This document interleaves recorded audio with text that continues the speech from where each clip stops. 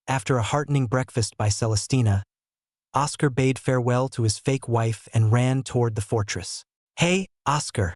A voice called out to him. Oscar turned and glanced at the man in confusion, but perhaps this was the setting he was in, and the man was designated as his friend. Not knowing his name, Oscar could only give a vague hello. "Hey, geez, you look so happy in the morning. Let me guess, it's your wife." The man laughed heartily. "I still can't believe a stone face like you got together with the most beautiful woman in the town." Feeling irked that, even in this illusion world, someone said things like this, Oscar smiled coldly. "Worry about yourself." "Worry about what?" The man sighed. "I need to pick up the pace and get married soon, or my name would be a laughingstock." Oscar chuckled, realizing an opportunity had come. "What would they call you?" "I can imagine things like shriveled Dave." The man, Dave, spat on the ground. "Well, Dave, I hope for your happiness." Finally, Oscar got the name of his supposed friend. The two chatted along the path until they reached the fortress entrance. Looking at the massive stone fortress, Oscar saw the metal gates, which he had torn down in the real world, had a blooming tree engraving on each side. After so long, the engravings must have faded as the metal rusted and was battered by the elements of nature. After receiving his uniform and changing, Oscar realized he was a cleaner in the basement area. How perfect that he had access to the area he needed to enter. However, unlike the desolate ruins, these halls were lively, with soldiers resembling the rusted knights moving around, prisoners in their cells, and other workers like him. "Where is it?" Oscar made himself busy and cleaned the floors while trying to navigate through the basement. He passed through several hallways while pretending to work until he saw the familiar door which contained the cellar door. However, it was flanked by guards. Right now, he was a weak villager without a hint of Ein or Reese. Going in there was suicide, and Oscar did not want to discover what would happen if he died in the illusion. He cursed and decided to bide his time, waiting for the perfect moment. Hours passed as Oscar continued to work and circle the room to check on it, but the guards remained unmoving. "Come on, even if it's an illusion, you should behave like humans." For some reason, his complaint worked, and the guards decided to leave for an unknown reason. "I don't know what's happening, but this is my chance." Oscar ran ahead toward the room, but the fortress shook, and he tumbled to the floor. He clutched his bleeding forehead and looked around.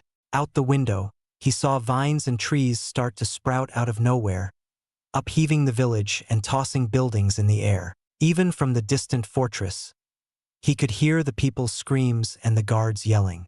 "Run!" An announcement reverberated through the fortress. "It's here." Oscar didn't know what it was and the situation, but he got to his feet and ran toward the cellar door. He tried to make his way to the cellar door, but vines began to cover the fortress, and one crashed in from outside and crushed his head. "Ha!" Oscar's headless body dropped to the floor, but his mind still reeled from what had happened. "Am I going to die?" Act 1, Blue Ocean Pavilion, Chapter 254, Repeated Killing. "Ha!" Oscar woke up covered in sweat. His mouth trembled, trying to form the words to speak out, but he could not speak out as the foul taste of death lingered on his tongue. Even though it was an illusion, the sinking feeling of losing his life felt so real that it far surpassed the time he lay on the cavern ground after fighting Greg. Death was not a pleasant feeling, Oscar thought as he looked at his pale, trembling hands and felt the weak, paralyzing feeling that did not let him get off the bed, unable to move. However, he still had his mind, and his eyes still worked, looking around. "I'm back to the stone house? Is this illusion set to reset when I die?" Many questions overwhelmed Oscar's thoughts about the illusion, but the one that overshadowed all the others was his confusion about what happened before he died. The sudden invasion of the plant life, as though something purposely directed them to attack, unnerved Oscar. If this is a version of the past with himself in it, then that disaster was real and happened. Was Ashen Grove a normal place? Oscar wondered as he struggled to get up but failed due to the shock of death. Then the door swung open, and a melodious voice called out for him. "Oscar!" "That's right. Everything's been reset, so the start is the same." Oscar struggled to tilt his head but could not. "Oscar!" Celestina came up to his bedside with worry laden across her face. She gripped his hands with a shocked expression. You're so cold. You must be sick. Rising to her feet, Celestina bent down and kissed Oscar. The sweetness he felt from her lips overtook the taste of death in his mouth. She stroked his head with a firm smile. Stay in bed. We can cancel the day with mother and father. I'll make a nice hot meal for you. Oh, Oscar's body trembled as he forced himself to sit up. However, Celestina's hands pushed on his shoulders, forcing him down. With an aggrieved expression, he looked at the fake Celestina, seeing she wore a stern expression that made him freeze. Stay in bed. Celestina spoke gently but with a tone that did not allow any refusal. She kissed Oscar once more before leaving to cook a meal. Meanwhile, Oscar performed breathing exercises to regain control of his body. Although he could not enter Ein or Reese meditation, the principle of calming his body and entering a stable state of mind remained. Soon, Oscar got to his feet and off the bed with shaky legs, about to fall over any moment. What are you doing? Celestina noticed the noise from the bed and was shocked to see Oscar on his feet. After several rapid steps, she supported his body to prevent him from falling over, looking at Oscar scoldingly. Didn't I say to stay in bed? Oscar glanced at the Celestina next to him and smiled reassuringly. All of this was an illusion, but he felt a strange calming feeling from her. I didn't want to burden you too much. Let's eat some breakfast. Fine. As they sat at the table, Oscar stared at Celestina with a contemplative expression. Celestina, what was the name of our town? Celestina raised an eyebrow. How sick are you? Please answer. I'm trying to keep my mind working. Oscar made up an excuse. Our town is named Stonehaven. The fortress in the distance is Own Fortress. Are you sure you're okay? Celestina asked while putting food down on the table. He tried to ask her more questions but could not voice many other questions for some reason. The same invisible force that stopped and controlled his body during the makeout session had stopped his mouth from forming the words. His forceful attempts to ask more resulted in a series of coughs. Are you okay? Celestina asked. I'm fine. Oscar smiled weakly at her, knowing her worry was just an illusion, and stared at the knife placed by the table. He sighed and gripped it tightly with his trembling hand while staring at Celestina with a frown. With all his might, he stabbed it into his throat and fell off the chair. Oscar! Celestina screamed and ran toward him with tears in her eyes. Her hands trembled as they tried to stop the bleeding with a nearby towel. The tears streamed from her face down onto Oscar's peaceful face. Why? In a gurgling and raspy voice, Oscar answered, You're not real. The blood flowed bright red like a flood. Ha! Celestina stared blankly with tears still falling. I need to get back, Oscar said as his eyes dimmed. Darkness filled his vision, but the light soon returned, and he woke up in bed. He felt weak from dying, but he clenched his teeth and strained himself to move. His eyes were bloodshot, and his body strained, trying to get off the soft bed. However, Oscar lost his strength and could only breathe heavily. I need to get used to it. Get used to dying, and I'll be able to do more. The same routine continued as Celestina entered and made breakfast for him. Once again, Oscar stabbed the knife into his throat to allow the dark, draining feeling of death embrace him. Each time he woke up back in bed, but slowly his movements improved. The illusion had shaken his mind from the first day as a loving Celestina had caught him off guard. The amazing feeling of being together with her and living a simple life full of love touched his deepest desires, weakening his mind. But he had to persevere. Master would scold me for having such a weak will because an illusion attracted me with what I wanted. That's what an illusion is supposed to do. After many deaths, Oscar stood on his feet, still feeling weak but more invigorated. Slowly his mind began to think properly once more, no longer seeing the fake Celestina as a happy dream but as a prison to keep him trapped. Instead of the fluffy love he felt earlier with this fake Celestina, rage poured and filled his heart. He directed his rage at the creator of this illusion for daring to use Celestina like this, even if it's modeled from his memories. What a disrespect to the woman he loved.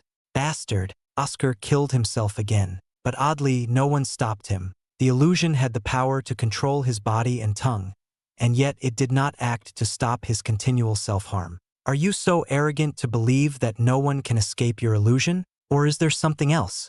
He could not grasp the Creator's intentions, so he could only continue his rebellions by constantly resetting the day with his deaths. Even though each death felt horrible when it happened, Oscar stubbornly continued. In terms of being stubborn, he would never lose. 100 deaths, 200 deaths, 300 deaths.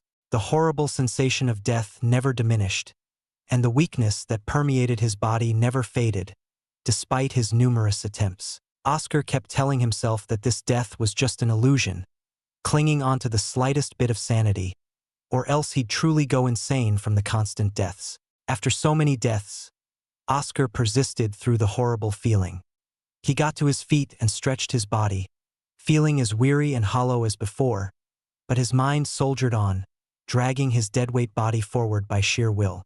Let's go! Oscar clenched his fist and walked out of his stone house. He didn't want to encounter his fake wife and cause a fuss. There were only 2 days until the calamity struck, and he didn't know how the flow of time here compared to the real world. If I'm stuck here for too long, a month may pass outside, or worse, I die. He rushed through Stonehaven town as fast as he could toward the town's borders. His feet halted, kicking up a cloud of dust from the sudden stop, and Oscar stared at the peaceful plains outside the town with a few patches of trees. This is Ashen Grove in the past? Oscar could not believe that these nice-looking plains would become the vast forest it was now. However, the lashing vines and sprouting trees remained fresh in his mind despite the hundreds of deaths. Whatever it was, it transformed this place. The moment he stepped onto the plains, Oscar saw his hands tearing apart and bloating in front of his eyes. Not just his hands, but his entire body was getting bigger. Shit! Oscar shouted for a short moment before he exploded into a rain of blood and guts, leaving a deep scarlet pool where he stood. He woke up again at the reset time, lying in his bed. The soft mattress and pillow under him with the comfortable blanket did little to lessen the frustration coursing through his veins. He cursed out loud, stomping his feet toward the door and slamming it shut after exiting. I can't leave. Many deaths later after Oscar tried to leave the town everywhere he could. He even tried to veer off the pathway to the fortress but ended up in the same bloody mess. What is it? Oscar asked during an unknown iteration of the allusion to his fake wife. After countless tries, Oscar decided to let the first day play out. So at this moment in the night, he was in bed, unwillingly embracing Celestina. Celestina asked back. When the vines and trees start destroying everything, Oscar explained, but Celestina scrunched her face, unable to answer him. From what he could infer, this knowledge was held back from him. Feeling depressed at the lack of information, Oscar merely shook his head. Never mind. Okay. Then let's continue. Celestina came in close for a kiss. Oscar cursed that he could not do anything but kiss back. However, his eyes remained clear, and his mind refused to wander off, remaining focused on escaping this sweet hell. I'll be off. The next day, Oscar waved goodbye to Celestina, but after getting out of sight, he quickly ran to the town's edge. Climbing onto a nearby tree, Oscar got a good view of the area and waited. If I recall correctly, the onslaught happened near mid-afternoon. I'll have to wait a while.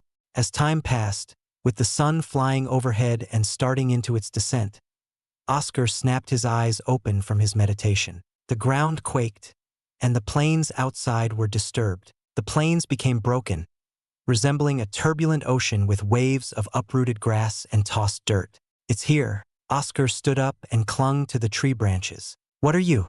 Act 1. Blue Ocean Pavilion, Chapter 255. The Horrifying Massacre plus Sneak Peek.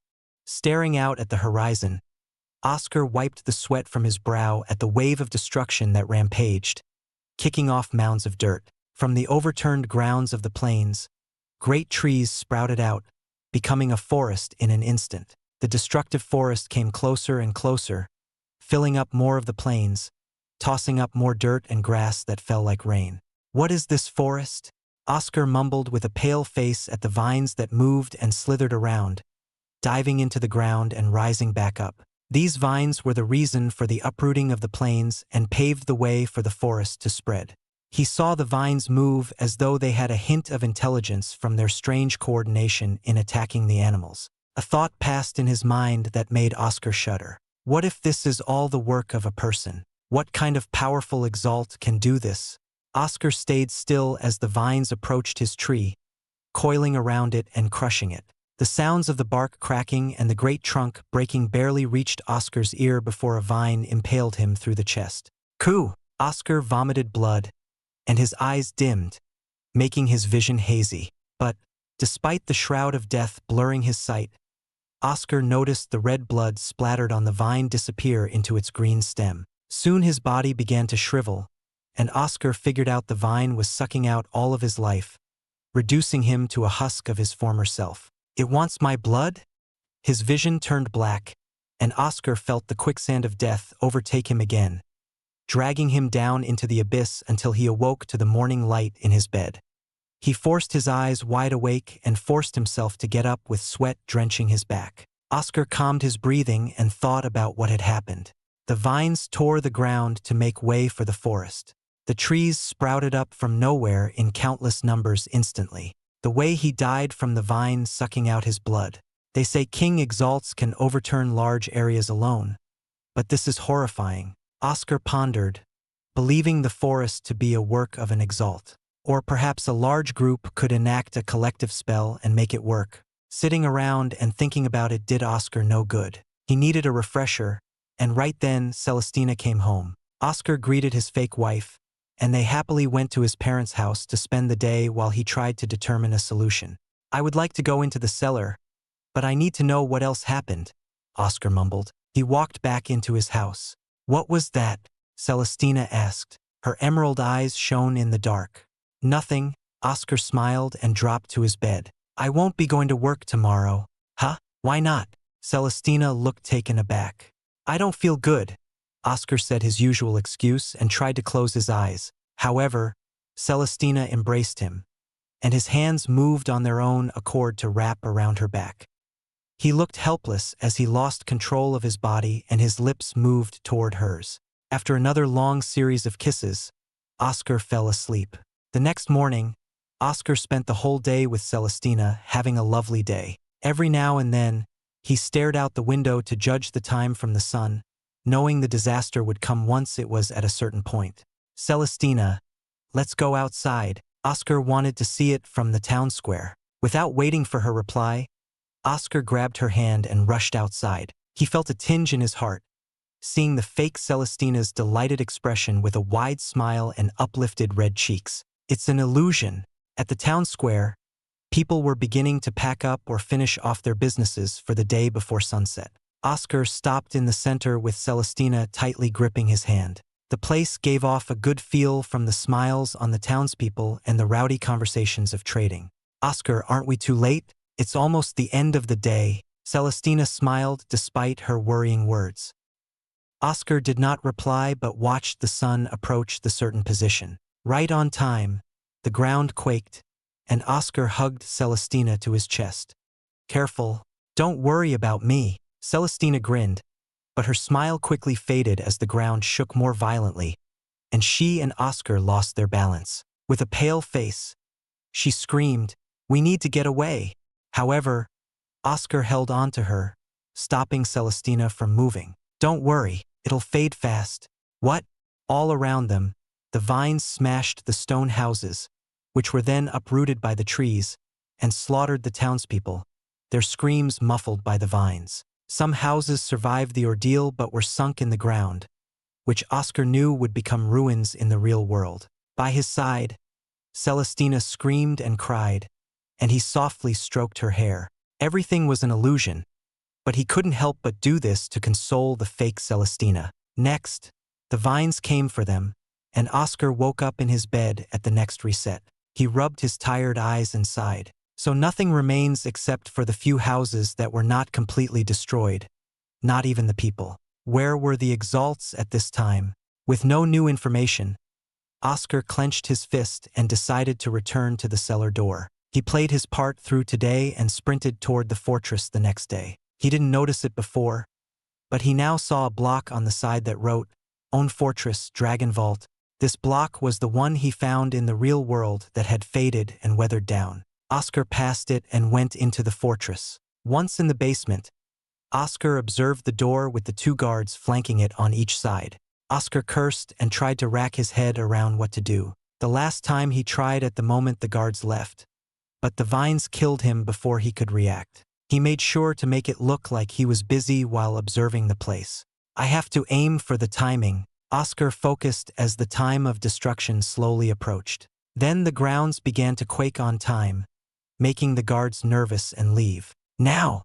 Right as the guards moved, Oscar moved. They were still in the hallway as he sprinted to the door, opened it, and ran down to the cellar door.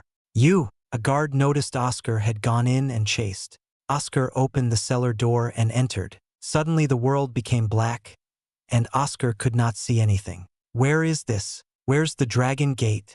Then words began to form in the darkness, made of fire. The flames molded and twisted to show their meaning to Oscar. The excess must be cut off to return to the balance of how things were. What does this mean? Oscar frowned at the words of fire, keeping his gaze on them, but he suddenly woke up again in his bed. This time, however, he did not have the usual weakness from dying. Those words mean something, but what? Oscar thought deeply. Days passed again as he kept moving to the cellar door to see the words of fire every time. He racked his head to figure out what the excess and balance entailed. Each day, he spent the night with Celestina and ate with his parents, but no answer came. He began to think of approaching the problem from a different angle. What is the purpose of the illusion? I'm allowed free movements and retain my memories. An illusion as powerful as this should be capable of restricting my memories and falsifying them. But certain things I cannot say and do because it doesn't want me to go beyond the limits. Oscar was in his bed from another reset. His body no longer felt terrible because of making it to the cellar door each time. If anything, I'm in excess that's ruining the perfect world of the illusion with my actions. But I tried killing myself many times. Then a thought came to Oscar, and his eyes trembled from the realization. He sat up, leaning forward in his bed, looking green and sick. That's right. It's a crossway illusion. If the balance is this world of the past replaying its history, then everything that came from me is the excess. I, Celestina, and my parents were never here. Oscar clenched his fists, digging his nails into his hands. He spoke to the illusion user. "You bastard, you wanted this all along. Oscar, we have to go to your parents." Celestina waved over to him. "All right." Oscar looked green and pale, and his hands trembled. Despite all the honing of his mind from this illusion, Oscar still felt himself losing it after realizing what he had to do. However, an image of his friends popped into his mind, reminding him of what he had to do. He clung to the hope of escape to get back to the others, willing himself to keep going. He could not waste away here while everyone else needed him on the outside. His eyes darkened with a dark resolve. After sharing the same meal with his parents, Oscar turned to Celestina with a smile. "Go on without me. I have something to tell Mom and Dad." "Privately from your wife?" Celestina's expression grew slightly colder.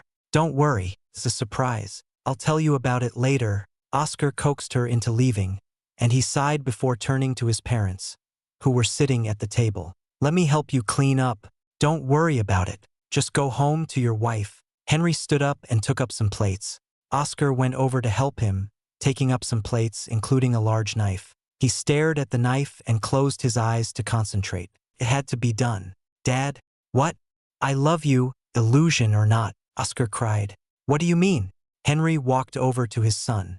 Oscar swung his knife and cut his dad's throat, seeing the confused look in his dad's eyes. "I'm sorry." His father fell to the floor with a loud thud. Gwen looked shaken and ran to her husband. "Honey, why?" "Oscar, why?" She turned to Oscar with a crying face full of despair. "I'm sorry." Oscar cried again and stabbed his mother, and she fell to the floor. He could feel his knife sinking into her flesh. Oscar stared at the blood on his hands and his dead parents on the floor.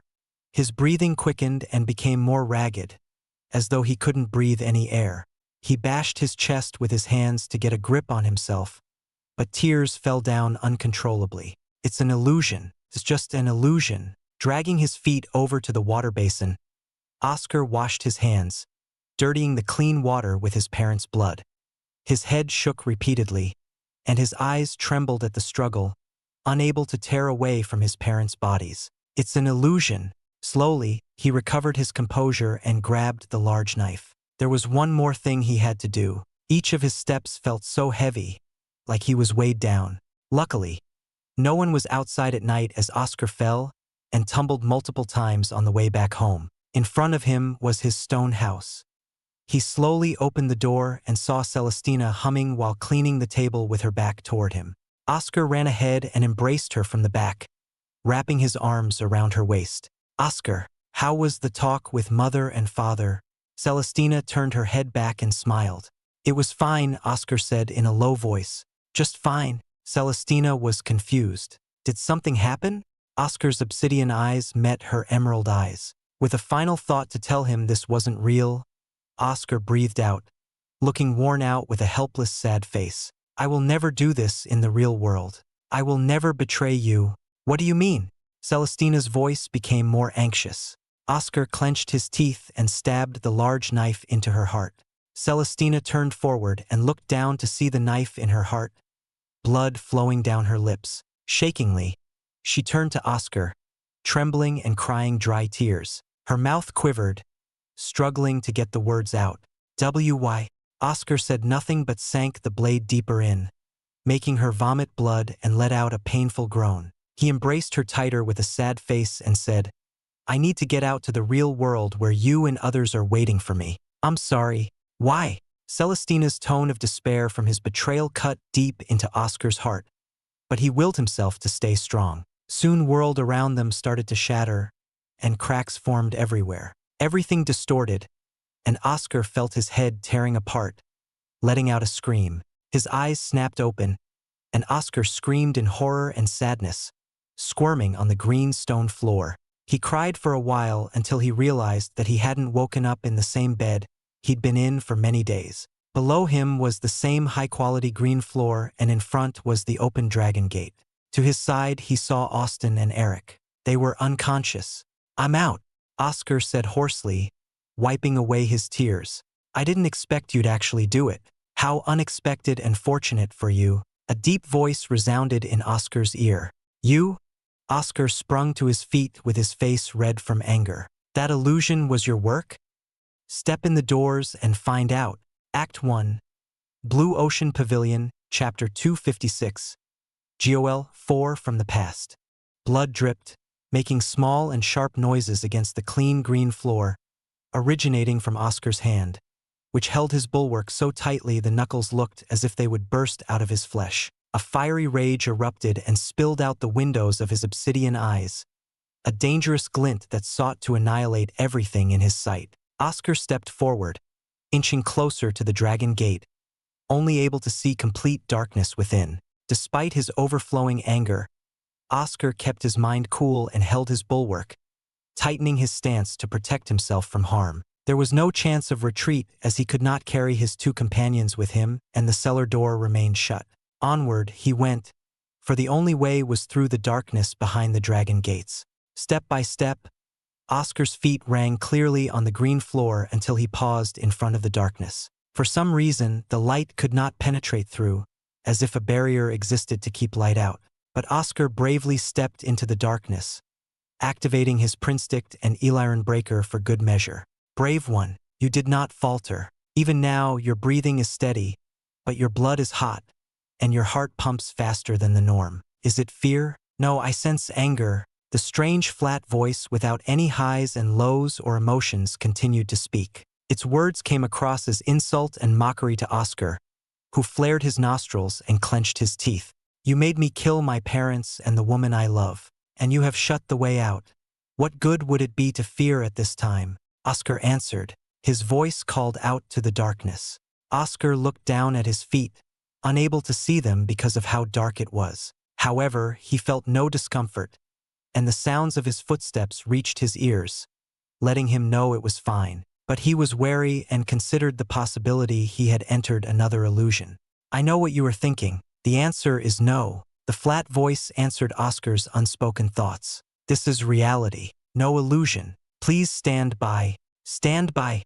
Oscar readied himself for an attack, but the lights suddenly turned on, making him squint as his vision distorted from the sudden change. His hands held to the bulwark, and his feet remained steady, not allowing a moment of opening. Once his vision returned, his eyes took in an amazing sight. There was a sculpture of a large dragon, like the one engraved on the gate, except it was massive and spiraled down a hole with its head as the entrance and body as the stairs. Oscar moved silently and carefully while checking his blind spots because the unknown voice still had not revealed itself. "Show yourself," Oscar shouted, his voice echoing down the pit of the spiraling dragon. Suddenly, he heard a low hum, like a mellow and slow buzz of a bee, that made it relaxing to hear. Turning with his bulwark facing toward the source, Oscar could not help but stare weirdly. A floating head, not a real human head, but one made of stone with a green glow in its eyes, floating about with a body and starting at Oscar. "Greetings. There is no need for violence. Welcome to the Dragon Vault of Own Fortress." Oscar did not lower his guard and shouted, "Are you the one who put me in that horrible illusion?" The floating head tilted as the glow in its eyes brightened, but suddenly it fell to the floor with a loud clang. "Sorry for the sudden fall. Can you pick me up and place me on the table?" Not willing to come close, Oscar stayed where he stood, watching the stone head squirm and roll around. "Are you trying to trick me?" "None of the sort. I am simply quite depleted, only barely able to hang on. It takes me a while to gather enough iron to float," the head responded. "By the way, my name is Gol. Are you a construct?" Oscar asked. "Yes, I am. I mean no harm. Please assist me." Gol seemed to be pleading, but its voice remained as monotone as ever. "No harm." Grinding his teeth, Oscar slammed his foot right by Gol.'s head with bloodshot eyes. The unspeakable things he had to do in the illusion were still fresh in his mind. "What about that wretched illusion?" "If you place me on the table, I shall explain." Gol. persisted in its directive to return to the table. Oscar stared at the construct for a moment before picking it up and placing it on the table on the base of its neck. He stood looking down at it. "Now explain. What is this place, and why was I put in that illusion?" "This place, as I said before, is the Dragon Vault. It contains the treasures and secrets of the Divine Stone Clan. The illusion is a safety mechanism that activates once the gates open to anyone without authorization." Divine Stone Clan? Oscar had never heard of this clan, even in the pavilion records spanning 1,000. Times change, and history is forgotten. As new overlords arise, the glories of the old are washed away. Perhaps it was a trick of the eyes, but Oscar could have sworn he saw Gol. Make a sad expression. The Divine Stone Clan was a vast power that ruled the entire Farsky continent long ago. By my calculations of how many years have passed, approximately 4,000 years ago. 4,000? Oscar's jaw nearly dropped. "You're saying Ashen Grove has been around for 4,000 years and even before that?" "Ashen Grove? What is that?" Gol. asked. "The secret realm we're in." "Incorrect. The real name of this realm is Stonehaven," Gol. said. "Wasn't Stonehaven the name of the town in the illusion?" Oscar recalled the fake Celestina telling him the name of their town. "The illusion was unclear due to the wearing of time and my adjustments. However, this is concerning. If you said the realm is now a grove, it must be covered in trees and vines," Gol. inferred. Oscar nodded, to which Gol.'s eyes flickered. "Then the Divine Stone Clan is no more as I had expected. Seeing how you have no idea about who they are and the renaming of this realm. What happened? What were those vines and trees?" "The people said it." Oscar wanted to know more. The questions and desire for knowledge burning in his heart lessened a bit of the anger in him. "The Forest Heart Clan. They came long ago, intent on war against the Divine Stone Clan. The war lasted for many years, 237 to be exact," Gol. responded. It refers to the spreading forest that originated from their power. 237 years? Oscar was not shocked at such a large number because Exalts lived longer and could keep fighting for years. He read about a 100-year war in the past that made the Empire the powerful entity it was now. Enough of questions for now. How do I get them out of the illusion? Oscar remembered his friends were still stuck. Normally, the illusion's purpose was to trap the person, replace their memories, and entice them with family and love. The way to escape was what you did. Kill them. Joel paused as his eyes stopped glowing. Then they started to glow again. As thousands of years passed while I slept in hibernation and ran on barely any iron to keep persisting, I adjusted the illusion to allow memory retention and to the last days of the own fortress to start a loop. Why couldn't you shut the illusion off entirely? Oscar shouted, holding the head and slamming it on the table. But no visible damage showed on Joel 4. I do not possess the power to shut it off, only a few adjustments by tweaking the mechanism. You have the power to shut it off. Joel trembled until it started to float up.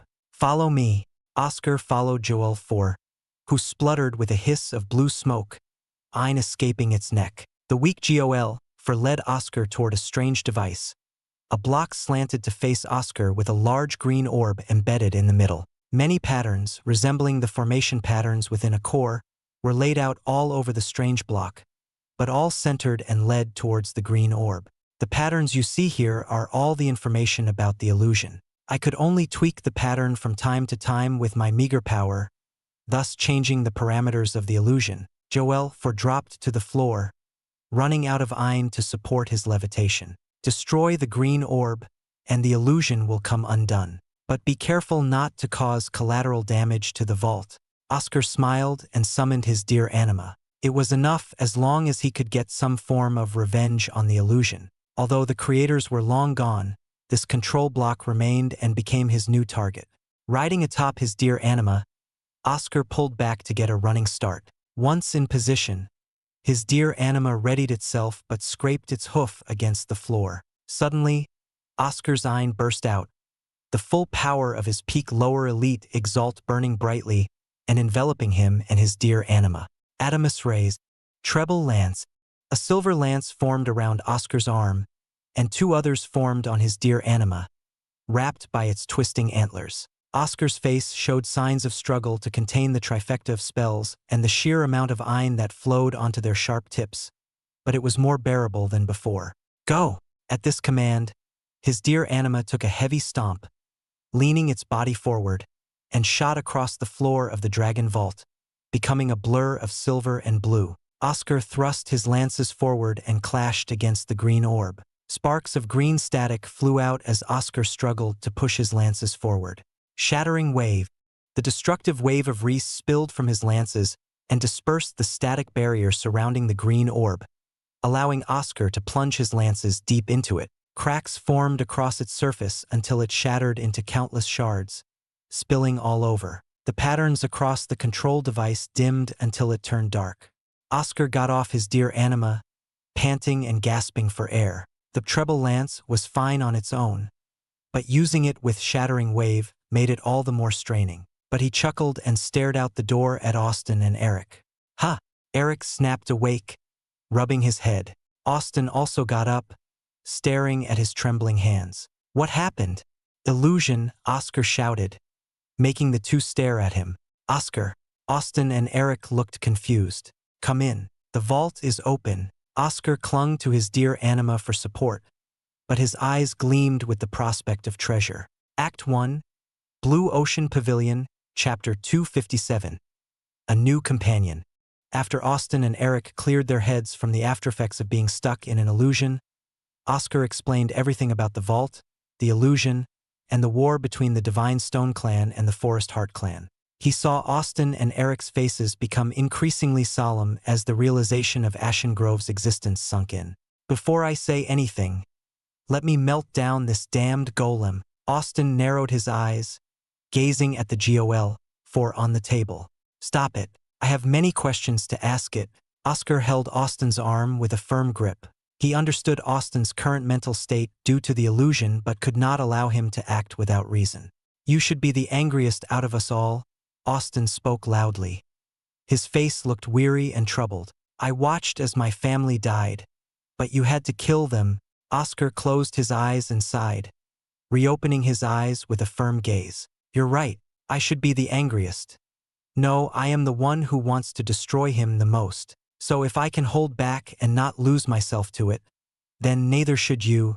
Eric still rubbed his head as if he had a bad hangover. I'm angry too, but let's decide this later. Seeing Austin relax his hostility and sigh, Oscar nodded in approval and turned to Joel for. Joel, for what was the purpose of Stonehaven? Right now, only elite exalts under 25 can enter, but in the illusion, I was nothing more than a simple villager. Joel for clacked and shook on the table, rolling around until it looked eyes with Oscar's. Stonehaven was the place where the clan descendants lived, a portion to remain in safety so that the bloodline would never extinguish. Proper protocol would have been to destroy the gates from outside in times of crisis, so that the clan would continue to live inside until they judged enough time had passed to open the gates. However, the Forest Heart clan invaded before the protocol was activated and unleashed their encroaching forest, known as the Overgrowth, to invade the land. That's strange, Austin interjected. We don't have any mention of the existence of the Forest Heart clan. Ashen Grove was discovered by chance and opened every few hundred years. Oscar looked deep in thought. Austin's words reflected the current history they knew so far. The only plausible explanation is that the Forest Heart clan also faced a dilemma, and their legacy became lost. Joel for theorized. They may have won the war against the Divine Stone clan, but they ultimately fell. As for your question about the restrictions to the realm, the working theory is the Forest Heart clan decided to use this place as a training ground for their elite exalts. Despite the string of answers that came from Joel, for Oscar had many doubts and questions because nothing was concrete. Everything they heard was just conjecture based on Joel 4's experiences, and he did not think the bodiless construct that flickered on and off was a reliable source. Then a sudden thought came to him. If the Forest Heart clan had conquered Stonehaven and turned it into their place, this vault should have already been ransacked. Oscar lifted Joel 4, gazing into its blue glass eyes. This vault is empty, isn't it?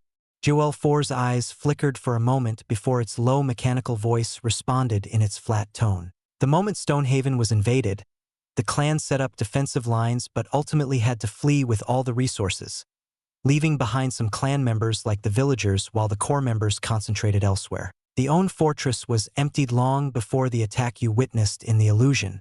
Then, did we come all the way here for nothing? Eric shouted in anger. Oscar stared at Joel 4, tightening his grip on its head with a snarl, baring his teeth like a beast. Everything they had done to get up on the tree, pass through the enemies, and endure the horrific illusion was for nothing. The idea made him and the others' faces darken. Not entirely, Joel 4 said, much to their surprise. What did you say? Oscar asked. Joel 4 remained silent for a moment, but its blue eyes flared with more power. I remain here. After thousands of years, I am nothing more than a head, but the knowledge provided to me by my creators is invaluable. I can assist your efforts in Ashen Grove. Oscar, let's leave. Austin stood up and turned around. There's nothing worth from this piece of scrap that doesn't even know this place became Ashen Grove. Besides, we got quite a few resources on the way up. We can grab more as we descend. Eric groaned loudly. The trip was not bad because their space pockets had a good amount of resources, but the excitement of the treasures in a vault raised his expectations too high. His eyes sprouted out into fire from his grief. Hearing his friend's steps go away toward the exit, Oscar did not follow but continued staring at Joel 4, who gazed back. Behind him, his friends called out to him with confused expressions. Oscar, are you really thinking of it? Eric looked flustered. Austin stepped forward and gripped Oscar's shoulder. We can't trust this thing. It's harmless now, but who knows what it's thinking? I assure you that I have no such thoughts. My simple directive is to see what has become of the Divine Stone clan. Joel 4 refuted Austin. Both of them stared at Oscar with similar indifferent looks. Oscar felt the sting of their piercing gazes, but he had made his decision. He turned to Austin with an apologetic look which made Austin twitch. I'll take Joel 4 with me. Oscar, Austin and Eric shouted. Much obliged. Joel 4 thanked Oscar as Oscar placed him inside his space pocket. I'll take responsibility if he runs wild. Besides, I don't like leaving empty-handed. Oscar bowed to Austin and Eric to apologize for his selfish decision. He saw Austin show signs of struggle before sighing and turning around. Eric, to his side, patted him on the back with a shake of his head. I hope the piece of scrap can help us, Austin scoffed. Don't worry, I'll work him to the bone, though he doesn't have any Oscar tossed a joke to lighten the mood, which worked with Eric's laughter following up. After getting out of the cellar door, Oscar and the others went on a rampage to soothe their frustrations built from the illusions and the truth of the empty vault. More rusted knights fell before their power, and they cleared the entire fortress, ransacking every little bit they found. From GOL4's information, Oscar learned they only spent a few hours in the illusion, even though many days had passed inside it. Looking outside, Oscar saw the sun in its descent, almost approaching the time when the overgrowth attacked. Unknowingly, his hands clenched the stone window frames so hard that cracks appeared and blood dripped down his fingers. Oscar! Austin's voice snapped Oscar out of his trance, and Oscar looked down at his bloodied hands, thinking of the blood he spilled in the illusion. His eyes turned to Austin with worry and exhaustion. Austin, we're not in the illusion, right? Austin nodded slowly and spoke calmly. We are not in an illusion. There's no need to worry, Oscar. It's getting late. We should get some rest. Oscar slumped down the stone wall, feeling the cool breeze from the open window. His chest heaved up and down as his labored breathing grew quieter, but his face remained pale, and he rubbed his eyes with a groan. I will be staying here. Find your own accommodations tonight. After Austin and Eric left for their makeshift rooms in the fortress, Oscar remained sitting, leaning back against the wall with a tired expression. Every time he tried to close his eyes, the images of his hands stabbing his parents and Celestina showed up as if they were imprinted under his eyelids. Outside, he could hear Eric's loud snoring, which made him smile slightly. GOL4. Oscar took out GOL4 from his space pocket. The glass eyes began to emit a blue glow, indicating he had turned back on. What is it? GOL4 asked. Nothing, Oscar said with a self-deprecating laugh. I just wanted to talk. As the one who decided to free me, I suppose I can comply, GOL4 responded. I never got your name. Oscar Tur. GOL4's eyes brightened. Oscar Tur, good name. Then let's get to talking. The time passed as Oscar and GOL4 talked through the night. Oscar, who was unable to sleep, finally fell to the side. His eyes closed as a light snore resounded from him. Hell. Fell from Oscar's hands and tumbled to the floor. The illusions must have harmed his mind. Perhaps I should approach more prudently to help him. His blue glass eyes began to dim as he turned off. The next morning, Oscar woke up and saw GOL4 on the floor. He looked sorry for the bodiless golem and picked him back up. His body felt lighter than before from a few hours of peaceful sleep.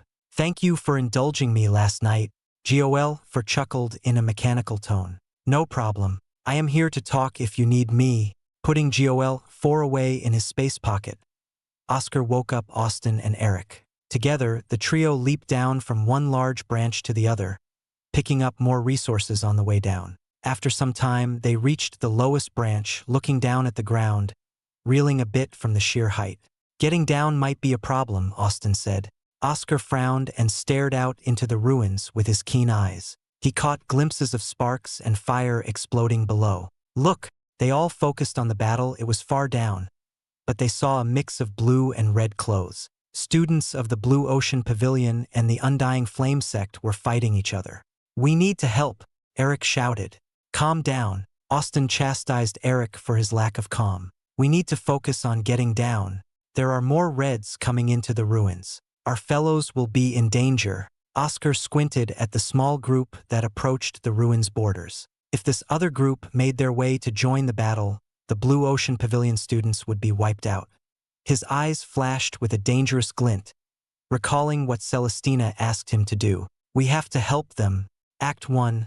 Blue Ocean Pavilion Chapter 258. Makeshift Paratroopers. Hold on. Eric tugged on Oscar's jacket. I want to help them too, but how will we get down in time?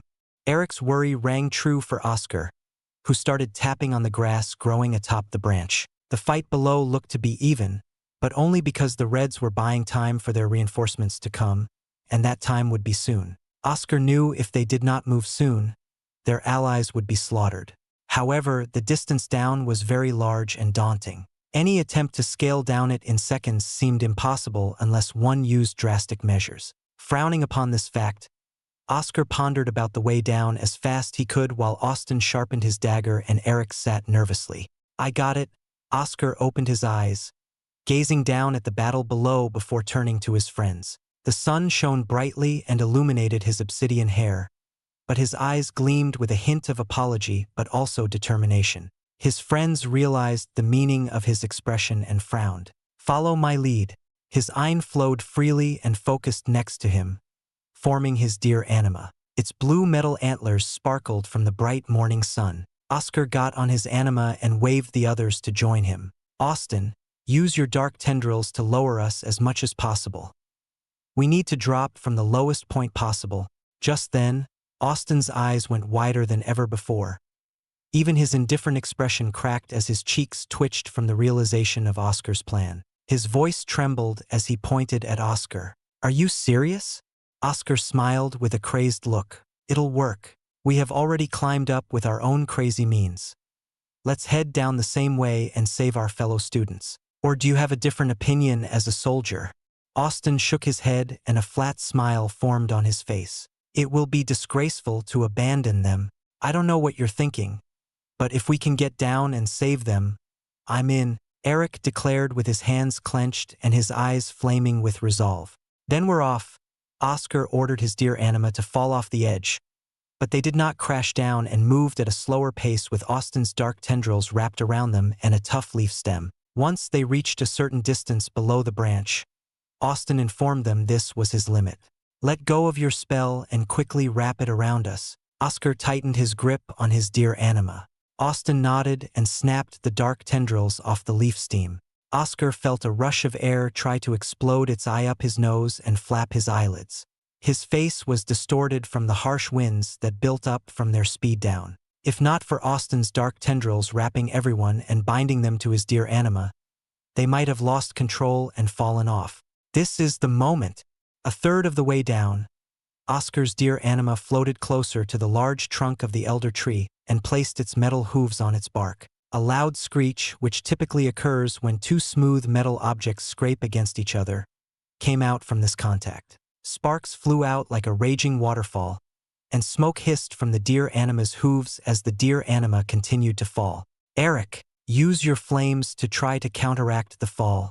Now it was Eric's turn. Eric commanded his gauntlet animus to hold up from below as flames burst from the opposite side. With the combination of Oscar's deer anima scrapping against the large trunk to lose momentum and Eric's counterforce from his flames, they finally slowed up about a third of the way down.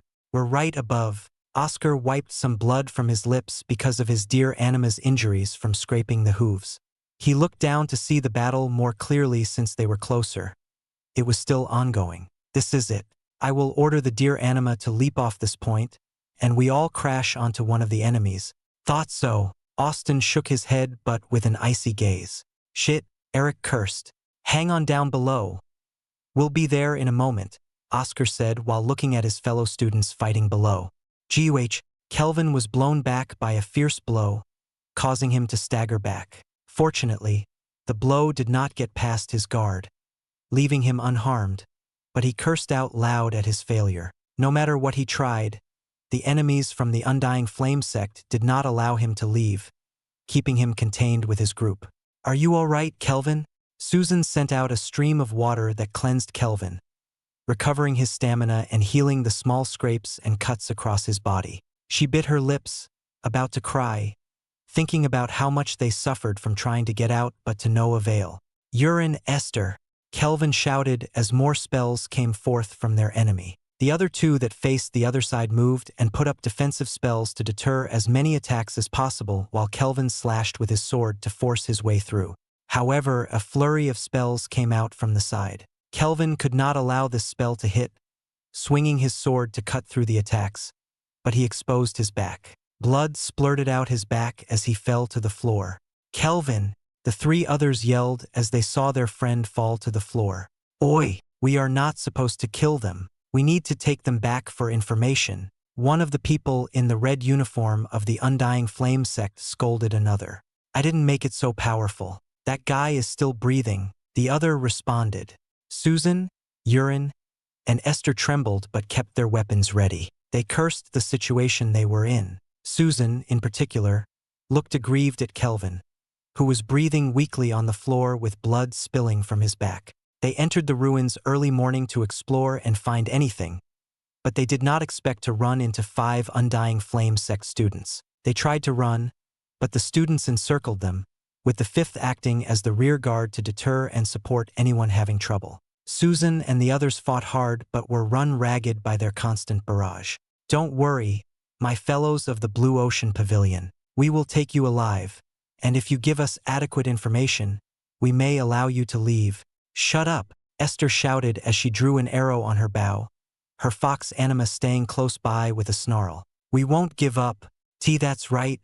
Susan stuck her staff anima, one that resembled a magician's staff with a large round tip with a blue gem inside, into the floor. The water swelled up from the bottom, creating a pool that reached her friends, including Kelvin. The waters glowed as their wounds began to heal, but Kelvin was still unable to stand up. Urine coughed out blood and picked up his mace armament as his eagle anima flew around. "It's too bad. I wish I could have confessed before I died." "Confess?" Esther blushed and shouted. "Are you serious at a time like this?" "No better time than now. I loved you from the moment we met," Urine said with a weak smile with chuckles of blood. The healing worked, but the excess blood was still caught in his throat. "Ha ha ha."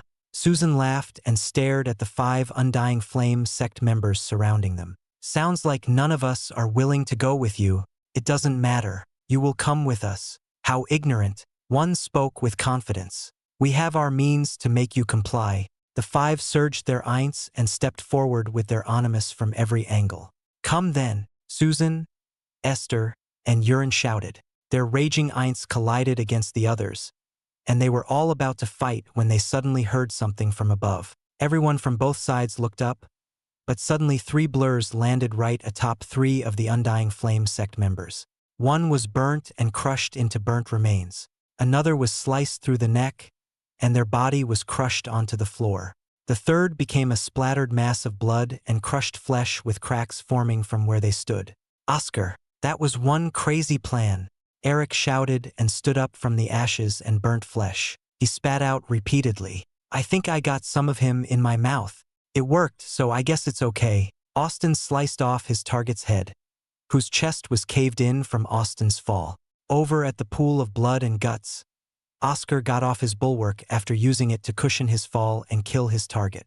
None of the blood got on him from the crash, but now his feet stepped onto the red pool, dyeing his brown shoes red. "We're alive and saved them. What else can I ask for?" Susan, Esther, and Urine stared with wide eyes, and jaws dropped at the sudden event. They could not believe this was real, but seeing the blue uniforms of the pavilion adorning these strangers, they couldn't help but feel tears welling up in their eyes, spilling to the ground. "Reinforcements! What the hell?" The remaining 2 Undying Flame sect members realized how bad the situation was and retreated as fast as they could. Oscar and the others wanted to give chase, but the shock of the fall had made their legs weak for a moment. It would take a short time to recover, allowing the 2 to retreat despite their attempts to use ranged spells. The quick defensive response of the retreaters deterred their attempts. After they left, Esther plopped to her knees, crying and laughing in joy. "Thank you for coming. We would have been dead or worse." "No problem," Oscar sighed and turned to the fallen Kelvin. "He's still alive. We need to retreat as fast as possible." "Why?" Susan asked while Urine helped Esther up. "We came from above and saw another group of Undying Flame sect students," Oscar explained. "Staying here is bad. We need to run or be ready to fight." "There are more," Susan shouted. "There they are." Voices came from behind the ruins, and Oscar rallied their makeshift group to be ready for battle. They quickly formed a formation to protect Esther, Kelvin, and Susan in the back. Oscar realized Susan was a healer and Esther was a ranged fighter, making them perfect to be behind while Kelvin could not get up. How interesting, some people just dropped from above, you say." A clear, soothing voice like a song resounded as the enemies appeared. Oscar counted 8 of them, including the 2 that ran away earlier. But his concern came from the woman who stood in the center, a dangerous feeling that elevated his alert as he slowly dropped his body into a lower stance. The woman had white hair like the sun's rays, red eyes resembling rubies, and a small smile that enticed everyone's hearts. Her smile deepened upon seeing Oscar's group, and her laughter flowed like a melody, pleasing and soothing to the ear. She wore the uniform of the Undying Flame sect, but her red skirt had cuts on the side to reveal more of her enticing figure, and her low-cut red top resembled Emily's, but with an enchanting slit on the chest. "Nice to meet you. Now come with me." The woman cheerfully clapped her hands. Act 1. Blue Ocean Pavilion, Chapter 259. Maya Claude's Seduction. The bewitching woman stretched her hand out, unfurling her fingers toward Oscar and the others, and spoke in a charming voice with a hint of pride that did not allow any refusal of her words. Her red eyes shone dangerously as a dense and overwhelming eye flowed around her body, making Oscar frown as he understood that this woman possessed a grade 8 Exaltia core. However, Oscar did not falter before her presence and shifted his stance for a firmer footing to weather through any storm. Indeed, this woman was dangerous, but he was also at the peak power of a lower elite Exalt with Reese and advanced Prinstict. If nothing else, he could force the woman to fall back. Behind him, Susan, Esther, and Urin shivered slightly from the powerful presence of the enemy, something Oscar could not fault them for because they lacked the experience in going against such high geniuses while he had tempered himself against the likes of Charles and others. To Oscar's relief, Austin and Eric fared better as they had seen his power and knew there was a chance. Some of you are quite able and not bad. Let me introduce myself first." The bewitching woman's red eyes curled in amusement as she bowed gracefully. "I am Maya Claude, personal disciple and grandniece of the Left Flame, Diane Claude." Most of Oscar's group displayed shock and fear at Maya's reveal. For someone to be the direct disciple of one of the prominent figures of the Undying Flame sect meant they were competent and dangerous. Oscar gazed at Maya, who revealed a hint of shock at his lack of reaction. "I thought that might be the case. You're the spitting image of the Left Flame." But Oscar surged his eye to massive levels, displaying his full power. His hair flowed upward from the winds that kicked up from rampaging eye. His obsidian eyes gleamed with a purple ring from his Prinstict and Eliran breaker. "That doesn't mean you'll win." Oscar judged the distance between him and Maya and thought about using his ranged spell to kill her in one go. But her Prinstict would catch his actions, and the two by her side seemed ready to defend despite the overwhelming advantage they had. "I have to aim for an opening somewhere or somehow cull their numbers until they are forced to retreat." His eyes never left Maya, not seduced by her enticing figure and revealing clothes, but spilling a killing intent. The best outcome would be if this person died. It would be a great boon to the Blue Ocean Pavilion and damaging to the Left Flame. "Quite confident in your strength?" Maya's deep red lips curled up. "But bronze won't do you any good here." Her red eyes opened wider, the eye swirled like a vortex within her pupils. Oscar felt a shudder in his head, and for some reason, he gazed at Maya and regarded her as his goddess to obey, causing him to stagger to his knees. To him, Maya seemed to be the most beautiful person in the world, making his heart want to serve her. Everyone else also similarly fell to their knees. Their eyes looked entranced at Maya, who yawned and stretched her arms from the boredom. "All that talk and still fall into my spell." Maya scoffed and fanned herself. "If it's Lady Claude, no one can hope to break free of your seduction spell." One of her companions next to her smiled while gazing longingly at her beauty. Maya understood the meaning behind his gaze and clicked her tongue. "Hurry up and bind them. I gave them the command to kneel, so wrap it up." She clapped her hands together to indicate this was over. She sighed as the others approached Oscar's group and looked up into the blue sky. "How boring. I should quickly advance to the middle elite Exalt and—" Her words were cut off by the sudden screaming and the sound of flesh and bones tearing and cracking. She clenched her teeth, and her eyes twitched in irritation. "I said to keep them alive."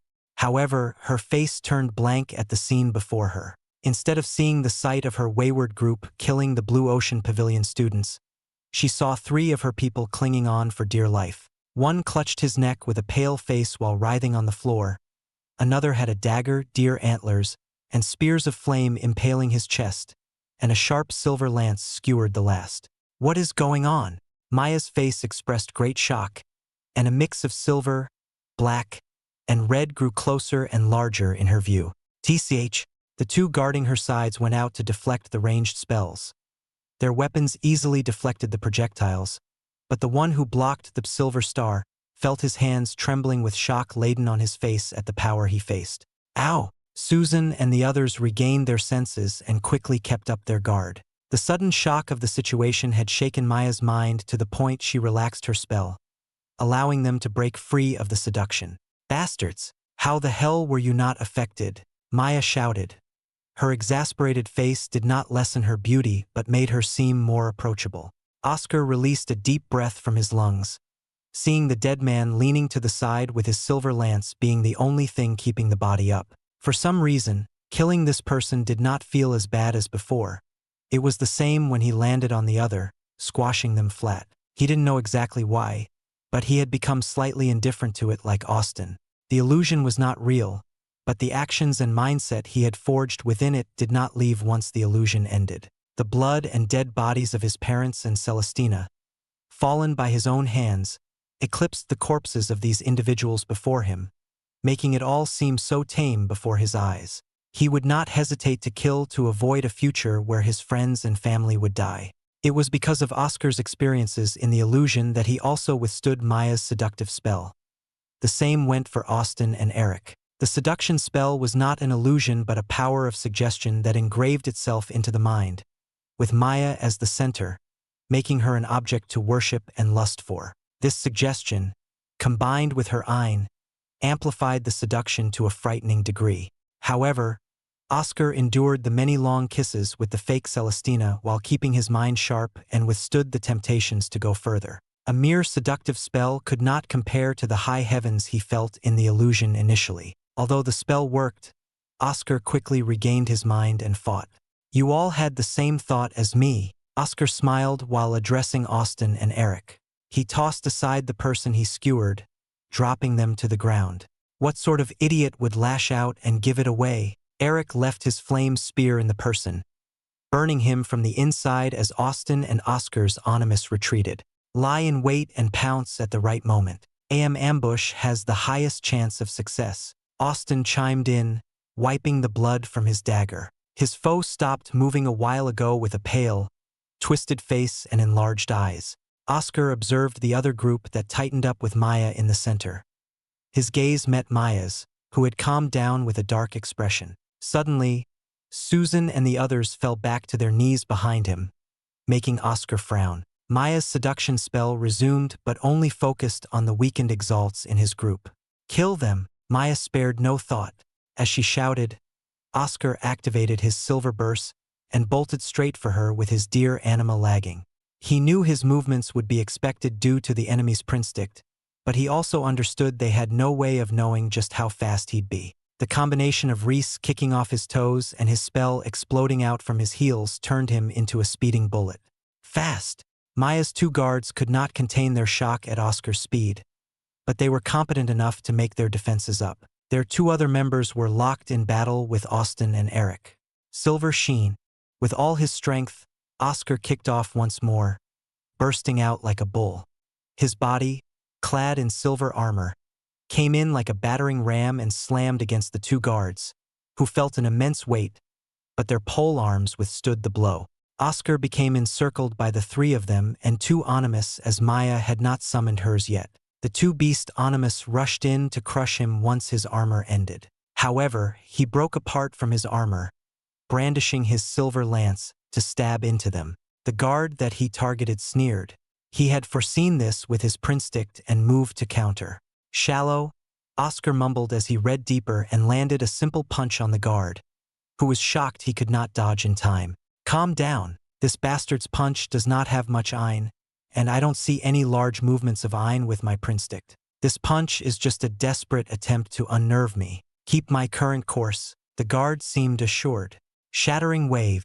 Oscar unleashed half the force of his Reese-empowered technique, breaking the guard's defensive spell and arm. Without hesitation, his obsidian eyes shone as he stabbed the silver lance into the head of the guard, screaming in pain. Even if the guard could see his ein and body movements with prinstict, he could not foresee the flow of Reese.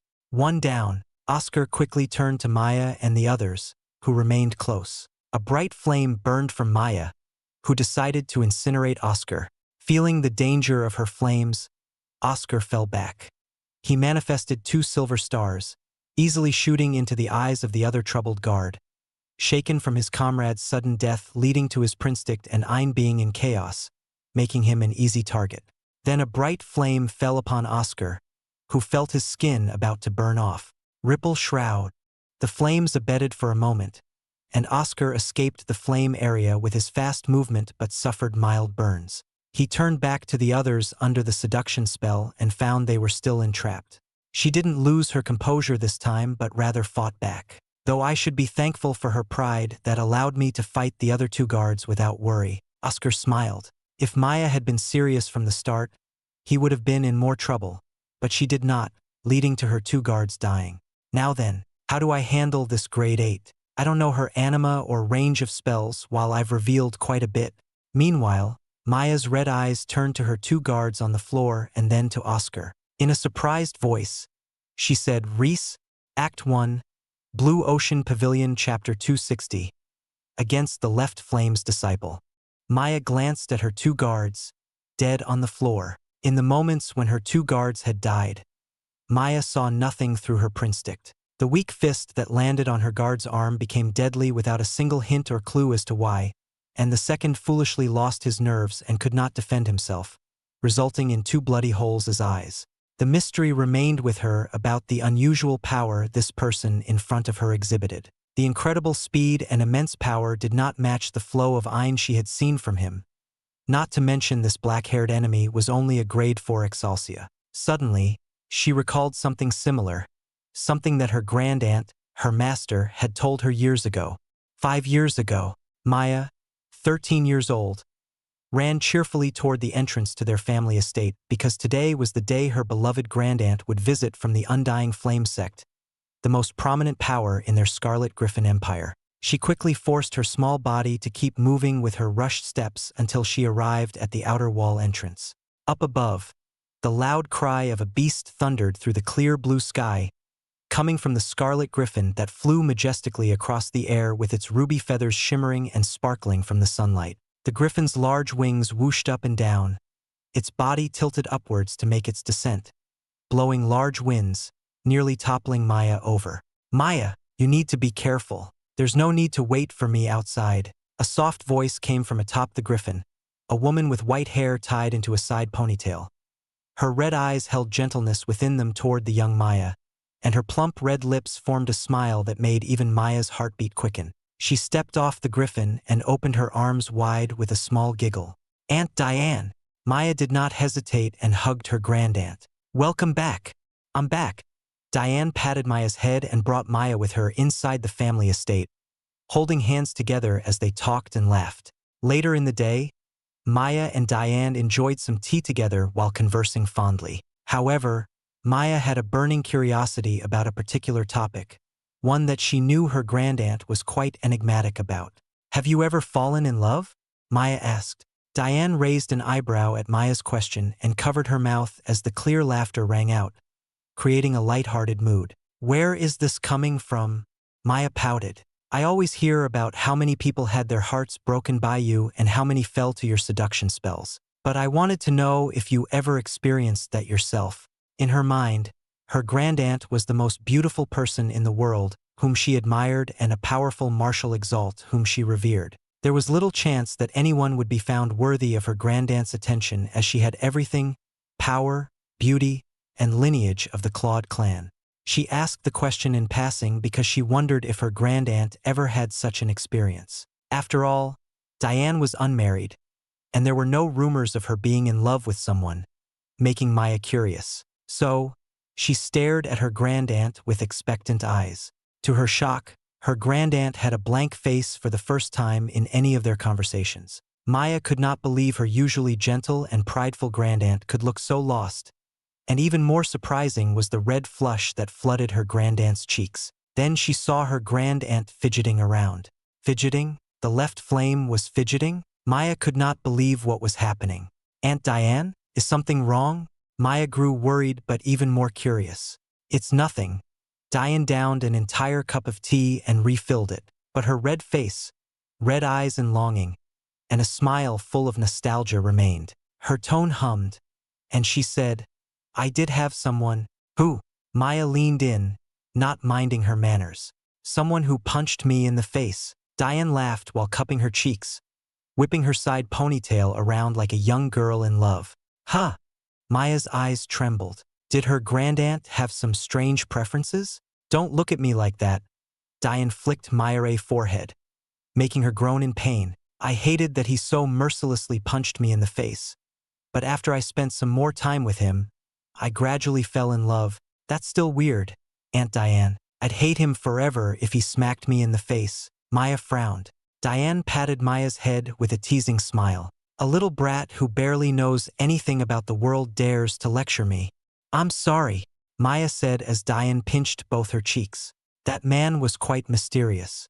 He wore a helmet to cover his face and did not talk much. But he was very strong, and I spent a few moments with him after." Diane closed her eyes, remembering some of her good memories with Draven.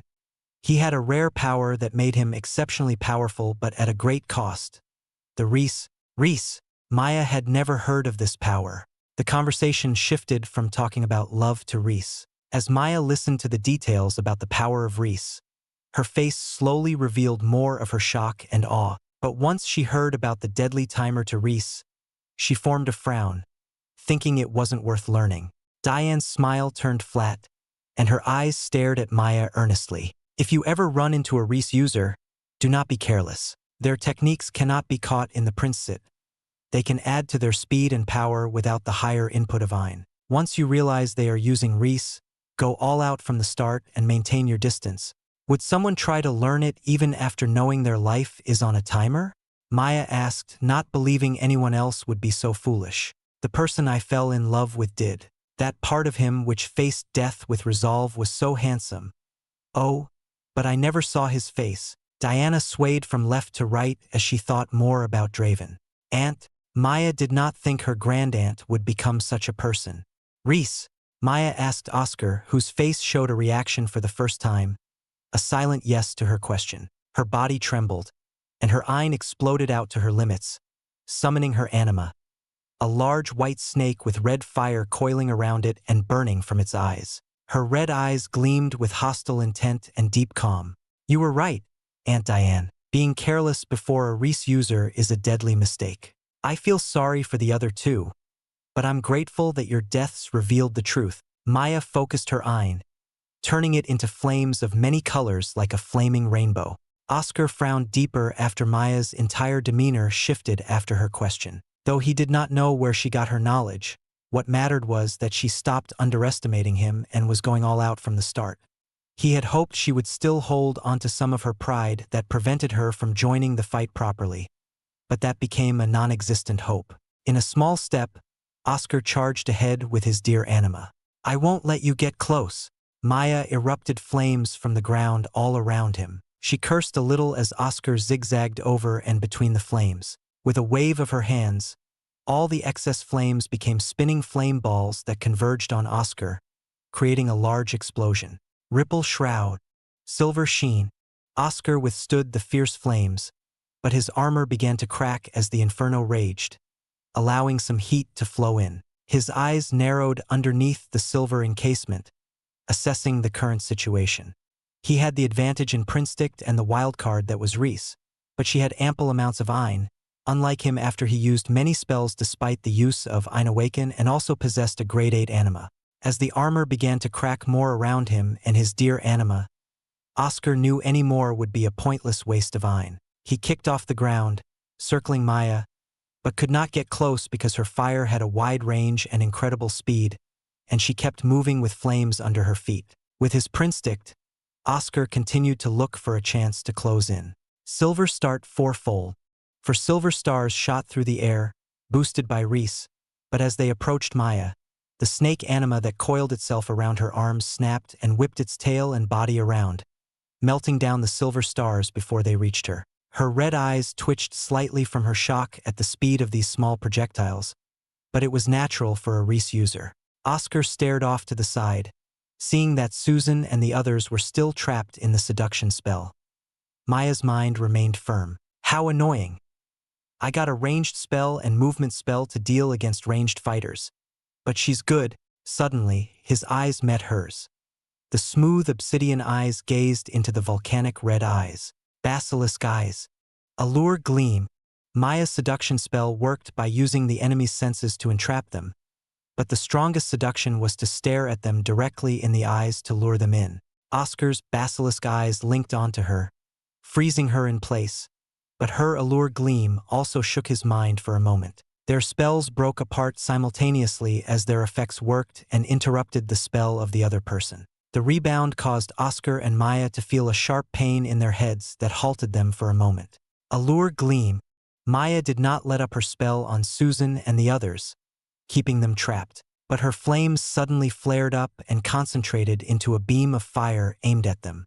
Oscar cursed and rushed in between, and his bulwark flared with his blue eye as he let out a shout in exertion. Shattering wave. The dense beam of fire spit apart from Oscar's bulwark, setting the area around him and his fellow students on fire, but they remained unharmed. Looking forward, he could see Maya staring with a teasing smile. Can't leave your companions behind? If you went for me, you could have won even though they might have died. Maya twirled her fingers, with more flames concentrated on them. Now that she knew Oscar's weakness, this fight became much easier. That would be a terrible way to win. Oscar felt his bulwark remain cool despite the hot flames. I got an unreasonable request to take care of them as much as possible, so I can't let it be. Sorry. But I will punch your smiling face soon. He scoffed at her words. Even though she revealed an opening when she went for Susan and the others, Oscar did not believe it would be easy to crack through her defenses, especially since he still lacked the information. Maya looked shaken and rubbed her cheek before recalling her master's words. With a cold smile, she said, "Give it a try." Act 1, Blue Ocean Pavilion, Chapter 261. The Raging Flames Against Cool Silver. Flames continued to burn, scattered all over the area, burning away the vines, leaves, and trees to reveal the dark bricks of the ruins. Smoke hissed as the bricks became ash-white like coal, but they remained intact. Surrounded by the fires, scorched earth, and white-hot rocks, Oscar began to sweat all over, but the heat did not compare to the firepower of Maya's spells. His bulwark deflected another large fireball, his hair blown back by the forceful winds that blew from the explosions, nearly burned by the residual flames that flew about. Oscar wanted to step closer, but small wisps of flames surrounded him and the others from all over, about to barrage down to explode. As the wisps rushed in to attack the defenseless Susan and others, Oscar rushed back and extended out his buckler with its thread, twirling it around the air and swinging it wildly to destroy all the wisps from a distance before it could reach the others. As explosions surrounded him but not reaching, Oscar frowned as a large snake, thin like an ordinary snake but longer than twice his height, slithered its way through, flames coiling around it.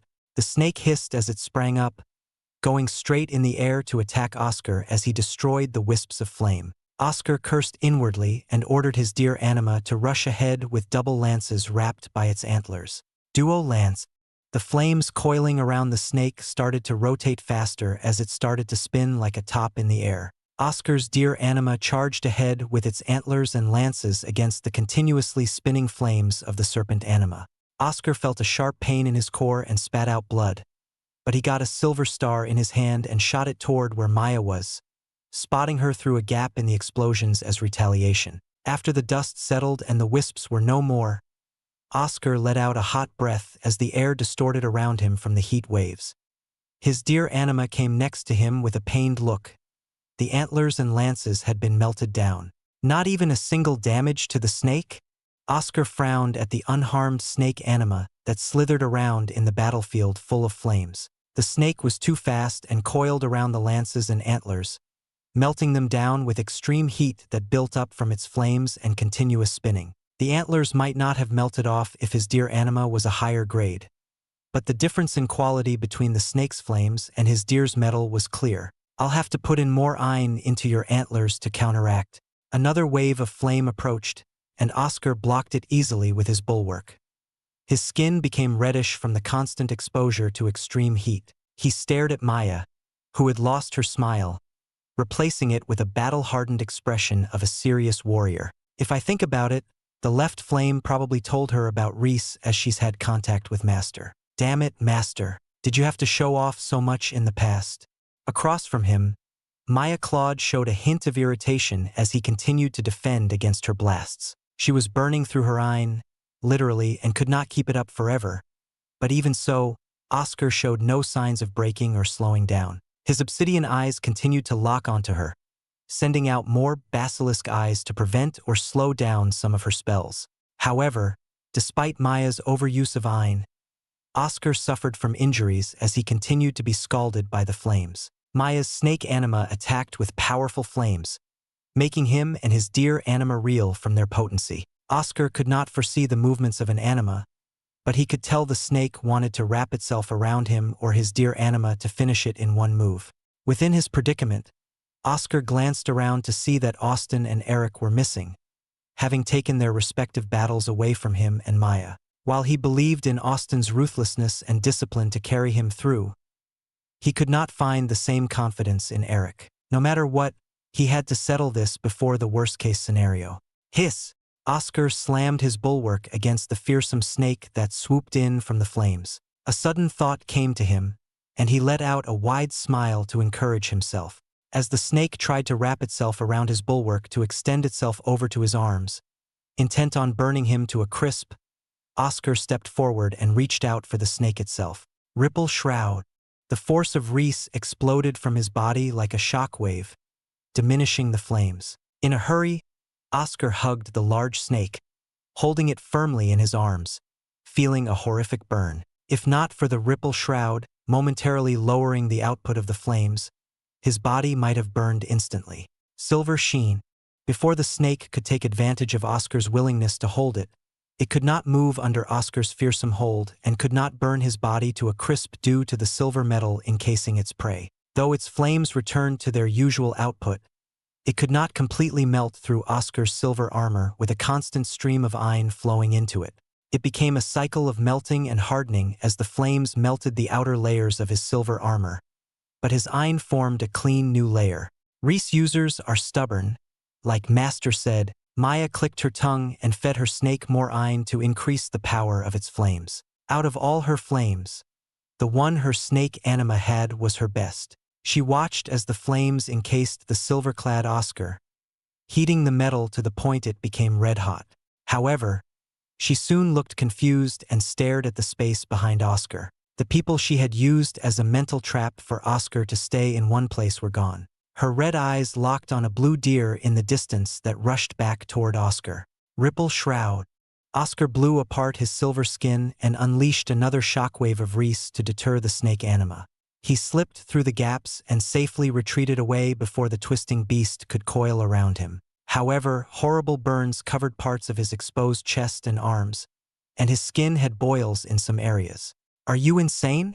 Maya asked with a shocked expression. Oscar held his arms up in a fighting pose, and his dear anima stomped its hooves. A satisfied smile plastered across his face as if in mockery of Maya's question. "Maybe I am, but now they're safe. You can't control them to do anything else other than stare mindlessly and follow simple orders. Otherwise, they would have attacked me." "How weak." "Ha!" Maya raised an eyebrow at Oscar's blatant provocation, her red eyes bursting with hostility and a desire to tear this person apart. Oscar's words had poked into the truth that her seduction spell did not have the impact to have those affected attack under her orders. The higher-grade seduction spells had a much more powerful imprinting to allow that. Some even believed the greatest seduction spell would be permanent and the person would forever be under their thrall. Feeling angered, Maya retorted, "Though they are free, they are in no shape to move. After all, they used up quite a lot of ein in their previous battle, and the heat of the flames still affected them despite your best attempts to protect them. Don't think you'll receive much help." Oscar felt blood in his mouth and spat it to the side. Silence befell the scorched fields of flame, stone, and ash as they both recovered their breathing. Not a single breeze or wind blew around them, choked by the waves of heat. As his hands clenched his bulwark, Oscar saw Maya pull out a red whip. Since he had gotten the others out of the way and the battlefield was open again, She had prepared for the moment he would come within her range. She's surprisingly cautious when the situation calls for it. I have to settle this now and kill her before her mindset shifts. She's younger than me and full of pride, and I took advantage of those easily, but she's becoming increasingly more grounded. His instincts screamed at him to kill Maya before she could become a larger threat later.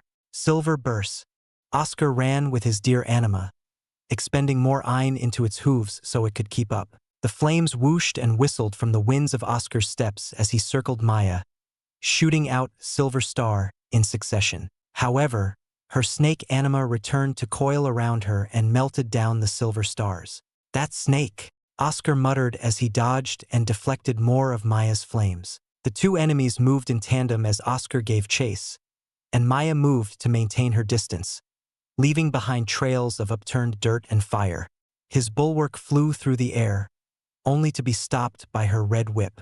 Sparks and sharp noises rang through the battlefield as they continued this exchange, swinging and lashing out their bulwark and whip. Oscar frowned because the silver of his silver star continued to melt from her fiery defense while he and his dear anima suffered some burns from the residual flames.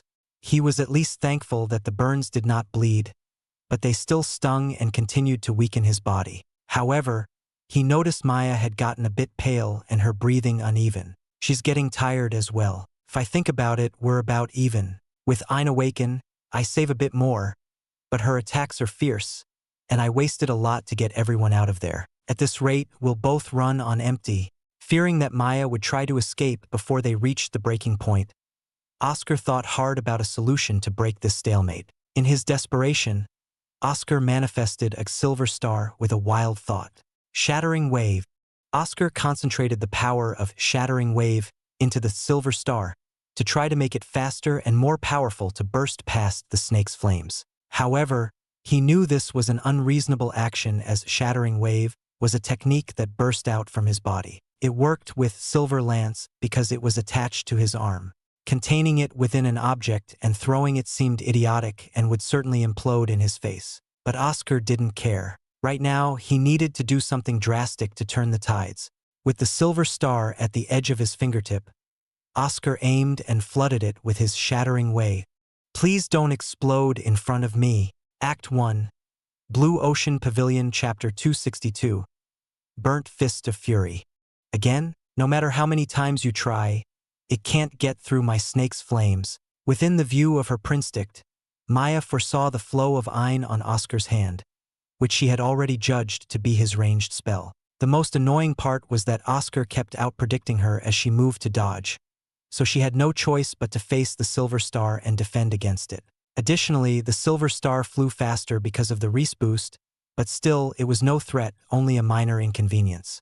Maya continued to move around for the off-chance Oscar would miss and waste a shot, throwing out more flames to bombard his general location. However, her ears experienced a slight discomfort from the acute ringing sound, similar to something scraping against metal continuously. Staring deeply at Oscar's hand, by his fingertips, Maya saw an unusual sight.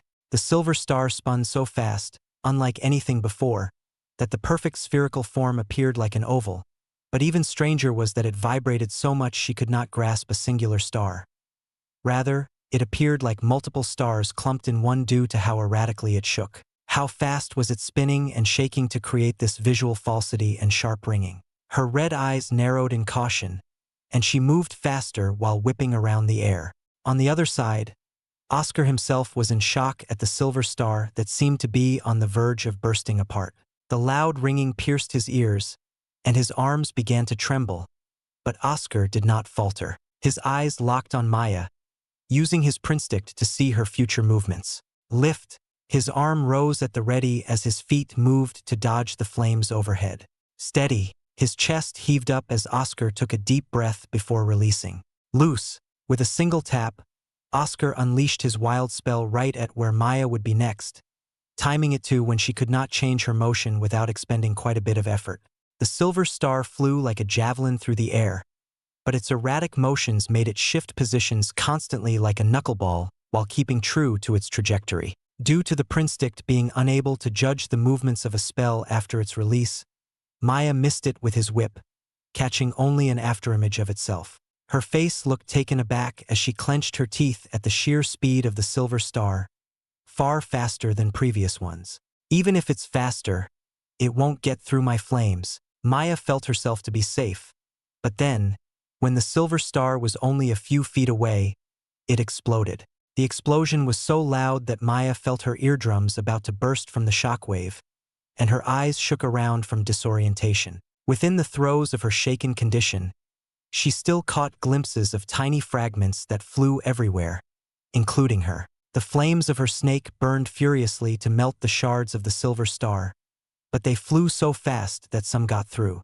Kaya! Maya screamed in pain from the several shards lodged into her body. One shot right into her leg, another into her shoulder, and the last in her right forearm, which protected her face. These hot molten pieces of metal also burned into her flesh, steaming smoke from the small holes they made on her body. You bastard! Oscar witnessed everything that occurred and was in awe of what had happened. The explosions had accelerated the shards and fragments so much that some breezed past the defenses. However, he did not feel too much joy as the wounds on Maya were shallow. The screams of pain came only from how unexpected it was for her to be injured.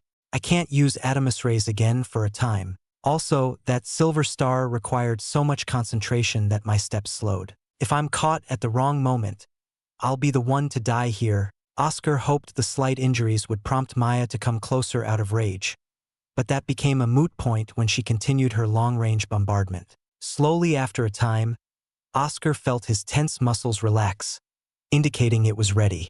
Adamus rays. The flow of Reese integrated itself into Oscar's transformed muscles. Shattering Star.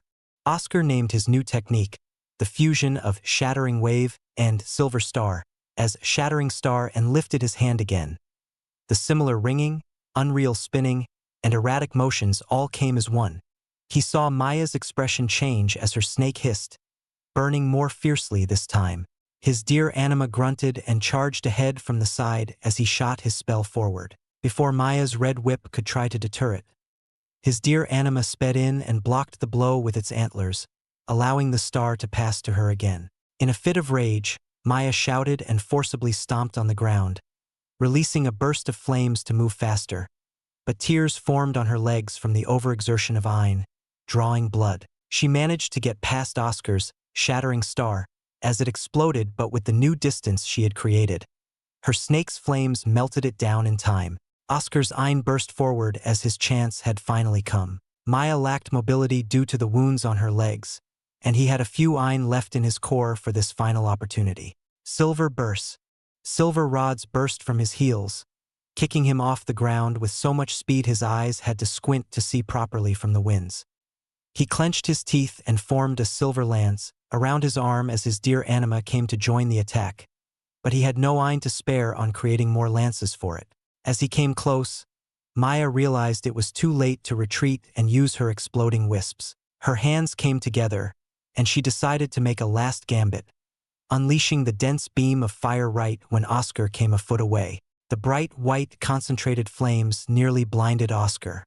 He held his bulwark high to block the flames, digging his feet into the ground to prevent himself from being knocked over. With a shout, his lance thrust ahead to skewer Maya, with his deer anima following up from behind. However, the snake anima proved a formidable foe as its head coiled around Oscar's lance, and its tail whipped out at the deer anima. The flames on its scales burned and melted down his lance, which did not hold the shattering wave, because Oscar rushed in before his Adamus rays could recover, not wishing to waste this chance he had created. Coo! Blood dripped down Oscar's lips, coating his chin red. His anima had been entangled by the snake's tail, burning and melting to death. Each passing moment of his deer anima in agony sent more pangs of pain to flood his core, but Oscar willed himself forward. Oscar pushed his arm forward, drawing up the last of the Reese he could muster in a final attempt. Ripple Shroud. He unleashed everything. The shock wave of Reese blew away from the melting lance, deterring the snake for a small moment. In that instant, his deer anima grunted loudly and pulled the snake anima away with all its might, despite the cracks and melted hooves and antlers. With the defense of her snake anima peeled away, Maya looked incredulously with widened red eyes and a pale face as she saw a large burnt fist draw closer. Time seemed to slow down for her as her mind churned endlessly to find a way out.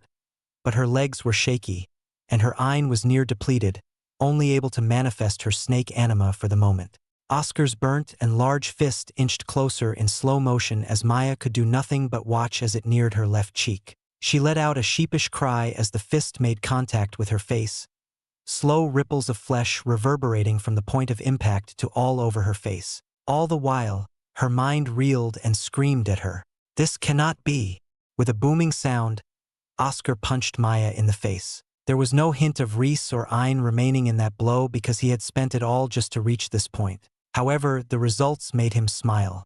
Maya's body slammed against the ground, bouncing up and down and rolling across the ground until she came to a halt by one of the trees. Her body trembled as she lifted her head, revealing her teary red eyes, a bruised cheek, and blood dripping down her lips from her torn gums. Despite the pleasant feeling of punching this person back to reality, Oscar vomited more blood and clutched his chest. His dear anima had collapsed from Maya's snake's flames, and the full rebound of anima destruction came to him. Thankfully, Maya's snake also dissipated as she had finally run out. "I will kill you," Maya screamed while covering her left cheek. Her red eyes, which had dripped tears, were bloodshot and crazed. Oscar spat out more blood and smiled. "I said I'd do it, but this fight isn't over yet." With a forceful grunt, Oscar stood up and dragged his tired body full of burns, slowly getting closer to Maya, who also stood up with a shout, holding up her whip. They had no more Ein, but if so, they'd fight like mortals and savages. Act 1, Blue Ocean Pavilion, Chapter 263. The Undying Flame Sex Decision. One light step later, Oscar nearly lost his balance as his legs trembled in an attempt to stay up. He widened his stance to stay standing but did not look too pleased as he re-examined his conditions. Burns laden around 40% of his body in agony, a core depleted of Ein and also in pain from the destruction of his anima, and his body was so weak that there was no chance he could draw up Reese. "I'm in worse shape than I thought. What about her?" His gaze met against Maya's, observing that she had been leaning on the tree, not as wounded as he was, but her skin had paled so much, comparable to her disheveled white hair. The imprint of his fist upon her cheek showed itself as a purple-black bruise which she desperately tried to cover up. Her hands trembled as they grasped her red whip, but despite this, the gleam of her red eyes did not lack in power or clarity. Another step. The slight feedback of Oscar's foot touching the ground sent reverberations of pain that shivered across his bones. Flakes of burnt skin fell off as his body swayed to maintain balance. Right then, Oscar heard a giggle, one that sounded like a response to a bad joke. He stared back at Maya, who smiled slightly and said in a low, rough tone, "What is so entertaining?" During this, he tried to invoke Ein Awaken to gather even the slightest bit of Ein. Still, the violent destruction of his anima and the depletion of his core rendered him unable to absorb Ein until some time. As he struggled, he heard Maya's response. "It's just too damn weird." Maya groaned as she moved to a better spot to lean on the tree, an act that made her breathing ragged and rushed. "Watching you try to take a single step makes me frustrated at how hard you make it seem. If so, why not take a step yourself?" Oscar spat more blood on the ground. "No thanks. I'd rather do this." Maya reached into her space pocket, pulled out 2 elixirs, and downed the entire solution in one gulp, not caring about how unsightly she looked. Grade 2 heal and defense elixirs? Oscar recognized the solutions in the vials and quickly got a single Grade 2 heal elixir to drink. The elixir began its work, his burns slowly healed, and his complexion improved. The same happened to Maya as the bruise diminished on her left cheek and her skin looked better from the pale white it was. Feeling that he could move better, Oscar took a heavy step forward. Though the Grade 2 heal elixir did not heal everything, he didn't struggle as hard to maintain his balance. The most important part was that Oscar felt he could use Reese for one final bout, but the defense elixir that Maya drank was a cause for concern. "She knows too much about Reese. I have to kill her." The defense elixir was to stop his Reese attacks, which would be far weaker in his current condition. Oscar judged the distance between him and Maya and cursed himself for punching her so far away. A few more steps, and I'll be in the range of her whip. Humph! Gah! Oscar and Maya turned to the newcomers with a glint of hope that someone might break this stalemate between them. Oscar saw Eric retreating to his side. His face turned blank at Eric's bad condition. A bloody uniform, gashes on his body, and a large bite wound on his shoulder. Meanwhile, Maya smiled in delight at her companion, who was sweaty and tired, but they still had some strength left in them. Oscar, Lady Claude, the two greeted the others. Take a healing elixir, Eric. Oscar clenched his teeth. Get rid of them, Maya ordered with a sharp gaze. However, nothing happened as the grunts of two other people came from the opposite end to interrupt their showdown. Oscar, Maya, and the other two stared at Austin and the other Undying Flame Sect student.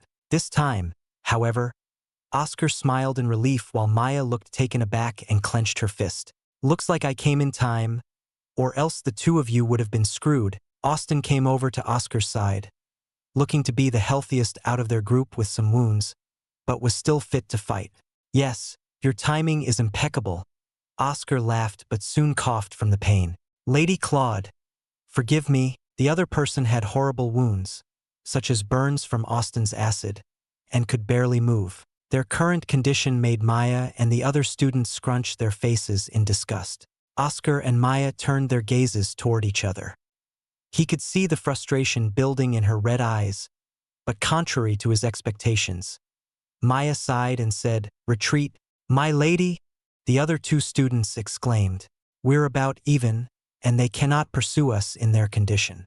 But Maya lifted her eyes slightly to gaze past Oscar in the direction where his dear Anima carried Susan and the others. The others in their group should be almost recovered. We'll be fighting a losing battle. Retreat, TCH. She realized part of Oscar's hopes was to buy time for the others to join them, but Maya did not allow such an opening. Oscar wanted to give chase, but his body stumbled, having to be supported by Austin.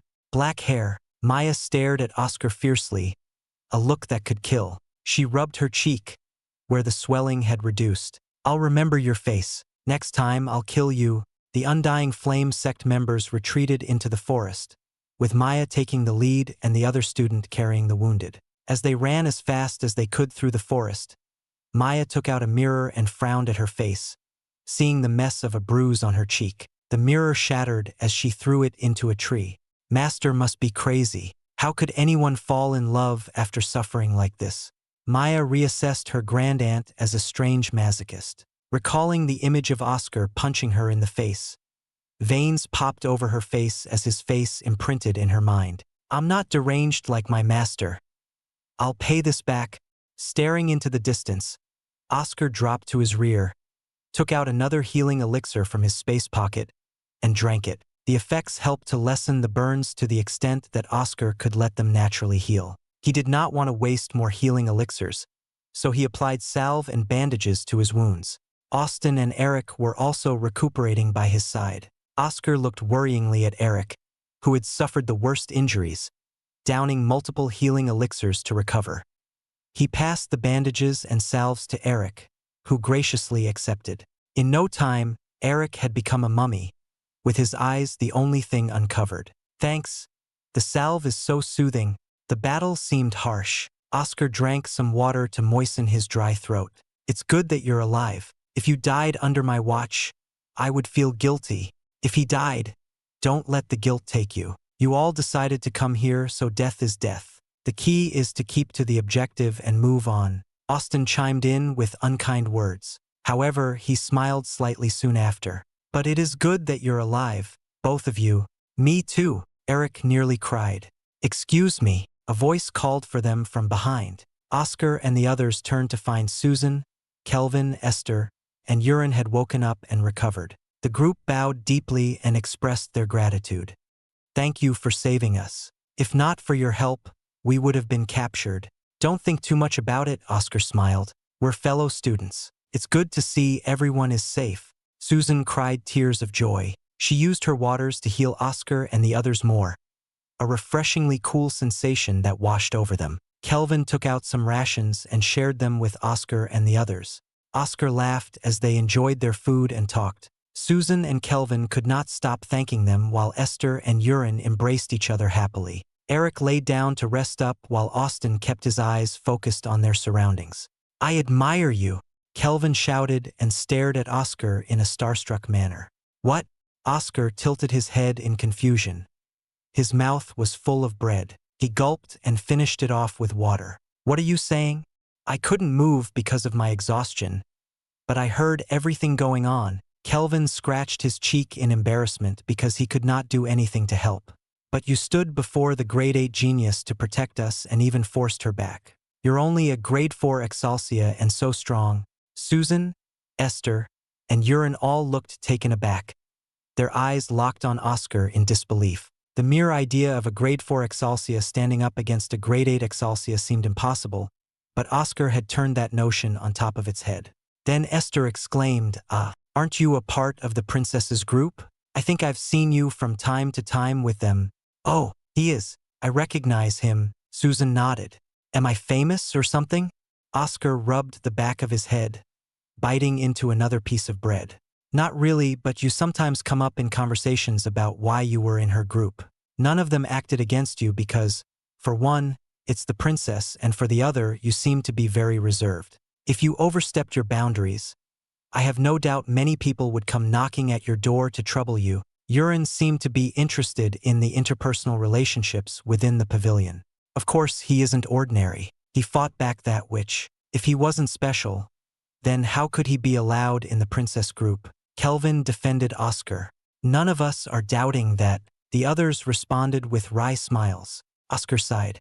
He wondered how they would react if he told them about how he had overstepped the so-called boundaries many times with Celestina, such as being her reading partner and going on a duo mission with her. Thankfully, Celestina had been very prudent in avoiding dragging him into such idiotic conflicts, and he had worked hard to maintain a certain distance in public.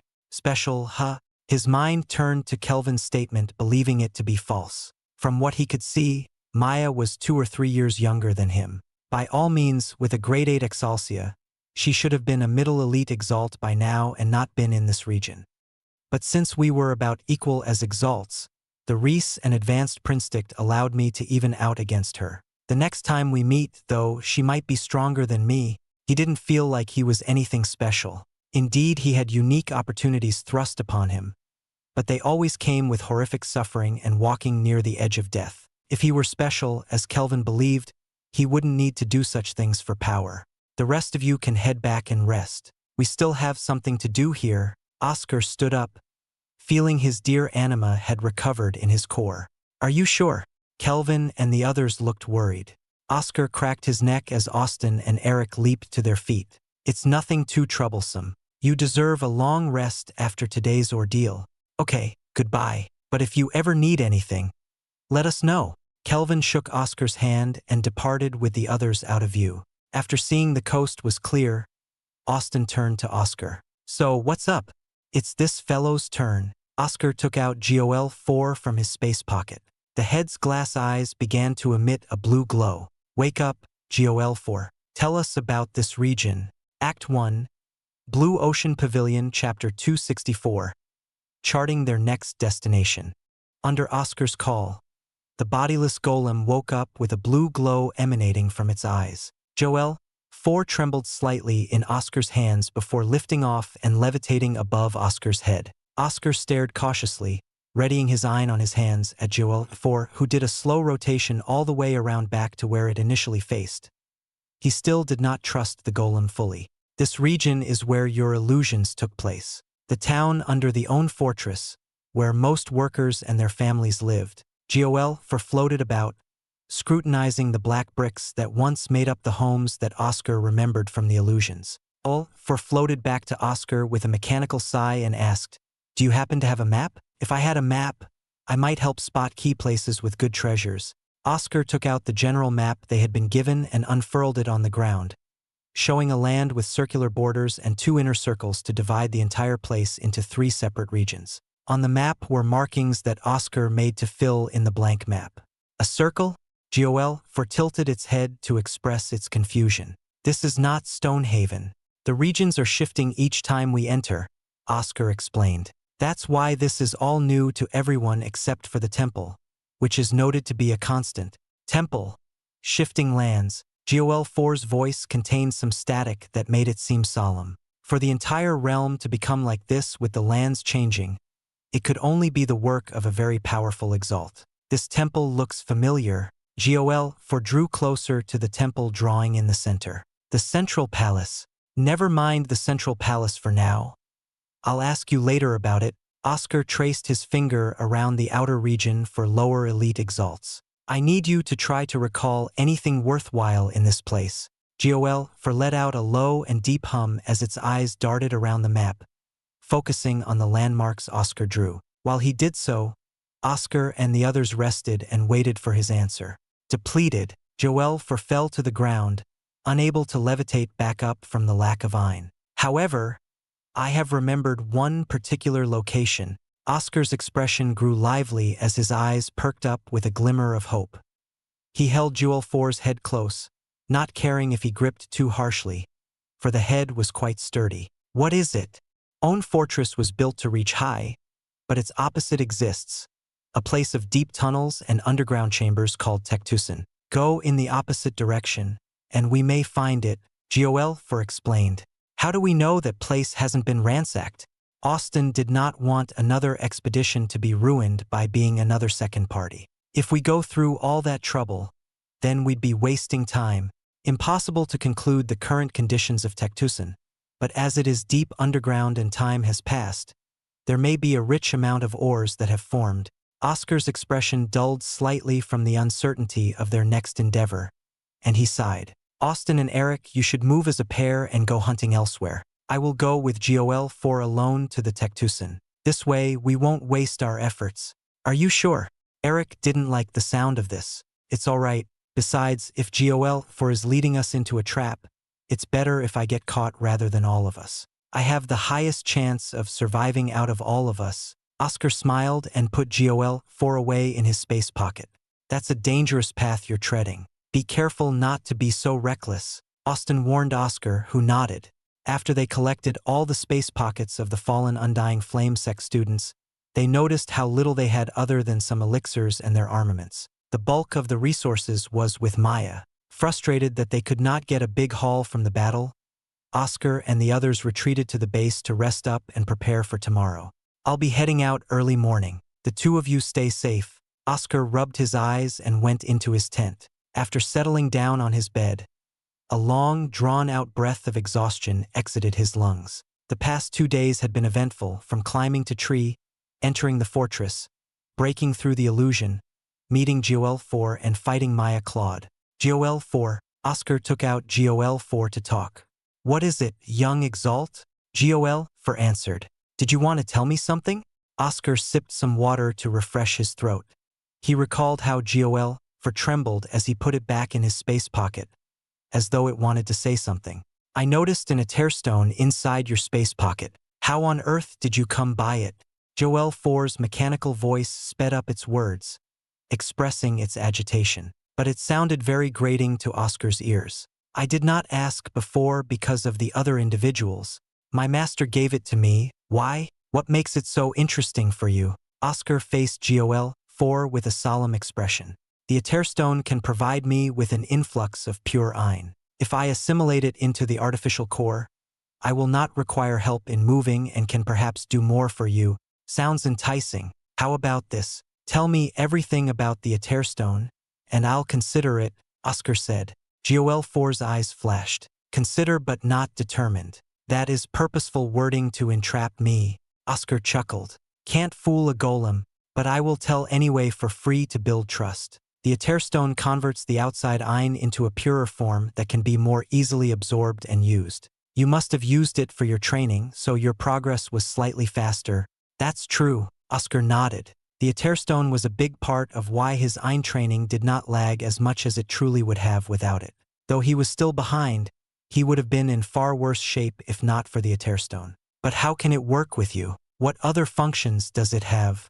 The Aetherstone can be a mass of stored Ein, unlike elixirs, but a mass of Ein that can be used for many things. The Aetherstone can be my storage for Ein, so I will no longer have to use Ein sparingly. Gol 4 stared at the space pocket.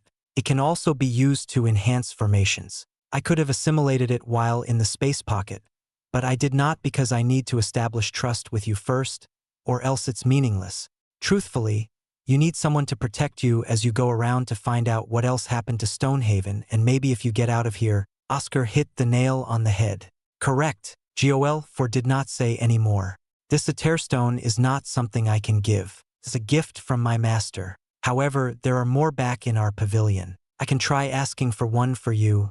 That would be gracious of you. However, if your home has many of them, I wonder what their purpose is. Gol inquired. Oscar sighed and lay down in his bed. I wonder about that too. May I ask a question? Gol floated above Oscar's face, staring down at him. Go for it, Oscar yawned. Why separate from your teammates? Purposely isolating yourself is not ideal. Gol was curious. In your case, it's not only because of working together but also because one can take the fall to let the others go. Am I wrong? Oscar's eyes narrowed at Gol. Indeed, chances are some will die, but one can remain to exit with the rewards, Gol said in its same mechanical voice without any emotion. Then no, if anything, I'd be the one to take the fall so the others can go. However, I can't allow the slightest chance of it being anyone else. Oscar's obsidian eyes stared deeply into Gol. Straight and without a hint of doubt. Why impose such restrictions on yourself? Do you not want to live? Gol asked. Geez, why am I talking with a golem about this? Oscar tossed and turned in his bed. I do want to survive and live. I'll scheme and use my enemies, but I can't do that to my friends. Though, I'm sure they'd say the same as me. Confusing, Gol remarked. Oscar chuckled and put the golem's head away. His eyes slowly closed as he went off into his dreams, sleeping peacefully through the night. Within the dangerous ashen grove, he felt a sense of satisfaction and peace in this quiet time. The next morning, Oscar woke up and exited his tent to see Austin and Eric standing outside. He rubbed his eyes to wipe away the drowsiness. Why are you two here? After some thinking, we decided to come with you. Austin crossed his arms and stepped forward. Even if there's nothing, we can watch your back. And you can watch ours. Eric pumped his fist in the air. Who else will you rely on to burn away the vines? Oscar stared blankly at the two before laughing heartily in the morning, irritating some people trying to catch some sleep in their tents. He patted Austin and Eric's shoulders. Then let's head out. Off they went to the left, toward where Tectusan, the underground city, lay. Act 1, Blue Ocean Pavilion, Chapter 265. The entrance to Tectusan. A wide breeze encompassed the outer region of Ashen Grove, flowing through and tickling the leaves on top of the great trees of the grove. The forests let out a whistling noise in response that permeated the area, adding to the slow, tranquil, and stagnant environment. Rivers of water flowed under the soft sun rays, shining upon the waters and the grass. One could listen, feel, and observe these happenings and forget they were in a deadly region ripe with terrors, beasts, and hidden sites of antiquity. Within this seemingly peaceful paradise, Oscar's hushed and angered voice carried itself clearly over the ancient trees. He held Gol over the dome of its head, trying to crack it with his powerful grip. Gol, we've been walking for 2 days now, but there's still no sign of anything. I get that it's an underground city, but it's ridiculous that you keep second-guessing yourself. Veins popped over his forehead as he shook the golem violently. The place has changed significantly and has been blanketed by all the invasive plants. It is natural to adjust as we keep searching, Ulfer answered, unbothered by his head being shaken so much that he looked blurry. Time is also a factor. For 1,000 years have passed since then. Change is inevitable. I bet it's hiding something. Austin took out his dagger, concentrating a fierce amount of acid that dripped down and burned a hole into the ground. It'll take a while, but we can melt it back slowly. Eric shook his head at the two trying to threaten Gol, but the sudden noise of something cracking caught his attention. He turned behind him, summoning his gauntlet anima and surging his eye forward as a warning to whatever it may be. Something's coming. Oscar responded with his dear anima by his side and lifting his bulwark. The ground quaked as 5 hulking monstrosities stomped their way here, rushing toward Oscar and the others. These are lower elite Exalt beasts, Sergantis. Watch out for their poison. The large creatures had big purplish scaly bodies, standing on 2 feet with bulky arms with large claws at their ends. Their heads were the most unusual because of their long, slender necks with a snake head that hissed at their prey, appearing as if someone had taken a snake and glued it onto the large body of a bear. The Cergantes stood 4 times as large as Oscar and cracked the ground beneath their feet. "I'll take 2 of them." Eric rushed in with his fists, clad in gauntlet armament, and controlled his gauntlet onimus, each holding a flame spear. He went on into his quad-spear barrage of molten fury as flames blazed under his feet. The screams and sounds of fires roaring came from the Cergantes. Oscar shook his head at this scene, remembering Eric's frustration after seeing how he was the only one to lose against his opponent during the battle against the Undying Flame Sect students. A slight smile formed as Oscar thought it was good that Eric had strived to do better, but grew slightly worried his friend might become too reckless. While in thought, a large claw swiped its way toward Oscar as the Cergantes approached with his head whipping ahead to fight into him. Flowing mountain.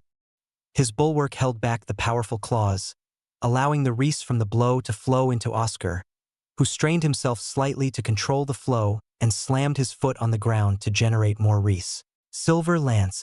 Oscar thrust his lance against the incoming head of the Cergantes, seeing the poison dripping from its fangs. The silver lance, with the powerful reese accumulated from his flowing mountain, destroyed the fangs and pierced through the soft gums to protrude from its head. Instantly, Oscar pulled his arm away, leaving the lance inside the snake's mouth as the poison melted down the metal. "I hate snakes." Oscar looked irritated, recalling the grade 8 snake anima of Maya's that completely overwhelmed his dear anima. Even the poison of the Cergantes did not compare to the melting power of her snake's flames. Clearing his mind of useless thoughts, Oscar turned to Austin, who took on 2 Cergantes and wanted to push himself not to drag Oscar down. Oscar felt a slight embarrassment from how Austin seemed to look up to him, but he didn't think it was a bad feeling. Over time, the Cerganteses were eliminated, and the trio had a good harvest of materials and cores to put away in their space pockets. Oscar sat down to meditate and recover his losses when Eric cheered and laughed like he had gone crazy. "Have you lost your mind?" Oscar scolded Eric, who stood up triumphantly. "What's going on? I can feel my core getting restless. I finally reached the point of advancement. I can move onto the middle elite Exalt realm." Eric pumped his chest, pounding his fist on his heart as he laughed. "It took a long while, but I finally feel it." Oscar stared blankly at Eric before he put on a weak smile, feeling a bit jealous of Eric. "Congratulations." "Me too. In fact, I've been feeling it since yesterday." Austin told the truth to the baffled Oscar and Eric. "Why didn't you mention this?" Eric said with a red face from the embarrassment that he made such a big deal of himself while Austin acted so casual about the matter. In a way, he felt Austin had given him a slap across the face and doused his excitement. "I didn't want to say it until we finished our last business here. Also, I didn't want to boast about it because of Oscar," Austin said, unable to look Oscar in the eye. Eric realized the same as Austin and bowed to Oscar. "Sorry for being so insensitive. I made a fool out of myself." "It's all right." Oscar felt more embarrassed at receiving Eric's apology. "It's natural that the 2 of you get to that point faster than me. I only have to keep biding my time. The best way would be to give a great stimulus to you and your core. But surprisingly, the battle against Maya Claude didn't loosen up the barrier for you." Austin munched on some meat they grilled from the Cergantes. The snake meat was juicy and melted in his mouth. Oscar listened with a tired expression and tore into his chunk of Cergantes meat, munching on it while in thought and frustration. He couldn't understand why, after all the ordeals he'd been through so far, his core still did not call for him to advance. "Frederick and the others are waiting for me in the middle region of Ashen Grove. I need to get to them as fast as possible." Despite his frustrations at being stuck in here, Oscar did the best he could to expand their territory and protected several other students over the few days they traveled to get to this point. However, the first week was almost up, and Oscar needed to get stronger fast to help in the final few days at the temple. As he munched on the meat, Oscar gripped tighter and ate faster to invigorate himself. With a satisfied burp, Oscar stood up and smiled. "I just need to work harder. Let's find Tectusan and part ways. I'll join you 2 as fast as possible." His friends smiled and finished their meals in a flash. Following GOL4's strange instructions that randomly changed as time passed, Oscar arrived at a large swamp with murky green waters that he could not see through. However, ripples and bubbles started to show on the water's surface, and Oscar quickly fell back. A large lizard, resembling a crocodile, came out, covered in moss and mushrooms covering the top of its head. Shattering star, flame spear, dark wren. Oscar and the others launched their ranged spells onto the moss-covered creature, causing it to growl in pain until Oscar's shattering star blew apart and bombarded the crocodile with many fast shards. As the finisher, they sent out their animus and overwhelmed the beast, dyeing the green waters red with its blood. I don't feel too good about going into the swamp, Oscar sighed and held up GOL, for as Austin harvested the corpse. You can't be serious about the entrance to Tectusan being in this swamp. I am certain, after taking in the landscape and viewing the perimeter, this swamp region closely matches how Stonehaven appeared 4,000 years ago at the location of Tectusan. Unable to float up, GOL asked Oscar to let it see all over the area. Yes, this is it. All right, I'll go along with your observations. Oscar shook his head at the situation and put up a shroud of iron to protect his body. He dipped into the swamp, the waters reaching up to his chest but not touching his body, and took slow, heavy steps through the dense swamp. With the others following behind him in single file, Oscar held GOL for above his head to watch for landmarks while Eric and Austin dove below to find any submerged ruins. As the day dragged on, their enthusiasm dwindled as they saw more than murky waters and overgrown plants. There, GOL sounded louder than before. Oscar turned to where GOL nudged him to look and saw a mini island. He wafted through the waters and stepped on the island, the ground feeling soft and bouncy. This place, yes, dig up the ground, GOL stared at the empty patch of land in the center of the mini island. Oscar nodded reluctantly and waved over Austin and Eric to help him dig. In a matter of seconds, they dug up the dirt. Look, Oscar shouted as he cleared away more dirt to reveal a large square block with engravings of boulders and dragons with 5 claws. In the center was a long slit like a closed gate. Looking at Austin and Eric, who also had excited smiles, Oscar nodded at finally finding something worthwhile. However, GOL put a damper on their spirits. Oh no! What is it? Oscar sighed at the prospect of bad news. This is one of the entrances for sure, but to the shuttle system, a twisting, winding network of tunnels that leads to anywhere in Tectusan. And what's wrong with that? Oscar asked. Open it, GOL did not want to waste words and wanted them to see it for themselves. Oscar and the others wrenched the stone gate open but looked taken aback at the small hole that could only fit one of them. Nothing could be seen in the dark hole, but Oscar saw it was incredibly deep, leading to unfathomable depths. Only one at a time, and you may be split up, GOL said. Oscar stared solemnly at the hole and then at Austin and Eric. He chuckled and patted Eric on the shoulder. You go first, then Austin, and then me. Shouldn't you go first? Eric retorted with a nervous expression. I don't think it matters. Austin drew near the small entrance and nodded. I'll see you later. He jumped and fell straight into the hole, disappearing from sight. Gah, fine. Eric cracked his knuckles and wore his gauntlet armament. He gazed at Oscar with determination. Don't get yourself killed. He also dropped into the hole. Now only GOL and Oscar remained. I'll put you back in for now. The drop looks far, Oscar said. Sounds good, GOL responded as he got sucked into the space pocket. Oscar stared down at the entrance and breathed out the humid air of the swamp. However, his eyes snapped wide open as he turned to the side. His arms lifted his bulwark and blocked a heavy blow. This power, Oscar could not believe he was forced back and sent tumbling to the edge of the mini island. He got up and wiped the dirt off his face with his teeth clenched. The gates to Tectusan had closed, and he saw a gray hammer floating in the air. The head was as large as his head. Nice block. Also, what is this gate? A rough voice called out from the other side of the mini island. Oscar groaned and surged his eye. I don't have time for this. Act 1. Blue Ocean Pavilion, Chapter 266. Ordination of the Hammer. The gray hammer floated between Oscar and the stranger. Oscar could feel the eye around the hammer, indicating it was a hammer anima. one from a grade 7 Exaltia. Then the gray hammer flew back into the hands of the stranger who tried to ambush him.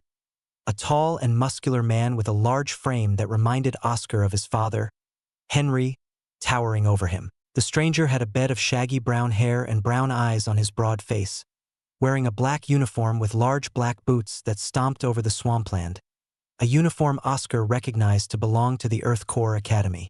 Oscar walked slowly, pacing around the small island in the middle of the swamp, as did the stranger, who stared at Oscar with a powerful gaze. He noticed the enemy had another hammer in his right hand, black with red, glowing cracks all over it as if it had been in a furnace. Then the stranger came to a halt and Oscar followed suit.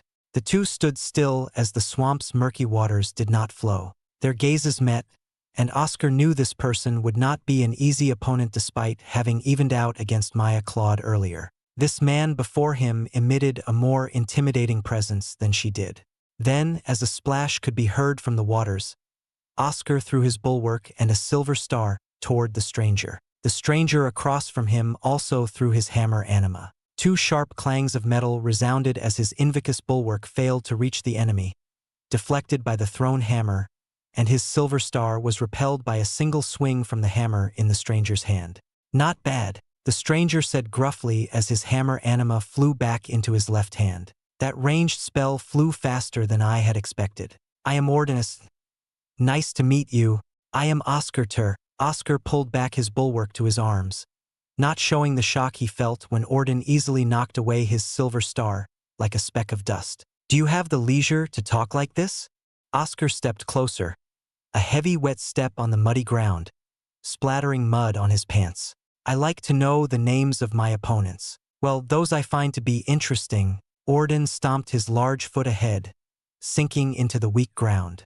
He spun his hammers around his hands like a master before stopping him with his arms extended down, kicking off a flurry of winds that scattered the grass. Summoning his dear anima to his side, Oscar noticed Orden's eyes had not shifted or moved. Normally, whenever people saw his grade 4 anima, they revealed some hint of relief, scorn, or delight in finding an easy mark, but Orden remained unchanging with the same gaze. For some reason, Oscar felt a bead of sweat run down his cheek, coming from Orden's strangeness. He seems to favor close combat. Let's accept his invitation. Oscar lowered his body like a beast, ready to pounce on its prey. His muscles tensed up from Adamus rays, and his feet dug into the dirt. His opponent, Orden, merely smiled and put up his two hammers in a stoic stance with his large body. Silver burst. Oscar charged in, keeping his prinstick open to view all the possible moves that Orden could do. However, he looked shocked to see not a single intent from Orden. Even as he closed in, he did not catch a whiff of intent within the distorted world. A gray blur flew out at him without motion or intent from Orden's hands. Oscar clenched his teeth and deflected the hammer anima, but the hammer turned and sped back toward him. The entire way here, Oscar and his dear anima deflected the hammer anima, careful not to allow his weaker grade deer to be hurt. Bastard! Oscar finally arrived in front of Orden, who lifted his black hammer with red cracks and swung down. Oscar responded by pulling up his bulwark, flowing the wreaths through it. A bone-crushing dull sound of two heavy objects crashing into each other shook the murky waters. Shock became evident across Orden's face as Oscar resisted his heavy blow, but it soon turned into a wide smile of a battle-crazed maniac. On the other hand, Oscar frowned upon realizing the true nature of Orden's blows, similar to Emily's combat style of using weight boost. When Emily uses it, she times it with the downward swing of her blows, and yet this Orden, I can tell he's lifting and swinging it freely without an issue. Oscar shouted as he deflected off Orden's hammer and spun to get closer. However, Orden wielded his hammer masterfully and swung heavily from the other side. Another clash of heavy blows ensued. Flowing mountain. Oscar lessened the power of Orden's hammer by redirecting the wreath to his fist and swinging fiercely, his fist rippling through the air. Stone fist. A mass of stone appeared and covered Orden's fist as though he held a boulder that formed into the shape of a fist. The massive stone fist's speed did not match its large appearance as Orden swung to meet Oscar's ferocity. Their powerful fists collided. Though Orden's stone fist dwarfed Oscar's punch, Oscar held the power of flowing mountain, that combined his and Orden's power. But Orden's might again surpassed Oscar's expectations as both fists were repelled backward. It's not Reese. This man is that naturally strong. How is that possible? Oscar pondered as his arm was still dragged back by the force of their collision. He recalled Aunt Rosette saying a while ago that his master, Draven, was born with a unique constitution that gave him extreme physical power beyond the norm. There was no doubt that Orden was the same. How far do his physical powers go? He can easily wield a hammer laden with the weight-increasing spell. Slightly insulted, Oscar clenched his teeth and stomped his foot back to regain footing. He had toiled for years to become a master of Reese and increase his physical power, yet this person was born with a natural disposition that could match him. Like hell, I'll accept that. You're pretty good. Orden swung his arm around to scatter the fragments of the stone fist off of him with joy in his voice. I don't know what you are doing, but I've always wanted to match up against someone who could handle me. Oscar did not respond but tilted his head as a gray hammer flew from behind. A small cut formed on his cheek, dripping tiny drops of blood that became long streaks down his face. For a big person, you sure have some sneaky tricks. If there's a chance, I'll take it. Orden's roaring laughter echoed through the swamp. Now then, come. I want to see more. The large hulk put up an open stance with his hammers lifted and his arms slightly spread out, leaving his chest exposed. Oscar charged out once more, but this time, Orden stampeded ahead with both his hammers clenched firmly in his hands. The swamp became noisy with the constant barraging of their blows as Oscar and Orden entered a fierce confrontation. Oscar felt his bones ringing and his skin rippling and tearing because of the strange reverberations from Orden's attacks, similar to his shattering wave finisher. Earthen Echo. Orden's spell mimicked the earthquakes that tore apart lands on a smaller scale, done by the fine pieces of dirt that coated Orden's weapon, which shook fiercely to create the effect. Oscar did not shirk back from this discomfort because his muscles were still intact and filled with Reese. Edu Rice Glad. His defensive Reese technique stopped the onslaught of the echoes and allowed him to fight freely, but he had to admit that Orden was a monster. Although he fought with his dear anima by his side, Orden easily fought the two of them, even grabbing onto his deer's antlers and tossing the deer anima away with his monstrous strength. But I still have the upper hand. Oscar fought well and controlled, using his advanced prinstick to force Orden on the defensive. His enemy no longer had the wide and open stance as before but now kept his hammers close to block Oscar's onslaught of blows. Now! His deer anima maneuvered to the back with a single lance formed atop its head and wrapped by the two antlers, almost seeming like a unicorn. It strode well toward Orden's exposed back. TCH, Orden clicked his tongue and threw his hammer anima toward the deer anima. He did not forget about Oscar as he brought down his other hammer to deter him. Oscar smiled and took on the heavy hammer, easily deflecting it due to knowing its path from his prinstick. His right arm became encased in a large silver lance, and he thrust it toward Orden's chest. This motion became clear as day to Orden, who had already prepared for it with his stone fist to grab onto the lance. Shattering wave. However, as the stone fist grabbed onto the lance, it shattered apart, leaving Orden dumbfounded as his hand became bloody from many cuts and tears. Oscar did not let up and forced his lance forward, but his eyes widened at the strange motion of Ein toward Orden's feet, about to happen in the next second. Silver burst. Oscar propelled himself backward as several large stone spikes protruded from the ground in Oscar's direction, stopping at a certain distance. However, Oscar still spat out blood from the injuries his deer anima took from the hammer anima, and he ordered the deer anima to return to his side. Your prinstick is better than mine. That much is clear. Orden spoke as he clenched his bloodied hand, staring at it with clear brown eyes. But it seems there's a limit to your physical powers. They're not natural, are they? How long before you can use it again?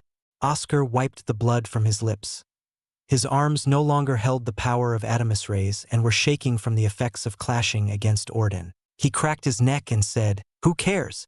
I do." Orden bashed his hammers together. "I have seen enough. It's time to finish this." As he finished speaking, a cloud of sand swirled around him and covered the area. Oscar squinted to avoid the sand getting into his eyes and gazed around. Within the dense clouds of sand, he could not see Orden, meaning his princedict had been nullified. But the same went for Orden, who should have also lost track of him. However, within the whistling of the sands, Oscar heard something make its way toward him. Lifting his bulwark, Oscar blocked Orden's two hammers, facing off against the giant. But the double weight of Orden's weight-boosted blows made Oscar take a knee. Silver Star. Oscar shot out his ranged spell, but Orden quickly disappeared into the sands. Panting and covered in sand, Oscar got to his feet, looking around once more. How long can you survive in this sand? Orden's voice whispered through the sands. How long do you think you can keep this up? Oscar retorted. The sands continued to blow as the two within resumed their battle. Act 1, Blue Ocean Pavilion, Chapter 267. Orden's True Power. Within the unending sandstorm encompassing the marshes, ruining the fragile tranquility of the environment, countless sparks brightened up only to be choked out by the obscurity of the sands. These sparks came from the exchanges between Oscar and Orden. Oscar's bulwark and dear anima scraped against Orden's two hammers, creating more red-hot sparks to become part of the sands. Oscar clenched his teeth as his face became covered in sand, irritating his skin, but he kept his mouth shut to avoid eating a mouthful of sand. Orden's attacks came from anywhere and anytime, but Oscar managed to hold on. But the effects showed on his trembling arms and legs. The Adamus rays cannot be used forever. His blows are dangerous and too much for even my powerfully forged body. Bastard. Then a large boulder shaped like a fist came swinging down on me, and the earth began to split as spikes shot up. Silver burst. Oscar sidestepped the spikes and used, shattering weight, on Orden's heavy and powerful stone fist because his Adamus rays was running out of time. The stone fist cracked and collapsed into small rubble that pelted down on Oscar, who cursed when he saw Orden's hammers come into sight. Firmly grasped in Orden's large hands, the hammers swung down on Oscar. Flowing mountain. Oscar stepped forward to one hammer, taking in the wreaths from its mighty power, and redirected it to his silver lance to stab at Orden's hammer anima. His dear anima grunted as it rushed in with its antlers to attack Orden's defenseless body. This chance came through Oscar's design by deterring the two hammers from interfering with his dear anima's wild rush.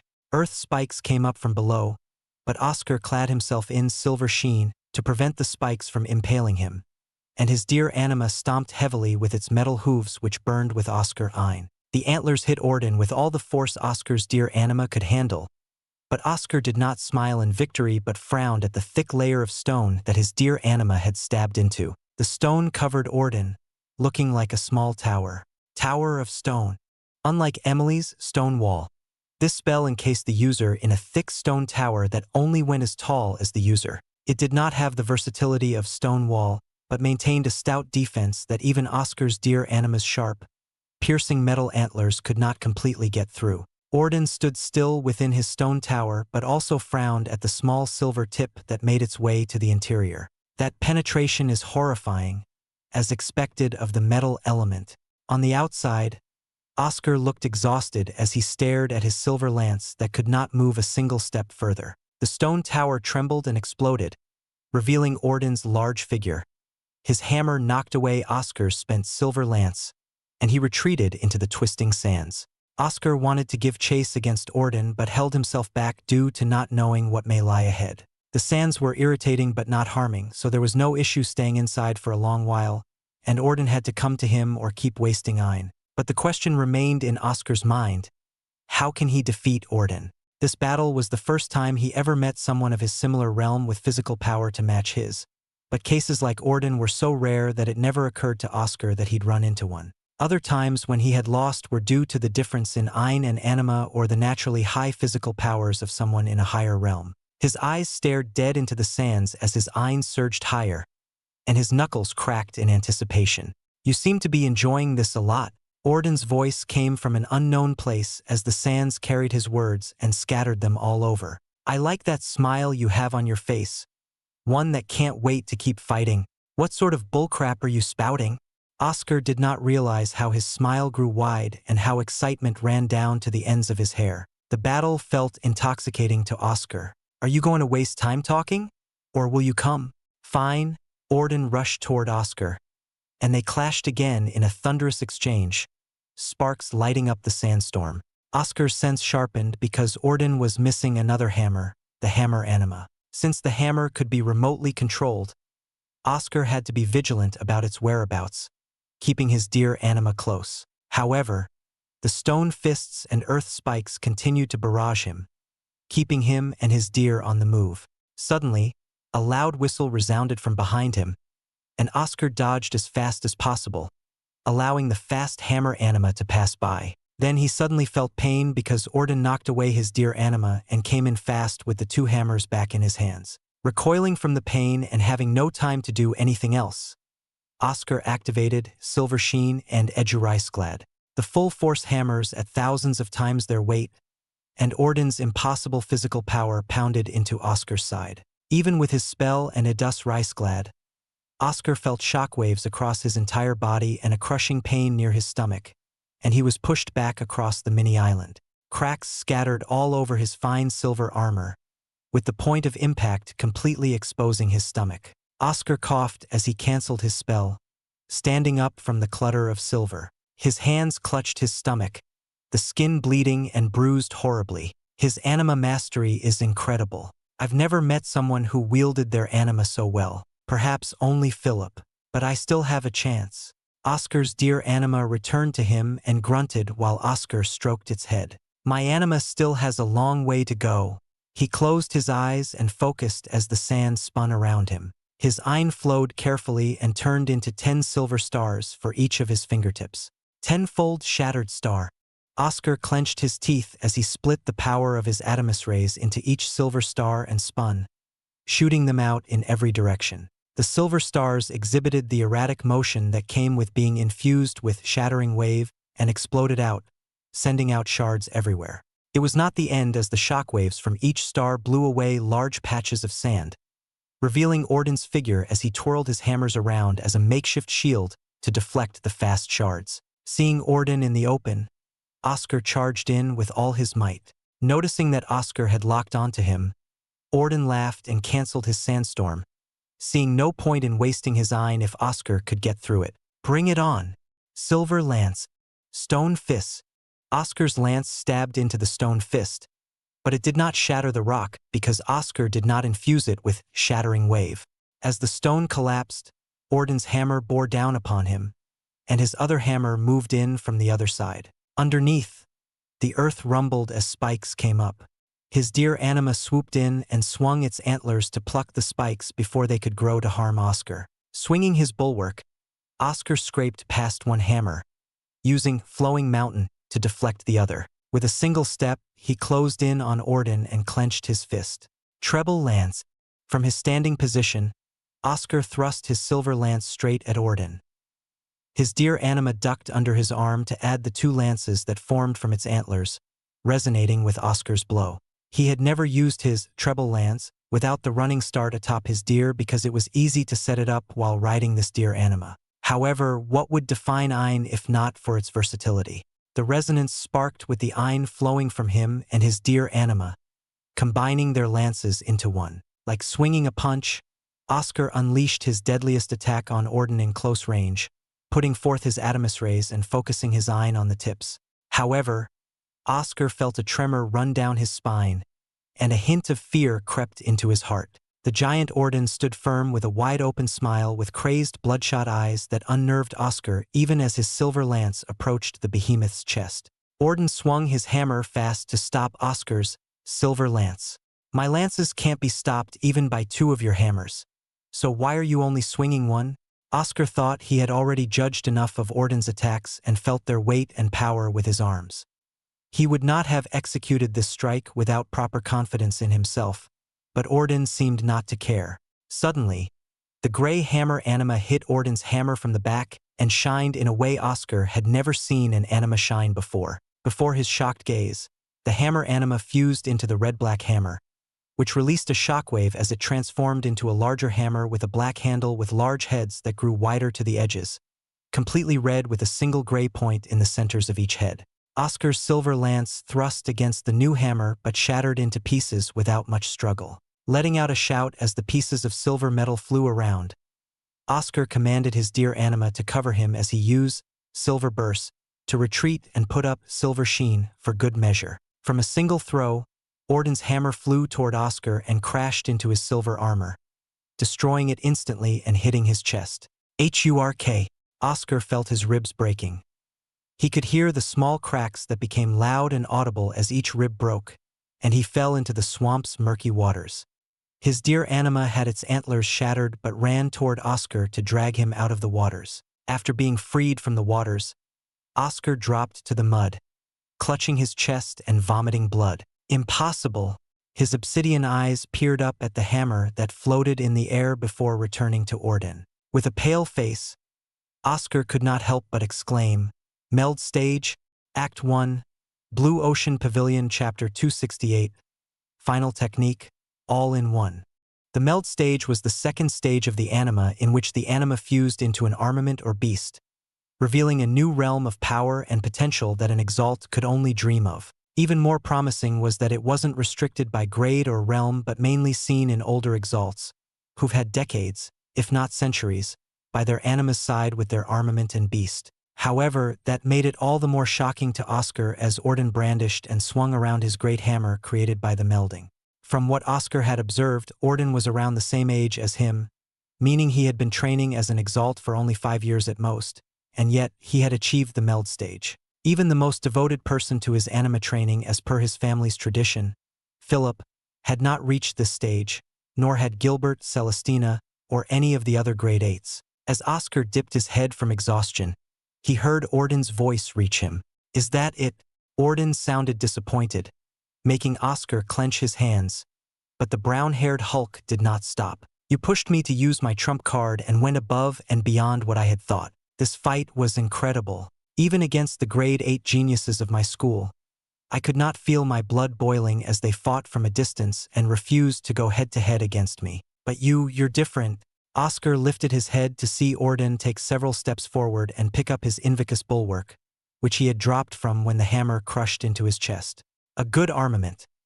I can tell a master crafted it even with my inexperienced skills. They carefully crafted it with the intent to protect you. You shouldn't drop it so easily. Orden chuckled and threw the bulwark right before Oscar's hands. Pick it up. Silence ensued between the two as Orden gazed at Oscar with high expectations. Take up your armament, and let's settle this. I can't let you lose just after you've pulled out my meld stage. The silence resumed after Orden's statement. Then a burst of clear laughter rang through the swamp, coming from Oscar's mud-covered face. Oscar wiped the mud off but could not stop smiling with coughs of pain at intervals. Clutching his bloody chest with his right and gripping his bulwark with his left, Oscar grunted and shouted as he got to his feet. He laughed and let out a long breath. You're right, it'd be a waste not to feel the power of the meld stage. Let's finish this fight. I have friends waiting for me. Orden smacked his knee and hunched over from his laughter. He pointed and wagged his hammer at Oscar as his large body shook from delight. That's it. I'm glad to have met you here, Oscar. I will bury you respectfully and keep you in my memories. Can't say the same about you, Ordenus. You're far too troublesome, and I can't allow someone like you to roam free about the other students. Oscar slammed a fist into his forehead, making Orden look taken aback. With his head calmed down from the pain, Oscar took a low stance behind his bulwark. That feels better. They each took multiple steps forward until they were at arm's length. Oscar stared up at Orden, and Orden stared down at him due to his towering figure, but their eyes filled with respect for one another. Adamus Rays, Reese bulwark. Oscar boosted his physical power with Adamus Rays and flowed more Reese from his feet into his bulwark. His dear anima joined in with a wide swing of its antlers. Meld stage hammer. Orden swung his hammer with both arms at the same time. When his attack clashed against Orden's, Oscar felt a horrifying sensation. Was it twice or thrice? No, it felt like the hammer had struck 20 times in quick succession in a split second. The power of 20 heavy blows of thousands of pounds and 20 shockwaves from earthen echo tossed Oscar into the air. His eyes stared straight up into the blue sky as he nearly lost consciousness from the single blow. His dear anima had been flung up with him and was cracked all over, near the point of destruction. He plummeted back down onto the muddy ground as a cushion. However, Oscar did not give in to the pain and stood back up, dragging his feet toward Orden. In the next instant, he sped up and charged again. Yes, fight, fight as much as we can enjoy this. Orden summoned earth spikes, but Oscar crashed and destroyed all in his path. When he came close to Orden's melee range, the hammer fell toward him once again. The bulwark trembled, and a booming shockwave reverberated from the hammer's strike. Flowing mountain. Oscar felt the wreaths of 20 blows coursing through his body and almost blacked out from the pain but held on. He charged ahead and attacked with the redirected wreaths. However, the hammer in Orden's hand spun him around in an instant into a different stance to counter Oscar's blow. The hammer can also move him like that? Oscar revealed his shock. The hammer's movements could not be seen within his prinstick. Damn it, I misjudged its speed. No wonder he achieved the meld stage. His anima control is out of this world.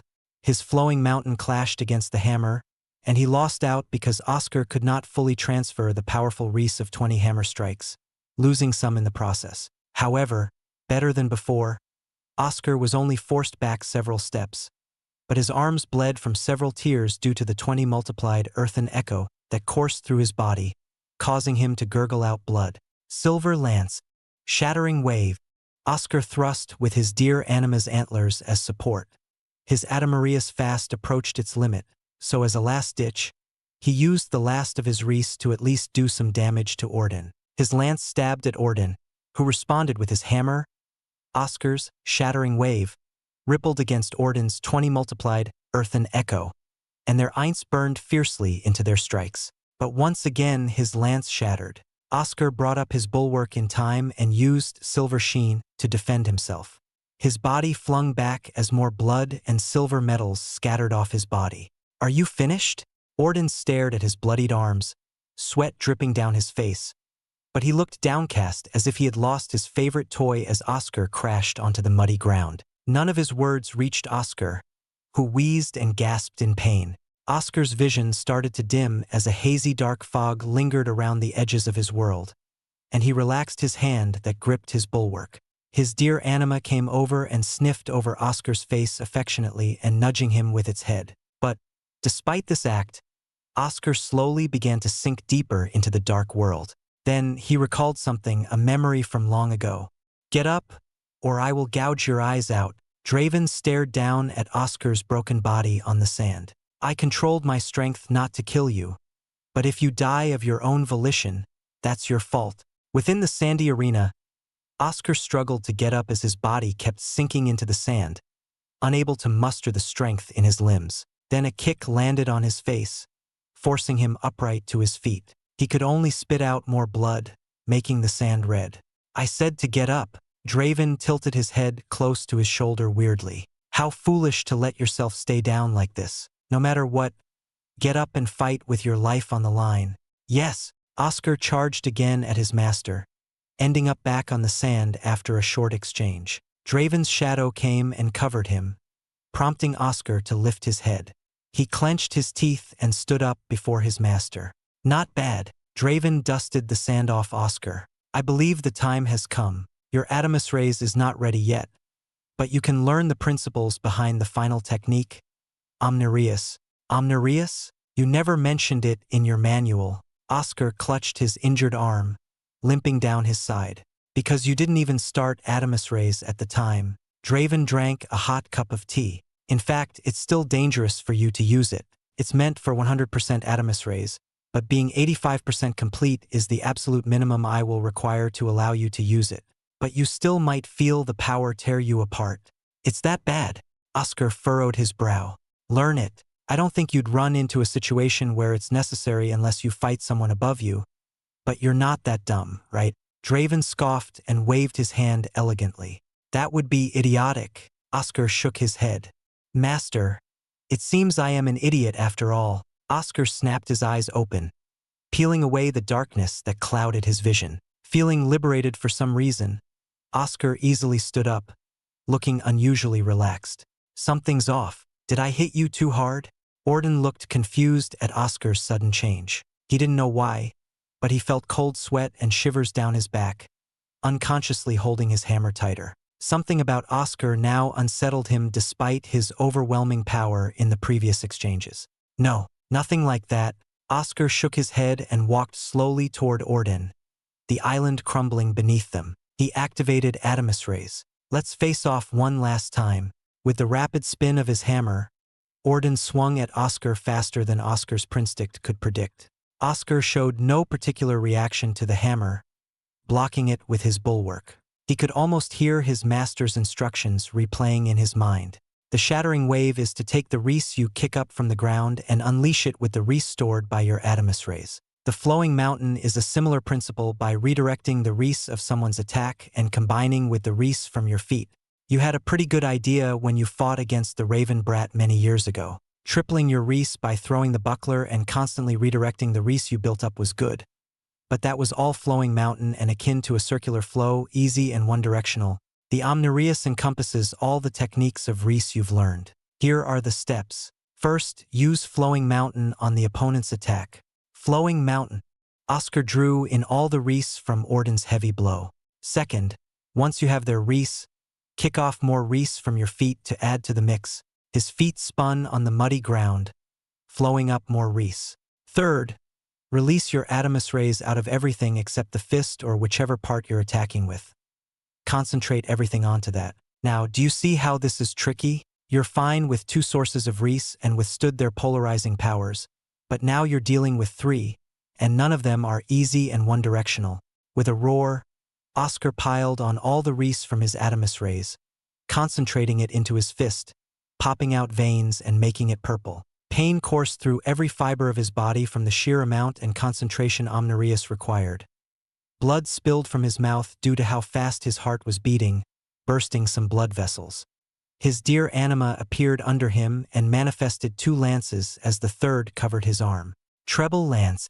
Orden ordered his hammer to adjust to the correct spot to counter. He did not know what Oscar was doing since it seemed like usual, but he did not falter and strained his body, filling his hammer with all his ein and even coating his free hand in stone to follow up. The island shook from their clash, but Oscar's powerful lances of metal and ein shattered, leaving Orden stumped as he gazed at Oscar. Oscar smiled and shouted, bringing his untouched purple fist forward. The treble lance was merely to use up as much ein as possible to deter some of the hammer's power. Fourth, use Eduricegladd to harden your attack. It will strike like the hardest material in the world. Eduricegladd. Oscar's fist became more purple, and he slammed his knuckles onto Orden's hammer and stone fist. The sheer force behind it made Orden stumble back in shock as the fist forced his hammer back. Finally, when your attack makes headway, unleash it all with Ripple Shroud and all the ein you can muster. Ripple Shroud. In the final blow, the skin on Oscar's fist burst out, revealing the flesh underneath, and blood splattered all over along with a blue flame of ein. But the ensuing shockwave of wreaths surpassed anything he had ever done before. All of the techniques had come together for this single moment. Omnireus, this attack! Orden shouted, putting in all of his might and ein, depleting his core to withstand Oscar's nonsensical attack. The heavy hammer burned with so much ein, and the opposing forces sent out undulations of force that blew away the waters and upended trees. The island broke apart under them as they sank lower and lower into the swamp. Despite Orden's best efforts, the Omnireus overwhelmed his ein, knocking away his hammer and demolishing his stone fist, and the shockwave hit his body, churning his insides and cracking his bones. Blood spewed out from all of his orifices, and Orden could do nothing but clench his teeth to bear the pain. He dropped his hammer, and the meld faded, revealing its original black hammer with red cracks. His chest burst open as more blood sprayed out, inducing more muffled grunts of pain. But Orden could not hold on for much longer as his eyes closed. The injuries and depletion of ein had forced him to black out. As he fell, his last thoughts turned to the incredible power that Oscar had displayed, smiling faintly. Pretty good. Hee. Oscar could barely keep his eyes open as the backlash of the Omnireus hit him. Every part of his body screamed out and ached in agonizing pain, and his every heartbeat spread a pulse of sharp pain that reverbed to his fingertips. Finally, he closed his eyes and allowed the darkness to take him. The island had collapsed. Oscar and Orden fell like 2 tiny pebbles into a drain straight into a deep, unfathomable chasm formed from the final exchange. Into the darkness, they fell, unknowing of where they would end up. Act 1. Blue Ocean Pavilion, Chapter 269. Within the deep caverns. Droplets of water trickled down the ceiling and fell on Oscar's face, which twitched and began to show reactions to the sudden stimuli after hours of being like stone. Oscar slowly opened his eyes, looking like two thin slits, and could only see darkness, not the darkness from losing his mind, but the darkness of a place that had not a flicker of light to brighten his world. His mouth felt dry like sand, and his hoarse voice barely exited with the air of his lungs. Where am I? Ah! Oscar coughed for a few minutes, clutching his chest, which did not let up the severe pain from his heart. His heartbeat was so faint, like a candle nearly melting down with its weak flames that flickered, about to fade into smoke. But each heartbeat sent out a wave of unbearable pain, making Oscar throw up blood each time. Calm down, calm down. Master and Aunt Rosette said I wouldn't be in danger of dying at this stage. Just let it pass. Oscar rubbed his tired and pained face to relieve some of the tension on his brow and cheeks, but instead, he felt more stress from the sharp sting from his hand. There was also a wet sensation from his hand along with the fresh smell of blood, and Oscar remembered the Omnarius had torn the skin off his hand, exposing the messy flesh underneath to the open air. Exposed flesh was considered particularly sensitive to the outside, and anything slight prick would send pain straight to the brain. Damn it! Oscar's voice echoed across the darkness. He regained his composure and steadied his breathing to get a grip, as this was no time to wallow in his pain but to get up and keep moving. He commenced a reassessment of his injuries.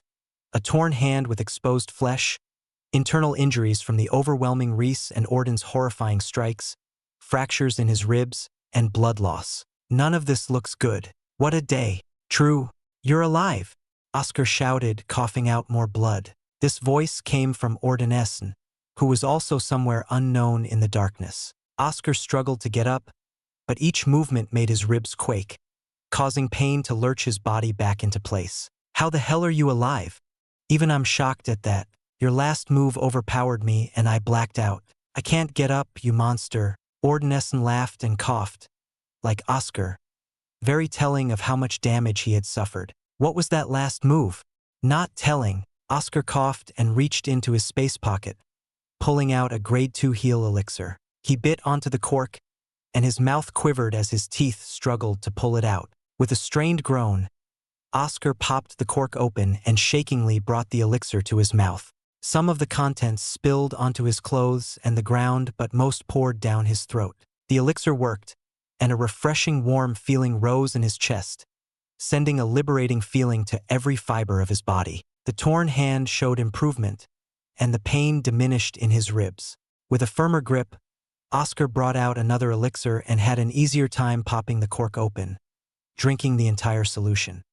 He let out a loud grunt as the healing took effect to close up his wounds, and a fresh layer of skin had formed on his torn hand. However, despite the healing, his stamina and Ein were still depleted to nil, and it would take some time to be up and running.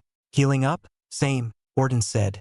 I guess it all depends on who heals up first. Oscar forced down another elixir, and his body finally healed to a point where it no longer ached. His clean hand felt around the ground, feeling a cold, craggly, and uneven floor. The rocky floor and the water dripping down on his face made certain that this place was underground. How deep did I fall?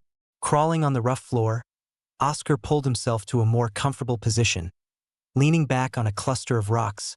Uncomfortable but better than being on the floor. He closed his eyes and started to meditate, trying to poke and prod his Exaltia core to awaken from its dim state and absorb more Ein. However, for the time being, his core refused, and his dear anima was asleep within its shell. Stingy core. His grumblings reached Orden's ears, and an unwanted response came back. We're both fresh out of Ein. Besides, even if we recover, what will you do? This whole place may collapse from our battle, and we'd be buried for real. I thank my luck for being dropped into this spacious cavern without being crushed by the rocks. Orden sighed as the sound of rubble falling echoed across the cavern. Oscar pondered on Orden's words but could not find the words to refute. Orden spoke truthfully about their situation, and Oscar felt he could trust Orden to be somewhat honorable, unlike Maya, who used his unconscious allies as bait and trap. After thinking deeper, Oscar nodded. Allies for now until we get out of this place? Agreed, Orden said as something crashed onto the ground like glass shattering, prompting Oscar to tense up. But soon, a bright flame roared into existence and burned brightly, illuminating the entire cavern. Oscar shut his eyes and rubbed them because of the sudden burst of light after a long time in the dark. When he opened them again, he saw Orden sitting by the flames with some meat cooking, and the aroma made Oscar drool. Do you have any more food? I'm almost out. Orden gulped at the glistening meat. I need a lot of food, or I'll get tired easily. But this is all I have. Oscar dragged his body to the flames, feeling his tiredness burned away by the rejuvenating fires. Sitting opposite Orden, Oscar reached into his space pocket and pulled out some of the Sargantus meat and the swamp lizard meat in large quantities. He took out some sharp armaments he had collected from previous dead enemies, using them as skewers to hold the meat. Oh, Orden drooled while seeing the many pikes of meat cooking. He noticed his portions had finished cooking and handed some to Oscar. It's not poisoned. See? Orden bit into his chunk of delicious morsels and devoured it all in an instant. Oscar followed suit and finished his share as fast as Orden did. A heavy eater too? That should be expected from your incredible strength. Orden relaxed his shoulders and took out some jugs from his space pocket. Tossing one to Oscar, who caught it, Orden said, "This is some good pumpkin juice. Can't have this meat without some good beverages." The drink had a refreshing taste that Oscar never expected from a pumpkin. He didn't have many opportunities to eat or drink pumpkins, and the few times he did, they were roasted and had a peculiar taste. However, this juice was not too sweet but gave an amazing feeling of satisfaction. Within the nice feeling of relief from the pumpkin drink, Oscar heard his pikes of meat start to sizzle and pop, indicating they were ready. He grabbed half and passed them to Orden, who stared with hungry eyes. Within a few moments, the two insatiable beasts cleaned out all the meat in Oscar's space pocket. That was good. Orden patted his stomach and downed his entire jug. Oscar sipped his juice, wanting to save some for later, and stared around the large cavern. One side looked to be completely caved in by countless rocks of varied sizes, but they all piled up to form a wall that impeded them from moving in that direction. On the other side, he noticed the cavern continued to an unknown area, obscured by the dark. Our battle must have caused this cave-in. We tossed around and dropped the rocks into this area. Look at the other boulders scattered around the place. Orden pointed out the rocks that surrounded him and Oscar.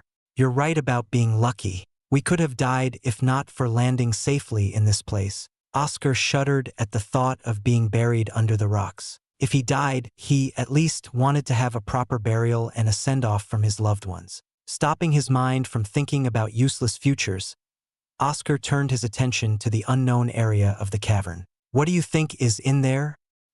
Orden rubbed his broad chin. I can't say anything for certain, but if we're in a system of caverns, there must be a way out or a place closest to the surface where we can dig out. What about you? What was that gate? Oscar stared at Orden warily but ultimately decided to tell him. If we dropped in the general area, we might be close to Tectusan, the underground city. There is such a place? Orden's eyes widened. Well, I'll explain more, but we should recover our Ein first. Oscar fell into meditation, and his core finally responded. The abundant Ein of the cavern flowed into Oscar to feed his hungry core. After a long session, Oscar opened his eyes to gaze at Orden. The two remained silent as their eyes locked onto each other. Their hands fidgeted as if not knowing what to do. Although Orden and Oscar agreed not to fight, they would take the chance for an easy kill if possible. Despite the gift of food, I'll still have to kill you, Orden said. It's natural because we're enemies. But I have a proposal. Oscar's obsidian eyes glinted orange from the flickering flames. We won't fight each other until we return safely to the surface. Orden crossed his arms and pondered. A few minutes passed until Orden nodded to give his agreement. Then let's set out. Oscar got to his feet but refused to go in the front. The same went for Orden, who did not want to expose his back. In the end, the two walked side by side, each holding a torch to light up the way. When they passed into the other section of the caverns, Oscar could not contain his shock. An underground city? Quite astonishing, Orden laughed. In front of them was a large entrance built into the cavern walls with beautiful stone sculptures of the five-clawed dragon holding two stones in their mouths. The ground they stood on became smooth and tiled, all blatantly carved out by people. Tectusan, Act 1. Blue Ocean Pavilion, Chapter 270. Tectusan Underground City. According to GOL 4's summary from earlier, Tectusan, the underground city of Stonehaven, was built as a deep place with a connection to the earth, true to the Divine Stone clan's namesake. The central palace in the inner region was the most important place in Stonehaven, but Tectusan did not lose out in importance. The place was connected by a variety of underground chambers and systems of tunnels like the one Austin and Eric dropped into. Oscar observed the stone dragon, tracing his hand across its smooth surfaces. Despite the thousands of years that had passed, this statue remained untainted and untouched until now. If he did not know any better, Oscar would have thought these statues were created just yesterday, not thousands of years ago. What incredible statues! They are not made from ordinary stone. Oscar took out a space pocket, one that was empty because the others already had many items within them, and lifted the stone dragon with all his strength, dropping it into the black orb, which sucked it in. One for each of us, though once we start fighting when we're out, it's winner take all. Orden put away the other stone dragon and stomped to the entrance. The doorway, carved from the cavern itself, had a large arch and a closed stone gate with a thin slit and depicted a rough outline of a large mountain whose peak surpassed the depicted clouds. Oscar studied the gate and took a step back, recalling his previous experience with a shut doorway back in Own Fortress, the same one that put him in the terrible illusion. However, to his side, Orden stepped forward but kept glancing at Oscar in case of an attack and pushed the gate with his large hands. However, despite the sounds of Orden's strained effort and exertion, Oscar saw the gate had not budged a single inch. He strode forth and helped Orden in his efforts, using Adamus rays to boost his physical power, but the gate remained unmoving. The stone had an immense weight that Oscar had never felt before, not even from trying to push his master, Draven. And his hands held how hard the stone was and that any efforts to break it apart with his or Orden's techniques would be wasted. Unbelievable! Orden stepped back from the gate, dusting off his hands. Even with the two of us, this gate doesn't open. We can try it, break through it, but the stone is beyond our power to destroy. What do you think? Oscar tapped on the stone gate to try to find a weak point. My friends went on ahead before you attacked me. They're somewhere in this city. The other way would be to dig ourselves out, but there's no telling how far we've dropped. Orden pondered, tapping his hammer armament on the stone gate as well. Damn it! Do I have to do this? Oscar cracked his wrists in irritation because of the ramifications of what he had to do. But what other choice do I have? I didn't want to show him, but we might be stuck here forever if I'm stingy. With a sigh, he reached into his space pocket and pulled out Joel 4, much to Orden's dumbfounded look. Is that the head of a construct? Orden found it strange that Oscar would plunder the ruined head. Oscar ignored Orden's question and stared down at Joel 4. Joel 4, wake up. We need your help in this place. In response to Oscar's voice, Joel 4 woke up with a bright blue glow in his eyes and levitated off Oscar's hands with a mechanical hum. Joel 4 staggered slightly but regained his bearing and turned to Oscar. What help do you require? It talks, and it's still functional. Orden was shocked and came close to Joel 4, his brown eyes beaming with interest. Who is this? Where are your two other companions, Oscar? Joel 4 did not recognize Orden and saw the different uniform he wore. Is he not an enemy? Temporary allies, Oscar answered. Incredible. What sort of craftsman created this fellow? To still be functional despite the damage? Is your core in your head? Orden poked Joel 4 with his finger, gawking at him like a child in a zoo, containing unending interest and enthusiasm toward Joel 4. Who are you? I am Joel 4, once a keeper of the Dragon Vault and servant of the Divine Stone clan. But now I serve this young Exalt, Oscar. Joel 4 introduced itself with the same flat tone as always.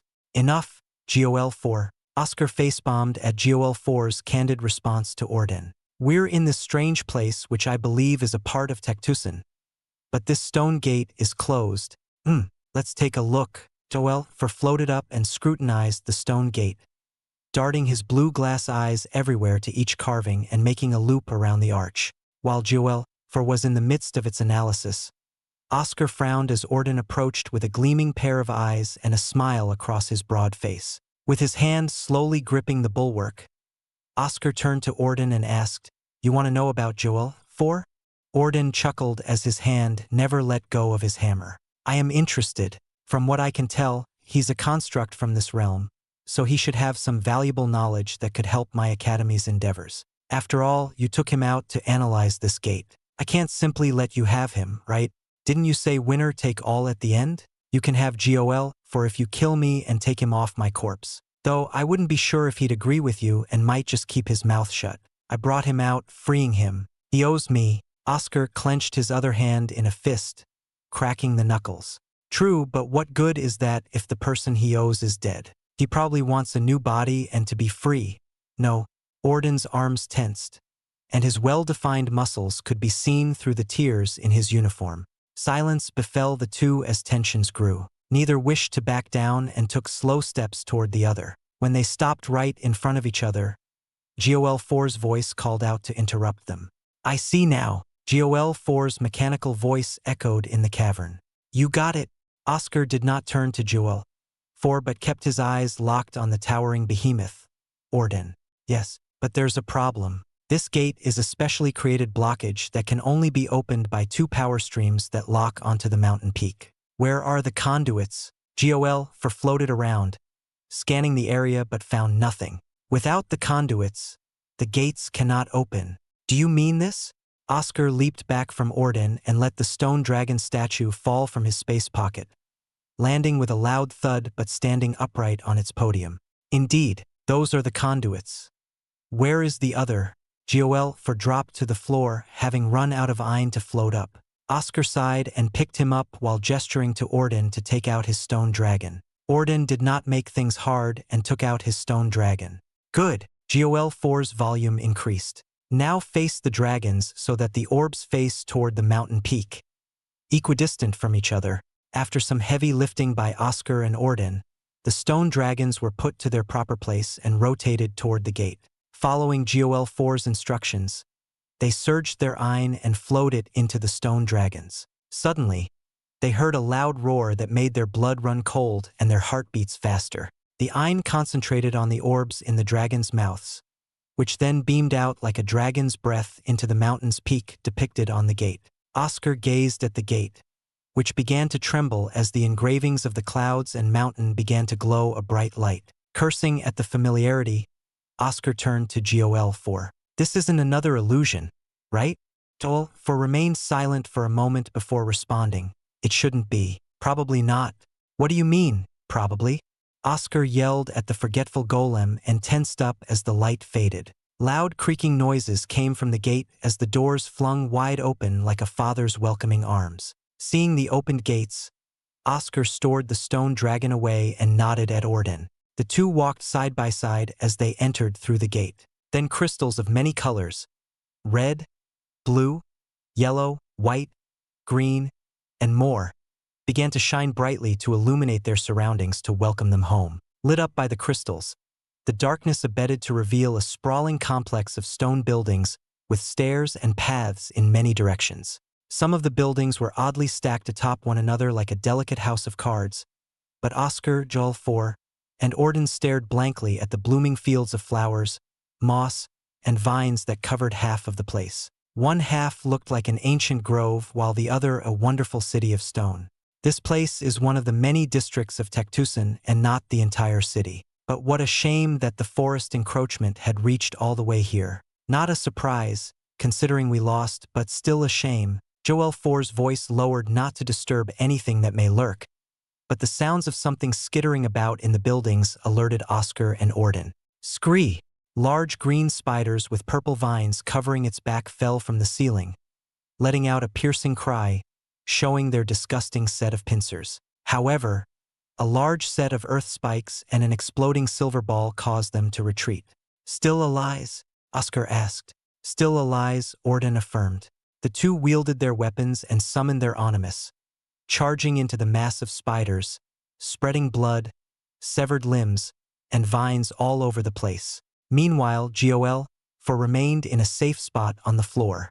This is not right. Tectusan may have fallen, but these creatures should not have become this way. For stared at the purple vines that began to crawl on the floor like worms. His blue eyes glowed brighter as his volume increased. Don't let those vines latch onto you. Ha! Oscar turned to Joel, for only to see a purple vine had thrown itself in the air, nearing his face. Act 1, Blue Ocean Pavilion, Chapter 271. Cleaning House. Joel 4's warning snatched Oscar's attention for a brief moment and lowered his guard, and right nearby, an immobile purple vine, cut off from one of the spiders, sprang up and popped into the air. The wriggling and writhing plant shot toward Oscar's face, and he beheld its strange and unsettling nature. Rather than containing the familiar plant fibers and porous layers that stems usually contained, the purple vine had endless circular rows of thin feelers that wriggled around with sharp tips that secreted a purple liquid. "What the fuck?" Oscar shouted, losing a bit of his composure, but he retained his senses, and right as the feelers of the purple vine came close, almost reaching his nose, Oscar invoked steel scales. The silvery metal coated his entire body and repelled the sharp tips of the feelers, and Oscar sighed in relief, which quickly ended. He saw the purple vine latch itself, spreading its feelers to cling onto his silvery skin, and other cut-off vines followed suit, clumping up around. The purple vines ruined his beautiful silver form, turning it into a grotesque mass of writhing purple vines and feelers in the shape of a person. Underneath this pile, Oscar frowned and called out to Joel 4 from within. "Joel 4, what are these purple vines? Do you know them?" "Aye. They're the remnants of the Forest Heart clan's arsenal. These purple vines are parasitic vines. They are weak but latch onto creatures and pierce in with their feelers to take control of them. During the war, they unleashed these to take control of weaker exalts and normal people. There are stronger varieties, but thanks to the unique conditions set to the realm now, they can't grow stronger than your realm. That's troubling." Oscar willed his deer anima to stampede across the battle, and it swung its metal antlers and stomped its metal hooves, breaking apart and crushing many of the parasitic vines. But some of the parasitic vines latched onto his deer anima and began drilling its feelers into it, causing Oscar to feel pain. Then, a gray hammer flew in and knocked off the vines that tried to latch on his deer anima. "These vines are annoying, but watch out for the spiders," Orden said from within his stone tower that soon collapsed from his will, and he ran out, smashing his hammer into the head of one of the spiders. His hammer anima returned to rotate around him, blocking off the parasitic vines that came close. Ripple Shroud. Oscar blew away his silver armor and ran ahead with his silver lance to skewer another spider. As more vines tried to latch onto him, Oscar threw 10 miniature silver stars, which exploded like scatter bombs and rained down on all the vines. They wiped out the spiders and destroyed the parasitic vines in a few moments. Staring down at his arm, Oscar saw a parasitic vine had managed to wrap around him, and he twitched from the disgusting sensation of this vine trying to burrow its feelers into him. However, his arm, clad in eduricegladd, prevented the sharp feelers from piercing his skin. With one hand, he squeezed the vine, popping it like a balloon and tossing it aside to the stone floor. "Are these really vines or something else, Gol 4? They behave more like a type of blood-sucking leech. There are many types of plants in the world. The Forest Heart clan certainly never ran out of ingenuity and variety, constantly trying to develop new spells to spread their accursed plants and experimenting with creating new species to control, all of which they gleefully let loose during the war." If Gol 4 could express emotions despite his mechanical voice, Oscar knew it would be anger and hatred. Oscar picked up Gol 4 and turned to Orden with a nod. They decided to split the gains halfway, and after spending some time harvesting all the materials, Orden started another fire to cook the spider meat. As Oscar chewed on the tough spider leg, he glanced at Gol 4 to his side. "Gol 4, I didn't ask this before, but why did the two clans go to war? What could have prompted two powerful clans that could own and transform entire realms to fight to the death?" Orden perked up from Oscar's question and leaned forward to listen. He had picked up the bits and pieces from Gol four but wanted to know the full story. Like children at the campfire, they waited for the grandfather, all four, to tell his story as the flames cracked and flickered. What other reason would they have? Earlier, you told me why you are killing each other in this realm, and your goal is the same reason. The clans were powerful, but no matter what, they craved more power. Joel 4's blue eyes reflected the orange flames as he spoke. Was it the divine essence? Oscar asked. No, there was no such divine essence. It is surprising to hear that the Forest Heart clan left it here. Or maybe it gestated within the world after they left for an unknown reason.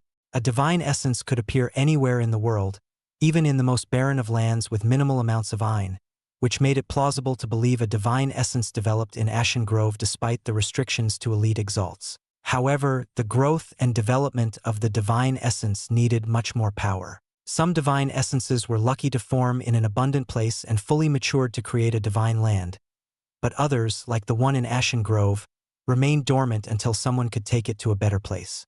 If not for the divine essence, what were they fighting for? Oscar grew curious about what was at the center of the Great War in the past. I cannot confirm the information. I am the keeper of the vault and have a general knowledge of Stonehaven.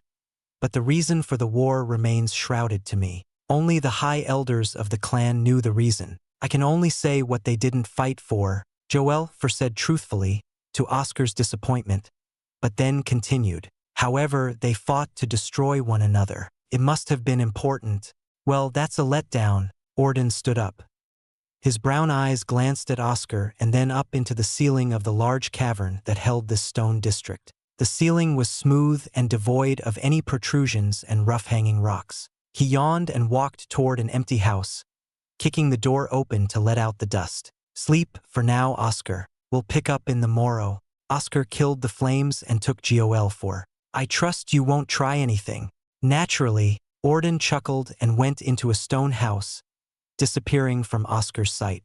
Quite a strange set of circumstances for two people who tried to kill each, working together, Joel 4 said. We'll go back to killing each other soon. I need to find Austin and Eric first. Hopefully, they're not dead in this place. Oscar found an empty stone house and took out a mattress, laying on it with a tense face. His breathing became rushed and uneven, and his hand moved toward the inhibitor in his ear. After pulling it out, Oscar's face twisted, and his teeth clenched so hard they could break. Joel 4 floated above, peering at Oscar's pained expression. You are pained in more ways than one. Quite obvious, isn't it? Oscar berated Joel 4 for talking and focused on withstanding the pain after the golem quieted down. Once the pain began to subside, Oscar wiped his pale, sweat-covered face with a towel and groaned. He placed the inhibitor back into his ear and plopped down on his bed. Joel 4 hummed as he dropped onto Oscar's chest, prompting him to lean his head forward to look. There might be a way to heal your ailment. Oscar's eyes widened at Joel 4's words, and he sat up, holding Joel 4 between his rough hands. His obsidian eyes glinted from the light of the crystals that shone through the cracks in the boarded-up windows. Are you serious? An elder told me this was an ailment of the mind and that it was up to me somehow. But I couldn't find a way. Within the central palace, there is a place that could let you face the issue in your mind. But it's a dangerous path, and I don't know if it still exists. Joel 4 answered. Oscar sighed and laid back down in exhaustion. That's right. Who knows how much had changed in that time? If it still exists, it'll help. I must recover now. Farewell. Joel 4 dropped and clattered to the floor, losing the light in its eyes. Good night. The next day, Oscar and Orden cleared out the rest of the district, crashing in from one stone house to the next and taking anything of value. However, most of what they collected was from the monsters that lurked around the dark places, but were rendered into bloody messes by Oscar and Orden's powers. As they passed from place to place, Joel 4 tried to find the optimal way to continue. The other exits are all caved in. Oscar knocked on the boulders that covered the entranceway to another section of Tectusan. They found several bridges and stairs that led to other places, but most were caved in, and Oscar did not wish to risk collapsing more of this place. Wait! Orden shouted. He pointed to a small opening below, held by wooden beams. That looks like a mine. Indeed, the mines of Tectusan run under the entire city, linking to everywhere district. Joel whizzed around and floated down. This is our best chance. Fine. Oscar recalled the mines of the Adder pits, feeling slight discomfort from remembering. But he leaped down and grabbed Joel for. This place is relatively safe and won't collapse, right? I cannot make any promises. Joel 4's voice echoed across the tunnel, and a roar resounded back in response. Little head, I think you're a source of bad luck. Orden shook his head, coming to Oscar's side. Heading in, of course, despite the roars that filled their ears, they stepped into the wide tunnel. Suddenly, the walls began to crack, and the rubble and dirt fell on Oscar and Orden, who placed their backs on each other. Although they were wary of each other, this incoming threat warranted their full focus. Then parts of the wall burst out as a sharp metal pyramid protruded out. It went back into the wall and slammed out, destroying more of the wall and allowing the creature to get through.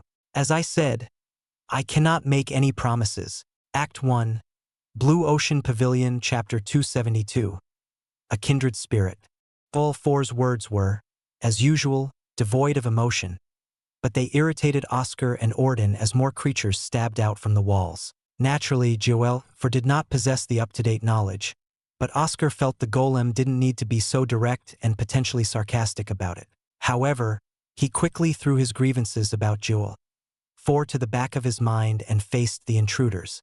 Oscar observed the creatures. The creatures lacked eyes and any other distinguishable features of a face. Instead, they only had a sharp pyramid that rotated like a drill, allowing them to dig through the earth easily. Their long bodies resembled that of a snake or worm but clad in a metallic shell, like plates of armor. These are the drill worms, nasty beasts who dig around and cause all sorts of havoc to the miners and workers. They never came close to Tectusan because of the reinforced stone used as walls. It looks like even the vines never reached far down here, Joel explained while glancing at Oscar, indicating for him to retreat into the space pocket. After stowing away Joel 4, Oscar snapped to his back and blocked a terrifying lunge from one of the drill worms, shocked that he could not remain still and was forced back by sheer strength. Even more grating was the loud, high-pitched noise from the spinning drill that was the worm's head as it tried to pierce through his bulwark. Sparks and embers continually spat out from the continual grinding of the metals. What fearsome strength for a worm! The drill would probably skewer through my silver sheen without issue. But how about its toughness? Oscar's eyes flared up. Shattering wave.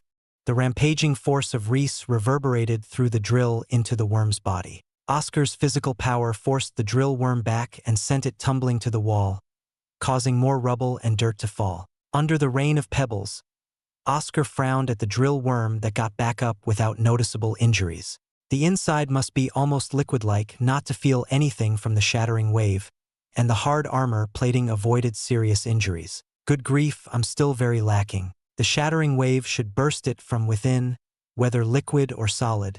Considering his shortcomings, Oscar dodged and deflected the drill worm's wild blows. He glanced to check up on Orden and his progress for a moment. Down the tunnel, Orden fought with his meld powers, bashing the drill worm around, but the hard shell refused to budge, and the drill worm remained practically unscathed, minus a few scrapes here and there.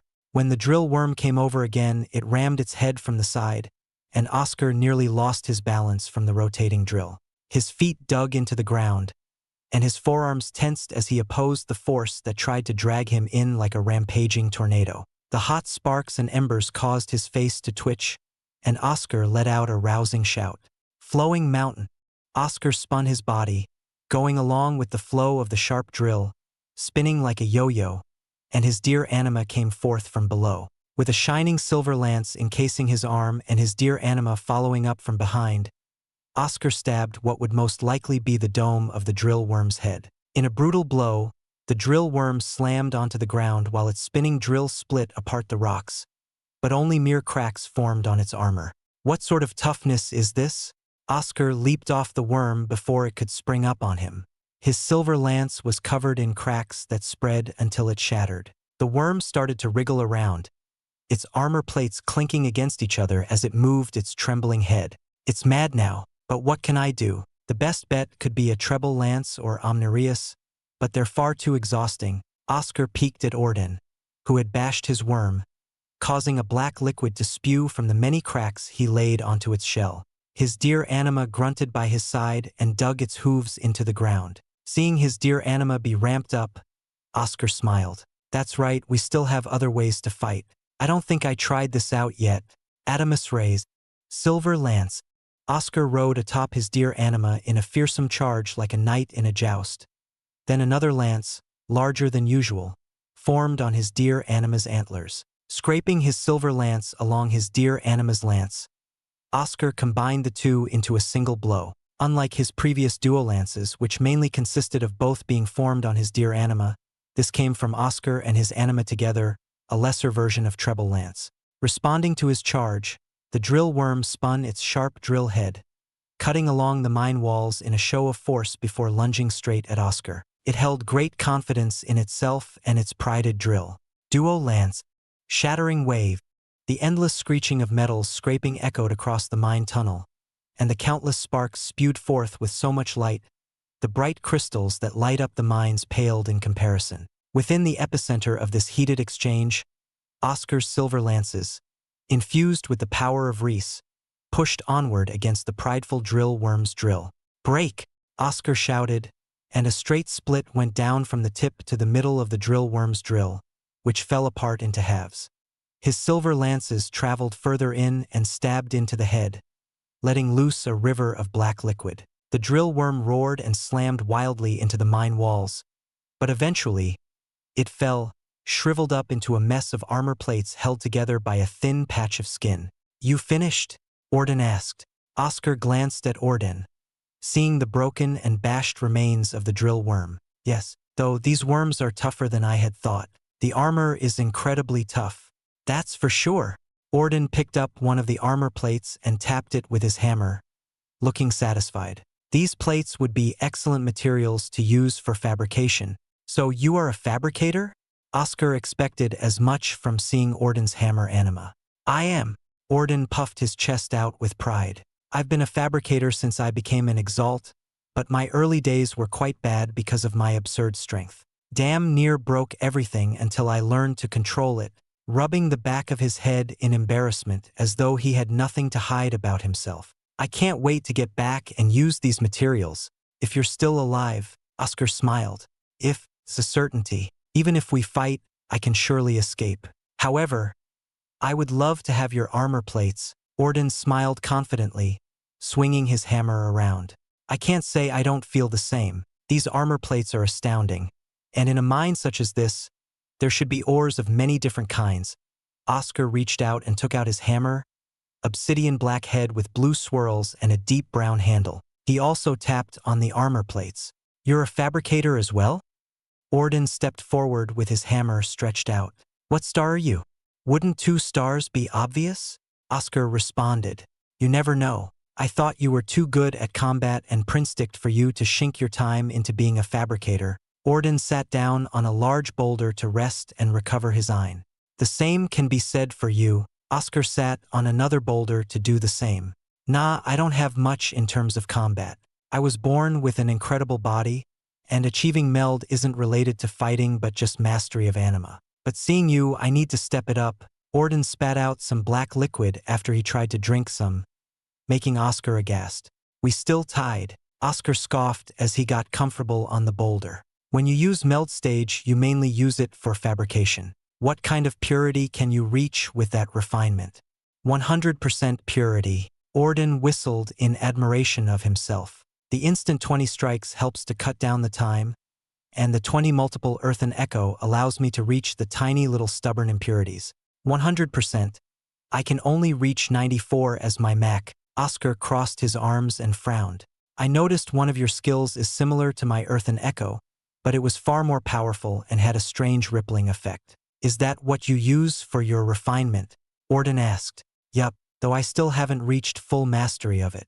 Once I do, perhaps I can reach 100% purity. Oscar got up from his feet after having recovered. Orden followed suit.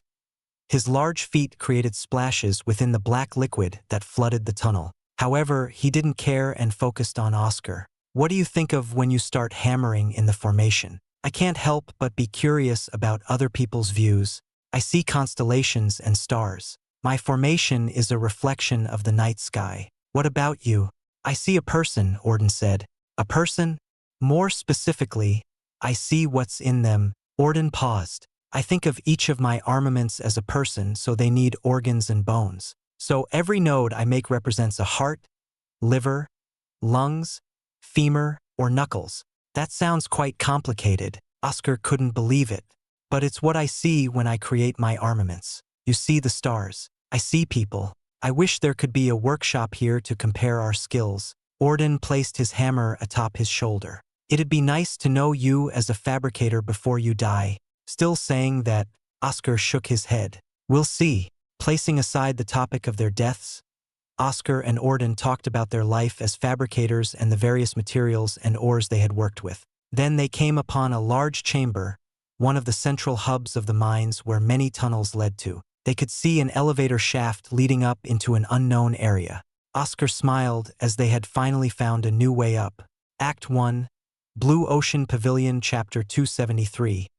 The Unusual Grove Keepers. GOL, look at this. Oscar pulled out GOL. To show him the large mine shaft that reached up like a tower to a new area. The place above should surely be another district of Tektusan since they had walked on the same level the entire time. The chamber below resembled the bottom of the adder pit, a vast open area with many tunnels across the edges and makeshift platforms for other levels. Nice find. I thought it would have taken you far longer to find one of the mine shafts. But this is a pleasant surprise. GOL responded and looked around. It seems we're on the second level. Jump down but be careful of dangers. This head needs to stop jinxing it. Orden cursed and leaped off the edge, his large body stomping on the ground with a loud thud. He waved Oscar and GOL over to join him. Landing on the ground floor of the central hub, Oscar peered around to all the dark tunnels, trying to see if anything was hiding. It's strange that we haven't found any ores in this place. That's not too strange. This mine must have been depleted long ago, and the people must have moved on to other areas. I'm not sure if the Forest Heart clan had the time to explore the mines fully, but we could still find some good ores. GOL made sense of the situation. Now it's a good means of moving around Tektusan. Hopefully, we don't have to stay in the mines for long. Orden grunted. Finding ores is great, but time is more important, and I do not want to waste it. We've explored quite a bit. Should we rest here for the time being?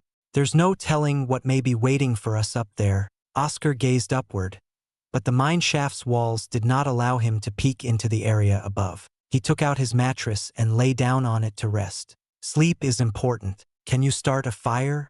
Orden took out another small vial and crashed it onto the ground, and the liquid burst into a bright orange flame. He sat down and started wiping his beloved hammer with a towel, satisfied and content when he could see his reflection from its black metal. Then, with a sudden thought, he turned to Oscar. Oscar, can I see your hammer? No, Oscar flatly refused and readjusted his position on the mattress. Come on. Here, Orden tossed his hammer right by Oscar's side. You can look at mine. Oscar sighed and turned his face toward Orden's hammer. It had a wide handle, hard for anyone to grip except for Orden with his overgrown hands, and Oscar could see his reflection across the metal surface, though slightly distorted by the red cracks. He reached into his space pocket and tossed out his hammer, black with blue swirls, toward Orden, who caught it gleefully. You won't find out Reese forging from just looking at it. If that could be done, my master wouldn't have needed to look for Aunt Rosette for her skills every time. Oscar knew Aunt Rosette's techniques were secure and turned his attention to the hammer. He sat up and tried to hold the hammer, but his fingers could not wrap around the handle. But with a fearsome grip, his hand lifted the heavy hammer. A good hammer. Did you make it yourself? No, my master created it for me, saying that only this hammer could suit me for the big lunk that I am. Orden laughed with the roaring of the flames. But this, he juggled around Oscar's hammer. This one is interesting. Did you make it? No, that was my master's friend. Oscar smiled, recalling his many interactions with Aunt Rosette. Seems we've both had good fortunes in our lives. Though yours might be greater than mine because you got this far as a grade 4. I wouldn't say that. Oscar rubbed his nose to relieve some tension. What he became now came at a cost or a future danger, such as his Reese. Seeing Oscar's tired expression, Orden decided to change the topic.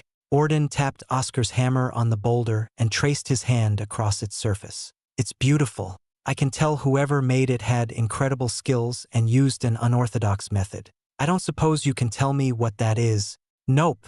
That's a trade secret. Oscar looked at Orden's hammer. Did your master just cram a large number of materials into this? How on earth did they make it so compact?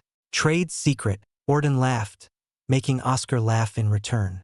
He stretched out his large arms and looked over his torn uniform. I should have brought some spares, only for it to get torn again, Oscar quipped. Well, if you are all right with going on naked, that's on you. But I am a proper person. Orden tossed back Oscar's hammer. Strangely unfitting for you. Oscar threw Orden's hammer at him. Let's head off to sleep. I feel tired. I to that. Orden nodded and dropped down to his large mattress, which he had brought to fit his body. As time passed, Oscar closed his eyes and fell asleep with Joel for next to him. However, in the middle of the night, he slowly woke up, not from any sound or disturbance, but from an instinct that something was wrong. Orden? No, if he wanted to act, he would have done so long ago. Thankfully, my bulwark is still in my hands. But what is this? Oscar furrowed his brows while keeping his eyes squinted to appear asleep, waiting for whatever was coming. Then, within his peripheral vision, a gnarled wooden hand creaked and dripped water down as it came closer to him. Bastard! Oscar shot up and swung his bulwark, breaking off the hand, which spewed out green blood, and he gazed at the sudden intruder to find an entire group of grove keepers. Hearing a groan behind him, he turned to face the ambusher, but a large gray hammer smashed into the grove keeper's face. Tricky little shits. Orden smashed his hammer onto another grove keeper. I was sleeping nicely until these idiots came by. Oscar, are you okay? I'm fine. But what are these grove keepers? Oscar gazed at the grove keepers that came out from the tunnels. They looked like the grove keepers from the outside, but with one stark difference. They wore minor clothes. Some even held up pickaxes. Joel, what the hell are these things? Why do they look like miners? Incomprehensible. Joel 4's blue eyes gazed around the room. Fight for your life, and I can try to see what they are. They can't entangle us, or they would have used it while we slept. These are not the typical grove keepers in the forests. Oscar turned his body constantly as the grove keepers approached. The grove keepers walked slowly, their footsteps matching together and reverberating to Oscar and Orden, who went back to back. Then once the grove keepers were a few feet away, they stopped. The wooden faces with glowing green eyes surrounded Oscar and Orden. With sweat flowing down his brow, Oscar gripped his bulwark tightly and summoned his dear anima. Then the grove keepers turned to a tunnel, and out of that tunnel came out a large grove keeper, twice as large as the norm. Gol 4? Oscar asked. This is unusual, Gol 4 responded. That's a big one, Orden stated with a frown for the first time. The large grove keeper towered over the rest and reached its large arms to one of the platforms, smashing it into pieces and throwing it at Oscar and Orden, who blew it away. It roared and smashed its fists on the ground like a drum as the mass of grove keepers stomped their feet in response. The drumming of fists and feet unnerved the two Exalts. Goo! The large grove keeper pointed at Oscar and Orden. At his gesture, the mass crowd of grove keepers rushed at them like a mindless tide of puppets. They groaned and shot forward with their wooden arms, as if Oscar and Orden brought about their full power, unleashing their spells and might to destroy the waves of grove keepers. Earth spikes covered the area, impaling many grove keepers. Many silver stars shot out, exploding and shooting out shards everywhere, and Oscar and Orden fought with their weapons and animus. The hammer and deer demolished several more as Oscar and Orden smashed into the mass. However, despite their efforts, the grove keepers kept coming in. From the tunnels, they strode forth and leaped down, adding to their numbers, replacing their fallen brethren who were now mere scrap wood on the ground that began to become green from all the blood. Continuous flowing mountain. Oscar chained together his attacks into a continuous swirling of reese that kept ramping up from the constant fuel of reese that came from the grove keeper's onslaught. In a final blow, fast approaching his limits, Oscar tossed his bulwark and swung it across the room in an ever-enlarging circle. Orden smiled and tossed his hammer to follow suit, destroying all the Grovekeeper's Oscar had missed. Eat this! Oscar and Orden convened their ranged attacks on the last Grovekeeper, the large one that started this whole mess. Goo! The large Grovekeeper smiled, sending shivers down Oscar and Orden's spines. With two massive fists, it slammed down on both of their attacks. Coo! Orden spat out blood as his hammer anima had been cracked from the sheer might of the Grovekeeper. Oscar clenched hard and pulled his bulwark back. Orden, you ready? No need to ask me. Orden willed his hammer anima back to his hand, wiping off the blood from his mouth. Let's bash the hell out of this thing. Together they rushed out and charged amongst the piles of wood scraps and bodies of the Grovekeepers. They leaped straight at the large Grovekeeper with a thirst for survival and desperation in their eyes. Act 1. Blue Ocean Pavilion, Chapter 274. Oscar and Orden team up. Oscar knew from an instant that this large Grovekeeper had incredible physical power, not just because of how it tore down the platforms but also how easily it flicked off Orden's hammer, which should have been heavier due to Orden's spell, and his bulwark, which had a vast amount of reese in its attack. But he had to fight here, or this monstrosity might try to tear down the mine shaft. As the large hand that looked to be composed of gnarled branches and trunks slapped at him, Oscar felt the full brunt of its power. His arms and legs trembled, and some blood splurted out from several tears even though he had Eduricegladd activated. In full motion, the large hand flung Oscar away, sending him spinning through the air.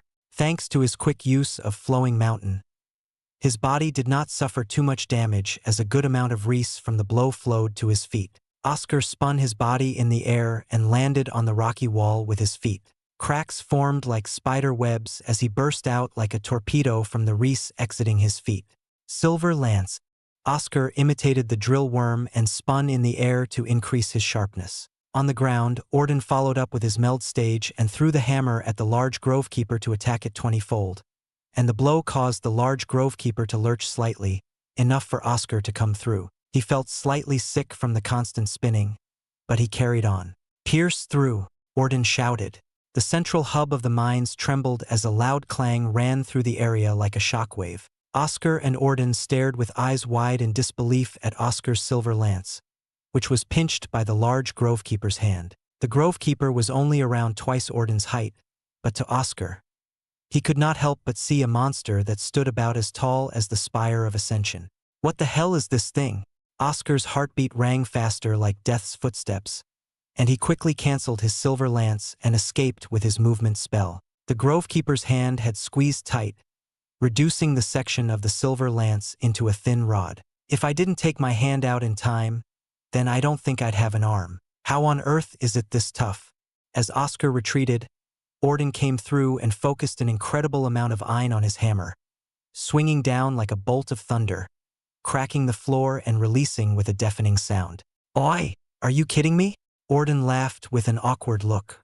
His hammer, which caused Oscar to go beyond his limits, was blocked by the Grovekeeper, who manifested a shield of entangled branches and stone. A large dent could be seen where Orden's hammer had attacked, but it soon disappeared as the shield returned to normal. Joel, what the hell is this? Oscar asked, before Joel, who was on the floor near the entrance to the mine shaft, could respond. The large Grovekeeper roared, and branches extended out from its arm to form the shape of a pickaxe. It gripped its pickaxe and raised its shield up high, treading with heavy steps toward Oscar and Orden. I cannot explain what it is, but I am a keen observer and can help you understand its weaknesses and quirks. Just keep fighting and find out more. Right now, I know for certain that it cannot run, Joel explained. It used the waves of its minions to tire you out. Little wonder your attacks and speed are down and why its attacks and defense seem so powerful. Well, even without those factors, it's still quite powerful in its own right. Tired? Orden spat out. I'm not tired at all. You all exerted much to fight off the hundreds that rushed toward you. You may not feel it because of your strange perception of yourself, but you're both tired, Joel, refuted Orden's boast. But how is it different? And why is it so hard?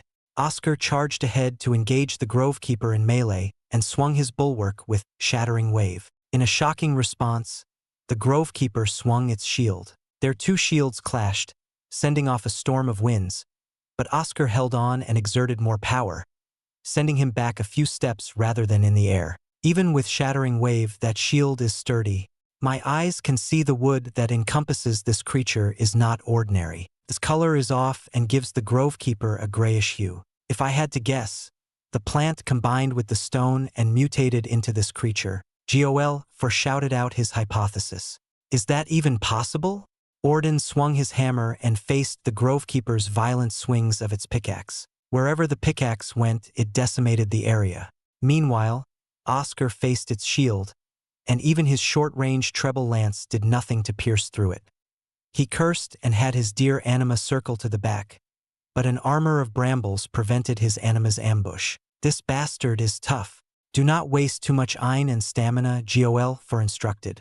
This creature has a modicum of intelligence and is waiting for you two to run out. I suspect it will charge out to kill once the battle reaches a certain point. Well, that's idiotic, Orden shouted as his hammer caught the pickaxe. His large body strained and struggled to hold the pickaxe at bay. Wasted all of its comrades' lives just to kill the two of us. He deflected the pickaxe to the side and threw his hammer, but the grovekeeper blocked it with its headbutt, staggering back slightly from the recoil. Oscar took advantage of this and leaped from his dear anima's throw. He shot a shattering star into its mouth and slammed his bulwark onto its face, causing it to trip and fall on its back. His shattering star then exploded in the grovekeeper's stomach, enlarging it, but could not burst out as the stomach receded in. Even the inside is tough? Sweat flowed down his back, and his breathing grew heavier. Oscar fought off hundreds for a while and, thus, was about to run low. In front, the large grovekeeper got up easily, a strange smile forming on its creepy wooden face made of branches and leaves. What's so funny? Oscar panted. Oscar, this bastard is pretty strong. But I have a plan. Orden came to his side, throwing his hammer to deter the grovekeeper. What plan? Oscar cracked his shoulder with a painful expression. The earlier strike had dislocated it. The move you used to defeat me. Use it now. Orden retrieved his hammer and turned to Oscar, towering over him. But his brown eyes contained respect and camaraderie. I can tell that technique requires an external force. I can provide that. Once you use it, I'll follow up with a modified technique of my own. What would that be? Oscar faced the slowly encroaching grovekeeper with his bulwark to block. You'll see. But are you in? Orden held out his hand. With nothing else to lose, Oscar sighed and clasped his hand on Orden's. They shook and nodded before turning to the grovekeeper. Oscar grunted and stepped forward. Do it. Orden's ein released a large burst of power and concentrated into his hammer, which started to glow. He held his arms far back, almost stretching around his back and close to the front. With a final burst of ein, he swung with all his might and struck Oscar's bulwark. The terrifying force of Orden's hammer coursed through Oscar's bulwark and threatened to destroy him. But Oscar clenched his teeth and tightened his grip as his eyes went bloodshot. He focused the reese into his body, the rampaging dragon that could tear him apart if he could not control it. As the grovekeeper came close, Oscar followed the steps as before and unleashed the full power of a reese wielder. Omnireus. The blow encompassed the entire area in front of Oscar's fist as he slammed it into the grovekeeper's shield. Despite the tough branches that mixed with the hard minerals of the underground, it crumbled apart, and the Omnireus continued to the grovekeeper's body, breaking through many of the intertwined branches that fell down. Following up on Oscar's strike, Orden raised his hammer and leaped into the air, somehow with his hulking figure, and burned all of his ein into it. His face grew fierce, and his teeth began to show as blood flowed from his orifices. He had never tried this before, but now was the time to go beyond. 25 multiplier. His limit had been only 20, but in this battle, he had no choice but to surpass himself to survive. The hammer crashed into the grovekeeper's chest and struck 25 times in an instant, sending seismic waves that echoed to the ground below. The grovekeeper ruptured open as it collapsed, and its core flew forward by Oscar's feet. Oscar staggered to all fours, vomiting a mix of blood and dinner. His vision doubled, quadrupled, octupled, and kept increasing, making his mind more disorientated. However, even within this crazed world, he spotted Orden, unable to move, about to fall into the chasm that formed in the wake of their fierce struggle. Without much thought, Oscar leaped forward and grabbed Orden's arm, the sheer weight making him groan in pain from his arm about to be torn off. "You?" Orden hung down from Oscar's hand, which kept a firm grip, and refused to let go of him. Blood flowed from Oscar's eyes, mouth, and nose from the backlash of Omnirius, and his vision continued to spiral out of control, but he tightened his grip. "Get the hell up!" Act 1, Blue Ocean Pavilion, Chapter 275. The Truth of the Grove Keepers. Oscar dug his feet and hands into the ground to stop himself from being dragged down by Orden's sheer weight. He could feel the overused muscles of his trembling arm tearing as he held tight onto Orden's wrist. The darkness of the chasm below was still blatant in Oscar's distorted and fading vision. If he didn't reach out in time, Orden would have fallen to his death. However, his arm could not hold for much longer, and he shouted to the dumbfounded Orden, who stared blankly upward. "Get the hell up!" Blood dripped down from his face and onto Orden, who snapped out of it, kicked his feet into the chasm's side, and swung his hand, gripping the edge. The nails on his fingers cracked and bled from how deep they dug into the ground, and Orden let out a strained yell as Oscar provided as much support as possible. Finally, Orden pulled out of the mess, and using the last of his strength, he pulled Oscar with him as far away from the chasm as possible. The two tumbled on the floor near the entrance to the mine shaft. Oscar could no longer hold on, and his body looked visibly skinnier to show the bones like someone who had starved for many days. "I did it wrong." Oscar's thoughts turned to his use of Omnirius. The first time he used it against Orden was perfect, a stroke of beginner's luck in every step progressing and leading cleanly into the other. However, this time, the rampaging Reese had shaken his whole body. Some leaked here and there during some of the steps, and his muscles had undergone atrophy from the misuse. Omnirius is too dangerous. Even after failing it, utilize it properly, the power was still this much. If it weren't for my Adamus rays being up to the minimum my master set, I would have been in a far worse state. Soon darkness filled his vision, and Oscar unwillingly fell unconscious. His labored body slumped with his head hung down with rushed breaths from his lungs. Oscar woke up feeling weird at how refreshed his body was. His arms felt light, and his head rang clear. The disparity was too strange for him, who always experienced severe exhaustion after such an ordeal. Looking over his body, he noticed his wounds had healed. "You're finally up."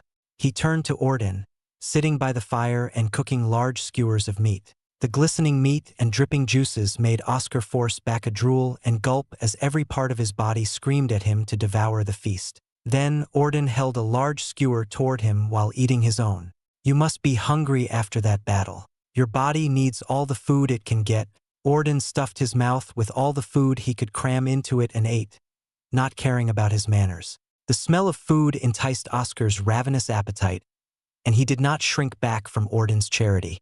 He swiped the food from Orden's hand and started eating unsightly like Orden without care. With each bite, chew, and swallow, Oscar felt every muscle in his body trembling in celebration, and he continued to eat, not letting this feeling fade. The two were like hungry wolves, clawing at the meat without care. After they ate all the food, Oscar and Orden both had satisfied faces. With the fire still roaring, Oscar glanced at Orden and asked, "How long was I out?" "Around a full day. Your body was in such a horrible shape that I gave you a grade 2 heal elixir and HYTR elixir for your muscles." Orden wiped his hands and mouth. "HYTR elixir?" Oscar shouted in shock. "You have those? And more importantly, why did you use those elixirs on me?" Orden stretched out his hand. "You owe me a grade 2 heal elixir. Hand one over and we're even. Don't think about it too much. As for the HYTR elixir, I use them regularly for my physical training." "You do?" Oscar did not mind Orden's request and threw one of his grade 2 heal elixirs from his space pocket. He was more interested in Orden's use of HYTR elixir. "It's my body. I have a special constitution in which I have incredible physical strength from my muscles, but I must keep training to break them down and condense them. My master said this elixir is worthless for any more other than me, but your power seemed to need it," Orden explained. For a moment, Oscar felt envious of Orden's special body as it seemed the most fitting to learn Reese. But then he thought about the life expectancy of using Reese. If Orden did learn Reese, perhaps his heart would have burst from the first try. Strong physical power was necessary, but too much from the get-go could ruin a person, like when he first faced his master's punch. While Oscar did train to hone his physical strength, it wasn't to the level of Orden's muscles, and his Adamus rays helped. My power is something else that requires me to use my muscles in a unique way. Don't think about it. I'm telling the truth in saying that you're too late to learn it, and you'll die from the backlash. Oscar responded to Orden's expectant face. Sounds suspicious. Orden could tell Oscar was not joking, but still voiced his frustrations. But then his rough voice became deeper, and his brown eyes loosened. Why did you save me? Oscar frowned. He thought back to that moment. When Orden was about to fall down the chasm, Oscar knew that letting him drop to his death would be the best choice for himself and the pavilion by taking out a large threat. However, he moved without care for his body and went to hold him up. Oscar sighed and said, "We agreed to stay as allies until we get out of this place. I'm not someone who would break my promise." Orden had a blank expression. The large man had no response to Oscar's words and could only be speechless. However, he had a slight smile as he drank his pumpkin juice. Oscar noticed Gol, for was missing and glanced around but could not see the tiny head. "Where's Gol for? I didn't put him in my space pocket when I fainted. Did you take him?" His eyes lifted in suspicion at Orden, who scoffed and stared back with an intent to fight, losing that small smile. "I'm here, Joel," for said from within a pile of wood scraps from the dead grove keepers. "I was busy and didn't want to disturb your meal." "Busy with what? Why are you in that pile?" Oscar went over and lifted Gol for. He turned to Orden and said, "Sorry for misjudging you. Forget about it." Orden stood up. "That golem said he wanted to look closely at the grovekeeper's remains, so I dropped him over there. He's been rolling around and rummaging through it the entire time." "You have? Why?" Oscar asked Gol for. "I have formed a theory on them, but it's not an easy topic to get into." "Do you want to hear it, Joel?" For levitated off Oscar's hand and placed himself atop another boulder beside the fire. "Go ahead. I'm curious about the grovekeepers, especially that strange one we barely killed." Oscar crouched by the fire. "I don't care. Just get on with it." Orden remained standing, leaning by the mine shaft. "All right then." The first unusual observation was the clothes they wore and the pickaxes they used. They looked worn, but any hint of the miners should have wasted away in the thousands of years that passed, which means they made it themselves. Second, their grunts were distinct and seemed to be a form of communication. Third, though they looked to be made out of wood, there were other things mixed into it. "What other things?" Oscar asked. "Human flesh and stone. This fact leads to my theory that these grovekeepers were once real people." "What?" Oscar and Orden could not contain their shock. The Forest Heart clan used the parasitic vines to take control of people as mindless slaves, and the encroachment itself was like a living plant that spread its roots all over. Perhaps after thousands of years, the survivors and those who were mind-controlled were altered somehow. Gol for presented his outlandish theory. "What about the cores?" Oscar asked. "These cores are like beasts' cores. Over time, they've changed from being humans to fully becoming a new species. A unique breed," Gol for explained. "It is a theory, but a very plausible one. If we delve deeper into the mines, I wonder what we will find. Perhaps their home is somewhere here." "Nope," Oscar refused. "It's shocking to hear all this, but we have no time to investigate something like this. We need to get out." "I agree. Hearing all this makes me want to get out of here faster." Orden opened the entrance to the mine shaft, a small platform with a pulley. "We should be able to pull up easily with our strengths. Let's hurry out of this creepy place." I did say the subject would not be easy to hear. Gol for expressed that none of this was his fault.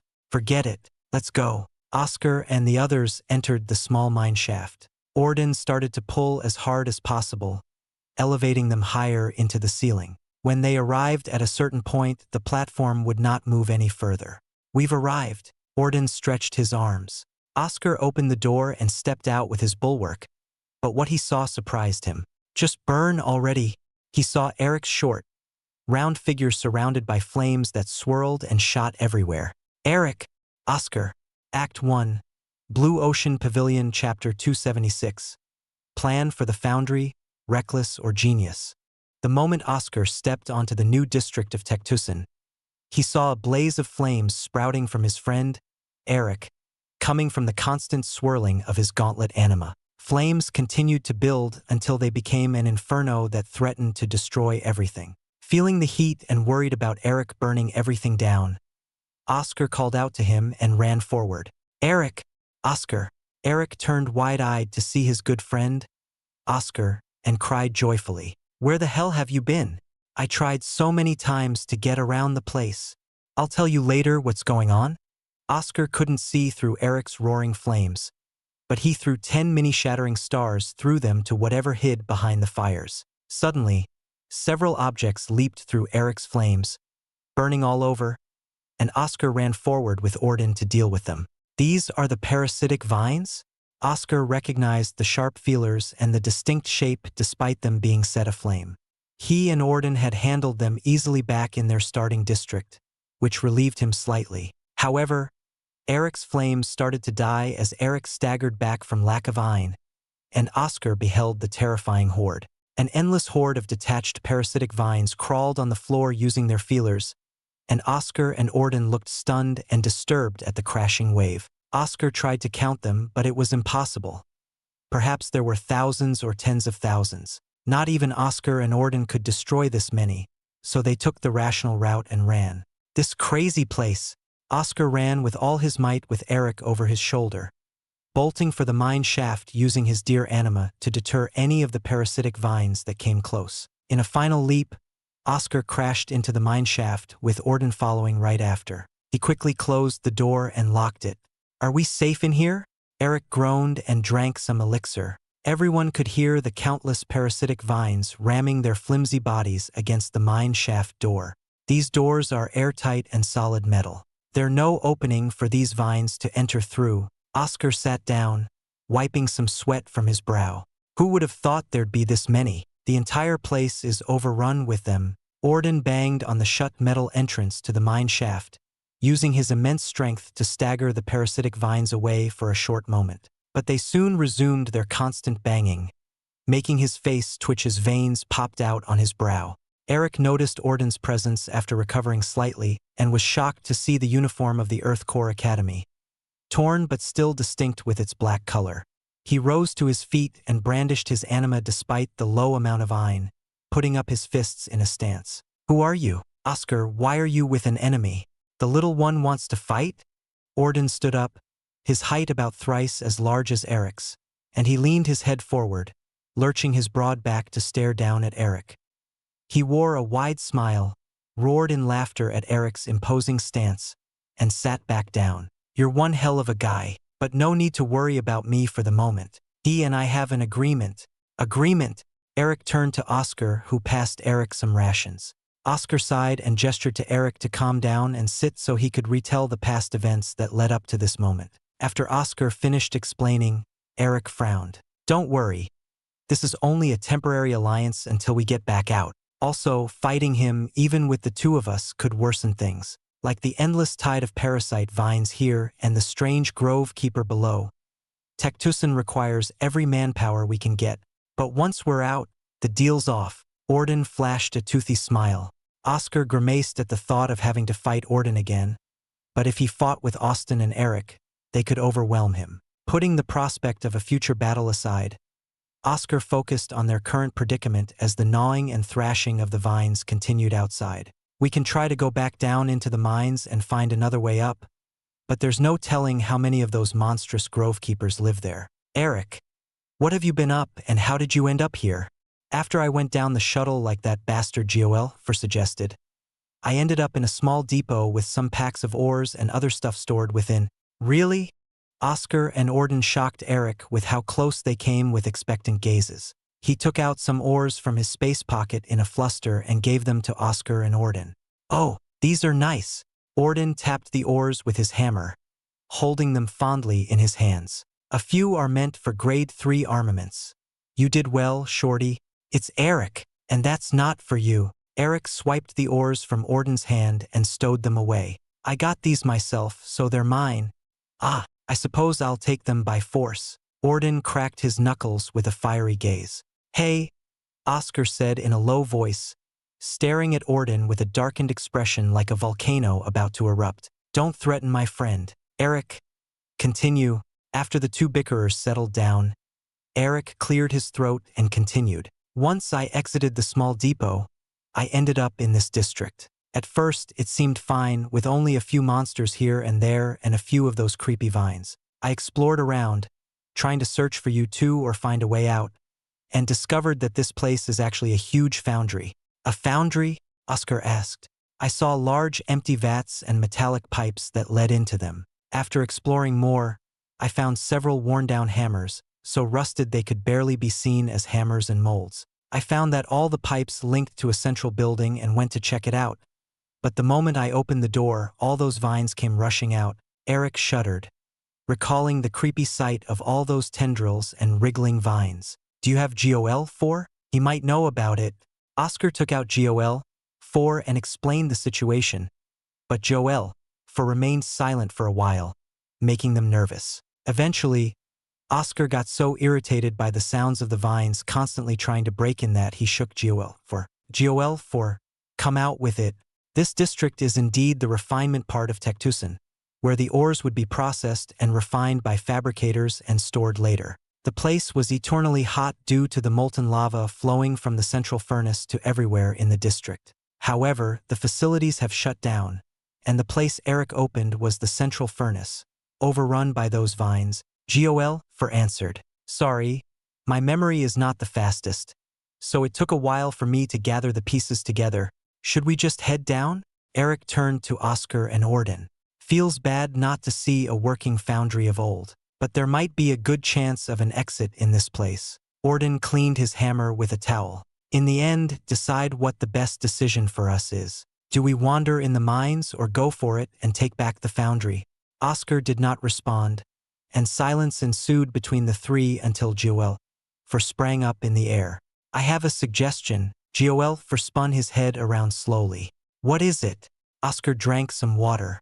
The vines must be resting in there because it is warm in the central furnace. The place is directly linked to an opening into the hot rivers of magma that flow beneath the earth, providing warmth, but if it gets too hot, the vines will wither and waste away. If we can turn on the mechanism that allows the lava to rise and spread throughout the district, the immense heat should cull all the parasitic vines and bring some much-needed life to this place. GOL-4 proposed his crazy plan. Are you an idiot, head? Orden tightened his grip on GOL-4. What if there is not a mechanism or it's broken? We'd be running into an ocean of those vines. Seriously, what is this golem head thinking? Eric sighed and looked down below to try to glimpse at the mines. There's no way of knowing if that would work, Oscar said. Oh, and going down into the mines without direction, aim, or knowledge of if there are other exits is better. Not to mention the vast hordes of grove keepers that may be down there. By all means, go ahead down and let's see what happens, GOL-4 retorted. His voice would be mocking them if not for the flat mechanical tone he always spoke in. The three started at the head and then to each other. A few moments later, Oscar palmed his face at the idiocy of what they intended to do. This is dumb. Agreed, Orden said. No doubt about that, Eric cursed.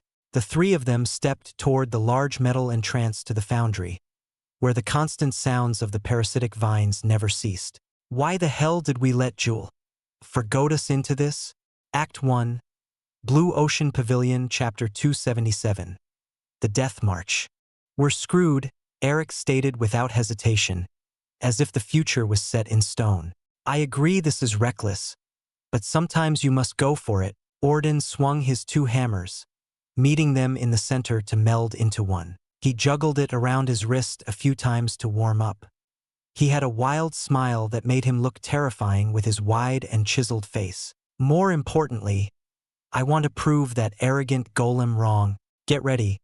Oscar had no time for such nonsense and got everyone alerted and ready to act. He had his hand on one of the levers by the door side. If he pulled it, the entire flood of parasitic vines would drown them out. However, he did not have a look of fear but rather irritation. I vote to drop GOL-4 into the lava when we're done.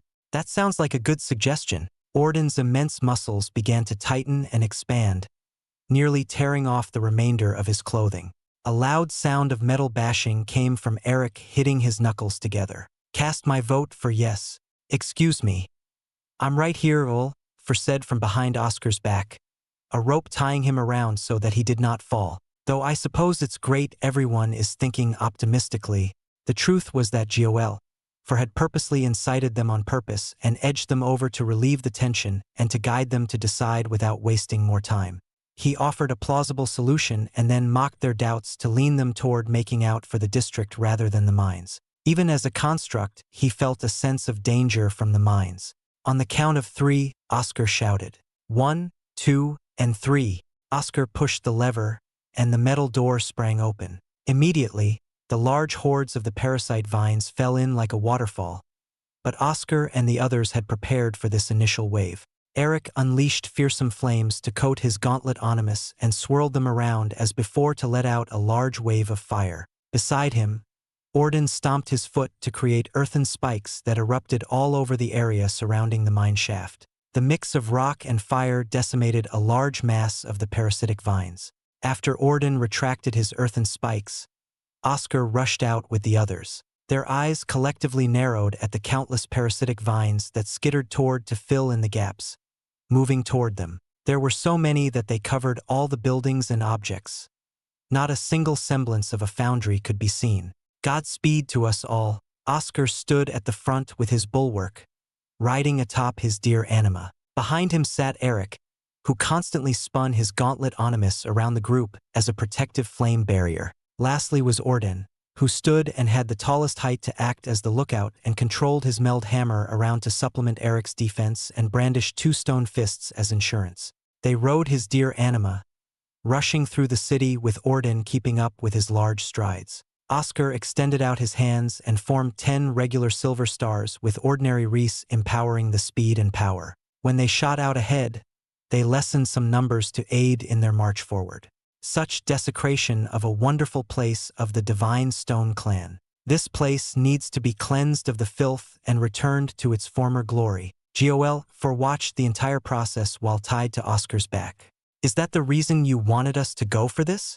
Oscar knocked away some flaming parasite vines that got through the gaps in Orden's hammer, but one managed to latch onto his arm. The sharp feelers moved so fast that they turned into a blur as they tried to stab into his body. But instead of flesh tearing, the sound of metals clanging resounded as the feelers were deflected.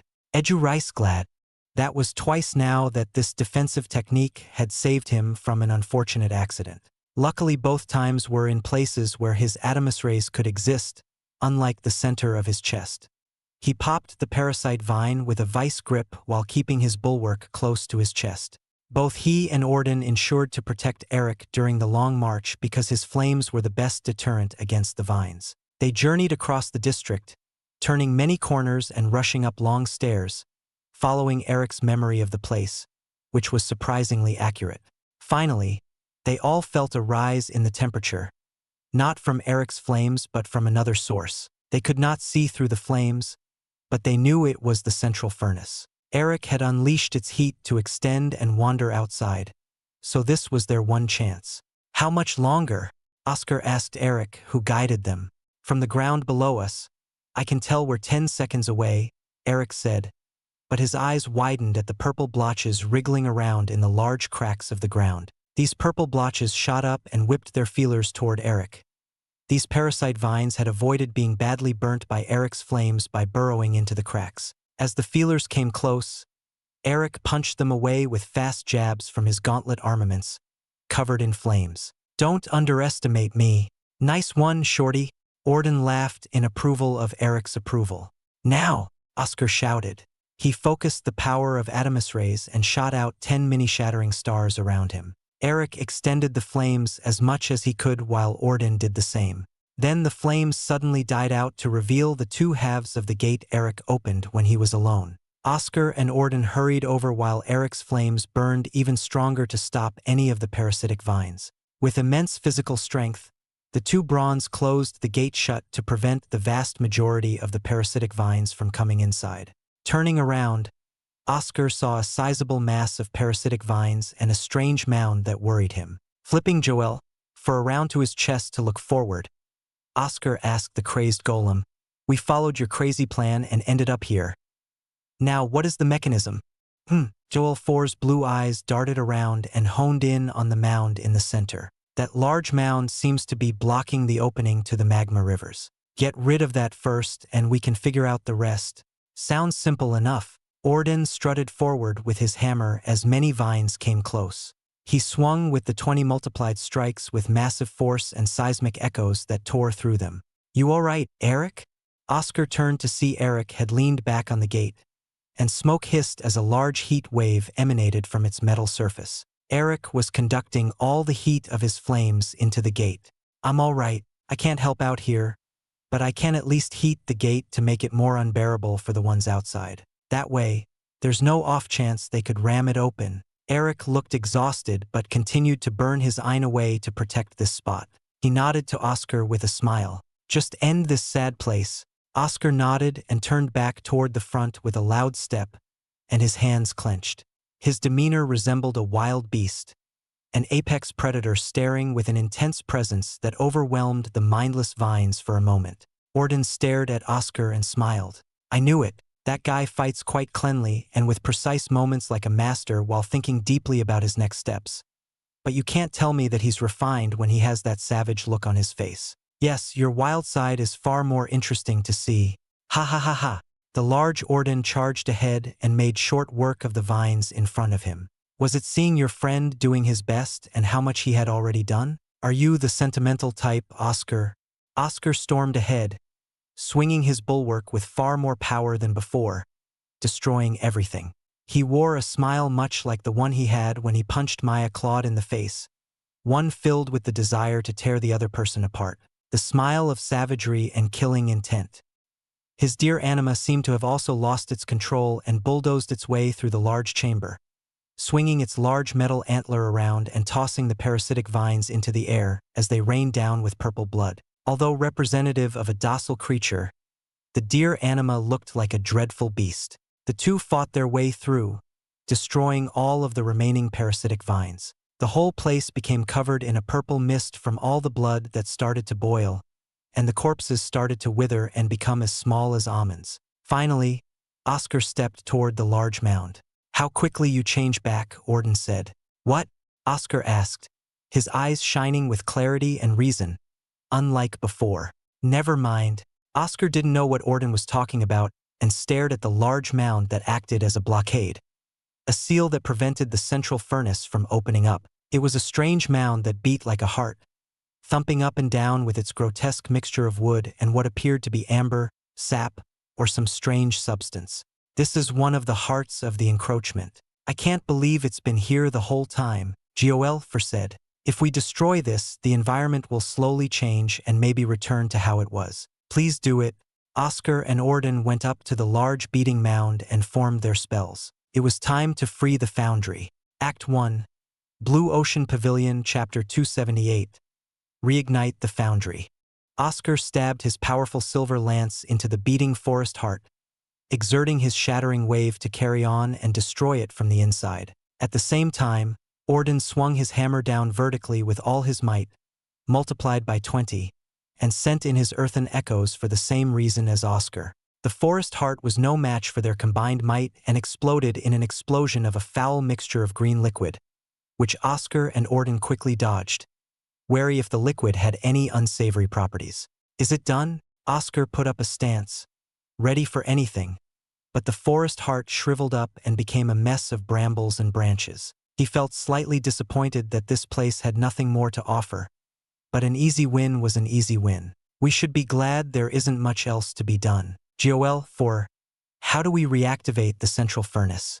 Staring down at Joel, for on his chest, Oscar, again, became annoyed at his silence and knocked on the head. "Joel 4, wake up. Sorry, I was recuperating. I thought something else would have happened when you destroyed the forest heart and wanted to take a rest." Joel 4 looked up at Oscar. "You already took care of it."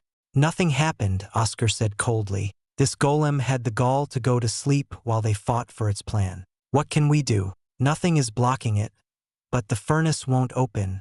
The furnace lay behind a circular lock that prevented the foundry's true form from coming into being. There was no keyhole or latch, just a thin slit to indicate it was closed. Gol stared at this and around the area. Yes, this is of a similar make to the one in the vault. It is closed because it requires 2 large pulleys to keep it open.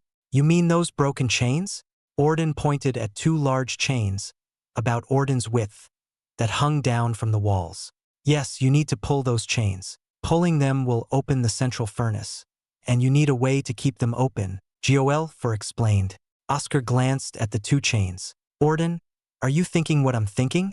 Orden crossed his arms and said in his rough voice, only a job the 2 of us can handle. Oscar turned and walked toward one chain while Orden went to the other. The chain hung down from a metal hoop and went into the wall to some unknown area. But the crucial point was the broken remains of a pillar. The pillar used to control the chain, but the central furnace remained dormant since that was gone.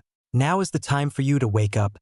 Oscar breathed in and activated his Adamus rays, cladding every possible part of his body in Eduricegladd. His Ein flowed and exploded around him in a fiery blue aura to further his power and defense. His hand reached out and gripped one of a part of the chain, not able to grip completely around one of the links, but the worst of the burning sensation followed by a hiss. A little burn doesn't scare me. Oscar took off his jacket and shirt. His feet and legs tensed and enlarged from his bursting muscles. He swung the chain around his shoulder and stepped forward to the Orden on the other side. His eyes caught Orden doing the same, and the 2 continued. Their eyes trembled, and their faces contorted in pain from the heat of these chains. If not for the protection provided by his Ein and a little extra from Eduricegladd, Oscar could have burnt the chain into his flesh a while ago. He had removed his upper clothes because of the potential of catching on fire. Orden had the same idea, and his massive bulk was on full display, an incredibly toned body that matched the hardness of steel and seemed indestructible. His face still wore the gleeful smile he always had on. Nothing like a good contest of strength, right, Oscar? Shut up. Oscar pulled further, his chiseled body covered in sweat. Orden did not say any more but pulled. As they continued to pull, the gate to the central furnace began to open wider. They could hear the bubbling of magma underneath like praises from a crowd. Finally, they arrived before each other and made one final attempt with all their strength. They linked their chains together through the broken gaps and swung them around to form a makeshift knot. This final step fully opened the central furnace. After Oscar and Orden fixed the central furnace, the chamber began quaking. The bright light from the exposed magma rivers of the deep filled the room, and a vast heat wave burned away the remnants of parasitic vine corpses, reducing them to ash. The magma began to rise and flow through the many indented lines across the ground as rivers of lava. Oscar traced the flowing lava to the edge of the chamber, where they collected in a large moat around the central furnace, except for the spot in front of the entrance. Red bubbles formed and popped as the lava flowed down the many pipe openings. With a laugh, Oscar untied Joel, from him and let him levitate freely to see this wondrous scene. Hot steam floated upward as the large vents opened up to let them in. Joel foresaw this scene with an indifferent look due to his golem face, but the skipping in his levitation betrayed his joyful feelings. To Oscar, it looked as if Joel was dancing and basking at the moment until he fell to the floor, making Oscar chuckle. Open the doors, and let's see the foundry return to its former glory, asked Eric, who was still leaning on the door. Eric's heart jumped, and he stood up with a red face, both from the heat and his anger. Are you trying to kill us? Trust me, the increase in the temperature has already killed off the ones surrounding the central furnace. The others must be trying to scurry away, but their little feelers won't take them too far, Joel said in certainty, as always, even with his theories. Oscar? Eric asked, and Oscar nodded in return. In shock, Eric turned to Orden, who he still did not trust, and gestured for his opinion. But his hopes were dashed again as Orden yawned, not caring about the decision. In a huff and stomping of his foot, Eric kicked the gate open to allow everyone to see. They exited the chamber of the central furnace and gazed across the district. The hot lava continued to flow through the wipes, and they could see the steam rising from the evaporation of the damp waters that fell from the cavern ceiling, acting like an increasing border of new territory reclaimed for the Divine Stone clan. As the borders of the steam continued to increase, they witnessed many parasitic vines within the recovering bounds of the foundry start to plop dead on the ground and pop into splotches of purple blood that joined the concert of steam. In the distance were the endless tides of parasitic vines, trying to run away from the rising heat. But soon they all fell and became nothing, as if the renewed district wished no hint of its degraded past to remain. The district began to tremble, and Oscar held on to the gate, hearing the sounds of gears and hot eruptions of smoke coming from the large vats.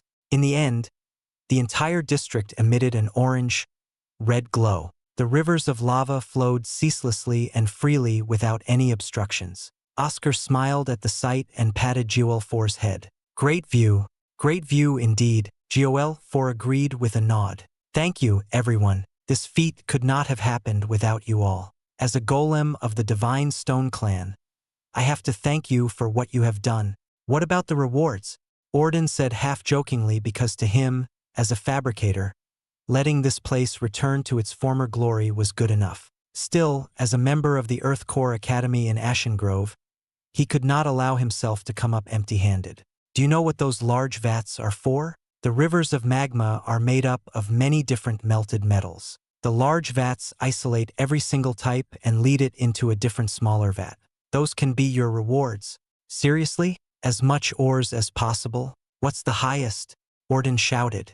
Unfortunately, no indication of any ores higher than grade 2. The new rules for this realm must have prevented the higher quality materials from forming naturally. Either my predecessors or the Forest Heart clan made off with all the higher grade materials. Also, the Forest Heart clan must have filled the realm with rewards meant for elite exalts. The fact the Fat One managed to find some grade 3 ores is an incredible stroke of luck. I'm not that fat, Eric protested. In any case, Gol4 ignored Eric. This is all yours. As much as you can collect. Take it with my blessings. Thank you, Oscar said. Orden looked deep in thought and turned to Oscar, lifting his hammer toward him, prompting Eric's response with his gauntlet anima at the ready. But Oscar's hand extended out to stop Eric, and he walked to the behemoth. Right now, Oscar understood without Orden saying a word. It was natural to feel this way between fabricators in a foundry. Yes, Orden smiled. Let's compare our skills as fabricators. I challenge you to a contest of armaments. Act 1. Blue Ocean Pavilion, Chapter 279. Mysterious Stone Slab. Are you a moron? Oscar's obsidian eyes reflected the light of the glowing foundry district surrounding him. But to Orden, it looked like a piercing gaze full of power threatening him slightly. I still have to look for one more friend. I don't have time for this. Orden stared down at Oscar's flat refusal and stared up into the ceiling as if he could see the night sky behind it. It was short, but we've exhausted quite a bit, and it looks like Shorty over there needs sleep. Oscar followed Orden's outstretched finger, facing Eric with ragged breathing and trembling hands. Even though he could see Eric's eye had recovered, he could tell Eric was mentally drained, even as an elite exalt. Eric must have fought and traveled without much rest while he and Orden had their trek from the first district to the mines. Eric, are you all right? I can carry on, Eric smiled faintly. A brave ruse not to be a burden, but his pale face and cold sweat told the truth. However, he still soldiered on, walking slowly. Austin is still out there. Fine, we'll rest for tonight. Get some sleep, Eric. We can search for Austin tomorrow.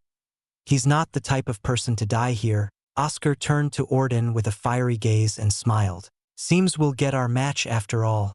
I am eager to see how you fare against me. A grade 4 with an unsuitable anima for fabricators, yet you have a magnificent hammer specialized for you. I'm curious to know what you can do. Orden bashed his hammers against each other, releasing a bang like an explosion. They fused into one and floated by his side. Golem, where's the nearest workshop? Can't wait. This sounds interesting. As a specially made golem with an in-depth memory and handling of treasures, I'll be the judge, Gol4 said. Quite so driven today, aren't you? But I can't blame you. Oscar took his Reese-forged hammer, secure in his vice grip. I'm feeling very motivated as well. Lead the way, Gol4. Sorry, but I wouldn't know. Oh well. for stated like an icy blizzard that cooled down both Oscar and Orden's fiery momentum. They both stared at Joel, for in disbelief, and gnashed their teeth. Wouldn't Eric know?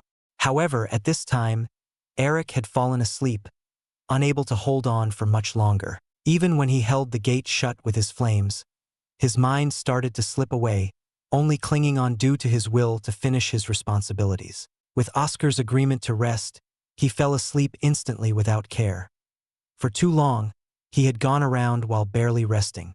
Seems that he'll be no help.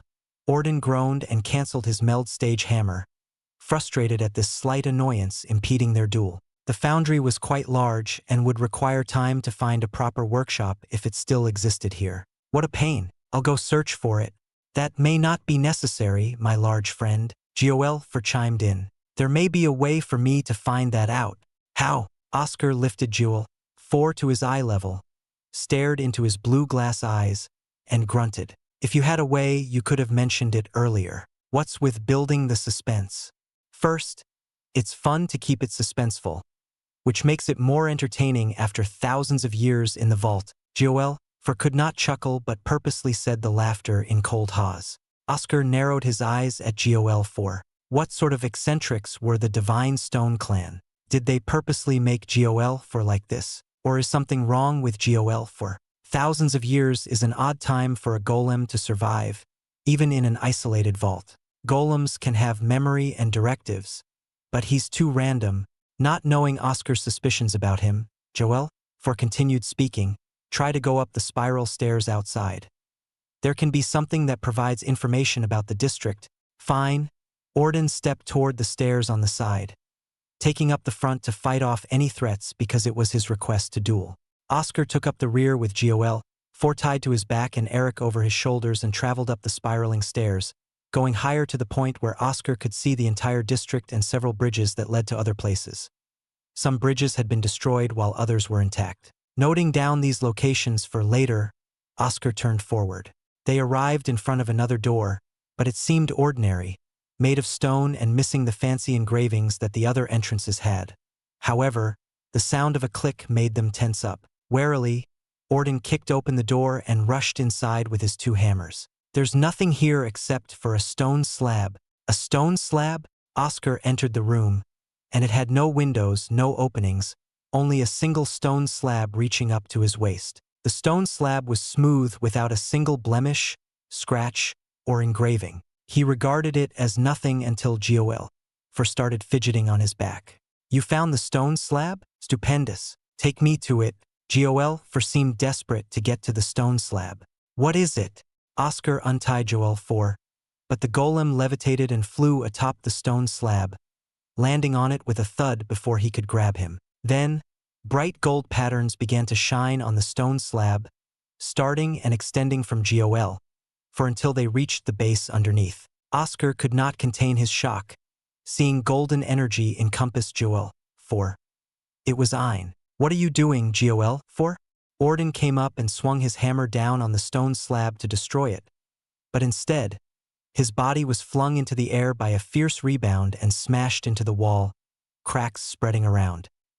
He smiled and said through a mouthful of blood, "Bastard golem, complete." All synced up, Joel uttered strange phrases. Information acquired. The stone slab finally settled down as the lines disappeared, and Joel was no longer engulfed in the golden Ein. Oscar swiped Joel off the slab and stared at it coldly. Even though Joel had helped him and others out, he still didn't fully trust it, and he made a vow to take responsibility for its actions since he brought it out of the vault. Explain before I throw you down the mines so deeper that you've never found your way out. Naturally, it is hard to trust what I did because of how strange the situation became. But I will not lie and tell you that this stone slab is information. Information? Orden got off the wall. A huge chunk had fallen and scattered as rubble. He cracked his back and neck, shouting his frustrations in a mighty roar. It better be good information, or I'll do what Oscar said. The stone slab is a special slab that looks unassuming to all and can only be activated by someone with relations to the Divine Stone clan. I'm shocked that it is still here despite the invasion of the Forest Heart clan. Joel levitated back to Oscar's arms. However, Oscar did not look too happy at GOL4. There were too many suspicious points about the stone slab and GOL4's involvement. The idea the Forest Heart clan wouldn't know about its importance and take it away seemed highly inconsistent with how thoroughly they ransacked Stonehaven. But the key thing that itched his mind was the strange click. The room was empty except for this stone slab, but the click was too distinct. It couldn't have come from some random pebble, not to mention that this room is too clean. Not even a hint of dust, let alone a pebble. Oscar clenched harder on GOL4 without realizing it. What the hell are you? Why were you locked in the vault and not taken? The stone slab communicated the layout of Tectusan, GOL4 stated. Truly, Orden stomped forward. That means you know a way out. If the way isn't blocked, I can lead us to it. But we are resting now, and you wanted to go to a workshop for your competition. I can see Eric is still fast asleep. Eric's loud snoring filled the room from Oscar's shoulder. The irritating sound forced Oscar away from his thoughts, and he decided to put them away for later. If GOL4 did have a secret, he would have to figure it out after leaving Tectusan. Right now, he had to focus on this maniac, Orden. Lead the way, GOL4. I shall direct us to your destination. GOL4 gave out directions while Orden pestered GOL4 to join him instead of Oscar but was flatly refused each time. GOL4 had chosen to stick with Oscar for some reason, and Oscar couldn't believe GOL4's explanation anymore. Here we are. GOL4 had them stop in front of a large stone building with the sigil of an anvil on the gate. Orden did not handle the doors roughly this time, showing proper respect for the fabricators who worked here long ago. His hands gently pushed the doors and unveiled the workshop. Many anvils lined up with kilns and furnaces. Orden took out his hammer and tapped on each anvil to assess them. Some are good, but the rest have cracked inside, Orden said as he started the flames in the furnace and kiln, holding his hammer toward Oscar. I, Orden Essen, challenge you to an armament creation contest. Seeing Orden's serious pair of eyes and flat lips, losing his smile, Oscar gripped his hammer and sweat from the pressure. Orden was undoubtedly a genius fabricator. I, Oscar Tur, accept. Let's see who learned better from their masters. Act 1, Blue Ocean Pavilion, Chapter 280. The Tectusan Showdown. Then I will stand by as the judge. GOL4 nudged Oscar to place on one of the anvils and faced Orden, who had changed into his fabricator uniform. Orden suddenly laughed and turned to Oscar, his eyes covered by the black glass visor. I am shaking with anticipation. We will not craft armaments together because I want to observe you as much as I know how much you want to observe me. I will go first. Sit down and enjoy, Oscar. I know for a fact that I will. Oscar, dressed in his fabrication uniform and brandishing the 2-star badge on his chest, knelt on the floor with his hammer resting on his legs, resembling a disciplined knight waiting at standby. He nodded and returned to his stoic stance, not moving a single inch. He had no wish to do anything other than watch Orden's skill in fabrication, and his eyes focused not to miss a single moment. Show me, Orden. I can already tell you're far better than me at forging armaments. This contest is just a formality. You simply want to see other fabricators at work. I understand because I'm the same. The only difference is that I wouldn't have wanted to do it now. But really, I can't wait. Oscar gripped his hammer and smiled underneath his helmet. As fabricators, he and Orden had an insatiable curiosity about others' works and processes. It was engraved in their very being to want to see an armament created by another's hand. I will create a sword. Orden reached into his space pocket and pulled out some extra ores he always had with him, along with a long claw and some cores. Using this true silver ore and claw of a lower elite Exalt beast that I slew earlier. As for quenching, I have some spare frost and oil. Seeing the collection of items Orden had laid out, Oscar admired his work ethic and passion for fabrication. He felt slightly inferior for not having brought the same kind of enthusiasm. A truly dedicated fabricator would always have these tools and materials on hand. I'm ashamed to say I didn't bring any quenching oil or ores. I'll have to use Eric's later. That is all right.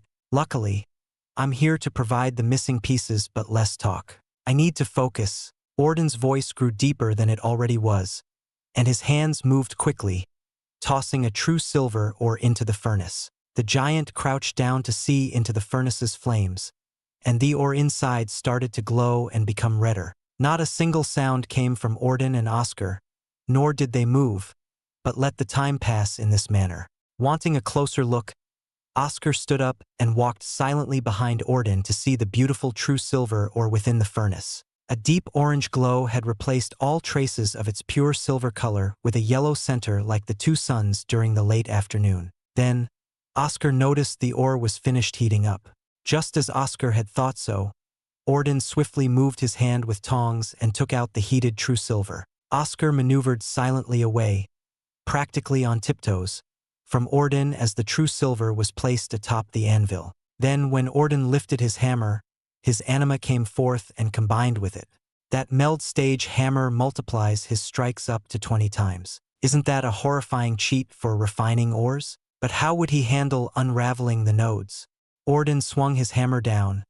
A simple strike without the added weight boost and earthen echo but multiplied 20 times. The true silver ore gave way to the hammer without resistance and had a large dent. After a few more strikes, the true silver ore fell to half its height.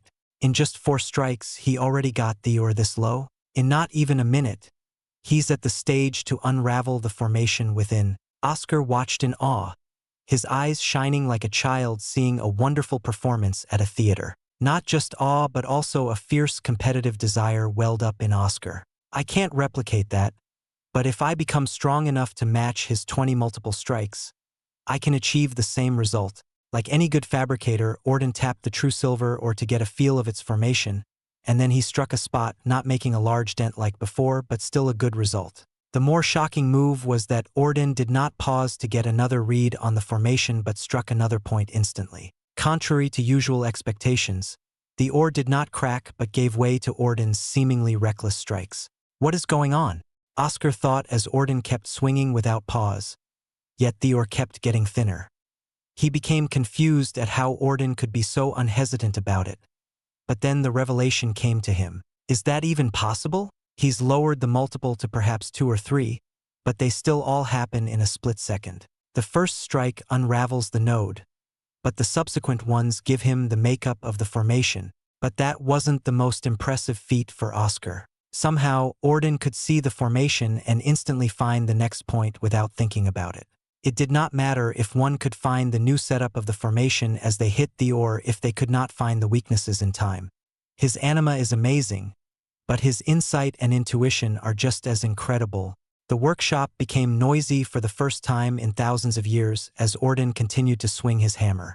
He completed the refinement using his earthen echo to finish off the deep-rooted impurities, and Oscar could tell it was 100% pure. The process continued to the large claw, which turned to pellets in the kiln and the stripping of the beast core's formation. It all came together as Orden melted the claw pellets and the refined true silver in a crucible and laid out the mixture into a clump on the anvil, letting it cool for a moment before he placed the beast core's formation piece on top. Standing on the opposite side of the anvil, Oscar watched each hammer strike of Orden. When Orden mentioned how he saw his formations as a person, Oscar grew curious about how it worked and was not disappointed. Even to an outsider like Oscar, Orden's formation was clear and representative of his preference.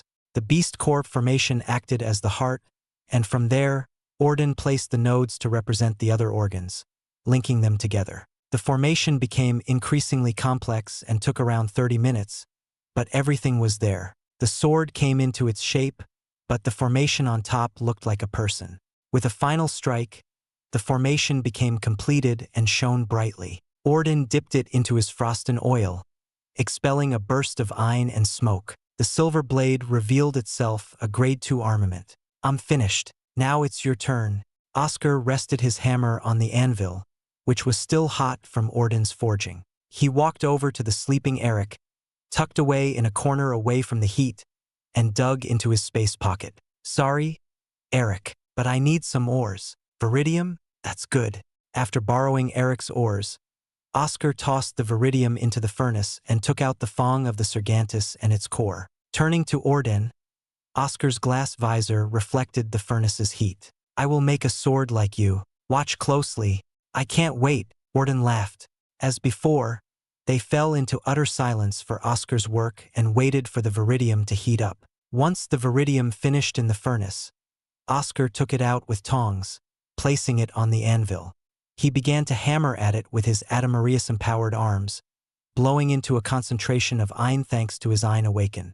Interesting. I knew Oscar had great physical power thanks to his unique techniques, but his Ein is also well-trained and can concentrate well into a single point. Master mentioned this before but refused to teach me, saying slow and steady was the best. The awaken. Where did you learn that? No wonder you held on that long during our battle. You lost Ein at a lower rate than I did.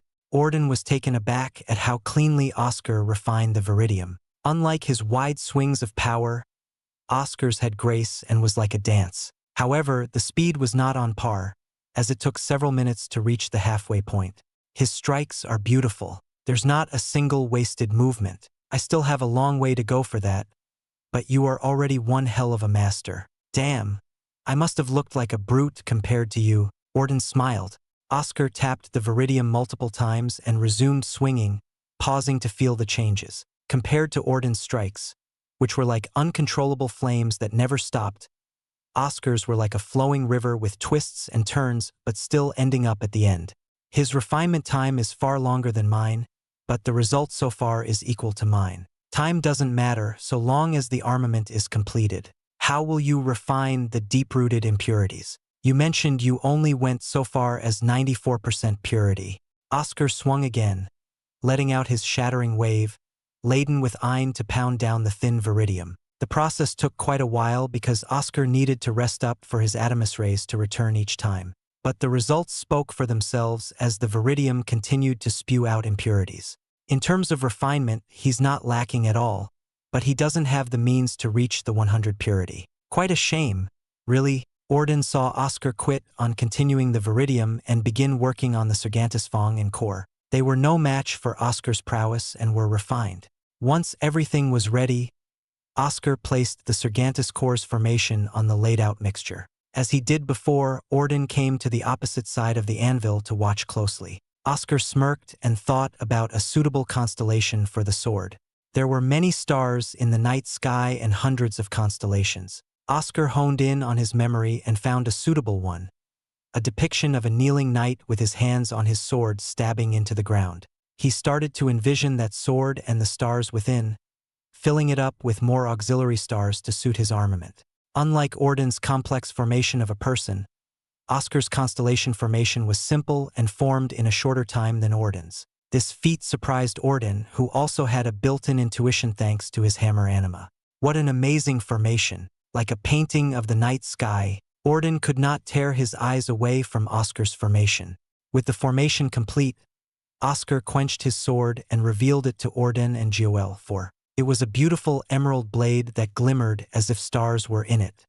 He placed the sword next to Orden's and asked Joel, for judge them. Orden turned off the furnaces and kiln and waited for Joel 4's decision.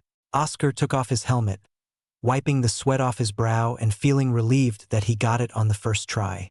Joel 4 stared at both swords and made a mechanical cough, grabbing their attention. The winner is Act 1, Blue Ocean Pavilion, Chapter 281, Finding Austin. The winner is Orden Essen, Joel 4 announced, but Orden and Oscar did not react with the winner's enthusiasm and the loser's distress. Orden put away his hammer and held his hand toward Oscar, and Oscar returned the handshake with a nod. From the beginning, they both had an idea of who was better, but they wished to know how good the other was. Good match. You're an amazing fabricator, Oscar smiled.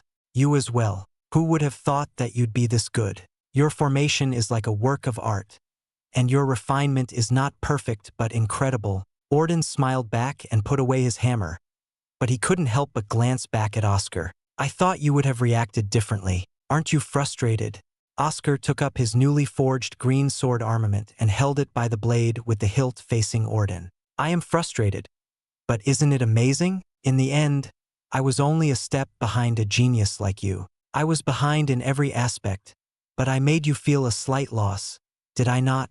With a scoff, Orden held the hilt of the Grade 2 green sword, seeing his reflection upon the blade's surface without a single blemish or scratch. Nice blade, well forged and balanced. An amazing creation. You're right. I felt admiration for how you refined the materials gracefully and how you placed the nodes. Orden took away Oscar's armament, a gift from Oscar, and a trophy of his victory. Given enough time, perhaps you would catch up to me. But that's assuming I don't keep up my pace. I would love to have another duel against you when we're 3-star fabricators. Thinking too far in the future. Right now, all I want to do is sleep. Oscar went over to Eric and picked him up along with Gol. 4. He turned his back to Orden and walked away. You should get some rest as well. Who knows what we'll have to do tomorrow?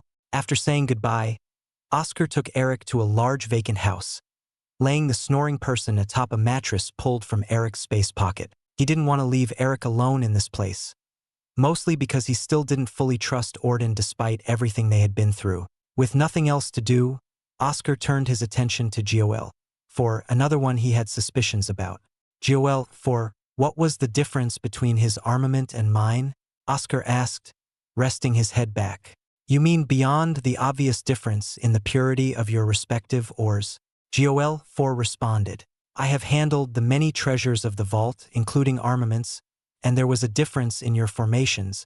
Oscar sighed and rubbed his eyes from the drowsiness. Can you tell me? Gol. 4 responded. Of course, I can't refuse a request from you. Both of your formations were well made, but your constellation lacked compared to his representation of a person. Both armaments would do well, but Orden's would last longer and be more durable. So what was lacking? Oscar frowned. Answer the question. You have yet to make the constellations wholly your own. You are using them, but where is the personal touch? Right now, you are just copying what is in the night sky. Go beyond. Copy it, but add your tastes. Modify it to suit you and the armament. Am I not already doing that? Oscar thought back to his formations. He had also added a few extra stars and links to complete the formation for the armament. It's not just the armament, Joel. For seemed to hear Oscar's thoughts. You have considered the armament but not yourself. The constellations are your preference and work well for you, but you are still modifying it only for the armament. Where are you in that picture? The words rang like bells in Oscar's mind, and his eyes could not tear away from Joel, 4, who levitated above him. He stared blankly as if his soul had departed. Myself, when that Orden places the nodes to create the person, that person is him. Due to that, the resonance between him, the formation, and the armament is far more complete than yours. Gol. 4 levitated over to the ground. His blue eyes began to flicker and dim. Mull over it later. Right now, you need rest. However, Oscar remained wide awake. His thoughts churned as an endless whirlpool of a single word resounded in his ears. Myself. After a long sleep, Oscar gathered to discuss their next move with everyone else. They all turned to Gol. 4, who understood Tectusen's layout thanks to the stone slab. Gol. 4, where's the exit? Oscar asked. According to the stone slab, the main entrance to Tectusen is a few districts away from here. I have also noted the shuttle system that links all of the districts and found that Austin could be in one of the districts we need to pass through. Gol. 4 responded. How do you figure that? Eric munched on his rations. Interestingly, the records of the shuttle system are still intact and updated until Oscar and Orden fought on the surface. According to that, Austin landed in another supply depot and could only enter another residential district. We must pass through this place to get to the main entrance anyway. Then lead the way. Orden stood up and shook the dust off his legs. Hang on. Don't forget we need to get the ores from this place. Oscar nodded to Jewel, 4, who levitated and beckoned the others to follow him. They went around to many of the vats that continually filled with the molten lava and separated the mixture into a process that churned out molten bars of metal, unrefined and waiting for a fabricator's touch. These vats only operated a few hours every day on their own, but a large pile of metal bars was already increasing on the floor. Oscar and the others greedily took as much as they could with their space pockets and departed the district with delighted expressions. What an amazing haul! Orden laughed. Didn't expect to get so much already. Oscar whistled. Shouldn't we be more careful? Eric stared at the two idiotic fabricators with a sigh. Their journey through Tectusen became easy for the three of them, and they cleared out 2 other districts, taking whatever treasures they could find. Many Exalt beasts stood in their path, controlled by the parasitic vines, but they stamped out the population, gaining more resources along the way. Oscar stared at his space pockets, thankful that he had many of them, one from the pavilion and the rest from the enemies. This is the district Austin should have gone through if he moved, Joel said as they walked across another stone bridge into a simple district with stone houses laid atop each other. Watch out, Oscar turned to the side. An Exalt beast suddenly popped out of a house and tried to ambush them, but Oscar had already noticed it, readying his silver star. But a sudden intruder swooped in and split the beast with his dagger. Austin! Oscar smiled and felt relieved in his heart that Austin was all right. Where the hell have you been these past few days? Eric relaxed and went up, but Austin did not respond.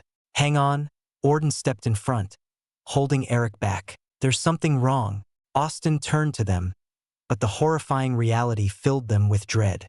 Austin? Eric's hands trembled, and his mouth quivered, unable to accept the sight in front of him. Losing his composure, Eric shouted, "What the hell happened to you?" Oscar lost color in his face, becoming paler than a ghost, and he bit his lip so hard that blood flowed like a waterfall. In front of him, Austin had one of the parasitic vines on his face and another attached to his chest. He had become one of the many monsters they had killed, a mindless brute who was taken over by those parasitic vines. "You idiot," Oscar murmured and walked forward, but Austin charged ahead and came out swinging with his blades, trying to cut Oscar. Gritting his teeth, Oscar slammed his bulwark onto Austin to push him back. Restrain him, however, right as his words left his mouth, Oscar felt a premonition behind him and charged up his Re-Sinine, releasing his shattering wave against a thrown hammer from Orden, which retreated into the behemoth's hand. Oscar staggered back from the weight of the blow but steadied himself while Eric fought against Austin. "Why did you interfere?" Orden asked. "What are you doing, Orden?" Oscar's eyes became bloodshot, and his arms and face filled with veins. A hot breath escaped his lungs as he stomped forward toward Orden. "Explain yourself. Why the hell did you try to kill Austin?"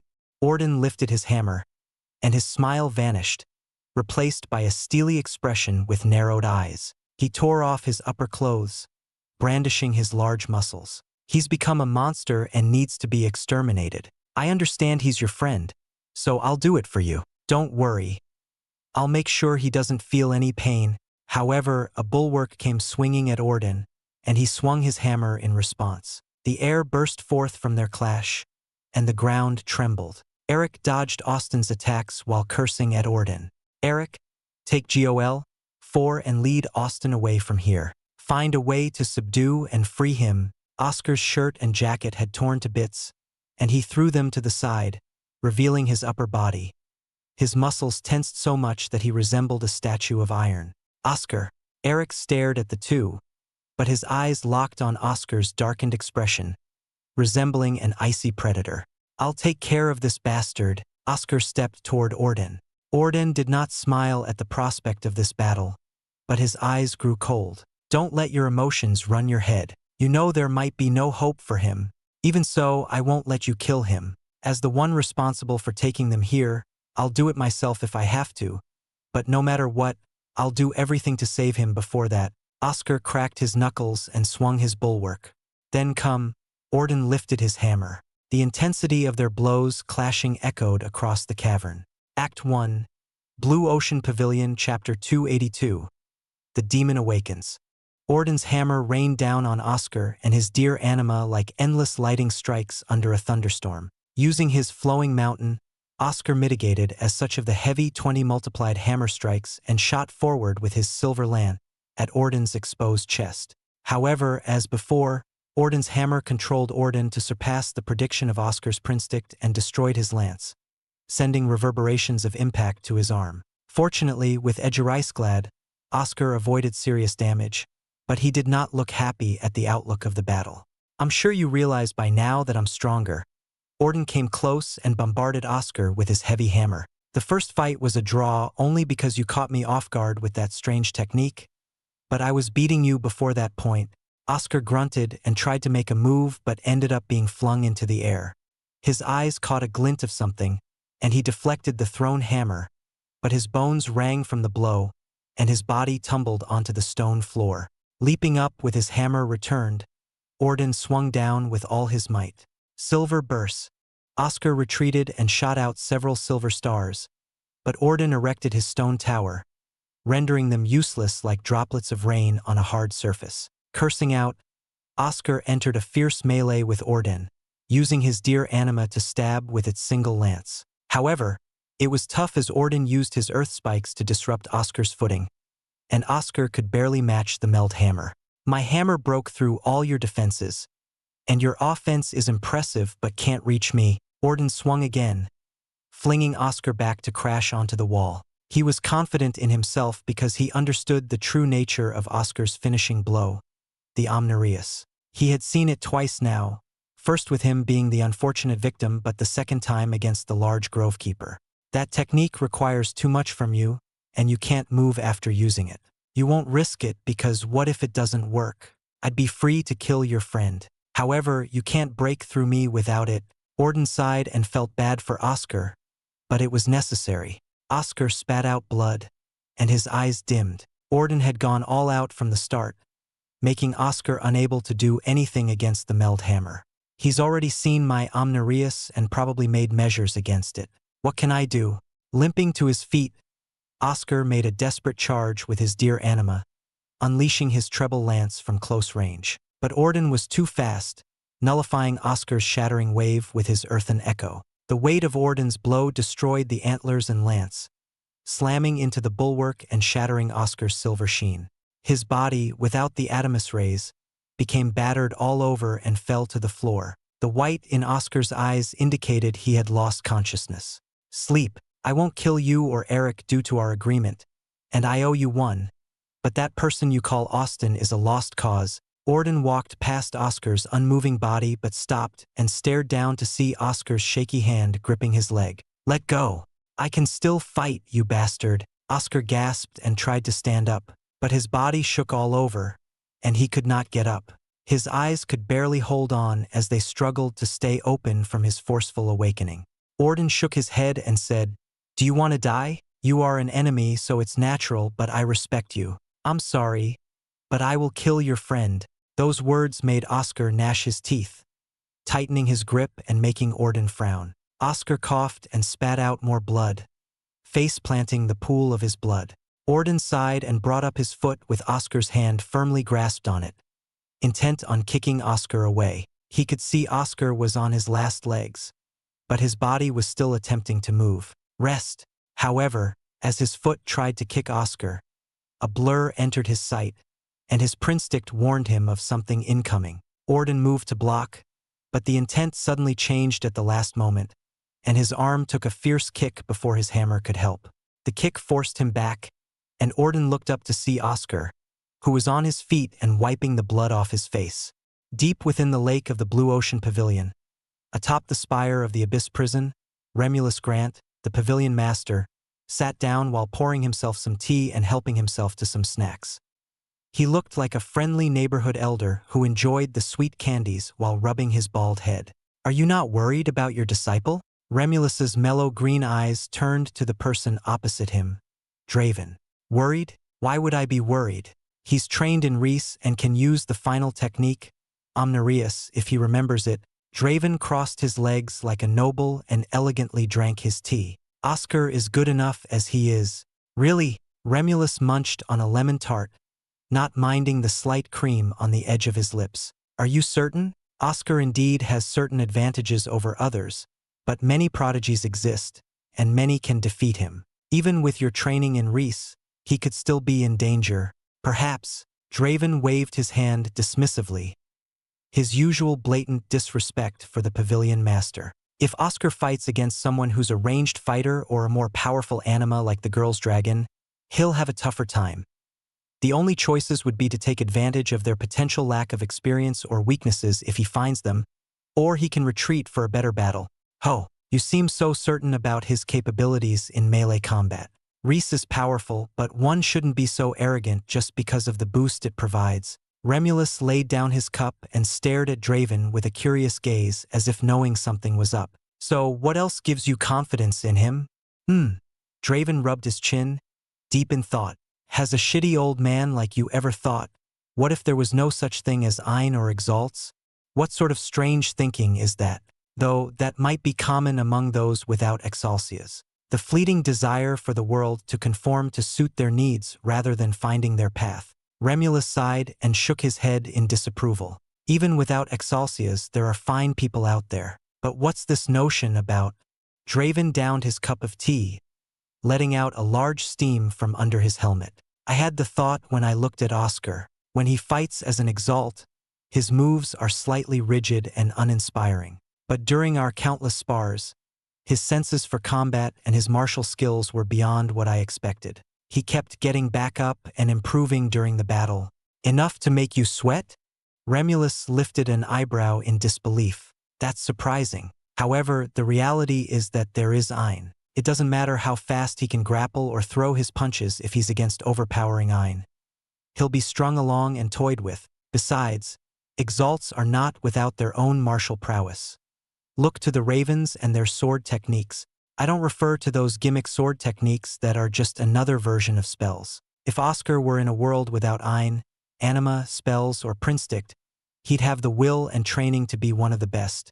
That's amazing. So forgo the 4 foundations and he'd be strong? What a laugh. His current style is slightly rigid, but it has worked so far from what I've seen in his battles. He picks and uses his spells at the right moments, complementing them with his res. I don't see your point.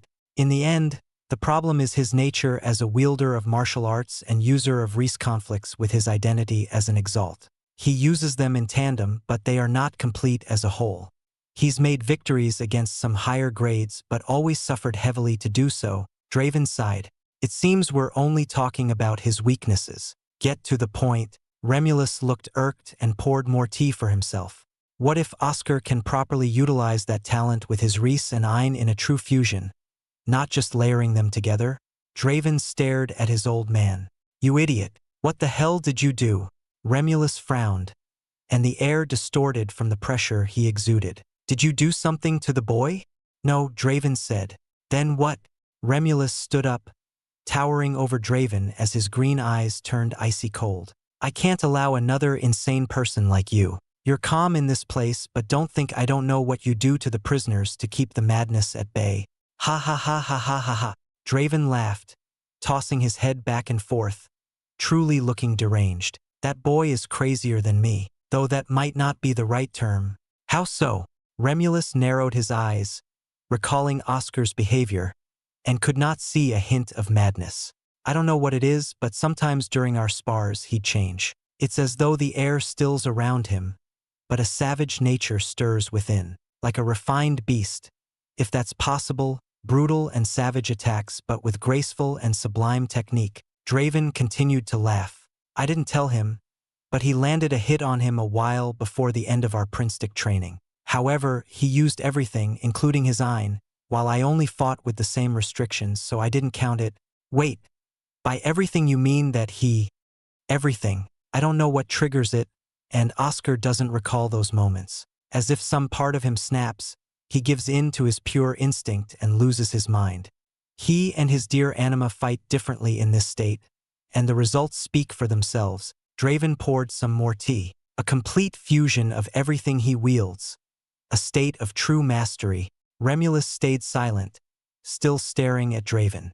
That state is truly like a demon in human skin. It might have been born from all the torturous training and many experiences he's been through. Quite astonishing. Draven downed his tea again. He completed his training long ago, and it's bloomed into a demon. Back in Tectusan, Orden lost his breath, gazing at the large bruise on his arm. Even though his dense muscles protected his bones, he still suffered quite some damage. His confused eyes looked to Oscar as he gripped his hammer tighter. What is this?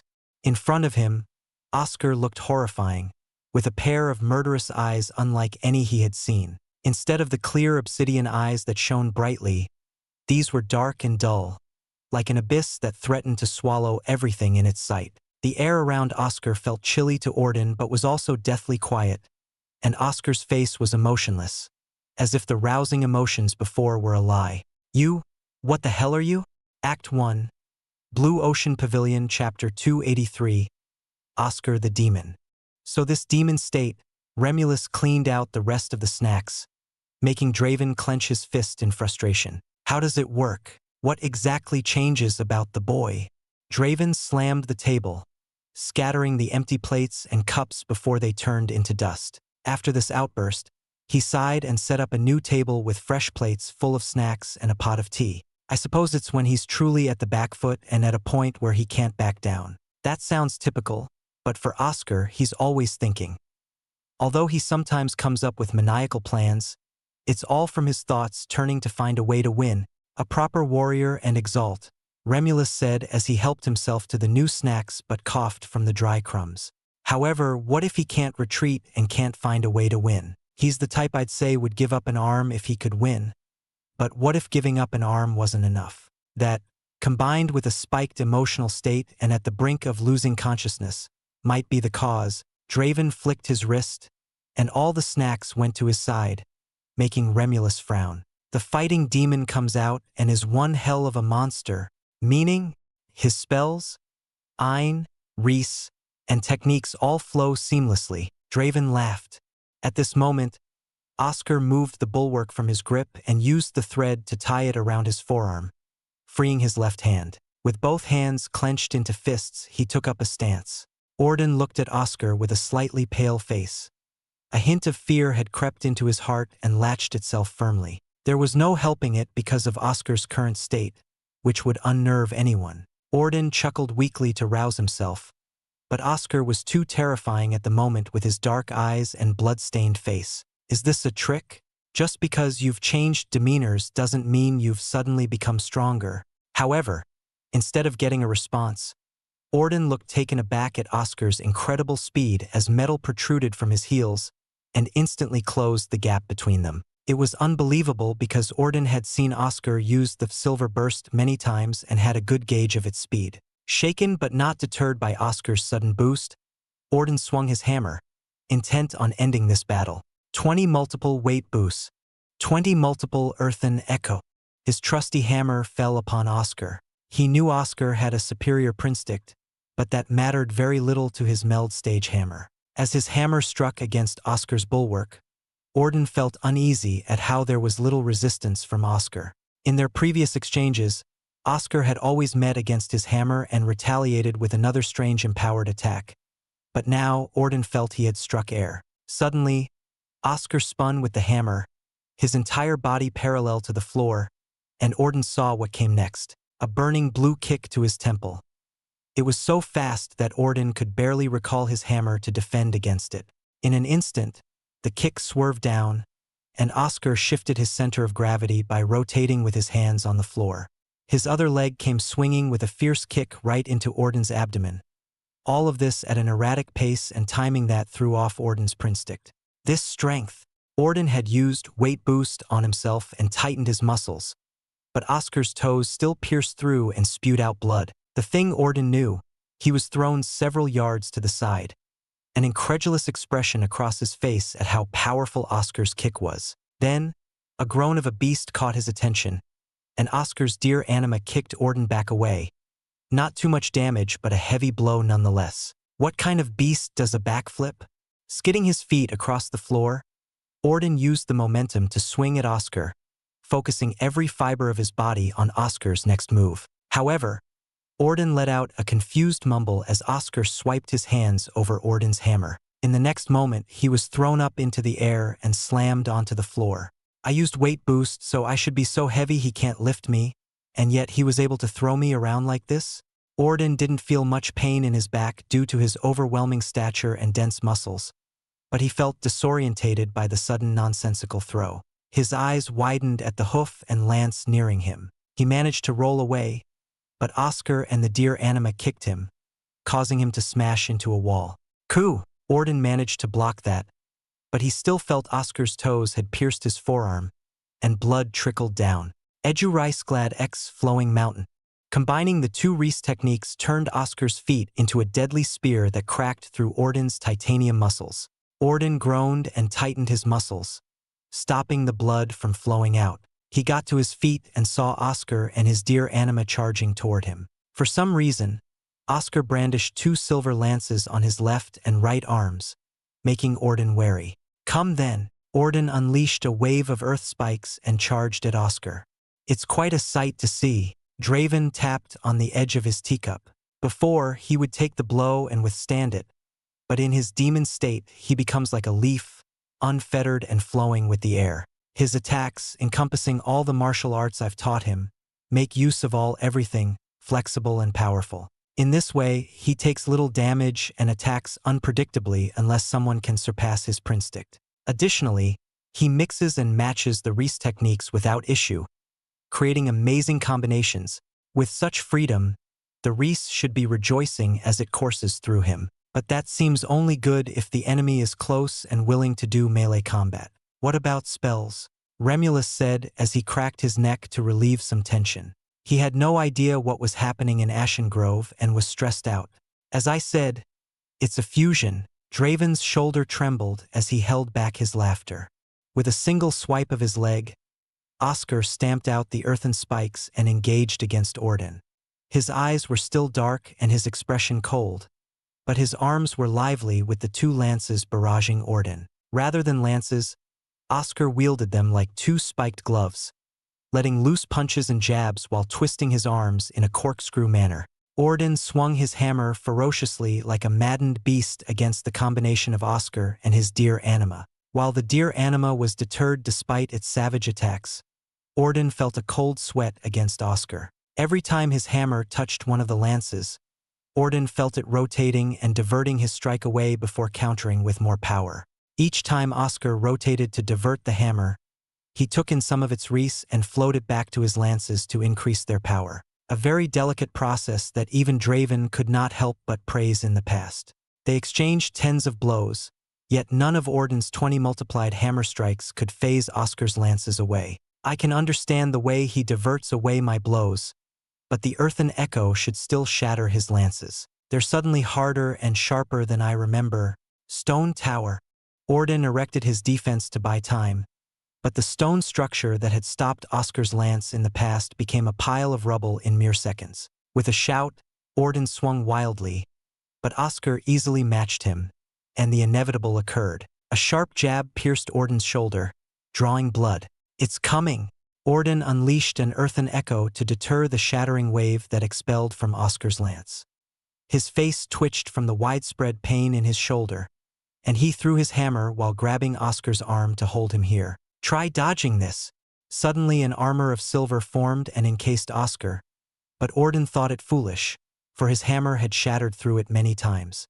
His mighty hammer slammed against Oscar's bulwark and flung his body away, and the silver armor had cracks all over it but was still intact. Orden could not help but shout. His defense is increased too? Suddenly, a heavy blow arched his back, and he grunted to withstand it. Behind him, the deer anima had barely pierced his skin with its antlers. This little animal! Orden used a stone fist and crashed it onto the deer anima, who withstood the blow. Suddenly, he heard a whistle and recalled his hammer to block the incoming blow. A silver star. He looked dumbfounded at how much faster and harder this silver star became compared to before. Your speed, offense, defense, and technique are all improved? Orden blew away the silver star while his face contorted in disbelief at the ridiculous situation. His brown hair was messy, and his breathing grew ragged. How is this possible? Once again, Oscar charged into Orden's face and unleashed a fierce thrashing of his silver lances and erratic kicks. Orden let go of his hammer, letting it float around while he encased his arms in a dense stone fist, smaller than usual, resembling a pair of boxing gloves. Weight boost. Orden moved swiftly and tightened his guard, keeping his hands close, but each time he attacked, whether with his arms or legs, he used weight boost at the last moment to increase the potency of his attacks. It worked, and his attacks improved, alleviating some of the pressure he felt. So far, Oscar had always put his Reese atop his spells or Ein, such as when he's refining metals, using Shattering Wave and letting the Ein ride on its coattails, or using that lance spell of his with Shattering Wave. Draven swirled some sugar into his tea. But the Ein is the most versatile thing in existence. We use it to perform great feats, transforming Ein into elements, illusions, and more. Who says that Ein can't adapt to fuse with Reese? Impossible, if I recall correctly. You only achieve that at the peak of Night Exalt, Remulus said. Stop thinking about it in terms of Ein and Exalt. The realm doesn't matter. What matters is the control of Reese, and he is far beyond the norm. He truly is suited to be my disciple. Draven laughed, shaking his cup and spilling tea everywhere as Remulus watched solemnly. He touched upon it with dual awaken, but now he's reached the fusion as a greater apprentice Exalt. Although unconsciously, that's a terrifying weapon, truly is. The Ein takes in the physical force of Reese and adapts to become something new. If layering them together is considered an addition, then fusing them is multiplication. The spells he uses would be created from this fused power and become far deadlier than ever. Oscar's heel stamped atop Orden's head, and despite Orden's attempt to boost his weight, Oscar still forced him to his knees. Soon after, he continued his barrage on Orden's kneeling body. You! Orden limped to his feet and fought with all his might, displaying excellent control over his Ein and body. The ground quaked as Orden's foot clashed against Oscar's, but Orden came out the loser as several lance jabs pierced his body, gaping wounds that spilled blood all over him. Finally, the lances shattered, but Oscar's fist touched Orden's chest. Edurisa-clad ex-ripple shroud, Orden was blasted and sent tumbling onto the floor. He chuckled weakly and said, "Unbelievable. What kind of monster are you? Are you truly a grade 4? Oscar stomped forward, his eyes still staring at Orden as if he was an ant with soul-crushing dark pupils. It was as if Oscar had become a soulless monster. The problem is he doesn't know when to stop. Everything else is fine, but he will fight even his allies, unable to recognize them. Like a savage beast, all he sees are the prey around him. Draven looked up, wondering how Oscar was doing. Act 1, Blue Ocean Pavilion, Chapter 284. The Demon's Cry. He becomes nothing more than a beast, starved for blood. I tried to quell that nature, but it's quite engraved in him. Draven sighed. Your madness is starting to influence him. Remulus looked to have grown more wrinkles. Still, what other weaknesses does this demon state have? Becoming a beast that can't discern friend from foe is one. Draven stood up and cleared the table, dusting off his hands. He rubbed his chin in pondering before answering. It's too much for him. The demon state utilizes everything he has and ramps it up with the fusion of Ein and Reese. But it's all instinct, no reasoning behind it. After a moment of silence, Draven resumed. He moves beyond his limits, but that damages his body. But he can't feel pain in that state. Despite everything an enemy can throw at him and what he does to himself, he'll keep going until his bones are dust. So an adequate strategy is to keep wasting time until he falls under the weight of his own power. Without his mind to know when to rest or hold back, that will be inevitable. Remulus chuckled. I am curious to know what will happen if he can accomplish without needing that demon state. Who knows? Draven shrugged and walked away. Now stop bothering me. Orden dragged his body forward, short of breath and bleeding from the various injuries from Oscar's destructive attacks that surpassed all logic and knowledge Orden knew of. He blinked once and Oscar came into view, taking slow steps toward him. As always, the air was eerily calm and silent around Oscar, except for the light steps that dug into Orden's ears, beating like the hands of a clock. This demon, no, death itself, was coming for him. He would accept no excuses and show no mercy. Only the desire to wipe others from existence could be seen from the abyss that was his dark eyes. I guess I bit off more than I could chew. Orden cracked his shoulder, setting the bone back in place, and smashed his hammer against the wall to rouse himself. As the rubble tumbled down from the broken wall, Orden flashed a smile and continued walking. If you want to kill me, then do it now. But be careful. I won't give up my life that easily. You don't look to be in great shape either.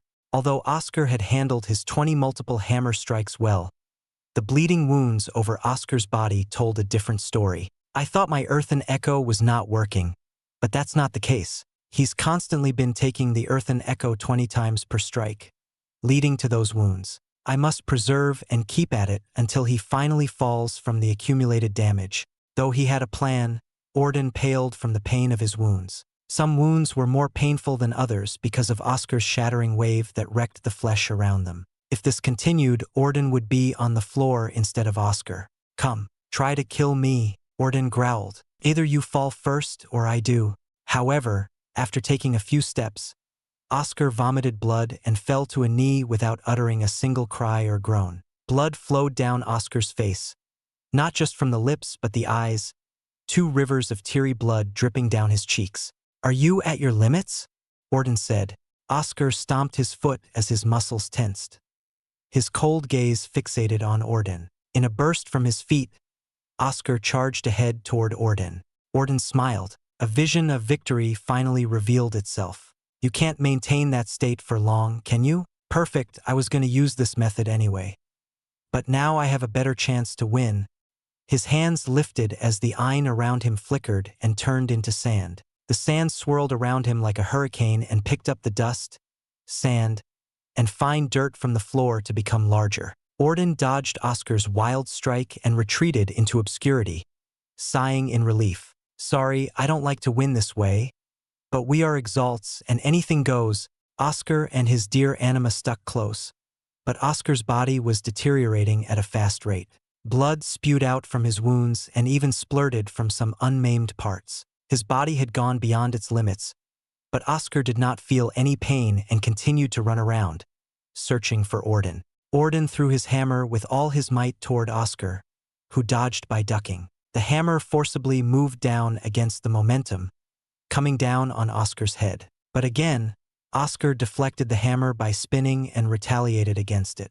More blood flowed from Oscar's old and new wounds from the churning waves of 20 earthen echoes rattling in him like the inside of a bell, painting a horrid picture on the floor. Orden continued to move within the sands, not wanting a repeat of the last time Oscar found him. Time. I need to buy time. He's running out and should collapse soon. The sand flowed endlessly, scraping past Orden's skin, oddly soothing and soft like a warm blanket wrapped around him. The comfort of victory and survival filled his heart as his demonic foe continued to writhe within the sands, battered by his hammer. Then Oscar began to contract, crouched and muscles tensed. Orden poised himself to defend and be ready, gripping the returned hammer. Though he played it safer than before, he still feared Oscar's retaliation. Orden heard a loud snap, followed by a deafening burst of wind. His sands parted away, and his gaze met Oscar's, his fear against Oscar's destruction, a prey and its predator. The sands continued to part and blow way farther, shattering wave X ripple shroud. The immense force of Reese fused with Ein exited Oscar in all directions and coursed through the sands. The flimsy sand was nothing before the fusion of Reese and Ein, the power of mastery. With the path now cleared, Oscar came before Orden. A monster with each second that passes, Orden mumbled, seeing Oscar's horrific figure. Oscar's cheeks had sunken in with streaks of blood flowing down his eyes, the rest of his body covered in wounds and blood. Orden had never seen such a display from a person. Fear and confusion continued to grip his heart, but his hands lifted his prided hammer. For the first time, Orden felt smaller, looking up at his enemy, the blood-covered Oscar. After 19 years of towering over others, he had finally met someone who made him feel small. Not even the grade 8 geniuses could instill this feeling in him, but Oscar did. Orden faced Oscar with a defiant stance. If he were to fall, then he would take Oscar with him. His resolve emboldened his figure, and his wounds closed from his clenched muscles. However, right before he could swing, he saw Oscar fall to his knees again, wheezing and gasping. Oscar's heartbeat was so loud and fast that Orden could feel it reverberate into the ground under the soles of his shoes. Oscar gasped, and clarity returned to his obsidian eyes. Hold on, Remulus waved his hand. Draven's feet stilled and did not move. Rather, he could not move against Remulus's pressure. Old bastard, let me go. I'm done talking, Draven growled. How do you stop the boy when he's like this? Remulus smiled. I'm quite interested now. Draven clicked his tongue, expressing his irritation. Just knock him out again or hope he regains consciousness before his body destroys itself. Once he's back, he'll stop and wonder what happened. What happened? Oscar asked. His body was too weak to remain up, and so he fell to the side, scraping his nails against the floor in a weak effort to get up. He could not recall anything other than blacking out after receiving Orden's blow. "You're back." Orden did not relax despite Oscar's apparent return, keeping his hammer up. "What do you mean I'm back?" Oscar staggered on his feet before falling back down to the floor. He stared at Orden, confused at the wounds on the large hulk. "How are you so injured? Did some enemy come while I was knocked out?" "No enemy." Orden walked past Oscar. "I won't kill you since you're back to normal, and I'll keep to our agreement. But I still have a duty to fulfill." "Normal?" Oscar groaned, unable to understand any of Orden's cryptic words. His head felt like needles had stabbed into every part of his brain. He remembered why they were fighting. "Don't move another step." He dragged his bloodied body across the ground, leaving a slick trail of blood and sand. But Orden's large figure continued to get smaller as the distance between them widened. "Get back here." "I'm sorry, but rather than rely on a fringe hope, it's better to eliminate the potential threats. Even if we can't cure him, I'm sure you'd want to keep him around to find a way. All the effort wasted on someone who might be a lost cause does not agree with me." Orden spoke roughly, but he had some empathy for Oscar and Austin. Then a cold voice came from behind. "Who's a lost cause? I'll melt you down for that." Oscar laughed weakly and got to his feet. Across from him and Orden were Eric, Joel 4, and Austin, freed from the parasitic vine. The trio leaped off a stone house, landing before Orden. Austin spat on the floor, brandishing his 2 daggers. "It's time for some payback for Oscar." Act 1. Blue Ocean Pavilion, Chapter 285. Resolving the conflict. Earlier at the time when Oscar and Orden started their bout, Eric led Austin away from the fierce battle. The parasitic vines continued to wriggle around. Their grasp on Austin was firm, controlling the young Exalt to fight back, but it lacked the finesse of the soldier Austin was. The flames spouted from Eric's gauntlet ornaments and armament and wove together in a scarlet tapestry of fire, leading Austin further and further away until Eric could no longer feel the undulations of Oscar and Orden's battle. Some of the flames scorched the ends of the parasitic vines, and the feelers tightened as their bodies trembled. "Be careful. Damaging those parasitic vines could kill your friend," Joel forewarned. "How so? Isn't it best to burn them off? Or perhaps cut them off?" Eric asked. Joel shook his head. "That damage you did to them earlier only agitated them. If we can't handle them properly, the feelers will lash out inside your friend and kill him." The parasitic vines were a vicious creation of the Forest Heart clan. They attacked in large numbers to overwhelm their prey and take control of the victims' bodies. The trickiest part, however, lay in their stubborn nature of clinging on for dear life. Oscar, Orden, and Eric had their fair share of killing Exalt beasts that were taken over but did not pay attention to the tiny movements occurring as they severed those vines. Either from the pain or the last throes of its dwindling vitality, the feelers set upon destroying the insides of what they were in. "I've only noticed this just now, or perhaps I remembered it at this moment. However, the fact is you can't handle this the normal way. Subdue him without using your flames," Joel urged.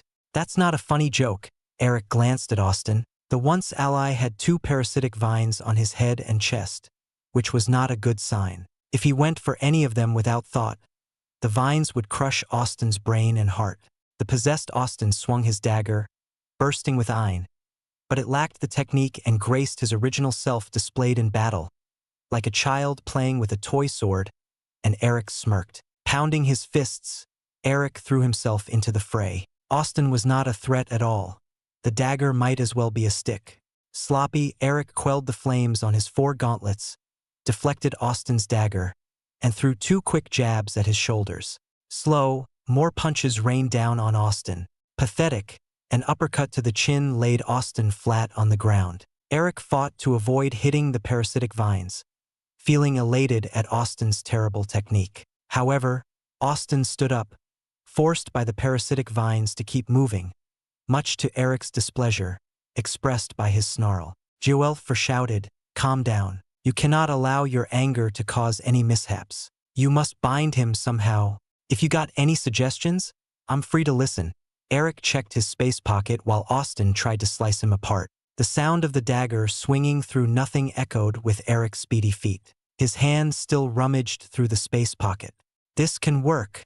Eric pulled out a long whip, an armament he had collected from one of the slain enemies. His whip mastery was non-existent, but no rule existed against using it as a sturdy rope to bind Austin. In a flash of fire and light, Eric wrapped the whip around Austin, binding his legs and arms to his body like a mummy. Austin continued to struggle on the floor, but it was no use, and Eric wiped his hands in celebration of his victory. That's a grade 2 armament. If you could use your spells, you may be able to get out, but you're just a mindless puppet right now. Eric heard a loud clamor coming from the direction of Oscar and Orden's battle. The battle had been going on intensely in this short time, and Eric wanted to help as soon as possible. Looking over the captured Austin, he dropped Joel 4 from his chest to observe the parasitic vines. As Joel 4 hovered near the parasitic vines, they squirmed, and their feelers could be seen under Austin's skin like blood veins, making Eric feel sick. The sounds of gagging and near belches came from Eric's throat. That is disgusting, Eric still gagged. This is going to be tough, but I think I have a way that can work. Joel 4 nodded. Hope. Eric forced down his disgust, his face glowing with a smile toward Joel 4. Earlier in the vault, he had rejected bringing this head along, but now he felt grateful for Oscar's decision. What do we need to do? I can move atop the parasitic vine and give it a jolt that will cause it to go limp for a moment. Remove the vine in that time and burn it to ash before it latches onto you. The procedure was very delicate, and Eric worried about the possibility of failure, but Joel 4 smacked his forehead. Don't hesitate. Eric nodded and knelt beside Austin. The parasitic vines continued to squirm. Joel 4 landed on one of them and sent forth a jolt of iron that shocked the vine. Eric reached his hand out and pulled with all his might. The parasitic vine started to wriggle around again, recovered from the paralysis Joel 4 induced, and moved its feelers to stick to Eric. Flames burned and reduced the vine into ash which fell upon the ground. The red flames flickered and reflected upon the surface of Eric's blue eyes. One down. Good. Now for the next. With the other removed and destroyed, Eric waited for Austin to wake up, but the cold soldier did not move. He smacked Austin across the face multiple times, but nothing worked. Then the ground trembled. Oscar and Orden's battle was getting more hectic. Joel 4, you stay with Austin. I have to help Oscar. Eric turned to leave, but Austin's groan halted his steps. The expressionless Austin stood up, rubbing his head, feeling like he had woken up from a long dream. What happened? No time to explain. Let's go. Eric dragged Austin over to the battle. Oscar, you all right? Eric stared at Oscar on the floor. Sprinkles of sand and splotches of blood covered the floor under the bloodied figures of Orden and Oscar.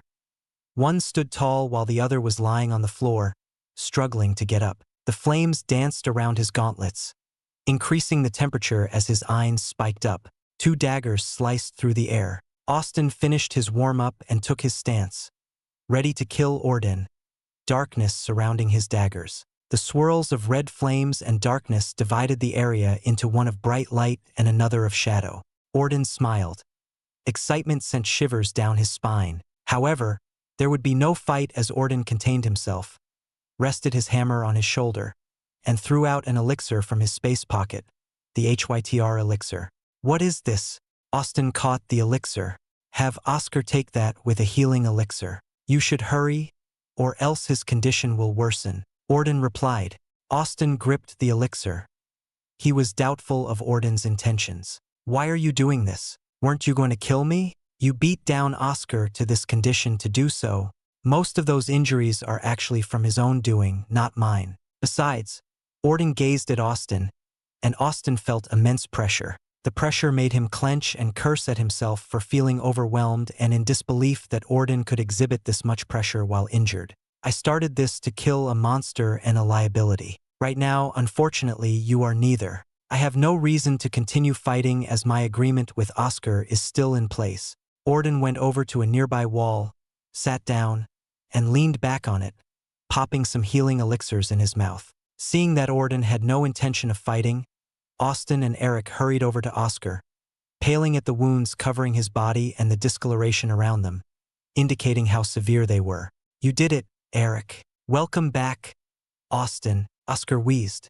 Drink all this. Austin opened the vial Orden gave him and 3 other healing elixirs to hasten Oscar's recovery. One by one, he tipped the elixirs, pouring them slowly into Oscar's mouth. Ugh! Tastes like blood, Oscar coughed. That's your own blood. Your entire mouth is covered in it. Eric laughed. Oscar frowned at Eric's joke. How about you try going against Orden alone? Oscar quipped. I don't even recall half of it. You don't. Austin brought Oscar over to rest by the wall. The stone felt nice and cool to Oscar and supported his battered body, providing much-needed comfort. Austin and Eric sat down next to him and began cooking a meal. Orden, Oscar called out. You're better. Orden opened his eyes, having recovered somewhat from the battle, and Oscar felt jealous at how tough Orden's body was. What happened? How did you end up with all those injuries? Oscar asked. He had a vague notion of something similar happening in the past, but it was like trying to paddle through the mist without any light or indicators. The uncomfortable feeling gnawed at him, and he hoped Orden could shed some light. Orden frowned. Do you really not remember? I don't, Oscar groaned. To his side, Austin and Eric paid attention with interest to the battle that took place here. Something changed about you. You became an entirely different person and fought in a way I'd never seen. I was helpless against that strength, but you suffered every moment you fought. Orden recalled Oscar's demon state. A feeling of fear rooted itself in him. I did, Oscar murmured. Perhaps your master may know. My master always said that teachers know everything about their students or how they could teach effectively. The words rumbled in Oscar's head like a worm digging into his ear. Something flashed across his empty mind. Memories of him waking up during his spars against his master, Draven. But no matter what, he could not remember why he had been knocked out during some spars. Master definitely knows. How troublesome. He always keeps it suspenseful. I need to get back and ask him. Ugh, my body can't move. Oscar let out a tired breath and he changed topics. Austin, how did you end up being possessed by a parasitic vine? No comment, Austin frowned. Hey, that's not fair, Eric shouted. Orden roared in laughter before smacking his knee, which made him choke from the pain interfering with his laughter. Austin said coldly. No comment. Ha! Oscar felt comfortable on the floor and closed his eyes. The sound of his heartbeat pulsating through his burned-out veins and tired muscles was soothing and lulled him to sleep. The others were shocked at how easily Oscar could fall asleep. It's still afternoon, Eric sighed. The caverns of Tectusan did not provide the comfort of night and day, but they had an excellent sense of time and kept track. I'm pretty tired too. The parasitic vines took too much of my ein. Austin fell to his side and fell asleep like Oscar. Same with me, Orden grunted, and his body slammed on the floor with a thud. Watch over us. The 3 slept soundly without a care in the world, and Eric became angered at how carefree they were. The sound of footsteps echoed and reached Eric's ear, and he saw an Exalt beast, one of the drill worms. Somehow it made its way here from the mines. Bastards! The next morning, Oscar opened his eyes, wiping away the drowsiness, but his mouth tasted awful. I need to brush my teeth. Getting up, Oscar felt something was different. A yearning came from his core, it pulsed with light, and his dear anima bleated, prancing around it. The sign had finally arrived, the sign of advancement. Act 1, Blue Ocean Pavilion, Chapter 286, Nidal Seeds. Reaching the point of advancement was always a delight for any Exalt, and Oscar was no exception. The excitement made his body shiver, or perhaps it was due to the weak condition of his muscles from yesterday's ordeal. Either way, he was beyond ecstatic. I'm finally here. Oscar nearly teared up. It had taken him a while to reach this point from when he first became a lower elite Exalt. At last, he could join the others in the middle region of Ashen Grove. I wonder how Frederick, Emily, and the others are doing? Hopefully, they're all right. Oh wait, I need lots of elixirs. I'll have to ask one of the alchemists back at the base camp. The Blue Ocean Pavilion's base camp had stations for alchemists and fabricators to do their work if needed. Some would bring their gathered materials to get new armament or elixirs. A good system to keep the weaker alchemists and fabricators out of harm's way while providing a service to the other students. People like Oscar and Orden were exceptions who were strong and competent fabricators. Another example was Aurora Bellwood, who had powerful combative abilities and was a genius alchemist. Oscar seemed displeased to deal with alchemists because of their slightly pompous attitude. "Those snobby dunces," Oscar whispered. "Alchemists?" Orden asked. Oscar glanced at Orden, who stood near the other stone wall. The large man was currently stretching his limbs and joints, showing faint scars looking like something sharp had pierced through them. Recalling yesterday's battle, Oscar frowned, understanding Orden's logic, but hated that he didn't give them a chance. "I did what I deemed necessary. I won't say sorry for it. In the end, you and I are enemies." Orden popped open another pumpkin juice, downing the entire bottle, spilling some down his chin, an unmannered act. He sat down near his flames and started cooking. "So, alchemists?" Oscar nodded, and Orden laughed hoarsely. "Those pinheads. How I wish I could smash their heads in with a hammer." Orden's brash words woke up Austin and Eric. "Smash who with a hammer now?" Austin glared at Orden with his hand reaching toward his dagger. "Not any of you. Not yet," Orden scoffed. The damp, wet sounds under Oscar's steps were strange, and he looked down to see a black liquid spread over as if it had rained down. The black liquid looked familiar, and Oscar remembered what they were.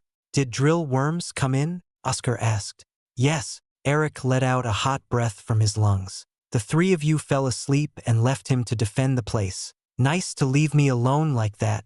"Thanks for that, little guy." Orden expressed his gratitude by passing Eric a freshly made skewer of meat. The wafting smell of the meat made Eric drool, and his plump stomach growled. The bursting juices and sound of sizzling flesh incited his appetite.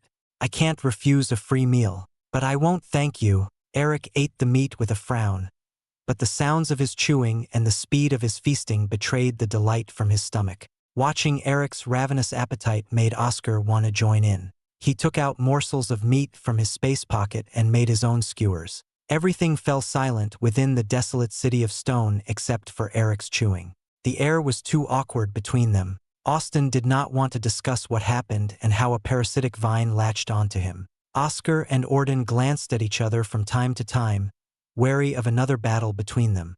The tension continued to build until Gol woke up and levitated toward the group. "Well, this is an awkward breakfast. How about we start moving? We're close to the exit. Just one more district to go," Gol said. "That sounds like a good idea," Oscar agreed. Staying here any longer would make him go insane. Those were Oscar's thoughts as he stood up and put on his bulwark. He missed the feeling of the beating sun and the sight of the beautiful starry night, glittering like jewels, and it was close. Looking down, Oscar saw his upper body was exposed because his jacket and shirt had been reduced to rags earlier, revealing his rippling muscles and the faint scars from his bout with Orden. His priority changed to a shower and a fresh change of clothes. "One more. Is there anything dangerous left in this place?" Orden asked. "Besides the possibility that the exit is closed, probably not. I suspect the Forest Heart clan didn't have time to modify much of the place to suit their elite Exalt trials before their mysterious departure.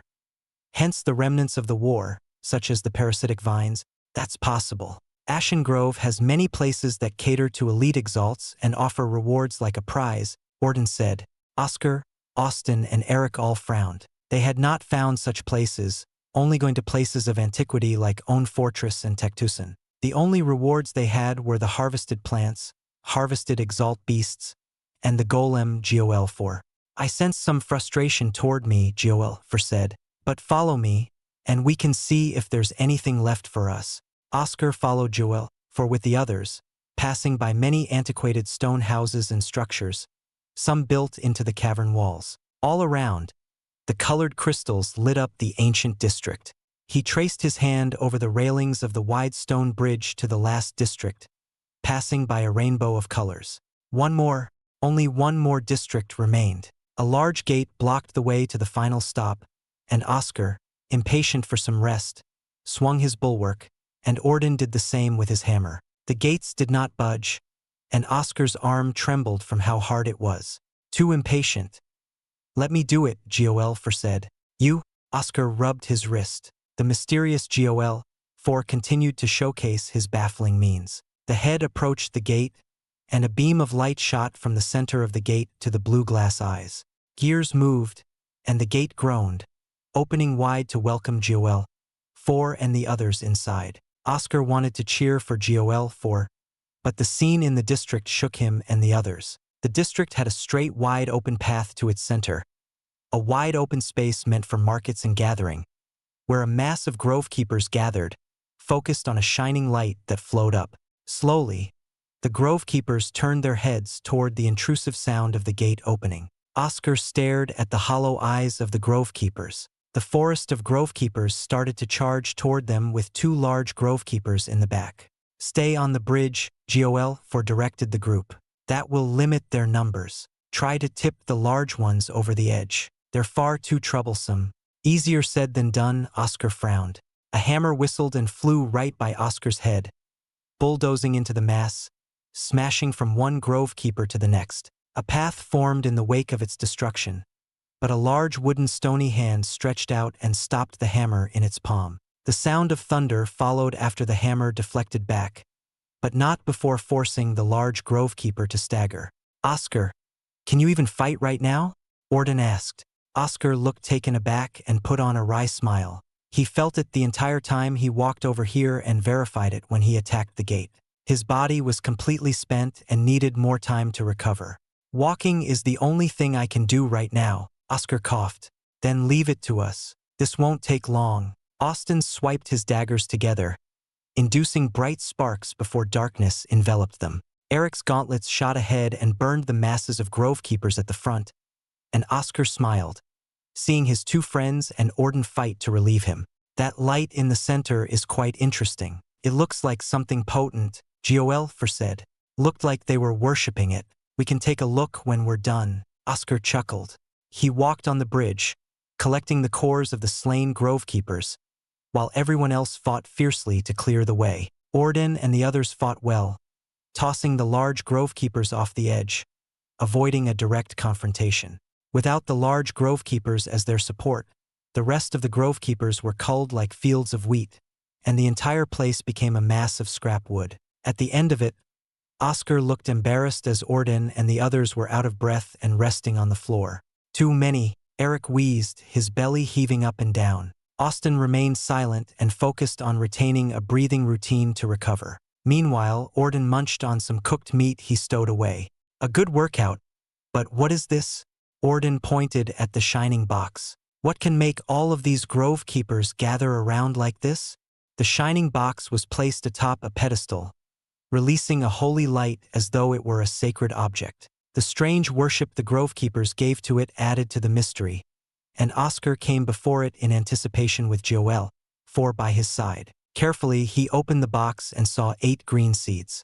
The seeds resembled that of a sunflower, ordinary in looks, but Oscar felt the immense sign concentrated within them, far surpassing any elixir he had drunk in the past. Oscar placed the box in front of the others for them to see, and their confused faces told it all. "What is it?" Orden asked. "Those are nidal seeds." Joel 4 sounded shocked due to his elevated voice. "Nidal seeds?" Eric asked. "These are amazing seeds that can merge with the seeds of other plants to foster faster growth. Some plants that can take 20 years to grow can grow in half the time, depending on the potency of the seed. But it is more useful for your advancement," Joel 4 explained. The nidal seeds were a mass of condensed iron that hastened plant growth and provided the burst of iron one may need to advance. Oscar felt a fierce desire for these seeds. They could be the catalyst he needed to advance into the middle elite Exalt realm. "These seeds are just right for you all, meant for elite Exalts thanks to the changed laws. You would suffer from ingesting it if it were a higher grade." Joel 4 spun around. "I think an even split is good. 2 per person. I can't argue against that." Orden reached out and grabbed 2 of the seeds. Oscar couldn't fight right now and took his share, storing them. But he and the others were wary of Orden because the agreement lasted until they departed Tectusan. That time was fast approaching, and Orden was a great threat. Not wanting to get into a pickle, Oscar asked if they could rest longer, and the others, even Orden, obliged. After another hour, Oscar finally felt his body had recovered enough. He felt the iron emanating from his core and picked up Reese from the ground. However, even with his recovery, Oscar still felt Orden would be a tough opponent when driven into a corner. "We'll have to run for it when we get out," Oscar thought as they got up and followed Gol. 4 to the exit, a large stairway through the stone cavern leading far up. Oscar's footsteps sounded dull, and he felt them getting heavier with each step up from the inevitable battle. He glanced at Austin and Eric.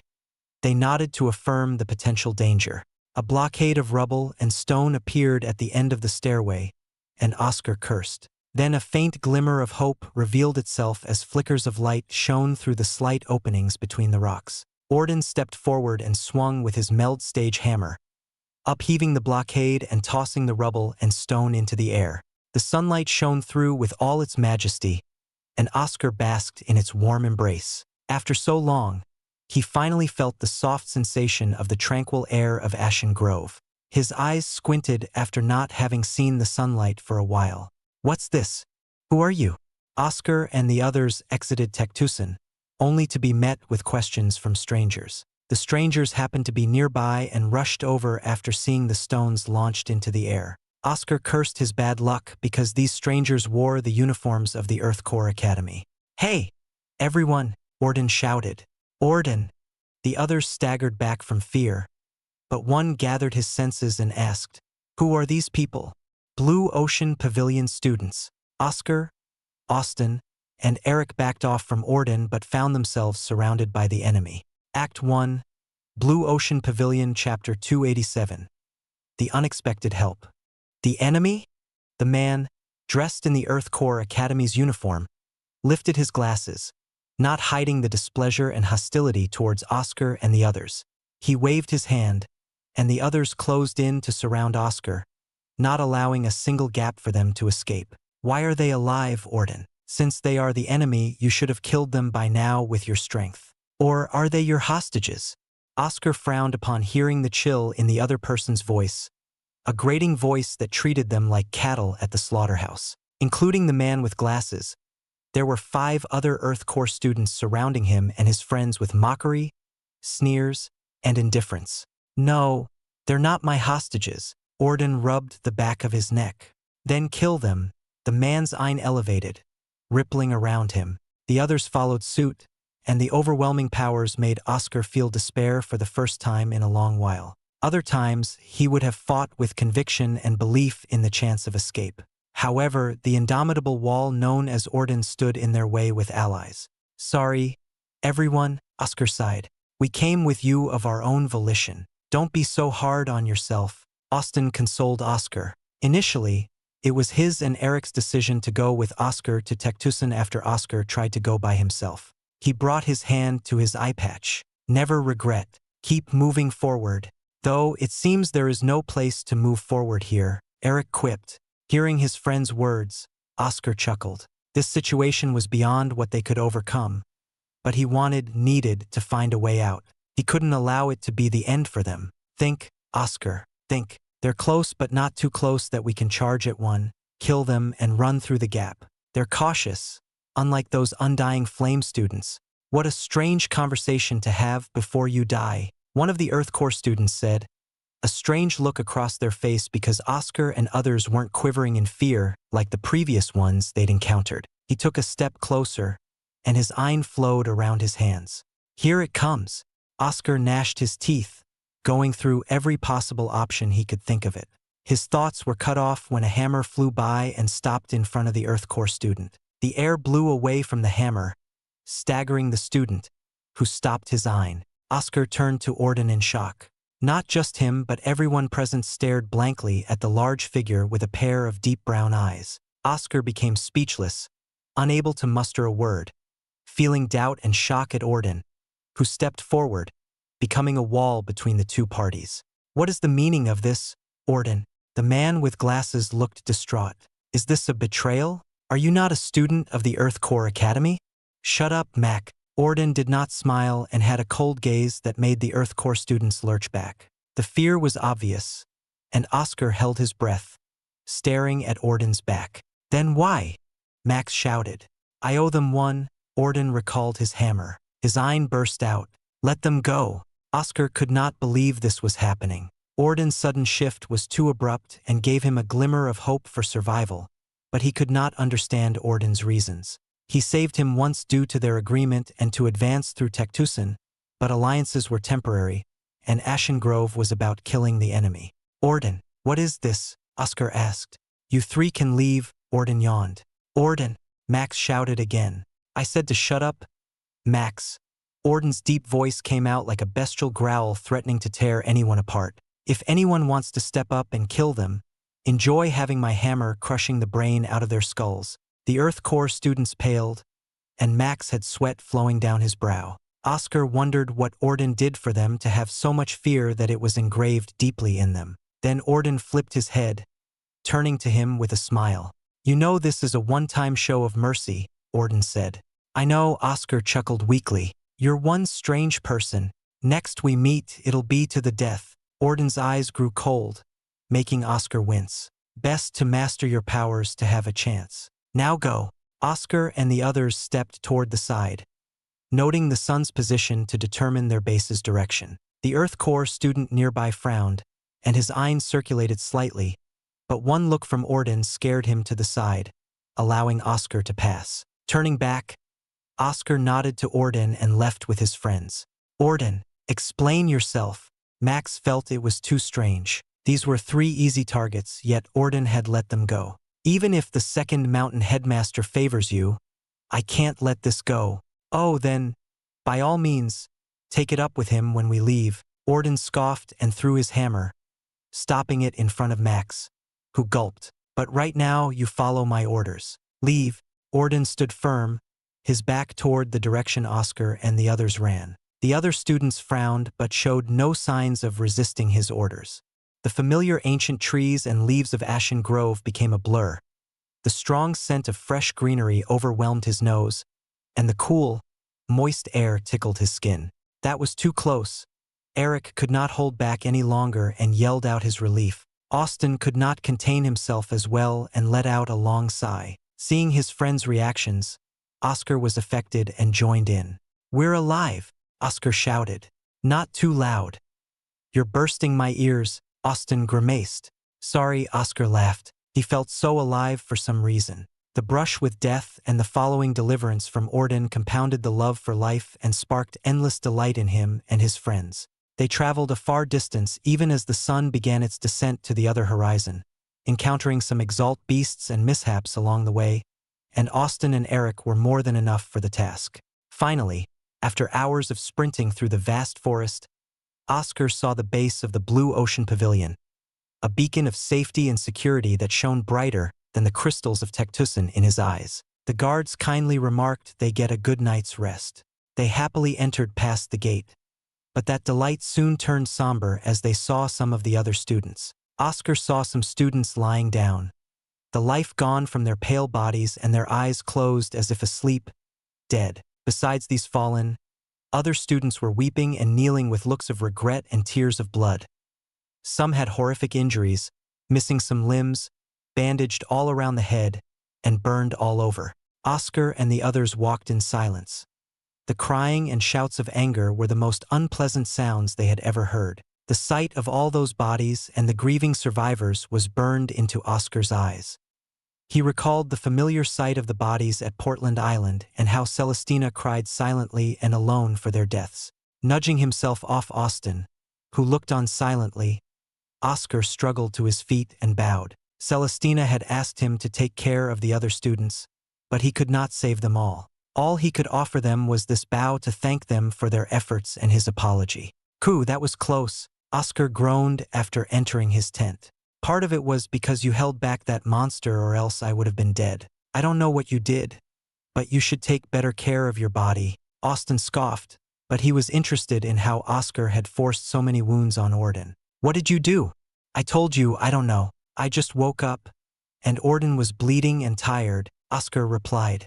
"Enough. Oscar needs some rest." Eric munched on some snacks. His stubby hand held a great number. "I'll be breaking through tonight with the Nidal seeds. Take your time to recover and come at your own pace. There's no hurry. We have 2 weeks until the temple opens." 2 weeks. Oscar looked downcast. He had spent a little over a week in this place, going from own fortress to Tectusan. An entire week of the constant struggle in Ashen Grove had already passed, and the effects were already devastating. He thanked whatever luck he had that he and the others were still alive. He could only hope that luck carried on to the others in the middle and inner regions. I'll be leaving for the middle region after advancing as well. Join us later. Austin exited the tent. Have a good rest, Oscar, Eric said. The next day, Austin and Eric successfully advanced thanks to the help of their nidal seeds, which provided all the iron they needed. Oscar bade his friends farewell and watched their backs disappearing into the distance toward the middle region, clenching his fists and cursing at his body for not recovering faster despite the healing elixirs. 2 days later, Oscar moved around in his tent, punching and kicking. All better now, lad, Joelfer said, having been taken out of the space pocket to accompany Oscar on these lonely days. Now it is time. Finally, Oscar took out the 2 nidal seeds, shining like jewels in the palm of his hands.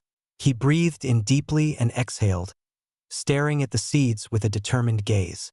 Time to become a middle elite Exalt. Act 1, Blue Ocean Pavilion, Chapter 288. The Middle Elite Exalt.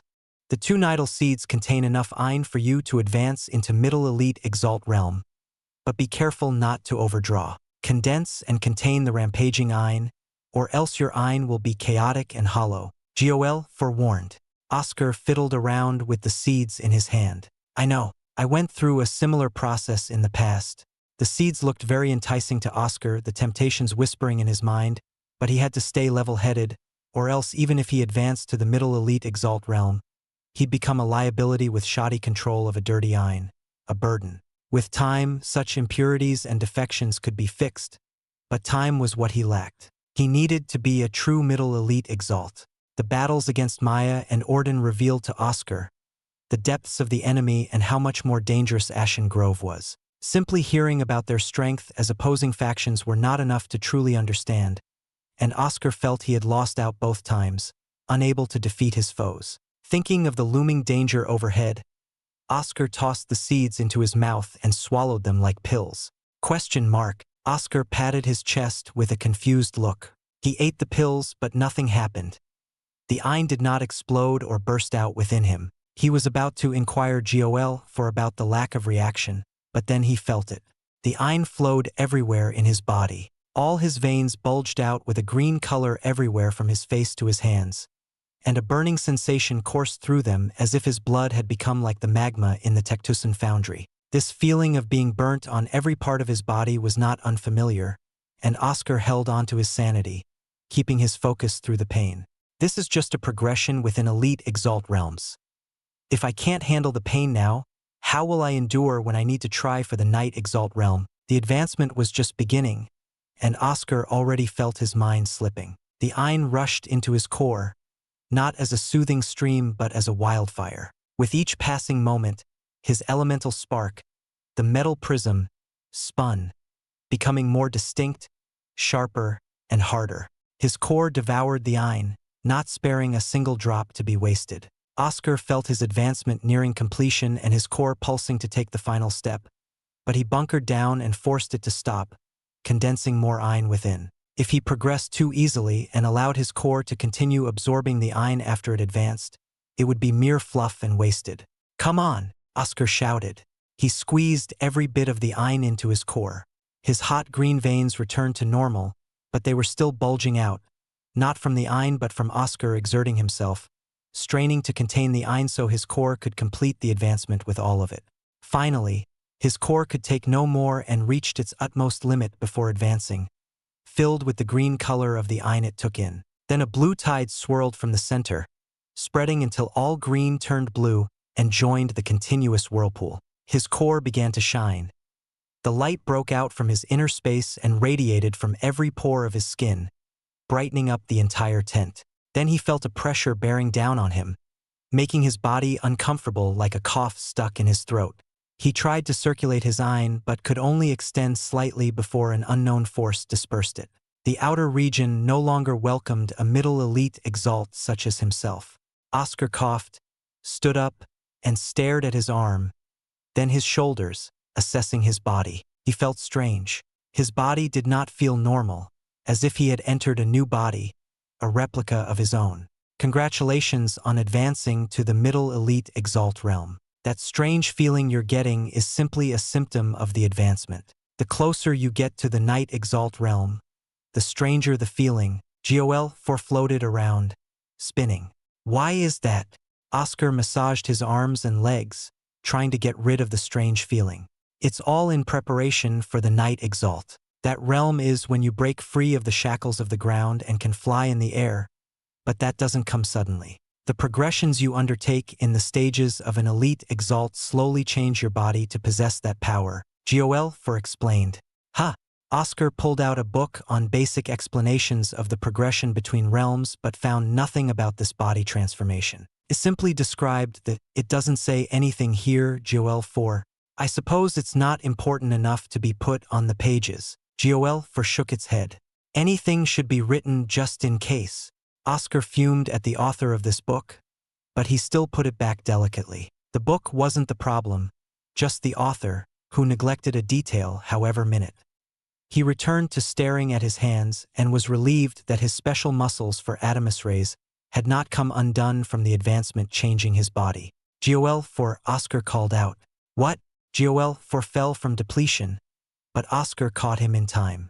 I'm a middle elite exalt now, Oscar smiled brightly. He felt like telling this to someone, and Gol was the only one nearby who he knew. Gol responded, yes, you are. Let's go to the middle region. I am curious about what it may lay there. Oscar stored Gol away, walked out of the tent, and gazed up into the bright blue sky over Ashen Grove. Trees did not grow in the area surrounding the gate, unable to obstruct the endless world above. Seeing this, Oscar desired to one day fly and rise above to reach the sun, not on an airship but on his own 2 feet. Only 2 more advancements to go, Oscar remarked, though he had no clue how long it might take. A sweat dripped down his brow as he thought of how much he had gone through to reach this point of advancement. If I never had the Nidal seeds, could I have gotten the necessary Ein for the advancement? If I never fought Orden, could I have wasted lots of time trying to rouse the core myself?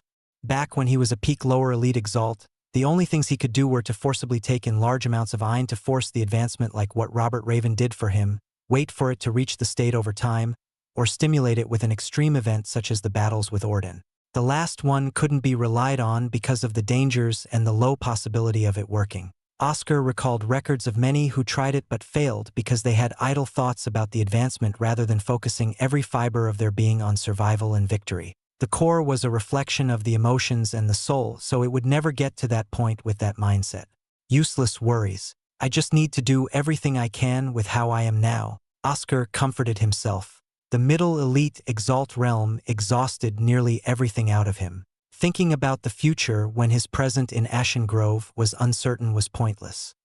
He walked through the area, observed the many alchemists and fabricators hard at work, and passed by the streams of people arriving and departing. The place that made him pause was the graveyard, where all the fallen had been placed down to rest, splashed with a preservative elixir until the time came to leave Ashen Grove. How many are lost in this place?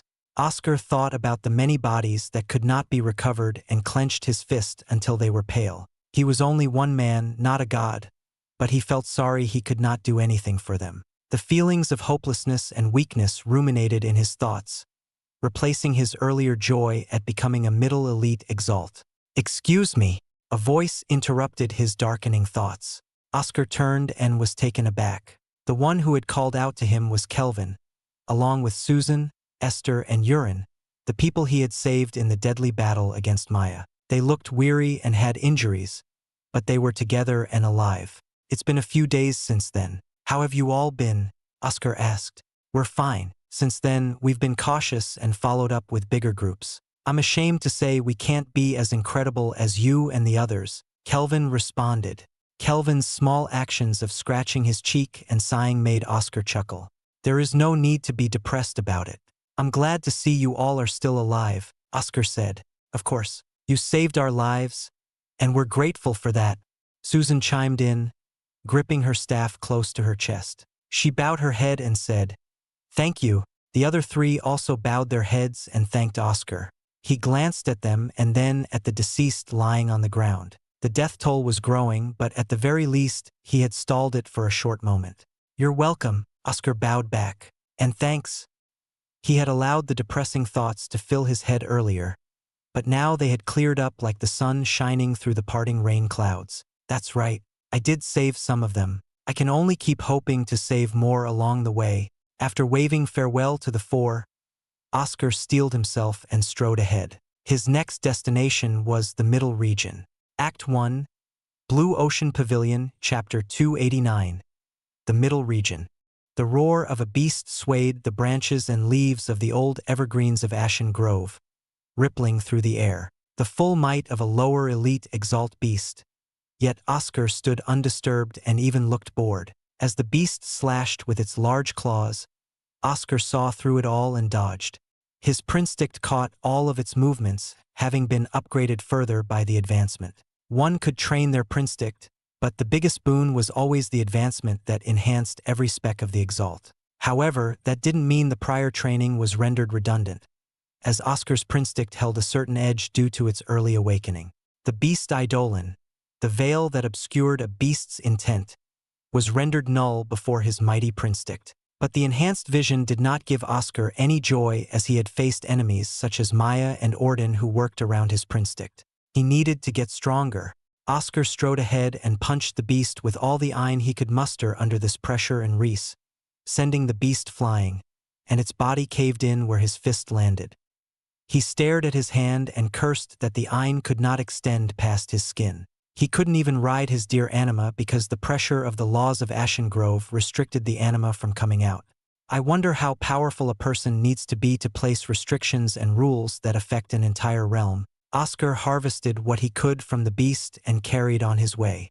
His current location was near the border between the middle and outer regions. He stopped in front of a shimmering line that extended from the ground, a veil of green flames and light that seemed out of place for the dense forests. The flames were the barrier, the border between the outer and middle regions, preventing any elements from either place from spilling into each other. Only a person such as himself could cross safely. The flames felt hot but did not burn. Rather, they warmed up his body and wrapped him in the sense of comfort, uplifting the pressure that restricted his eye. Stepping through, Oscar unleashed his eye to the fullest, caving in the ground underneath him, and gazed around. The middle region did not look any different from the outer, but the air was different. There was something else to it. Not the smell nor the taste, but a feeling, stifling air, as if he had wandered into a den of predators. Oscar sighed and continued walking until he finally reached the base camp in the middle region. It looked the same as the one in the outer region except for the missing gate. The guards by the entrance stopped Oscar, and he underwent a similar identification process to ensure he truly was Oscar. Congratulations on becoming a middle elite Exalt. I hope you can add to our endeavors here. The one who assessed Oscar smiled. Thanks.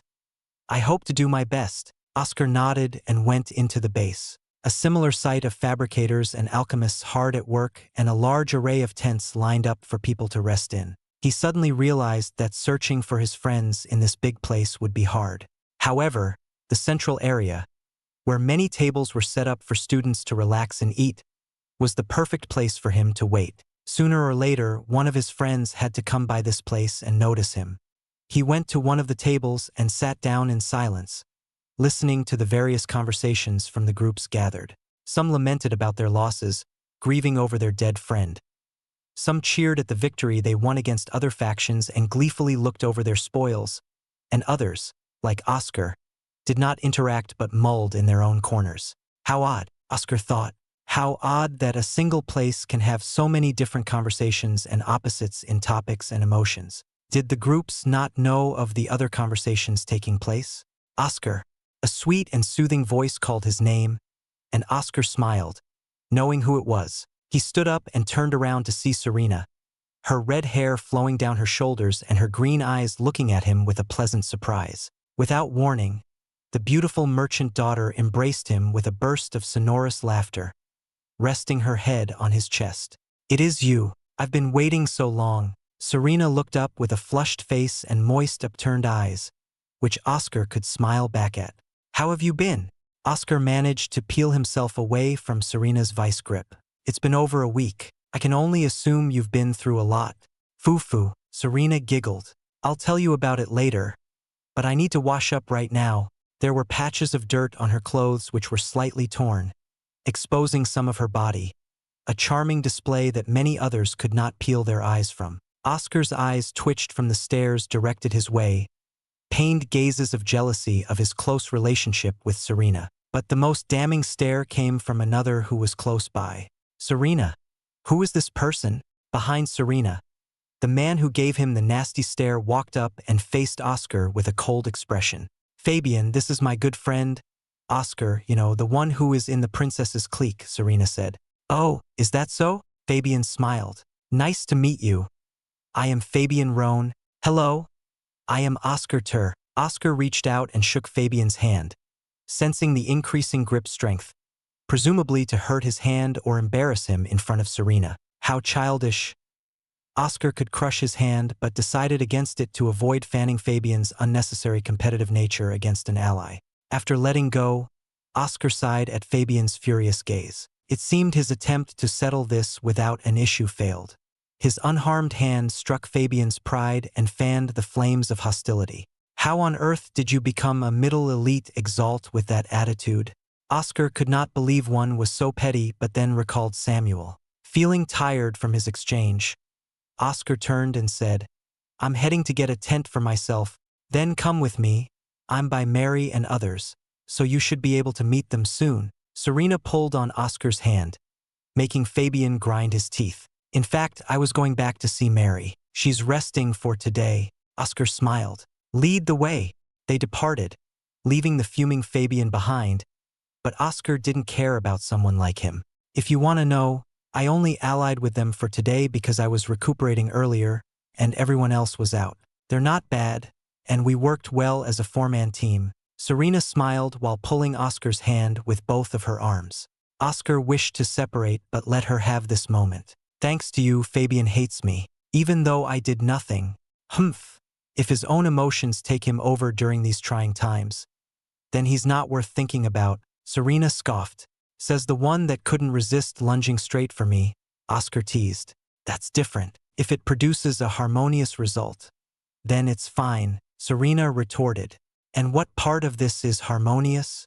Oscar gestured toward how Serena was pulling him like his arm was a rope without care and a heated gaze in her eyes. Not to mention her so-called harmonious result ended up in Fabian hating him. Don't worry about it. Serena continued pulling Oscar until they ended up in a cluster of tents. Her hands spread wide as she twirled around. This is where we have been staying. Feel free to pick a tent nearby, or perhaps we can share one. Serena's tilted head with an innocent smile did not work on Oscar, who turned around coldly without reacting. He ignored her huffs and complaints and found a suitable tent for himself. Serena, what is all that noise? Oscar walked outside to find Mary rubbing her eyes.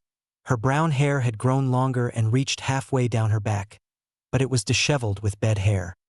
He was about to greet her when, suddenly, Austin came out of the same tent, embracing her with his arms around her shoulders, looking tired as well. Geez, you two lovebirds need to stop making me jealous, Serena pouted. Clam it, Austin yawned. So what is all this NOI? Austin and Mary both stared at Oscar with wide expressions. Their faces slowly turned red. Oscar sheepishly waved his hand with an awkward face, unable to know how to start a conversation after seeing this. Oscar, when did you get here? Mary stammered. Her eyes were shaky, and her hands covered her face in embarrassment. Just now, Oscar replied, and he turned to Austin with an incredulous look. Austin, that time in the illusion, don't. Was the purse? Shut it. Austin stared coldly at Oscar, but Mary quickly tugged on his clothes. Don't stare at Oscar like that. He's a good friend and someone I truly respect. Mary huffed. Her small stature seemed bigger with her fierceness. More than me? Austin asked. Mary chuckled and wrapped her arms around Austin, pecking him on the lips. You're different, Oscar laughed. You both just forgot I was here. Seeing their faces flush again, Oscar laughed more. He did notice that Austin and Mary had been interacting more often ever since Portland Island, but he never thought this would happen. What about Frederick, Emily, and Charles? Oscar asked. Their group members who entered the middle region were Frederick, Emily, Serena, and Charles. The rest were greater elite exalts and were fighting in the inner region. Charles advanced to the greater elite exalt realm and went on to the inner region with a few others, Serena explained. Frederick and Emily went out due west. Actually, they went out very recently, about an hour ago, Mary said. If you leave now, you could catch up to them. Oscar felt delighted that they were all still alive, and he could not contain himself. He needed to go to them no matter what. Where did they go? He asked in haste. They went out to harvest the fruits of the gold dew fig tree. Act 1. Blue Ocean Pavilion, Chapter 290. Gold dew fig tree. I didn't expect that, Oscar said, his voice carried by the passing winds. Expect what? Serena asked, her wavy red hair floating about with the breeze. The flowery scent from her freshly washed hair wafted close by. After Mary told Oscar about the whereabouts of Frederick and Emily, he rushed out in a hurry after a hasty farewell. Even though she had just returned from another outing, Serena joined him, and the two sprinted westward toward the gold dew fig tree. Even though Austin is in love with Mary, I didn't think he'd be a straight shooter. He's too expressionless and not very emotional. Oscar recalled the scene of Austin embracing Mary and couldn't believe how quickly he could change. Austin's stoic and stern face had melted into a relaxed smile. It was shocking, Serena laughed, when he first came to the middle region with that other one, Eric. He beelined for Mary, hugged, and kissed her. Serena's face flushed red, and her eyes shone with admiration, staring at Oscar, looking at him expectantly. Oscar knew her thoughts and sent a chop to her head, inducing a sheepish cry, but she smiled with an enamored face and rubbed her head affectionately. Why is a strike to your head making you so happy? Oscar shuddered slightly from Serena's strangeness. I just missed you. Besides, these kinds of actions show how close we are. Serena came close, her face a few inches away from his own. Oscar shrugged off her advances and sped up, partly to avoid the awkwardness from Serena and to rush to his friends. Ah, wait. Serena pouted and put more effort into her feet. After a short while, Oscar and Serena arrived near a small group of Blue Ocean Pavilion students who were huddled and resting by a fire, roasting some food. The group noticed his arrival and immediately brandished their weapons in alarm, but Oscar smiled and showed himself by leaping down onto the ground, cracking it. Hey, everyone! Oscar rushed in, swiped off some food, and ate it. This is delicious. The people around Oscar were stunned, but soon they smiled and ran toward him. OS. Frederick wrapped his arm around Oscar in a playful chokehold. The large scar on his face did not dampen the happiness he expressed upon seeing his friend. Fred, you're still alive? Oscar overwhelmed his friend and reversed the position, having Frederick in his chokehold. His friend did not seem to be injured in any way and was still lively, relieving him of the stress and tension that had built up. Although Mary and Serena had told him about the other's safety, he felt more assured to see them for himself. Don't leave me out of this. How could you forget me? Emily went in between the two with a bright smile and radiant orange eyes, beaming like orange amber stones. She tousled both of their hair and gripped tightly in a pull, causing them to jerk their heads back as her smile turned cold. However, we are near our target. Let's talk lower. Understand? I got it. Oscar pulled himself away, setting his hair back into place. You don't need to be so rough. Frederick rubbed his vibrant green hair. If it isn't Oscar, it's been a while. A tall, lanky person with a thin body and arms smiled. His black hair was sleeked back, revealing his bright blue eyes, and his hands fiddled with his silver bow. A lump of sapphire spikes moved by his side and let out a small sound. It was George Harper and his companion, Buddy the Sapphire Hedgehog. George, it's been a while indeed. Oscar came up and shook George's hand. Then he looked at the other person. She had blonde hair tied into a side ponytail, a pair of devil-red eyes, and a polearm in her arms. The beautiful woman smiled and said, Rachel Foster, nice to meet you. I've heard George talk about you from time to time. So you're Rachel? Sorry, I've never met you until now. Oscar heard about Rachel from George multiple times during their one outing to the floating islands of Eden. From what he heard and seeing George's fervent gaze, he knew Rachel was George's love. So, are we going to have a triple date then? George laughed while Rachel sighed. He looked at Serena and Oscar teasingly and clicked his tongue. The two of you look good together. I reject that, Oscar sighed. We're not like that. Also, is this an appropriate conversation before we head toward the gold dew fig tree? Do we really look good together? Serena smiled and ignored Oscar's comment, heading to George to inquire more. His comments made her very happy, and she felt like flying. Enough, Emily and Rachel stated, but then gazed at each other, wondering why the other had spoken up over her. They did not mesh well together due to their fierce and dominant personalities that always conflicted with each other. How did you two handle this? Oscar couldn't believe this kind of behavior within Ashen Grove. They don't fight. Both aren't idiots, but they can't stop arguing. Frederick looked tired and seemed to deflate, seeing the two women argue again. George patted Frederick on the back with the same helpless expression. I wonder if they'll ever get along. After the two blew off some steam, everyone sat down around the fire to finish up their food and departed with full stomachs and refreshed energy. Oscar and the others caught up on everything they had been through, but the main focus was on Oscar, who told them about Own Fortress and Tectusan. Orden is one insane person. To be able to achieve the meld stage as a lower elite Exalt. Even though the realm doesn't matter, it takes time to learn and understand. Frederick remarked in awe and a hint of fear at this dangerous enemy. Though, he seems to be a nice person, Emily said. More like a fair person. He only pays his dues, and since there's nothing left to owe, he'll kill me in a heartbeat when we meet again.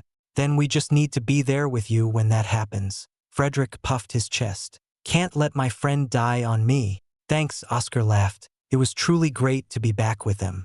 Focus, we're nearing the gold dew fig tree. Rachel gave everyone a stern look, and Oscar nodded in return.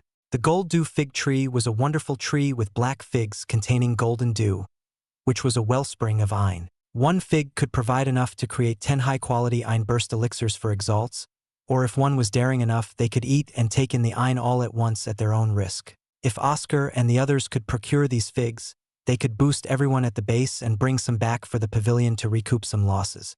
However, the main concern was the presence of another faction, the Undying Flame Sect. Oscar twitched when he heard that name, recalling Maya Claude, who hated him and wished to grind down his bones to dust. We discovered it yesterday, Emily started to explain. However, some scouts from the Undying Flame Sect saw us and the tree. They escaped before we could catch them. You'll know when we get there.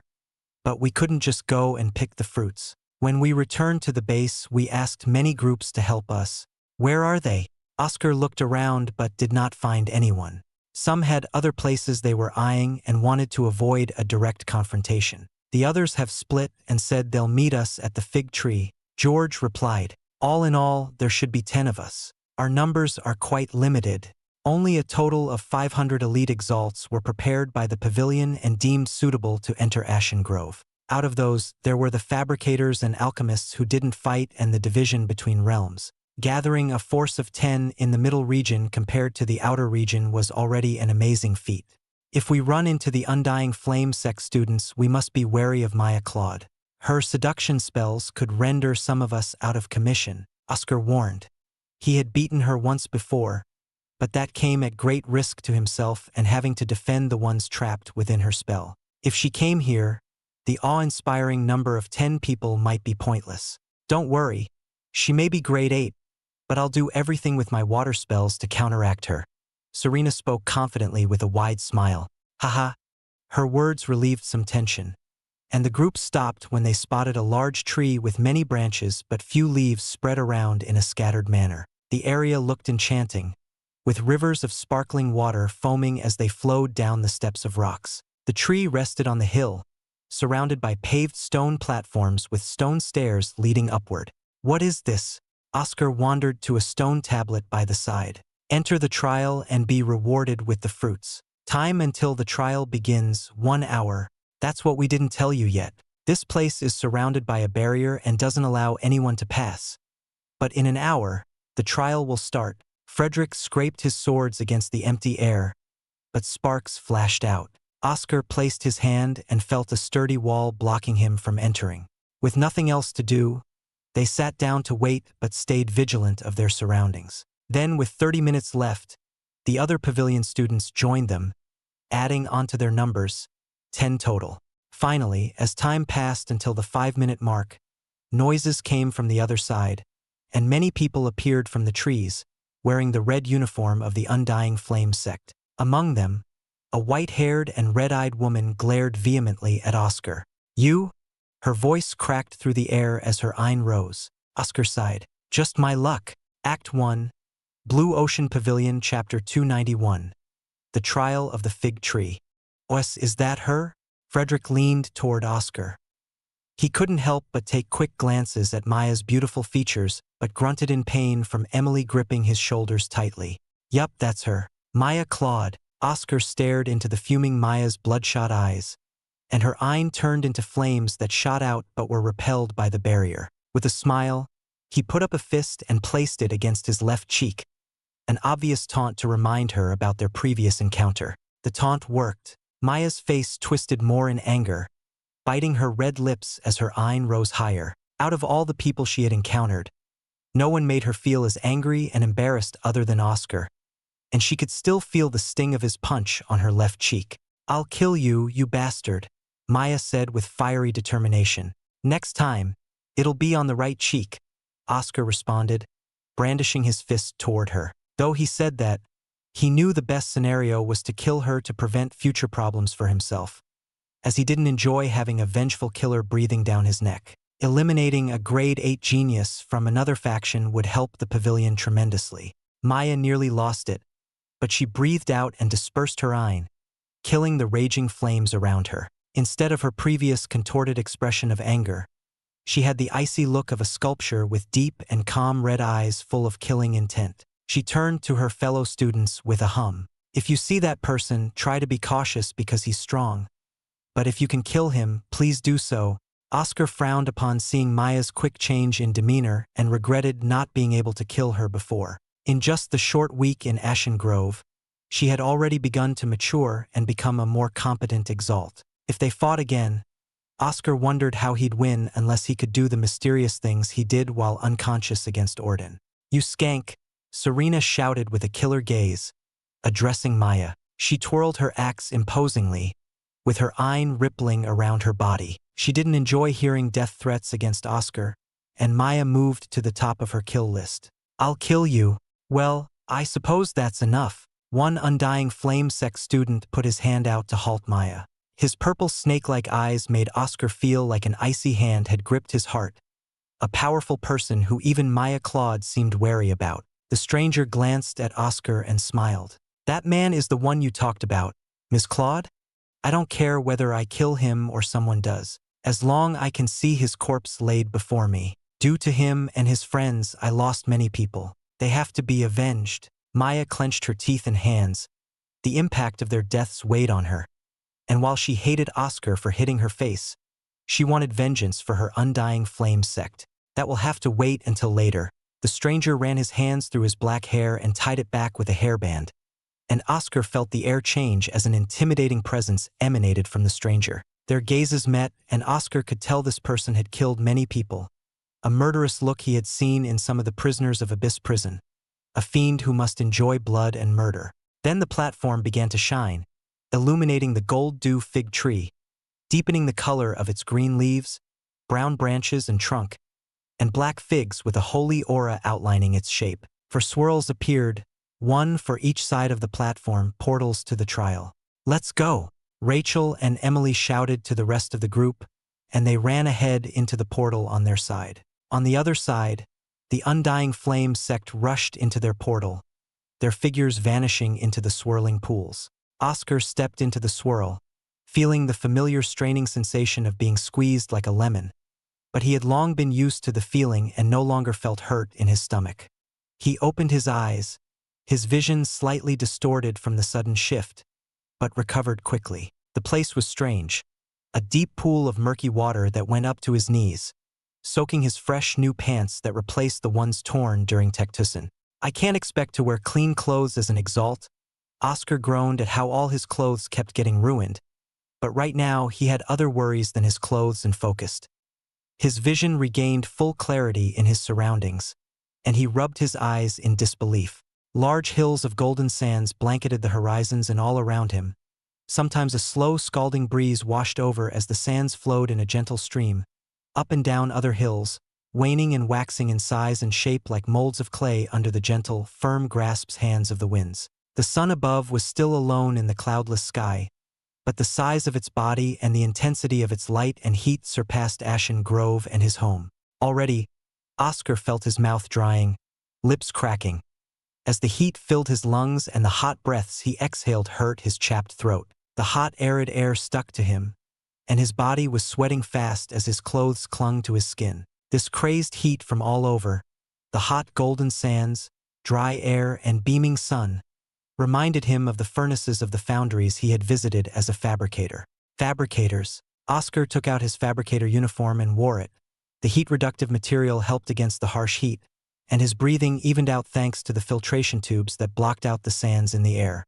How lucky that I brought this. The heat does become more bearable by using my iron to coat me, but this saves me so much. Oscar made steaming noises from his breathing tubes as he gazed around the area. His black glass visor dimmed the sunlight, allowing him to see into the sky, a realm within another realm. How amazing! As he walked away from the pool of water, the one respite in this dry, sand-covered land, the sands swirling in front of him with intent, controlled by someone or something. Oscar readied himself with his bulwark and summoned his dear anima.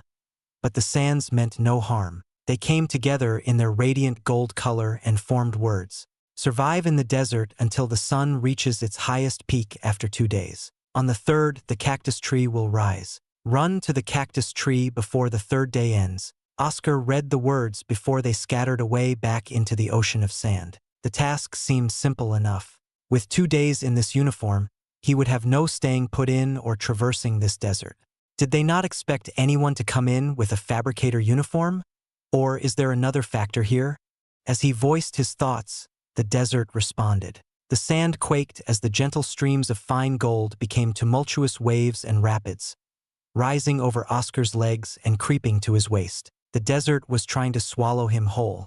In a mighty leap, he escaped the sands, but a great maw rose from the sands, a gaping mouth full of sharp teeth, each around the length of his arm. The sands erupted as the creature flailed out in an attempt to bite him. The beast had a large fin on its back and 2 flippers with jagged edges like serrated blades. Its large body reached the size of an average small airship, 100 feet long, and looked armor-plated in shining gold. A pair of red eyes stared hungrily at its prey. Oscar. I've never heard of this creature. It looks like a shark. Oscar shot a silver star into its mouth, but its jaw clamped shut, and his spell broke apart on its teeth like glass against a brick wall. He sensed the creature was a middle elite Exalt beast, the first one he ran into in Ashen Grove. I've never fought against a middle elite Exalt beast before. Let's see how much stronger I've become. Oscar landed on the soft sands and held up his bulwark.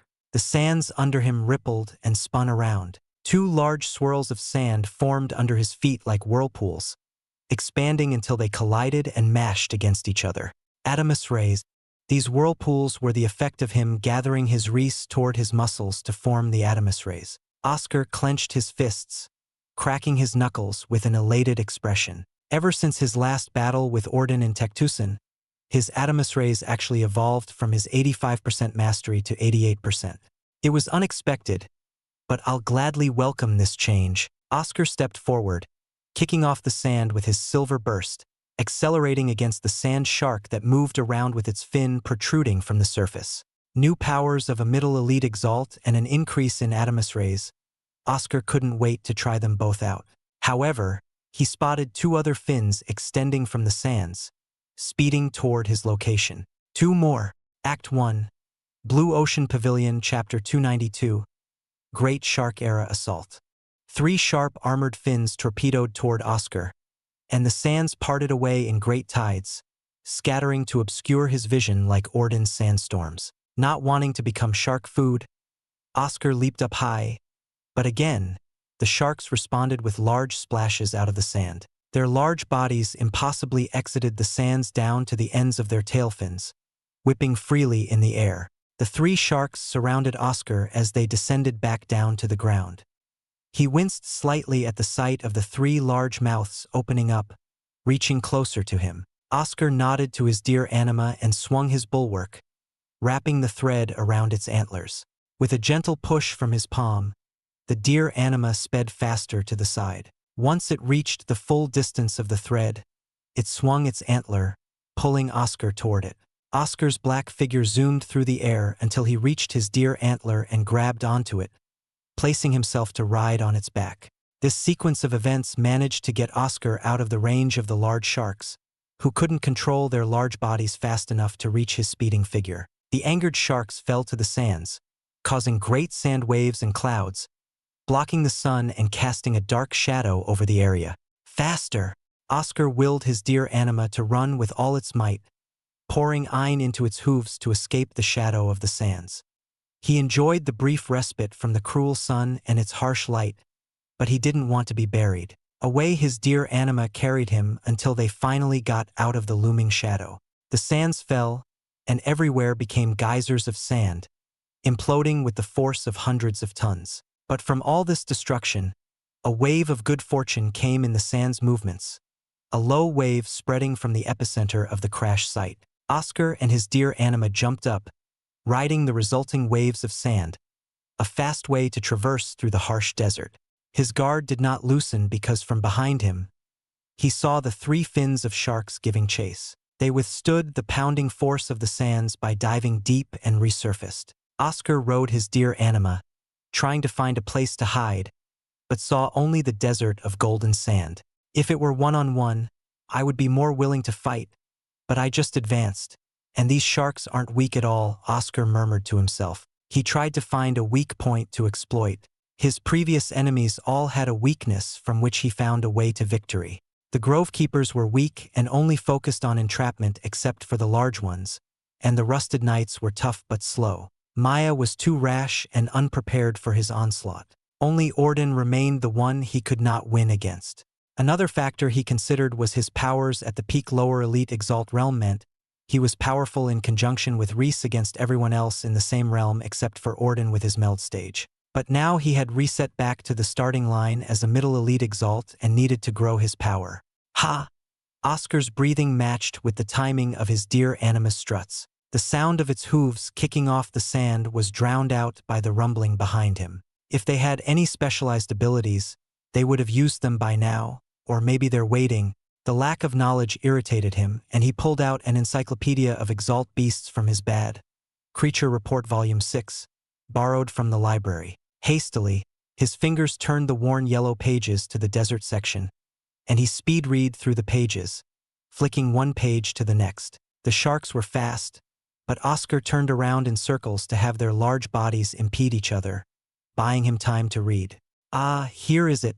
Oscar's eyes shined at the drawing of a large shark resembling the ones chasing him.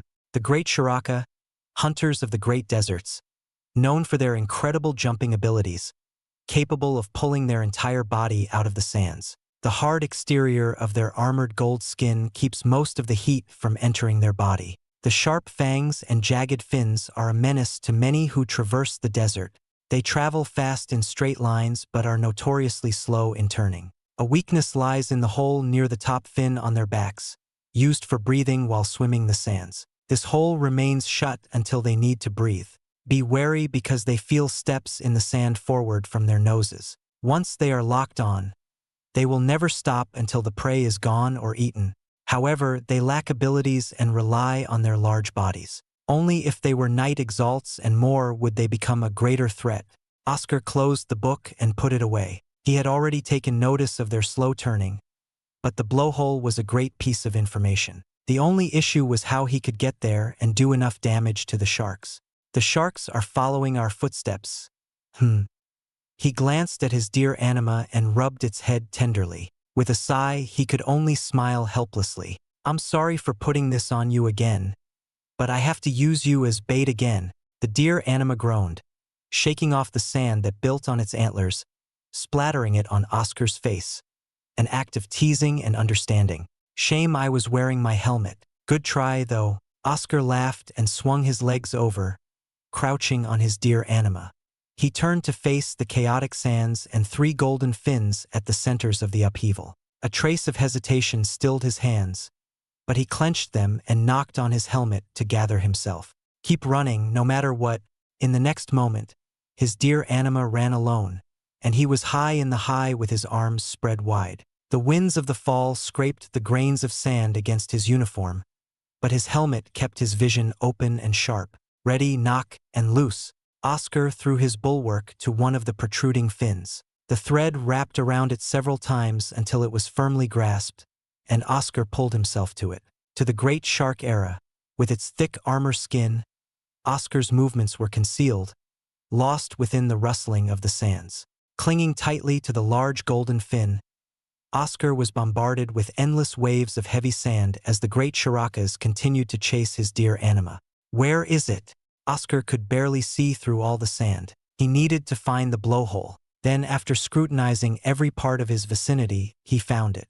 Air gushed out from it in a great gale, blowing away the residual sands. Oscar drew close to it, invoked his silver lance, and focused on his eye. But he did not attack because a protective layer of gold covered the blowhole even as it opened, a fine sieve that allowed the air to pass in and out but nothing else. Seeing the contracting and expanding of the blowhole safely under this gold sieve, Oscar lowered his silver lance.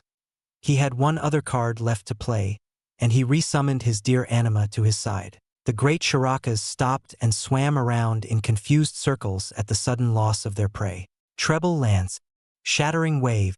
He and his dear anima fought as one, their sharp lances piercing through the gold sieve, lunging deep inside. Cracks spread until the gold shattered into fragments, exposing the soft flesh within, pulsing and veiny. Suddenly, Oscar heard a loud shriek come from the great shiraka, and his feet became unsteady as the great shiraka began to move deeper in the sands.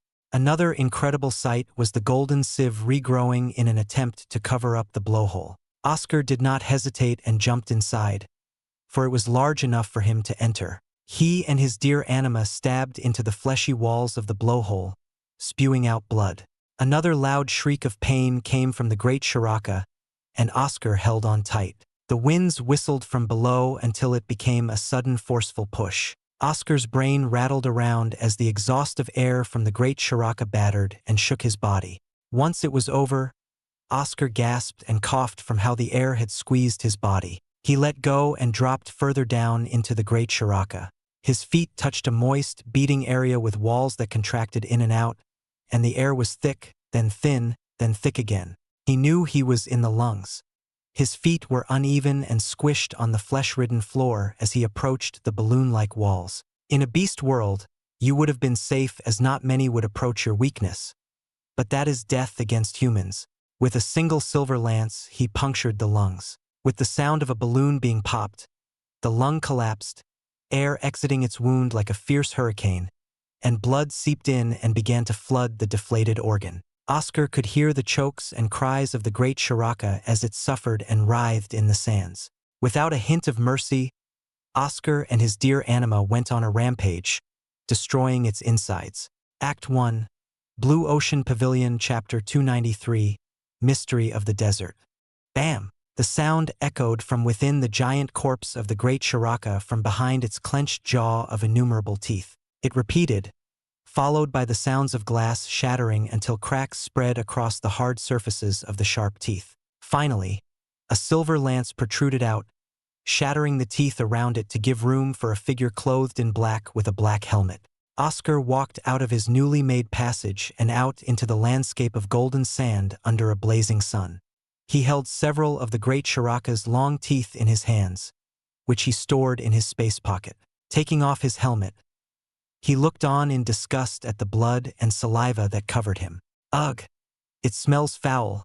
Oscar gagged and scrunched his nose in displeasure. I never want to go inside a beast again. He came forth, his feet squishing on the wet, red sand, and his nose caught the dense smell of blood that choked out the air. The dying throes of the great shiraka had spilled blood everywhere, turning the bright, beautiful golden land into a mess of scarlet blood and flesh. Oscar did not care about his gruesome actions and leaped up on top of the great shiraka. The body was half buried as the winds blew more sand every second, encasing the great shiraka in an ever-growing coffin of sand until it would ultimately become one with the desert. Oscar walked along the back, took out his bulwark, and hacked away at the top fin and some of its armor. He licked his lips in anticipation. These would be excellent materials for armaments. It's only been an hour since I arrived here.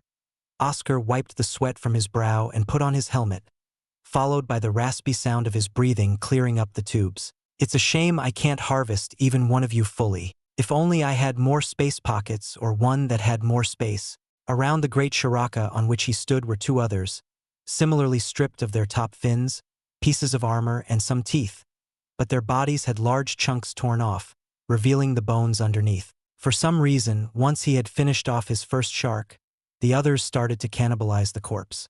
However, this provided an excellent opportunity, as Oscar carefully evaded the hungry bites, got onto the next great shiraka, and slew the two in succession. He guessed that the beasts wanted to eat the core to grow stronger, but to do it the instant their once companion died left a poor taste in his mouth. It's said that Exalt beasts eventually grow an intelligence comparable to humans at a later realm, but would they maintain such savagery? Oscar wondered as he leaped down and dried himself by submerging his body in a bath of golden sand which turned into a messy sludge. There was no use in further thought as he had never met one. Ah! They say that the fine sands of the desert are one of the best ways to clean yourself. Oscar rubbed the sand across his smooth black fabricator uniform, washing off the blood and unsavory fluids. The heat from the sand, diminished by his uniform, was soothing to his tense body. The sand worked quickly, and all the gunk was rinsed off his body. After washing himself, he reached into his space pocket and pulled out Jewel, the strange head of a golem. The golem's eyes started to emit a dim blue glow that shone brighter each second until its head finally shook, and its mechanical voice resounded. Oscar, where are we? Is this desert? How is that possible? Jewel shot out a series of questions. I was hoping to ask you. Oscar stared around and started to walk. We came across a gold-dew fig tree, but to get to it, we were transported to this desert realm. Do you recognize this place? Jewel levitated and went a few paces forward, the gears in its head grinding as it turned left and right before snapping back to Oscar. Strange. If you were teleported to a small realm within the secret realm of Ashengrove, it should be a place close to it in the spatial domain. Spatial domain? Oscar continued to walk across the desert, riding his deer anima in case another shark attacked. Could it be a long connection to a distant realm? Unlikely, my dear lad. I don't believe the Forest Heart clan would have spent the time, resources, and energy to create such a link. Not to mention it's been thousands of years. A long-distance link would have wasted away and no longer work without active maintenance. Then it has to be a realm near Ashengrove, previously Stonehaven. The teleportation was instant and did not lack in power, Oscar said. An astute conclusion, but the question remains. What realm is this? Jewel gazed around. Perhaps there was a desert realm, but that part is not in my already garbled-up memory. Any way to make you recall? Oscar asked. Perhaps a boost from that Aterstone of yours can help jog the artificial core in me and repair some of the damaged bits. Jewel made a series of noises to mimic laughter, but it came off as off-putting with its stagnant mechanical voice. Never. Oscar tossed Jewel up and down with his hands as punishment. Okay, enough playing around. Unless you got a map of the most recent setup of the spatial domain around here, I suggest we keep searching for clues. The spatial domain was the setup of the small and secret realms and worlds, with Oscar's world as the largest and in the center. It wasn't a physical setup, but more like different layers existing together and sometimes overlapping. Certain parts of Oscar's world were closer to some of these small realms, such as Drawin Island, which overlapped with Ashengrove and held a strong connection that an entranceway naturally formed. Powerful Exalts could control these entrances and use them for their purposes, such as trials and safe havens. It was possible to create teleportation formations and portals to other realms even if the places didn't overlap, but that required a large amount of iron and setup, such as the Tundra world for Oscar's Inner Hall exam. Realms like Ashengrove were fixed in their spot on the spatial domain, remaining still and stable, but others freely moved around in the spatial domain. Entrances to them could form wherever next they overlapped with the main world before moving away to somewhere else. Trying to create a stable teleportation connection to these realms was not ideal. With this knowledge, Oscar knew this wasn't a moving realm, but GOL, for debunked it as a distant stable realm. He concluded it could either be a stable realm that overlapped with Ashen Grove at this point or a stable realm that wasn't too far away that a teleportation link could still work at a distance. Either one of those conclusions still suggests the Divine Stone Clan had to have known about it. After all, they mapped the realms close to Stonehaven, where they held their clan members, GOL said. But you don't have the map, Oscar sighed. No, I don't. Quite regrettable to have chunks of my memory gone. But there must be something here. GOL4's blue eyes shone. The trial is for 2 days and on the third, I need to run for the cactus tree. Oscar scoffed. I won't have enough time. Oh, come on. You have 2 whole days and a wide desert to explore. I'm sure you're also worried about your friends. Let's pick them up on the way. GOL4 raised his voice in excitement, swaying his head on Oscar's hand.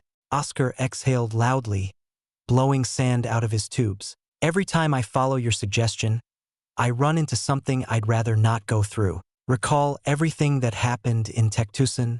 I fail to see how that relates. In the end, we all made it out.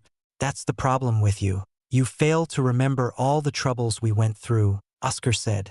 Can't be called a trial if you're not fighting with your all and going through unfavorable odds. I wonder if anyone ever made a trial with sunshine and rainbows on a nice boat ride through a gentle river with a beauty by your side, eating a table of delicacies. GOL4 chided. Now, why do you have that line of thinking as a golem? Oscar narrowed his eyes. Are you really a golem? I never thought a golem from a treasury would think about pleasurable things. As a matter of fact, you've been acting off ever since you came off that stone slab. That makes no sense. I am a golem with a wide array of knowledge. I am simply reciting what may attract your attention. GOL4 spoke in a deep voice, but to Oscar, it seemed like a flimsy attempt to hide something. Whatever you're hiding, it better not be dangerous to me. Oscar brought GOL4 face to face with him. I'm not hiding anything. If I were, it would not threaten my helper, GOL4 stated. So you are? Oscar stopped and looked around. He had traveled some distance now, but something was strange. Even within the ever-changing dunes, there were still factors that never changed. Those corpses. I can still see them because the sands haven't covered them completely. But why haven't we moved further away? Oscar looked down at the desert and at the great Shirakas. At a certain point, the distance between him and the sharks never increased, as if he was stuck in place. Something's wrong, GOL4 shouted. Act 1. Blue Ocean Pavilion, Chapter 294. The Entrapment. The large sun blazed down on Oscar and GOL4. Oscar got off his deer anima, unsummoned it, and walked slowly around the vicinity. Forward, backward, and sideways Oscar paced while keeping his eyes on the bodies of the great Shirakas, which were becoming more and more hidden behind the sands. But no matter what he tried, he always reached a point where he could not get any farther. The Shirakas must have swam very far. But where did I end up? Oscar got tired after an hour of running back and forth, removing his helmet and wiping the sweat from his brow.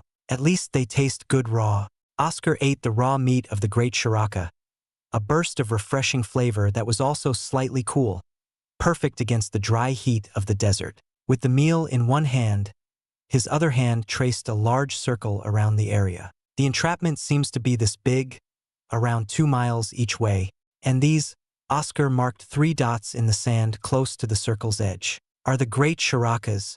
What a tricky trap. If you're stuck here, you may never get to the cactus tree on the 3rd day. GOL4 levitated over the makeshift map.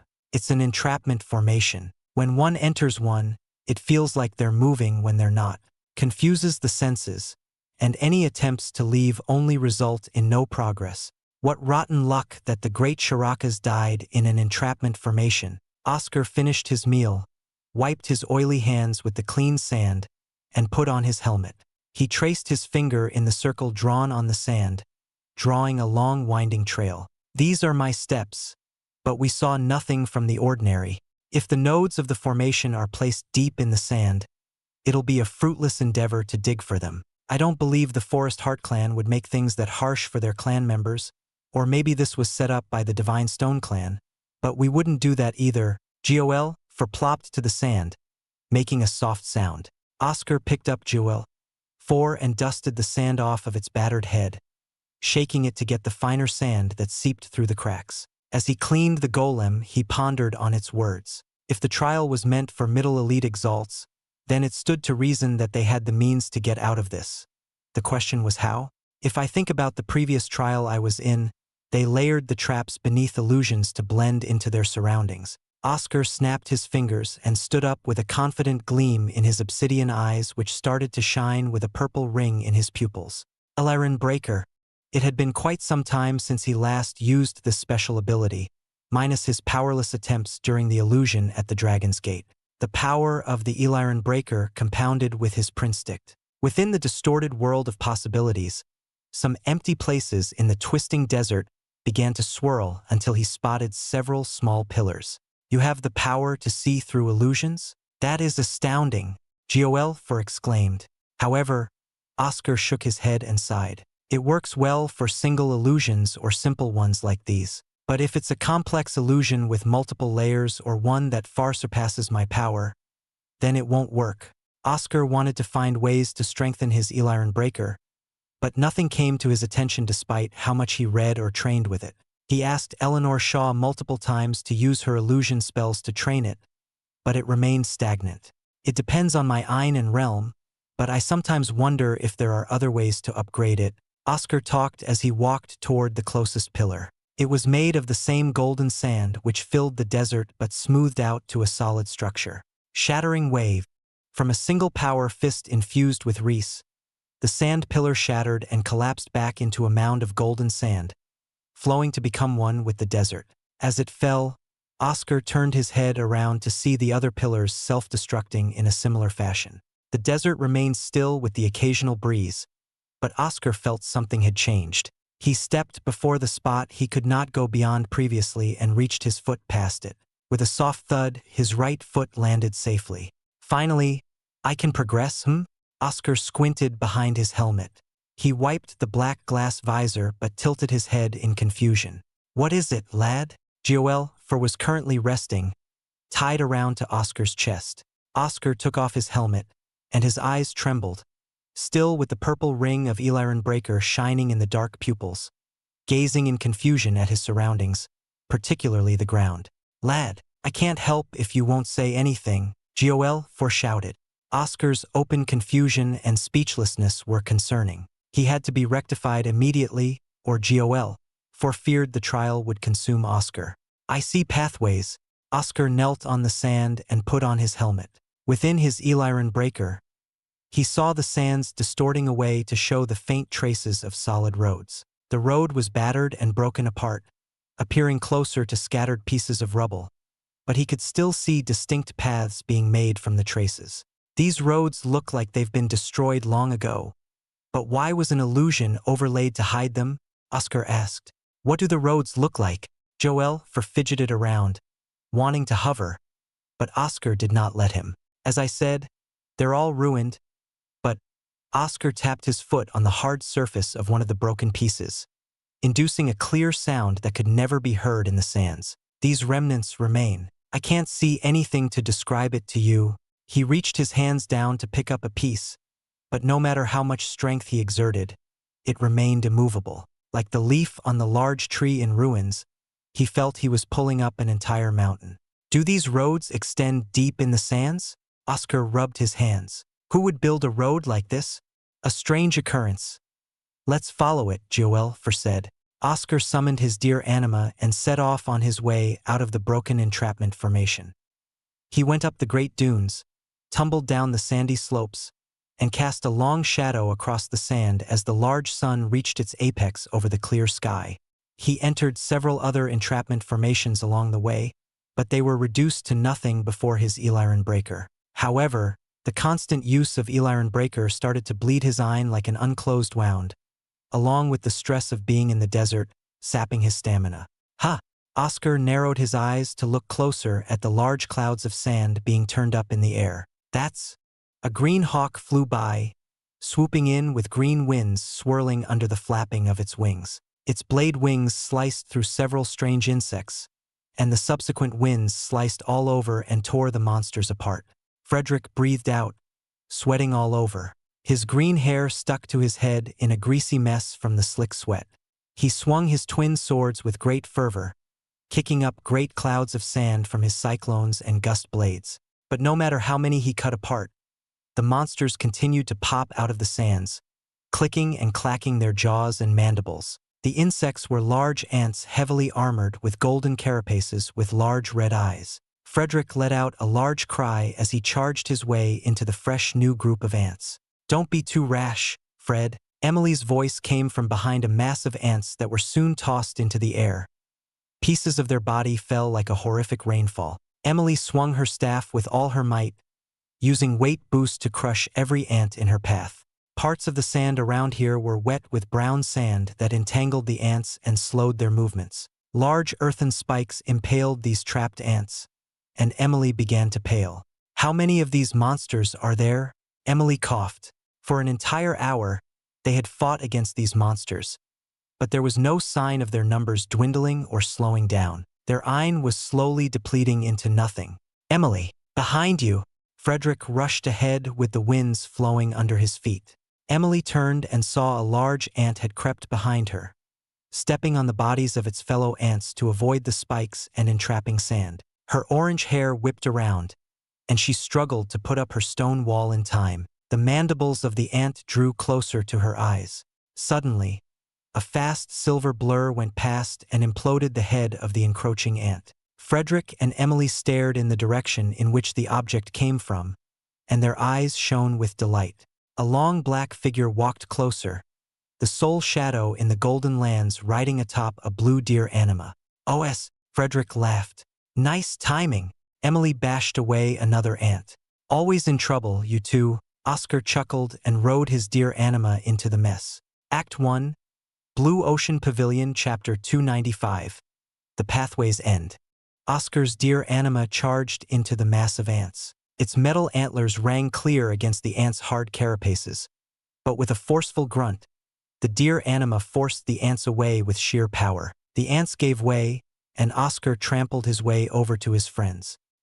He stabbed many with his silver lance, leaving gaping holes in many of the ants' bodies, and swung his bulwark with all the might of his current self. With the boost in his atomus rays from 85% to 88%, his arms held more physical power, not comparable to Orden's incredible strength with weight boost, but still formidable. Many ants helplessly flew into the air with battered and cracked armor. Oscar's and the deer anima's fierce powers combined overwhelmed the ants, but they were unyielding. True to their nature as insects, they continued moving despite their injuries, following their instinct to harvest their prey. "Grab on!" Oscar shouted, shifting his position closer to his deer anima's head. Frederick and Emily settled their respective enemies and jumped onto his deer anima. In order, Oscar, Frederick, and Emily rode together. "Sorry, my friend." Oscar patted his deer anima, and his eyes gleamed clearly. "But you're our way out of this." With a deep breath, his ine flowed and spiked all over his deer anima, speeding up as more ants dug out of the sands. But they could not catch even the tail of his deer anima as his spell, Silver Burst, increased its speed further. All the while, Oscar, Frederick, and Emily fought off the ones that managed to close in. After a fierce run and struggle, the deer anima swung its antlers a final time, knocking away the skittering ants. Oscar and the others rode upon a fresh part of the desert, and the ants no longer gave chase. Looking behind him, Oscar saw the ants burrowing back into the sands. "We must have gotten far enough away for them to give up." Oscar sighed in relief. "Thank goodness. We've been running for tens of miles, but they never gave up." The ants could chase many long distances away from their hive, but even that had a limit, or else they'd be out of their queen's range of influence and lose track of their surroundings and movements. "Thank goodness you found us," Frederick coughed. "Those ants never stopped for an hour, and we tried to run, but we didn't have an anima like yours to help out. Considering it took us 10 minutes at full force to get away, trying to do that on foot is near impossible." Oscar felt his ine draining fast and stopped his deer anima. He got off and helped the others down gently. "Hee," Emily chuckled. "What is it?" Frederick asked. "It's been quite a while since the three of us had been together like this." These days, we usually mingle with the larger group. Emily smiled and undid her ponytail to let the hair flow freely with the breeze, her eyes showing her satisfaction. Blame this guy over here, Frederick pointed at Oscar. Too busy with his insane training to even spare us some time. That sounds unreasonable. Fred, Oscar unsummoned his dear anima and pointed back at his friend. But you are right, Emily. It has been a while. What a touching reunion, Joel said from Oscar's chest. What the? Frederick exclaimed. He did not notice Joel's head tied to Oscar's chest earlier due to all the ants and chasing that happened. Oscar took off Joel and let the golem levitate over to Emily and Frederick's astonished gazes. This is Joel, right? Emily couldn't get up, but her eyes followed the floating head. You know him? Oscar asked, then he realized. Austin and Eric must have told you. Well then, there's not much in terms of introductions. This torn head is Joel. Pleased to meet you all. I am Joel. A golem of the treasury and currently serving Oscar Tur. Joel came close to Frederick and Emily. Nice to meet you, Joel is what I want to say. But I heard about how troublesome you can be. Frederick scoffed and flicked Joel's head. It seems I have made a bad impression on many. My intentions were purely for the benefit of the group. Joel shook his head. Too rude, Fred. Emily still had the strength to pinch Frederick's ear, inducing cries of pain. She turned to Joel with a smile. It's good to have you on board, Joel. Her smile was welcoming at first, but then it turned cold, and her eyes narrowed. But if you ever do something to harm Oscar, I'll rip you apart. How intimidating. Quite the terrifying lady. Joel flew back to Oscar. Oscar sighed and caught Joel. He's too hard. I don't think it's possible unless we're Knight Exalts or higher. He reached into his space pocket, took out some wrapped up meat, and gave them to Emily and Frederick. These are raw meats from the great shirakas that I fought. It's cool and refreshing and soothes the throat with its clean oils. Most importantly, it's delicious. Emily and Frederick's eyes shone as they gulped, wiping the saliva from their lips in identical motions. They ate with great enthusiasm, letting out satisfied moans from the fresh taste. Oscar smiled and watched their surroundings while his friends enjoyed their tasty morsels. He used this time as well to recover his ein using his Aetherstone. His friends did the same after finishing their meals. In an hour, Oscar stretched out his back. We should head out. First, I'm jealous that you have a fabricator uniform to help you with the heat, Frederick grumbled. Second, where do we head off to? There's nothing but sand all around us. That's where you're wrong, Oscar pointed at the ground. It's hard to make out because it's all ruined and scattered beneath the sands and an illusion. But there's a path. Really? Emily started kicking over the sand but couldn't find the path he mentioned. Finally, her foot was caught, and she could not budge past a certain spot. Her orange eyes glinted and flickered as she exerted more strength, but her foot refused to move across a patch of ordinary golden sand. See, it looks and feels like normal sand, but you can't move it. Very easy to miss. Oscar tapped his bulwark on the rubble, letting the clear sound reach Frederick and Emily. Where does it lead? Emily whipped her head around with high expectations. No idea, miss. That's why we're following it, Joel said while in Oscar's arms. Wait, how certain are you that this is the right way? Frederick asked. It was a good point, and Oscar had thought of the same when he first set foot on the path. For all he knew, he could be going to the start rather than the end destination, typically the place with the most intrigue. But there was just as much value in either place right now, according to Joel. Even if we go all the way to the entrance, it wouldn't hurt to use the 2 days in this desert to explore. No? Also, there may be clues at the entrance. Joel spoke the same reasoning Oscar heard earlier. In this large place with nothing but sand and monsters, following a pathway to wherever seemed interesting. So that's that. Oscar clapped his hands together after tying Joel for backup. There's nothing noteworthy here except for the Exalt beasts that roam around. But even they seem a bit scarce and spread out that hunting them is a waste of ein and time. True, time would be better spent going on a mysterious path. Who knows what we'll find? Emily hummed and started to walk on the path, and then realized she couldn't see it. She turned embarrassingly at Oscar. Could you lead the way? Hop on. Oscar summoned his dear anima, and Emily and Frederick got on. The delighted trio continued their journey across the desert wastes. With his spare eye, thanks to his uniform providing some comfort, Oscar enveloped Emily and Frederick in his iron shroud to diminish the heat and lessen their burden. "Can't we cancel the camouflage illusion on the pathways?" Frederick asked after an hour of trotting through the desert. "I'm afraid that's not possible. I couldn't find any nodes, and GOL for suspects it's a camouflage illusion that encompasses the entire realm," Oscar responded, keeping his Eliron breaker working to decipher the pathways. "What else can keep these pathways hidden and drive away the sands to prevent them from being completely buried?" GOL spoke and stared around. "What's more alarming is the fact this realm is so quiet. No sandstorms or clouds. This place is stagnant except for those beasts and us." Suddenly, Oscar stopped the deer anima, making everyone lean forward tightly together. "Ouch!" Emily had banged her head on Frederick's. "What happened, Oscar?" "You'll see." Oscar rode a few steps closer, and the air began to distort around him. To Frederick and Emily, it appeared like Oscar was disappearing into thin air along with the head of his deer anima. It continued until they were fully through the strange distortion, which reminded Oscar of the stone gates in True Sword Peak. "Beautiful, isn't it?" Oscar said. He saw it with his Eliron breaker from the start. It was a large rocky hill, a rare sight in this golden desert. On its sides were two pillars engraved with drawings of scrolls and a large throne upon which sat a stone figure. Oscar and the others were only tall as the knees of this strange sculpture, a body of bronze armor like a knight with the head of a monkey with a fierce, angry expression, baring its teeth. "What is this?" Oscar whispered to GOL. "It can't be," GOL remarked. Then, out of nowhere, the rocky hill trembled as rocks, rubble, and sand fell from its edges and down its slopes. Following the sound of a loud crack, the bronze statue rose from its throne, brandishing a large pole arm of iron. The iron from the statue made Oscar and the others wince as it was fierce and hostile.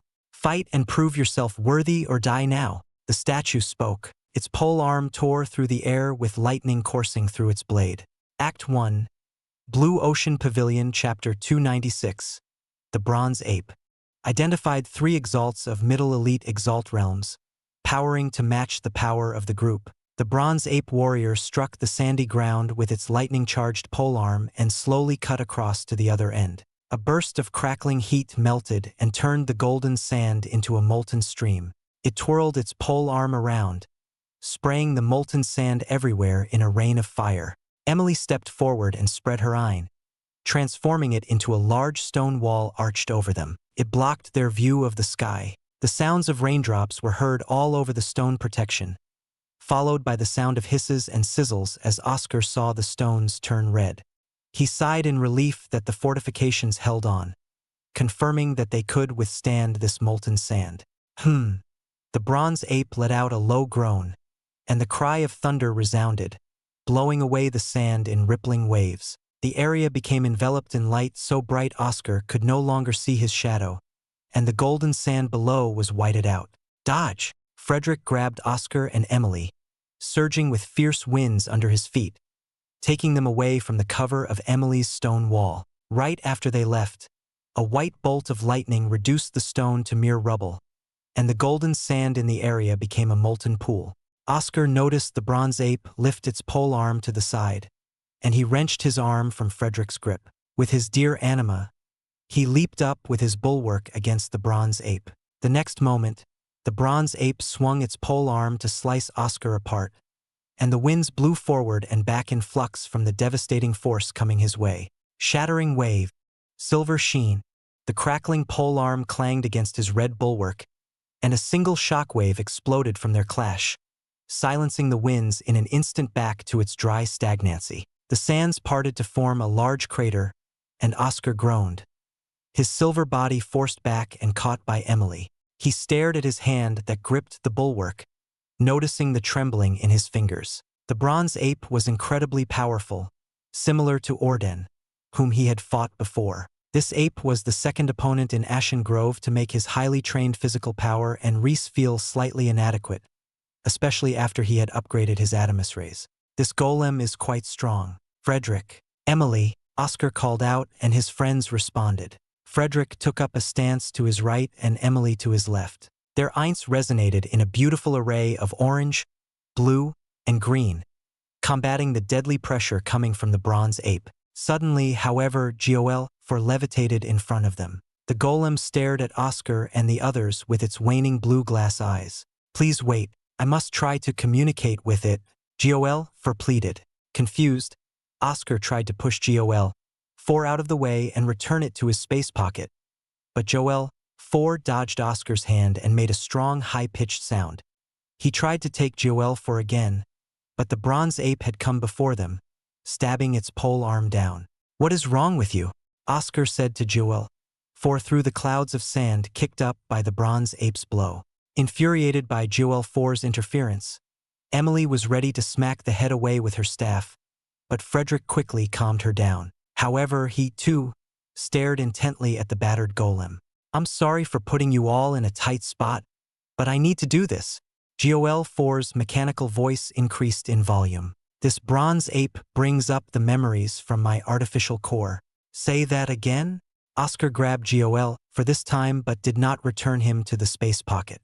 He and the others dodged another fast strike, though their clothing got singed by the small flakes of lightning. But right now, Joel's words were his priority.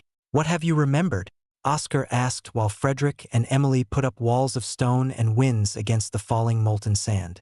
I still don't recall the place, but this bronze ape is another golem created by the Divine Stone Clan, Joel said. Its primary purpose is, as you see now, to be a soldier and a guardian. It's following its functions right now against you three. As the golem's words rang out, the bronze ape slashed multiple times in quick succession, so fast the entire area filled with lightning strikes, and the sand split into deep crevices filled with molten sand. It did not let up its onslaught, fully intent on destroying Oscar and the others. You want to communicate with that? Oscar shouted. It was a suicide mission. Even though Joel was an incredibly hard shell to crack, Oscar pictured the head helplessly tossed around by the lightning and winds. We just need to defeat it. If the golem wants to do it, he can go himself. Frederick unleashed several cyclones that twisted and turned their way to the bronze ape's shoulder. But he grew frustrated at how unfazed the enemy was. Not much of a scratch on its armor. TSK. The fierce winds from its blows keep weakening my cyclones. Don't be discouraged, Fred. Emily separated her two staffs, holding the armament in her left and twirling her anima with her right. She readied herself, held the staff anima like a javelin, and threw with all her might with the powers of the spinning rocks of kinetic core and the weight boost. After the battle with Oscar and being frustrated with her battle style, she came up with more ways to use her anima effectively, coming up with the same idea as Orden. The heavy staff anima banged onto the other shoulder of the bronze ape, who, for some reason, did not dodge and took a step back from the weight. The rotating kinetic core turned the staff anima into a grinder that sought to tear its way past the armor. However, it stopped and could do no more. Damn! Emily called her staff anima back to her side. It flew away from the bronze ape's shoulder and into her hand. Immediately, she put up another stone wall to protect against the molten rain. It's very sturdy. Please let me try to communicate with it. It is a golem, so perhaps I can link to it and change its purpose to protect us. We're both made by the Divine Stone Clan. It could work. Seeing how much Emily and Frederick were keen on fighting it, Joel pleaded again. Oscar let loose a shattering star. The scattered explosion did not faze the bronze ape. He sighed and thought about how costly the battle could be if they had to fight here. All right, let's give it a try. Great, Joel exclaimed. How shall we do it? I know just the way, Oscar smiled. Fred, can you form a gust stream when I throw him? The winds are very chaotic due to this bastard's attacks. But I can do it, Frederick said as they dodged another lightning-charged strike, destroying more of their footing. Okay, I think that would be good enough. Wait, throw me? Joel asked. Shattering wave. Oscar didn't elaborate and immediately went for it. Similar to how he used shattering wave with Silver Star, he funneled the wreaths into Joel, rattling the head erratically in place, and threw him with all his power. Joel was too tough for Oscar's shattering wave to destroy it by an explosion, so there was no need to worry. Frederick charged up right around the same time and sent a spiraling tunnel of gust stream forward to carry Gol for faster through the air. He poured a good amount of Ein into it. Hopefully, this works. Across the strikes of lightning and twisting gales, Gol flew toward the bronze ape. In the next moment, Gol came face to face with his fellow golem. His size was comparable to a small peanut next to the fierce head of the ape. Their glass eyes met and shone as Gol tried to form a communication link. Unlike Gol, this bronze ape was a regular construct, following only its directive, unlike Gol, which was more complex and made to serve and listen as the keeper of the treasury. So Gol invaded its artificial core, but then he shuddered and plopped down, giving himself to the torrential weather surrounding the bronze ape. Oscar threw his bulwark and wrapped around the small head of Gol, tugging the hapless head back to his side. Small statics coursed across Gol-4's metallic surface, which barely tickled Oscar's skin, and he held the head tightly. "Did it work?" Oscar asked as he saw the bronze ape stay still. "No," Gol said. The bronze ape burst out with more Ein and swung its polearm repeatedly to slice Oscar and the others apart. "What happened?" Emily asked as she put up more stone walls. "Please destroy it," Gol pleaded again, but this time for the exact opposite of his request earlier. "What's wrong?" Oscar knew Gol was not in the right mood. Though it was only a golem and its expressions non-existent, he could still feel some emotion even through the hardened mechanical voice. It is no longer what it once was. Those monsters of the Forest Heart clan had long since rewritten it. It no longer serves the divine Stone clan, but is now only a puppet of the enemy. Gol explained. "The Forest Heart clan? How pitiful." Oscar shook his head but wasn't shocked. It was to be expected, as the Forest Heart clan had laid claim to this realm, using it as a part of their Ashen Grove trial.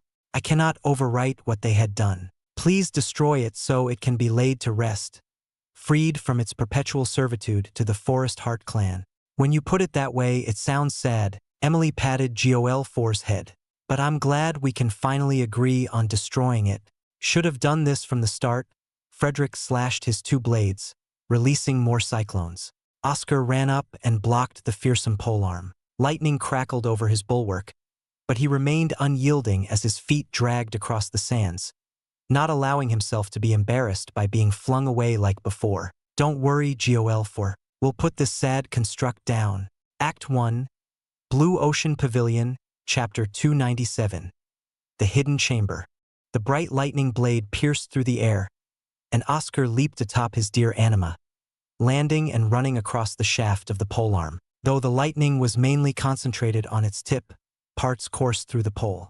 Oscar was unbothered by this, as his dear anima continued to run with the electricity crackling around its metallic hooves. The air was a torrent of lightning and wind, but Oscar maintained his silver sheen to protect himself from the elements. Suddenly, he felt the polearm moving, and he was flung higher into the air. The bronze ape was fast with its arms and tried to stab Oscar in midair, but Frederick and Emily came through together at the opening created by its wide swing. Riding upon the speed of Frederick's wind, Emily twisted and turned around the molten pools, building up power for her strike. With kinetic core and weight boost, she swung her two staffs onto the heel of the bronze ape. However, she trembled in shock at how the massive construct did not move a single inch.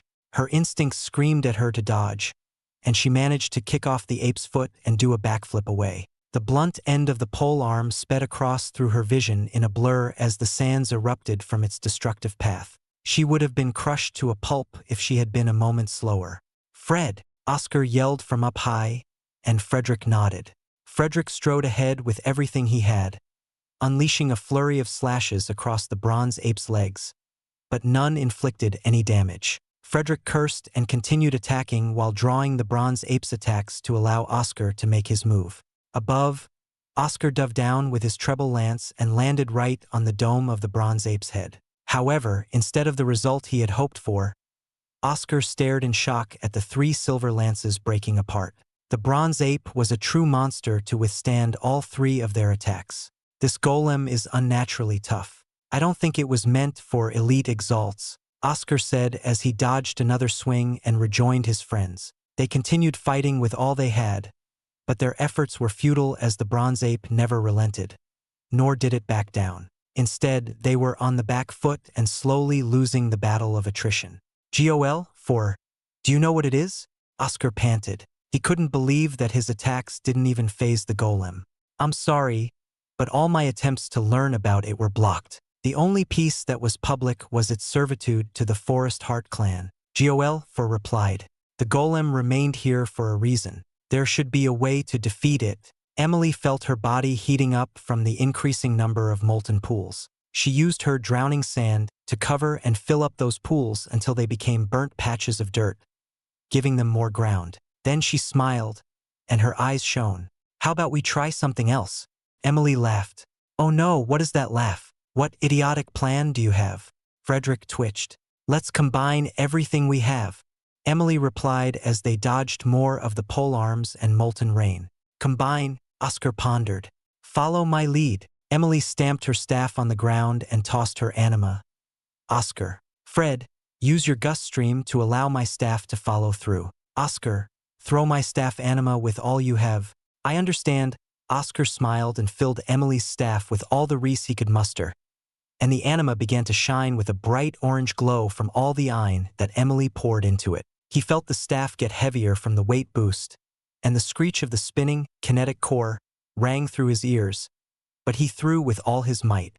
He didn't use Shattering Wave because of the risk of pouring it into an anima, but the reese was enough as it shot across, through Frederick's gust stream, and rammed itself onto the throat of the bronze ape.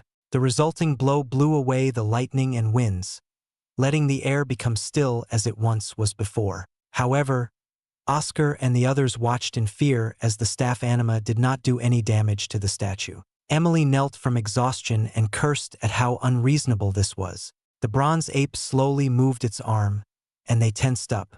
However, it stuck its pole arm into the ground and straightened its back. It stopped moving?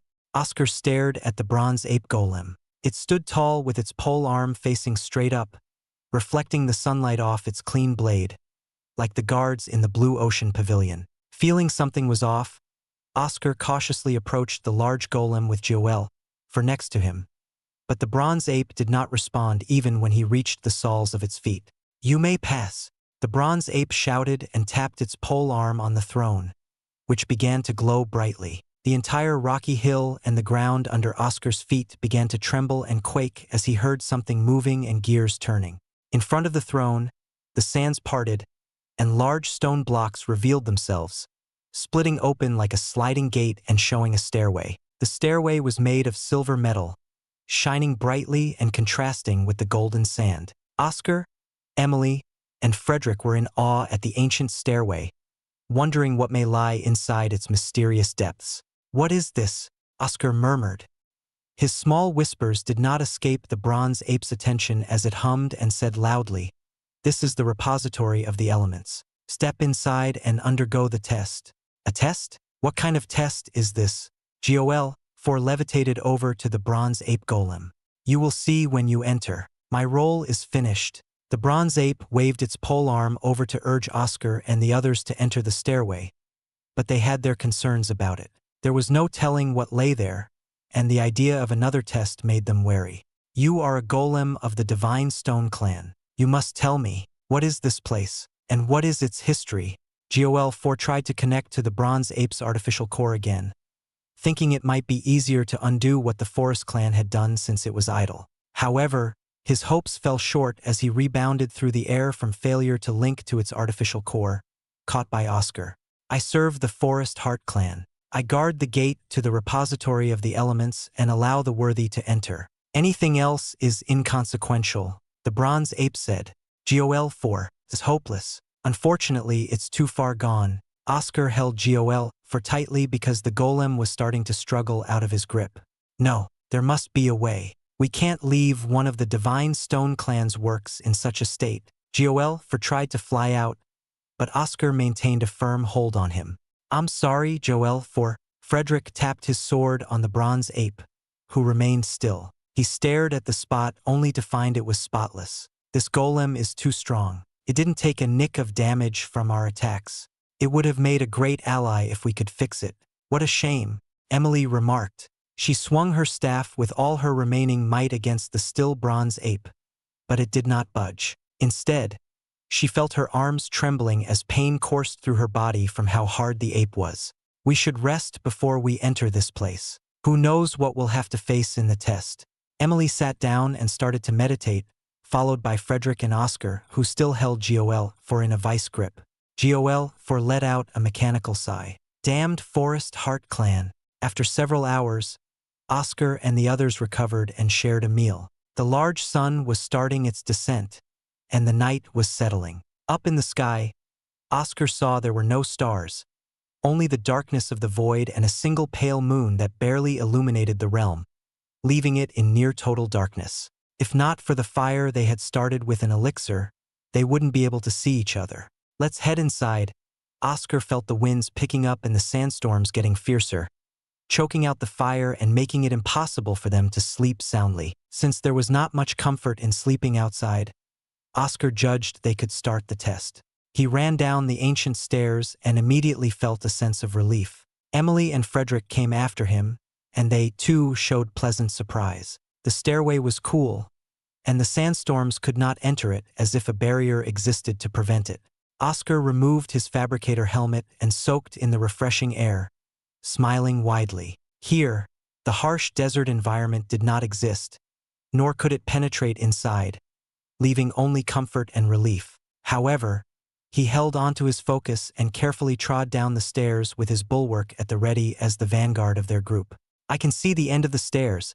Frederick tapped Oscar's shoulder, indicating for him to stop. His green eye flowed and summoned his green hawk anima. The hawk anima flew into the opening at the end of the stairs, connecting to his vision, a useful scout. Well, what's the room like? Emily asked. It's a chamber with some circular pads. I don't see anything dangerous, but it could be a trap, Frederick responded. After some deliberation, Oscar and the others walked carefully into the room at the end of the stairs. The whole place had elevated circular pads all over the floor, reminding Oscar of the landing port in the pavilion. The room did not have any distinct markings or engravings on its walls, appearing like a normal room. Slowly, Oscar stepped onto the circular pad, but nothing happened.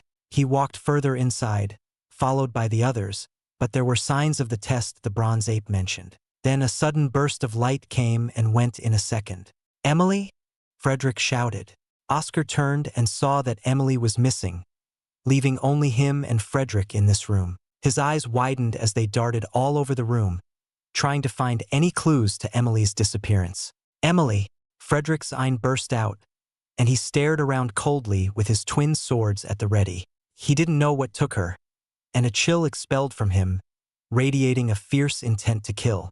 "Calm down." Oscar tried to go to Frederick, but another flash of light enveloped the room. Opening and rubbing his eyes, Oscar saw he was alone in the room. Frederick had disappeared. With a confused gaze, he turned to Gol. "Gol, what is this?" "Teleportation," Gol exclaimed. "Ha!" Oscar tried to move but found his feet were stuck, and another flash of light took him. He felt his stomach squeezing, and his yells echoed across the weird, distorted space until he dropped to his knees in an unfamiliar place. This place is... The ground beneath was bolted down metal plates. The walls were blocks of rusted iron, and the pillars were steel, a grand hall of metal. In another place, Emily stared at a rocky terrain with large spiky crystals protruding like trees. In this place, she felt heavy, as if the earth was dragging her feet. As for Frederick, he ended up on an invisible floating platform. He saw a vast forest through the invisible floor, but the distance was so great that the trees looked like tiny shrubs. Then a fierce gale blew in all directions, whipping around his green hair. A voice resounded across all three locations. "The test of the elements has begun." Act 1, Blue Ocean Pavilion, Chapter 298. Test of Metal. "Test of the elements?" Oscar murmured. His red bulwark lifted, and he strode around the metal room with his dear anima. The hooves clanked and scraped across the metal-plated ground as they traveled to a metal podium in the center of the room. On top of the podium was a large arrow that moved slowly around like a clock's hands. Oscar reached out to grab it, but his strength was too weak to stop and tear it off, and it continued rotating as though his hand did not exist. He clenched his teeth, wanting to exert more strength, but the sound of sharp clanging from the ceiling caught his attention. Incoming! Giolfur looked up and warned Oscar. Oscar heard the familiar sound of swords slashing through the air and saw 3 figures drop down to the floor, and their appearance struck Oscar as unusual. They had blades for arms and legs with a faceless head, only smooth metal that reflected Oscar's face. Their bodies were a smooth, featureless metal molded to a general shape of a person.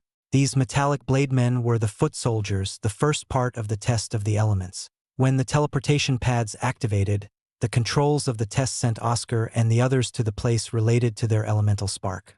Therefore, Oscar had to face these metallic blade men and prove his metal stronger. Oscar paced himself slowly as the metallic blade men scraped their arm blades together. Sparks flew out and fizzled out before reaching the ground. Their feet made acute metallic sounds as they paced around, mirroring Oscar's movements. Unlike the gatekeeper bronze ape who swung its pole arm fiercely and unleashed fiery molten rain to match the roughness of its blows, these metallic blade men were quite cool and calm, clean like the surfaces of their bodies, a display of a true soldier. How will they attack? Or are they waiting for me to make a move? Oscar wasted a few more seconds going in a full circle around the room until he decided to make a move. Silver lance. Oscar thrust his lance. The metallic blade man in the center swiftly dodged, leaning far back at an impossible right angle, and Oscar missed, hitting just above its horizontal body. The air whistled as the other 2 swooped in and slashed with their arms and legs. Before their many blades could reach him, Oscar summoned his deer anima. It swung its antlers powerfully and clattered against the right blade man. The deer anima grunted. Its hooves burned bright red as it poured all its speed into a deadly charge, pushing the blade man away. On the other side, Oscar felt his arms warm up from the many sparks that flew from the left blade man's slashes. He pushed out his bulwark, a shield slam. Unfazed, unlike normal people, the blade man bounced off the floor and walled back to continue its assault. Tough. These things are fast, flexible, and sturdy. Oscar's deer anima's antlers and his bulwark did no damage to the blade men. He pondered as the blade men split up and charged in from every direction. In an instant, he shot out his silver star with a loud bang. The blade man he aimed for did not shy away and kept running. A fast line of light went through the silver star and split it into 2. The pieces clattered on the floor and dissipated into nothingness. Oscar narrowed his eyes at how easily they cut through his silver star.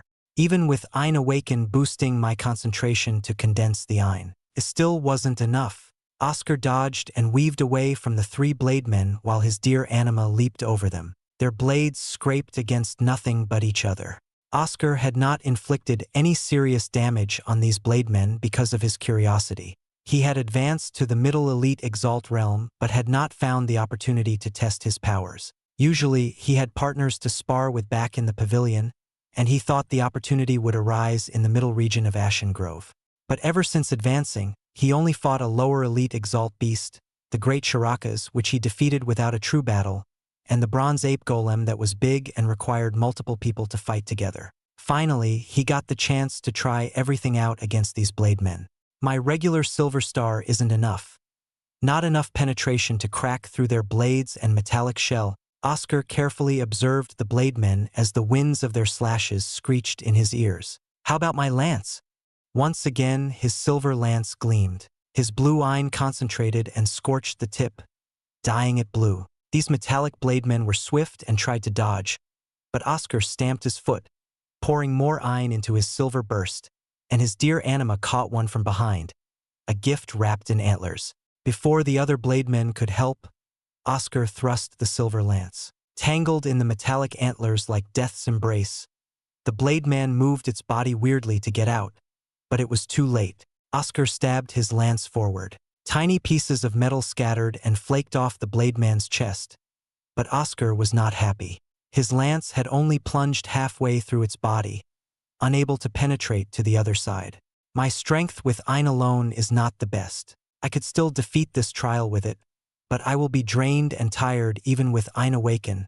Having had enough, Oscar charged up his Adamus rays and unleashed a half-powered shattering wave. The chest of the blade men burst open, and large shards flew out. Oscar defended himself with his bulwark while his dear anima retreated, the shards clinking against his defense like droplets of rain. One down, the blade man fell to the floor. Its ruptured chest with protruding scrap metal was hollow. Oscar had not time to think as the other blade men finally arrived. The entire exchange had only taken a few seconds. A silver light flashed toward a blade man, and the blade man slashed its arm blades. This time, however, Oscar's silver star, infused with his reese, was faster and slipped past the blades. It banged against the blade man's chest, and a tiny crack formed. Oscar dodged the wild swings of the other blade man. It moved its arms and legs in a way a person could never accomplish, and Oscar thought it was like a strange exotic dance. He stamped his foot and slammed his bulwark again, this time with a shattering wave, and the blade man bounced from the wall to the floor. Blunt damage doesn't work. The test of the elements is trying to see how sharp my metal is. Oscar clapped his hands together. Thank you for your assistance. I'll be putting you all to rest now. With the full power of his reese and ein, Oscar decimated the other blade men and noted that the arrow did not reach a full revolution. Then out of nowhere, 5 more blade men appeared, their bodies hunched and their blades scraping over the metal floor.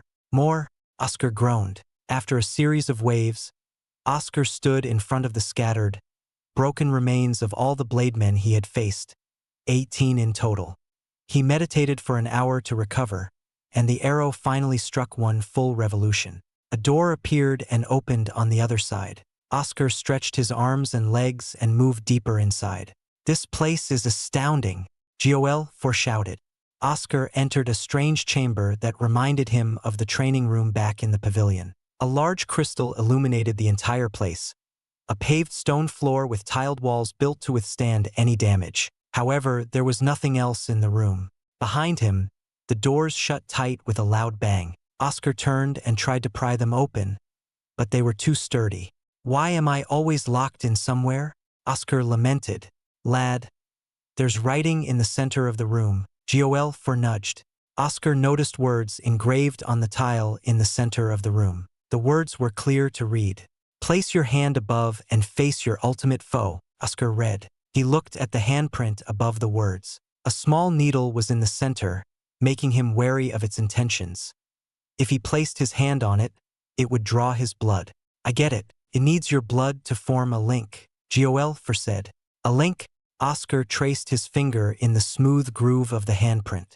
Once you place your hand on it, the blood will flow, and the mechanism will draw your mind into a realm of thoughts. This is a typical trial back thousands of years ago. You're going to face yourself. Myself? Are you serious? Oscar asked. Yes, though the risks were that the mind might be broken from the many deaths people may suffer in the realm of thoughts, Joel explained. However, it was perfect for people to fight themselves and overcome their limits. Oscar stroked his chin in thought. He lowered his hand onto the handprint, lowering his defenses and allowing the needle to pierce his skin. He felt a slight prick, but his eyes rolled over to blank white, and his mind wandered. Oscar wheezed and noticed that he was now in a white chamber. This place was the realm of thoughts created by the trial makers, where there was only Oscar and his would-be opponent.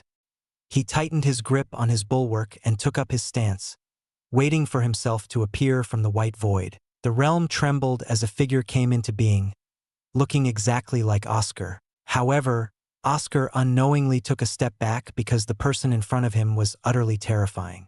It was him. It looked exactly like him, but those eyes were dull and lifeless, an abyss of death and hunger, and Oscar staggered. This isn't right. That can't be me. Act 1, Blue Ocean Pavilion, Chapter 299. Against the Demon. Unexpectedly, instead of creating a copy of Oscar as he was now, the realm of thoughts delved deep into his mind and pulled out his unconscious being, the demon state that overwhelmed Orden. This monstrous version of Oscar, Demon Oscar, stared at the original with a cold gaze and summoned a blue deer anima. The realm of thoughts replicated everything, from weapons to anima. Demon Oscar fastened the red Invicus bulwark on his forearm and held a boxing stance with 2 fists clenched. What the hell are you? Oscar summoned his deer anima in response. He paled and breathed unevenly, raspy like an old man in his last days. His fear of Demon Oscar was beyond anything, even the fear of death he had experienced so many times. Death was not what Demon Oscar wished for upon its enemies. It felt utterly nothing toward them, gazing at Oscar and regarding him as an insect, a truly indifferent state without concerns about life or death, only the desire to destroy and tear apart. Demon Oscar moved. A clear knock echoed through the white realm of thoughts. Then it vanished from sight. Fast! Oscar widened his eyes in shock and brought his bulwark to the direction Demon Oscar ran toward. His prinstick caught a whiff of its direction before it vanished. But it was enough. He faced Demon Oscar, agape at the sheer speed it displayed. I've never been this fast. How is it possible he's doing it? I thought it was supposed to be a mirror of me. He raised his bulwark to defend, wanting to observe for the time being, and sent forth his dear anima to entangle with the other. But he coughed out in pain. Demon Oscar's dear anima kicked and tossed the other, sending painful rebounds. Then Demon Oscar came before Oscar and kicked from the side. Oscar saw these motions through his prinstick and moved to block. Suddenly, the intent changed, and the kick swerved around his bulwark. Silver sheen. With his silver armor active, Oscar used Edgerisklad as the last line of defense. Demon Oscar stabbed the tip of its foot into Oscar. The sound of metal breaking apart made Oscar shake. Oscar felt a crushing pain in his stomach as the kick blew him away to the side. The kick completely overwhelmed all of Oscar's defenses. This is impossible. How is his kick so fluid and powerful to break apart my defenses? Oscar vomited out blood due to Demon Oscar's kick shattering his stomach. Though he was in the realm of thoughts, the pain was real, which was why it bore the risk of breaking people's minds. Oscar stood on shaky legs. His core stung as his dear anima tumbled over to his side. Cracks spread all over its body, and one of its antlers was crushed. Oscar stared at its broken body and then at Demon Oscar. It did not mince words as it charged out at Oscar in a great dash, lifting its arm and forming of silver lance. A killing blow? Bring it on! Oscar poured all his iron and reese into his silver lance, and it forth against his demon. The two lances met at the tip, and a grating sound of a high-pitched wail echoed from the clash of their shattering waves. The iron burned away from the collision as a deafening shockwave boomed. One crack formed on Oscar's lance, and he clenched his teeth. Another crack formed, then another, and more until finally, his lance broke apart, and Demon Oscar's lance pierced through his chest, letting out a downpour of blood onto the clean white floor. Demon Oscar remained indifferent and took out its lance instantly. Oscar plopped to the floor but still managed to stay on his knees. He breathed in gasps and wheezes and stared at Demon Oscar with a final defiant gaze. Silver star. Without warning, Oscar shot his spell. Demon Oscar had seen through it with its own prinstick and had already shot out its own silver star. Oscar watched helplessly as his final attempt turned into dust, and his head splurted out a mix of brain and skull. Oscar's last sight was Demon Oscar staring at him coldly. "Wow!" Oscar shouted. His rolled-over eyes returned to normal, showing his obsidian pupils and his hand raised, no longer connected to the needle. He clutched his chest with a pale, sweat-ridden face and tasted the familiar touch of death on his tongue. "Are you all right? Did you defeat yourself? You've only been in there for less than a minute and you've won." Xianxia thumped its head up and down. "No, that was incorrect." Oscar spat on the floor and took out a bottle of water. The refreshing cool drink diminished the foul taste of death. "Xianxia, is it truly a copy of myself?" Oscar felt numbness in his fingertips. "That's what this trial is meant for. You have to surpass your current self. That can't be right. This whole trial is broken." "No, nothing is wrong. As far as I can tell, it's functioning properly." Xianxia was curious about what unnerved Oscar so much. "What did you see?" Oscar drew in all the air into his lungs and exhaled slowly. Everything about Demon Oscar was impossible. He had never done of the feats it displayed against him and was certainly not a mirror copy. Oscar told all this to Xianxia, who listened in silence. "Interesting. The realm of thoughts should have delved into your mind and created you with all your abilities and fighting style. If you faced such an opponent, perhaps, that is your true capabilities manifested. I've never been that fast. nor did my anima ever move in such a way. Oscar still did not believe. He failed to understand that this demon Oscar was his hidden potential, locked away by his subconscious. Only thanks to the realm of thoughts were it able to come face to face against Oscar. Then face it again. Look over at that.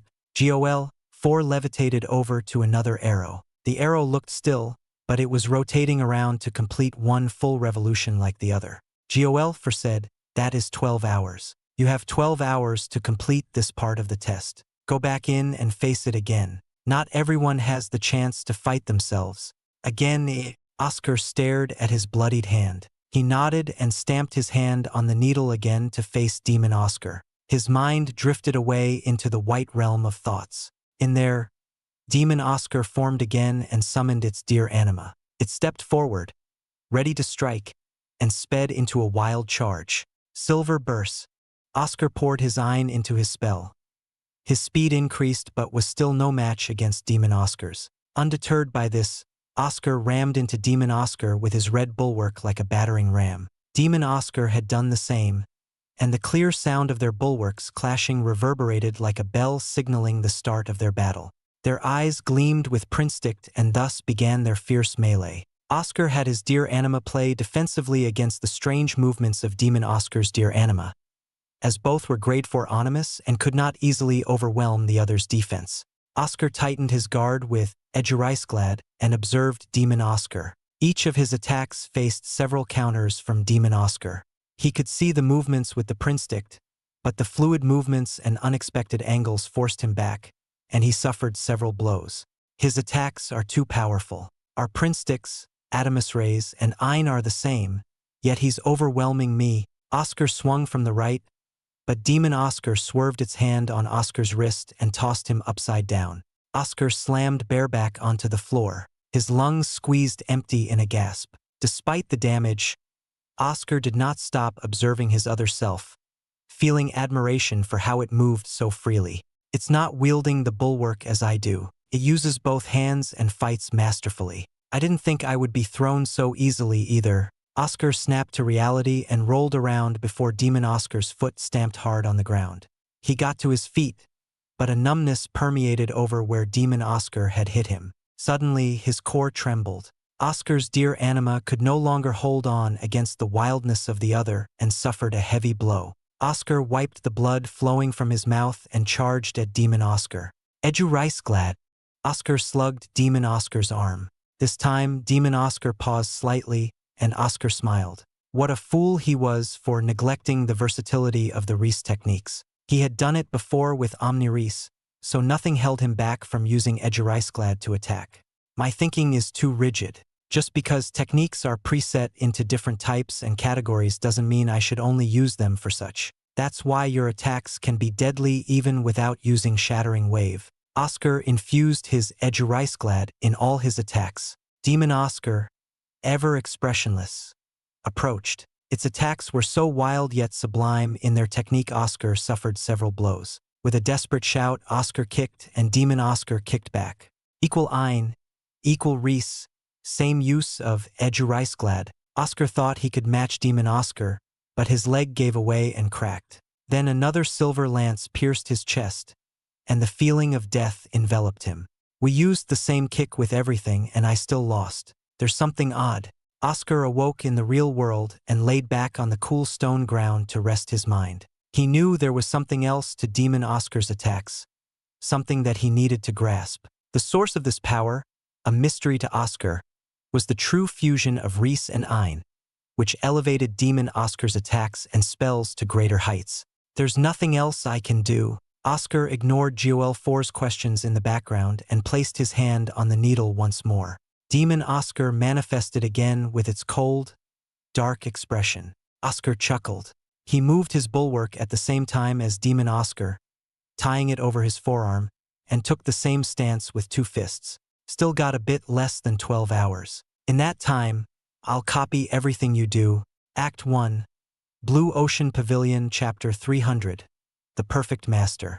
Oscar wondered how many times he had died against Demon Oscar. He fought his wayward copy multiple times. After each loss, which only took less than a minute, He immediately returned to the realm of thoughts to start anew. 3 hours later, Oscar fought over 100 times. A lesser or weaker Exalt would have lost their minds and broken down by now, but Oscar was none of that. Forged by Draven's agonizing training and tempered by the illusion of own fortress, Oscar remained steadfast.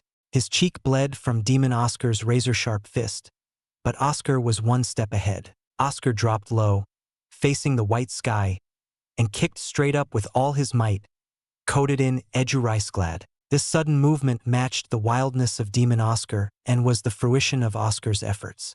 Demon Oscar slipped its head at the last moment, and a cut bled across its cheek, similar to Oscar's. It swiped its hand and shot out several bullets of Silver Star, but Oscar covered himself with his bulwark, rolled away from Demon Oscar, and stood up. A silver circle expanded in his view.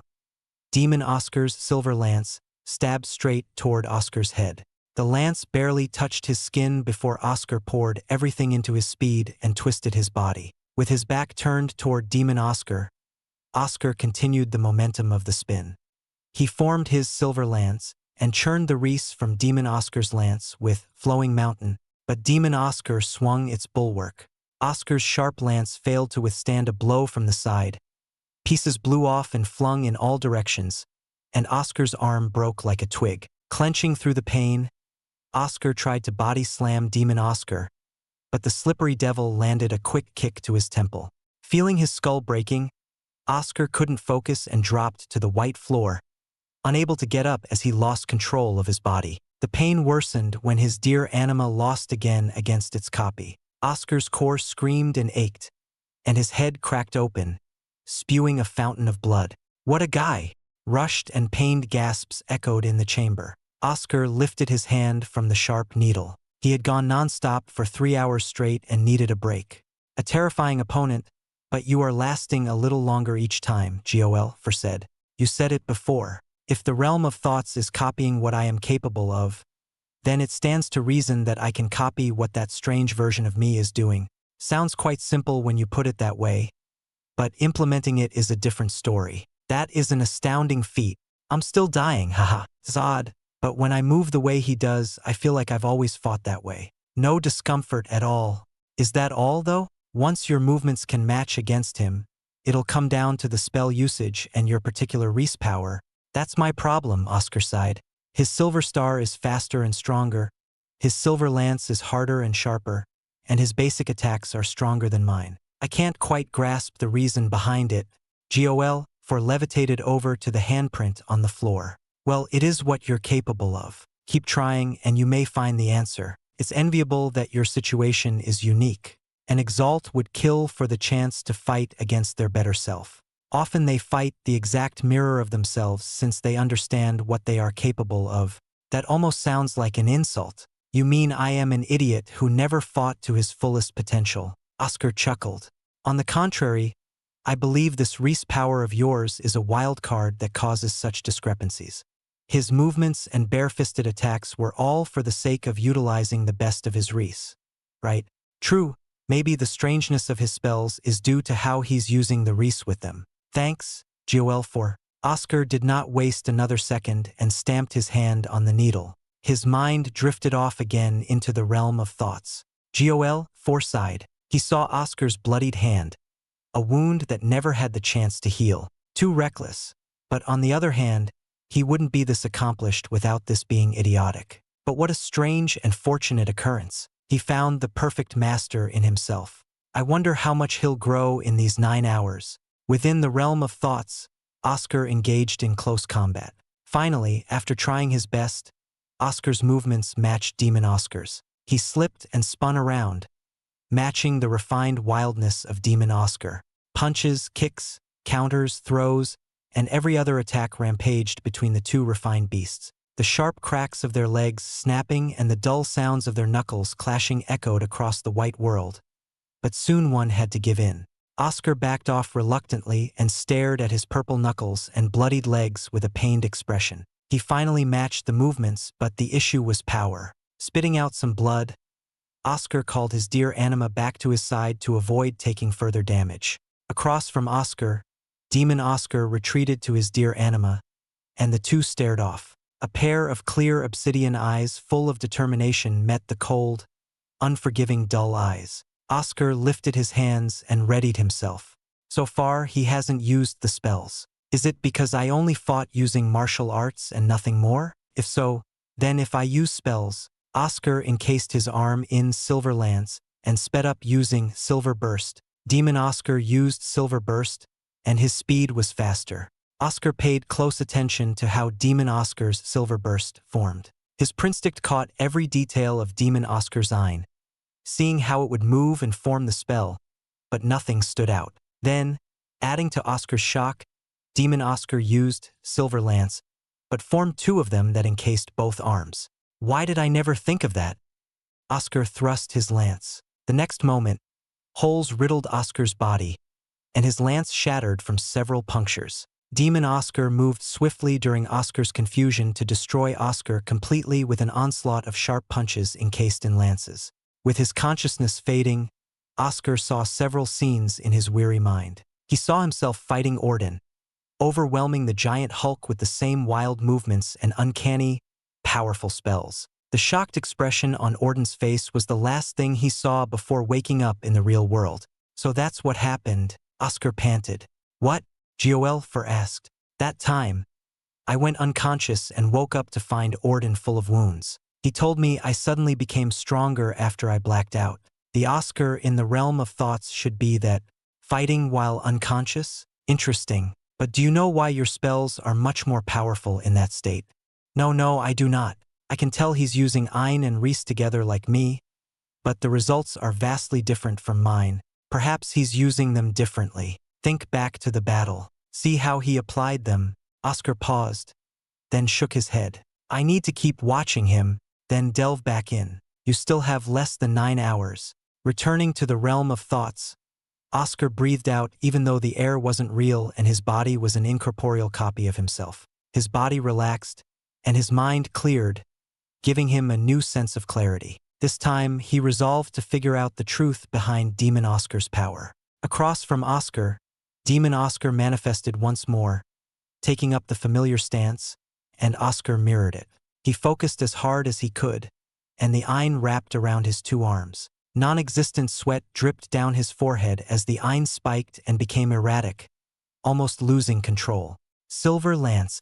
Oscar reined it and formed the same two lances as Demon Oscar had. In response, Demon Oscar formed its own pair of lances. The two paced around and approached each other like boxers in a ring, ready to begin at the sound of the bell. Demon Oscar threw quick jabs. The winds whistled and snapped from the sheer speed and sharpness of Demon Oscar's rapid strikes. Instead of a single punch, the onslaught of jabs resembled a wall of spikes intent on skewering Oscar. Oscar tried to dodge every single jab, each came close to his vision, and he observed every minute detail of their metal and the Ein around them. His evasion was not perfect, as several cuts covered his body. Oscar didn't mind the stinging pain. With each cut, he felt Demon Oscar's lances, letting the Reese and Ein burn and tear his skin. Odd, Demon Oscar's lances did not feel right to Oscar. With his focus on his sense of touch and vision, he gained newfound clarity about them, but it only confused him more.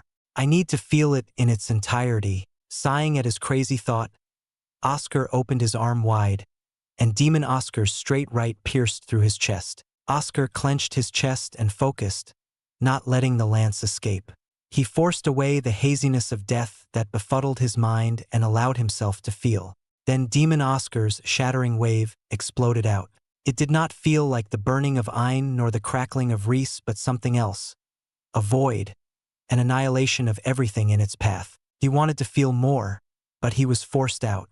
Again, this time, however, Oscar formed his lance and pierced himself as Demon Oscar watched with indifference. His own lance did not feel as sharp or hard as his superior copies. The shattering wave was not as destructive, coursing through his body like the usual waves of Reese. Again, Oscar alternated his method of death. He killed himself, let Demon Oscar kill them, then killed himself. Each time, he contemplated the strange nature of Demon Oscar's power and compared it to his. Slowly, he fell into a trance. Kill, feel, compare, kill, feel, compare, kill, feel, Joel watched in mechanical horror or something akin to that as Oscar behaved like a zombie, waking up and stabbing his hand on the needle, falling into the realm of thoughts in a constant loop. It's been 7 hours, Joel said. He's still at it. Oscar never stopped. He could feel he was close to grasping it. Even though I'm using both Reese and Ein, I can still feel the two powers in my lance. But for him, I only feel a single force. Oscar widened his eyes, and his body trembled, struck by enlightenment. Oscar finally knew the true identity of Demon Oscar's powers, the fusion of Ein and Reese. Is that even possible? No, the possibility is in front of me. I use Reese and Ein together, but they are like two separate streams swirling around, but still separate. But he lets them mix. By default, the Reese and Ein did not fuse even when used together. So, Oscar never found it strange or looked deeper until now. The answer became clear to him, and Oscar looked gratefully at Demon Oscar. Master must have known about you and the fusion of Ein and Reese a while ago. That crazy master must have found it funny not to tell me, or because it was not time to tell me. Oscar lifted his hands, and his lances dissipated. His feet spun, and a mass of Reese circulated toward his arms, about to release. Dual awaken. He had always used this state of awakening to use his Ein and Reese together, but now he understood his true power within it. He swirled the Reese and let the Ein flood in. The two forces lay next to each other but did not mix like always. However, this time was different. Oscar willed his Ein to intrude upon the streams of Reese. The forces sparked against each other and began to repel one another, rebounding back to Oscar. Fuse! Oscar demanded his powers to obey. If Demon Oscar was capable of Ein and Reese fusion, he was surely capable as well.